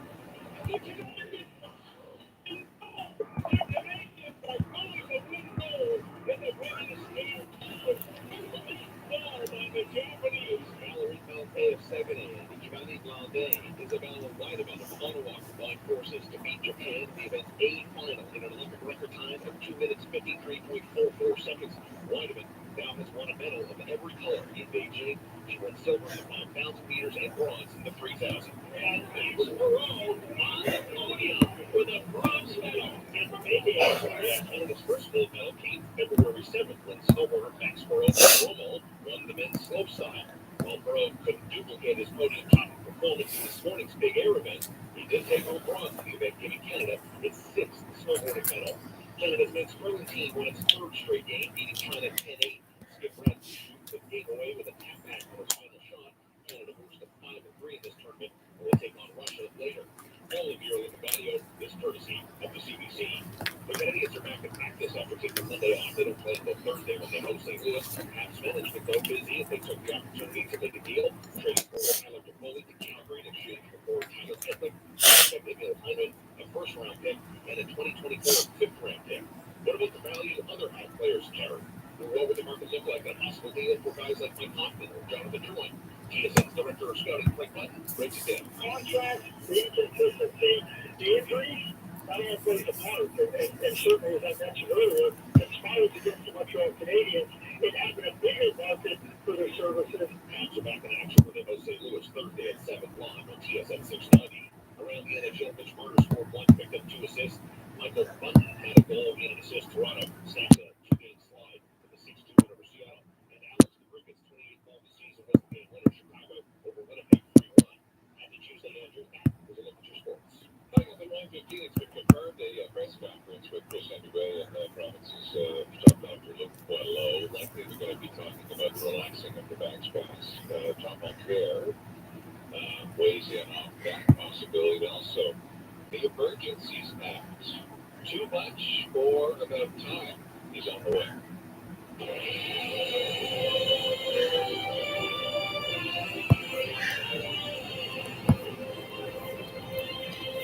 Good morning, it is 7:30. I'm Trudy Mason with your CTV News update.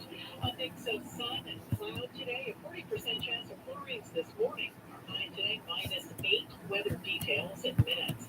In Montreal right now, -16 degrees, and here is what is making news. Premier Legault wants no new powers to deal with anti-COVID measure protesters. Organizers say Woodstock for Freedom will be family-friendly, and some truth movement in Russia.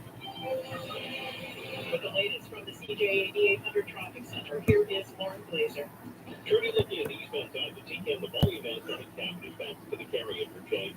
Delays on the westbound side of the 40 from ahead for Jet back to Anjou. For southbound 25, didn't clear your accident ahead of the Anjou interchange. Very tough now from head of Henry Barassa. Westbound side of the Meadow Lawn is off and on volume, starting locally back to the carry. The eastbound side of the 20. We did have an earlier accident after St. John's. We are seeing slowdowns down from head to St. Charles. The inbound side of the Mercier Bridge, that's a slow drive now from the 207 to 138 side, and then well ahead of Old Malone on the 132 side. Stepping into Marche Adonis is like escaping your everyday and experience full of flavors and new discoveries. Make a detour to the Mediterranean tonight at Marche Adonis. Traffic and transit every 15 minutes on DJ 8800. Your next report at 7:45.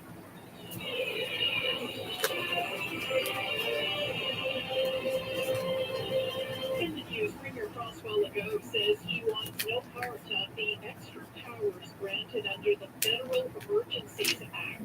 The late yesterday that it is invoking the 1988 law to deal with the illegal trucker blockades of several border crossings and the protest in downtown Ottawa.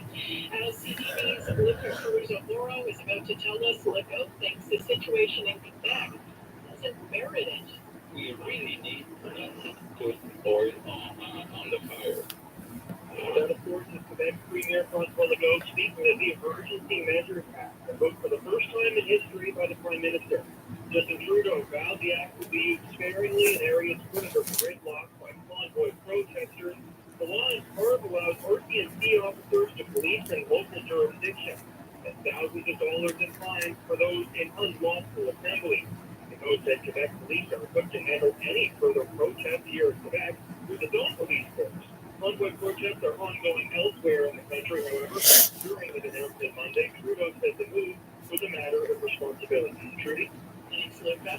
One of the organizers of the truckers' convoy to Quebec City says this weekend's Woodstock for Freedom will be a family event, and the goal will not be to gridlock the streets around the National Assembly. Kevin Big Grenier says that was a little white lie he told to the media to get them talking about it. However, another of the organizers is appealing for not just trucks, but heavy equipment of all kinds to take part, and he is promising $250 fuel gift cards to heavy vehicle owners who make the trip to the provincial capital. We will get a COVID update this afternoon from Health Minister Christian Dubé and the Interim Chief of Public Health, Dr. Luc Boileau. Public Health briefed the Legault government on the latest COVID numbers last evening, and there is some speculation that a further loosening of containment measures is in the works, possibly the end of the back mandate in liquor and cannabis outlets and big box stores. This afternoon's news conference is at 1:15. Russia says it is withdrawing some of the forces deployed near its border with Ukraine. This is NBC reporter Bree Jackson. Russia withdrawing some troops from Ukraine Tuesday, raising hopes of possible de-escalation. The Kremlin contends they've always said troops would return to base after military exercises. Ukrainian officials urging caution. A Russian Defense Ministry spokesman says the units are being loaded into transports and returning to their bases. This announcement came ahead of a planned meeting between Russian President Vladimir Putin and German Chancellor Olaf Scholz, who hopes to avoid a military conflict. More than 100,000 Russian troops have been building up around the former Soviet country as Moscow demands security guarantees from NATO. Western nations are promising crippling economic sanctions if Russia invades. For all the news during the day, stream us on your smart speaker. Just say play CJAD 800. Your next CTV News update is at 8 o'clock. You miss a thing. Andrew Carter's interview with actor Ed Begley Jr. is online. I don't care if you're the stronger industry is selling or any cars. You have 5.5 decades in business. If you still enjoy doing, you are one lucky man. Find more audio highlights at CJAD800.com. This season of CTV's Transplant has everyone talking. The must-see drama that's fresh, inbound, and ripping. Get it.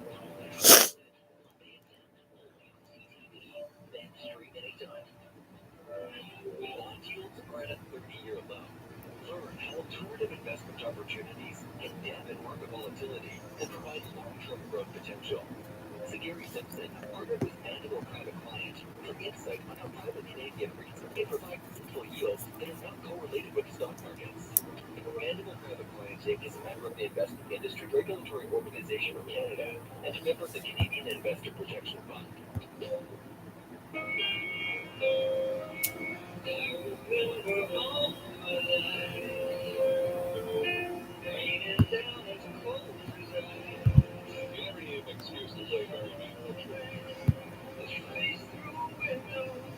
User says New Zealand's government is playing Barry Manilow's greatest hits in order to try to disperse protesters who are angry about COVID mandates.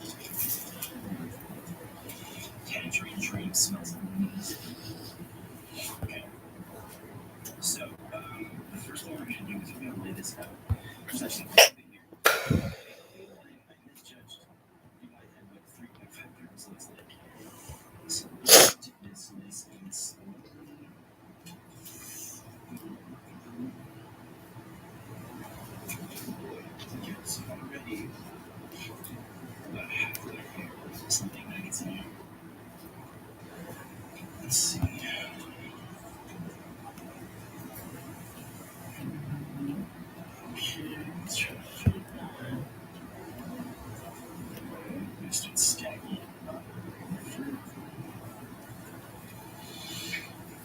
Okay, so 2.5. Okay. So that pushed us up to 2.9.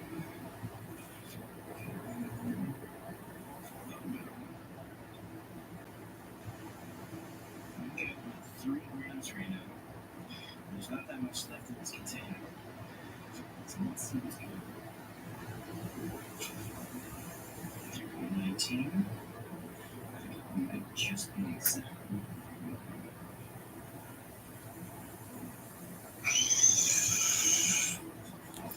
Pathetic.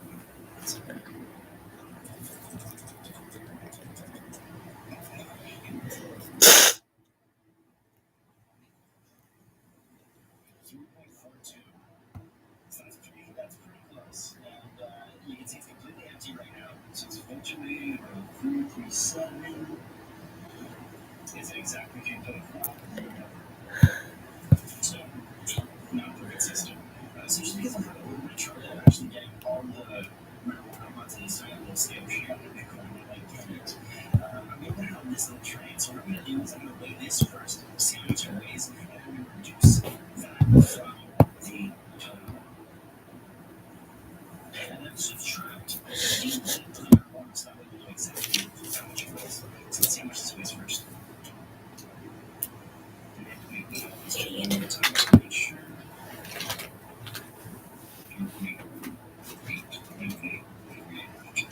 So my weight is how much this weighs. Let's see, our second haze. This is also a sativa. As you can see, again, I'm opening this for the first time, and I'm struggling with it for the thousandth time, I swear. This was only oh my god. Once again, completely sealed. Let's open this bad boy up. Lovely. Some family. Okay. This little tray base. And so we want this to weigh 3.5. It needs to be 9, 10, 11, 12, 8, 13.3. 13.3 is the minimum. You ready? 10, are you watching? Are you watching? All right. 13.3. 13.19. So we're about 11 grams off, which again, not huge. A little bit, but not huge. But it's about 3.5 grams. So far, you I have to give it to you right now. Because it looks like the numbers are matching up. We're 2 for 2. And yeah, it's not a perfect 3.5 grams, but is it absolute 2? Make an issue out of it? Probably not. Alright, so lastly, we have one more here to test the theory. And all it takes is one to break it, right? So far, so good. This can be 2.5 grams for all I know. Now, what we have here is basically the original. Fucking hell, Lord.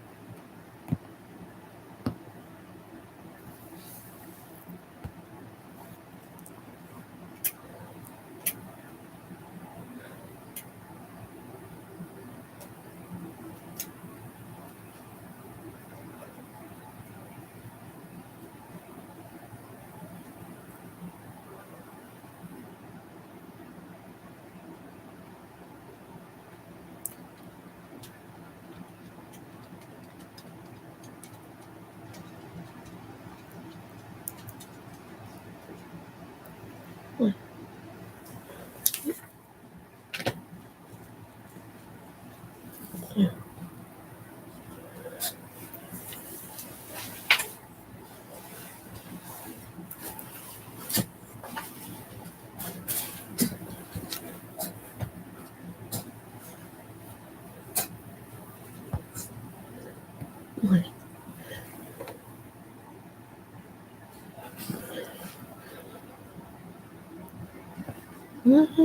that's stupid.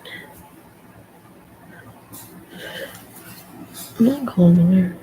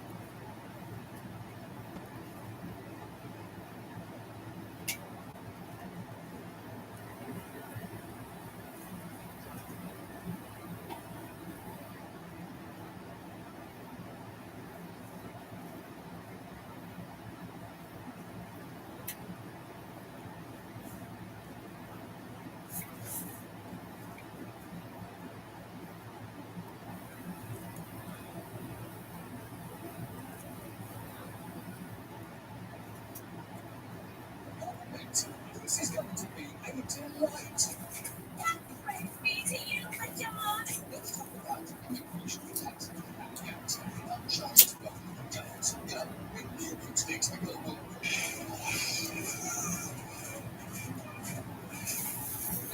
Absolutely nobody to blame on our sides. Possibly, no surely, some of them always not even a partner.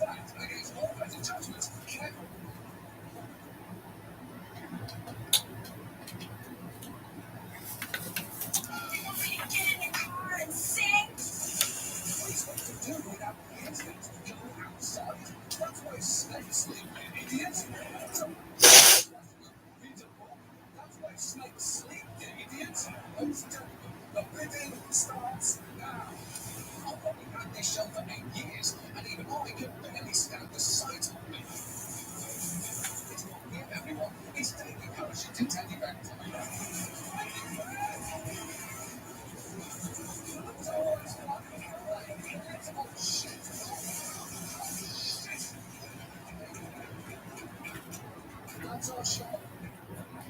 Thanks so much for watching. See you next week.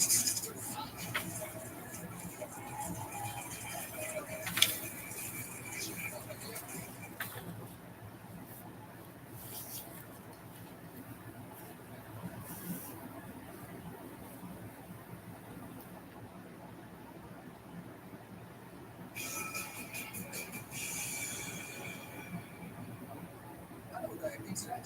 John. Our show is on the latest one out on the company's channel on YouTube. The world's most disturbing video host made for TikTok. I'm here because I want to talk about something near and dear to my, let's say, heart, and that is the Da Vinci Code to the 2003 Dan Brown novel about solving art crimes in Rome. And the sensible 2006 Ron Howard film that explored the movie. I've already known you're thinking, I've never seen it. I don't have a explanation as to why I talk about this book 18 years after its release. I think it's more than that one doing this. I should do take my own measure there. John will think, John will continue to think, John. You should have wait, please keep going. Thank you. And I will. What chief point with this book and the book is with the maddeningly simple solution to the titular problem of a very in one that I do think it's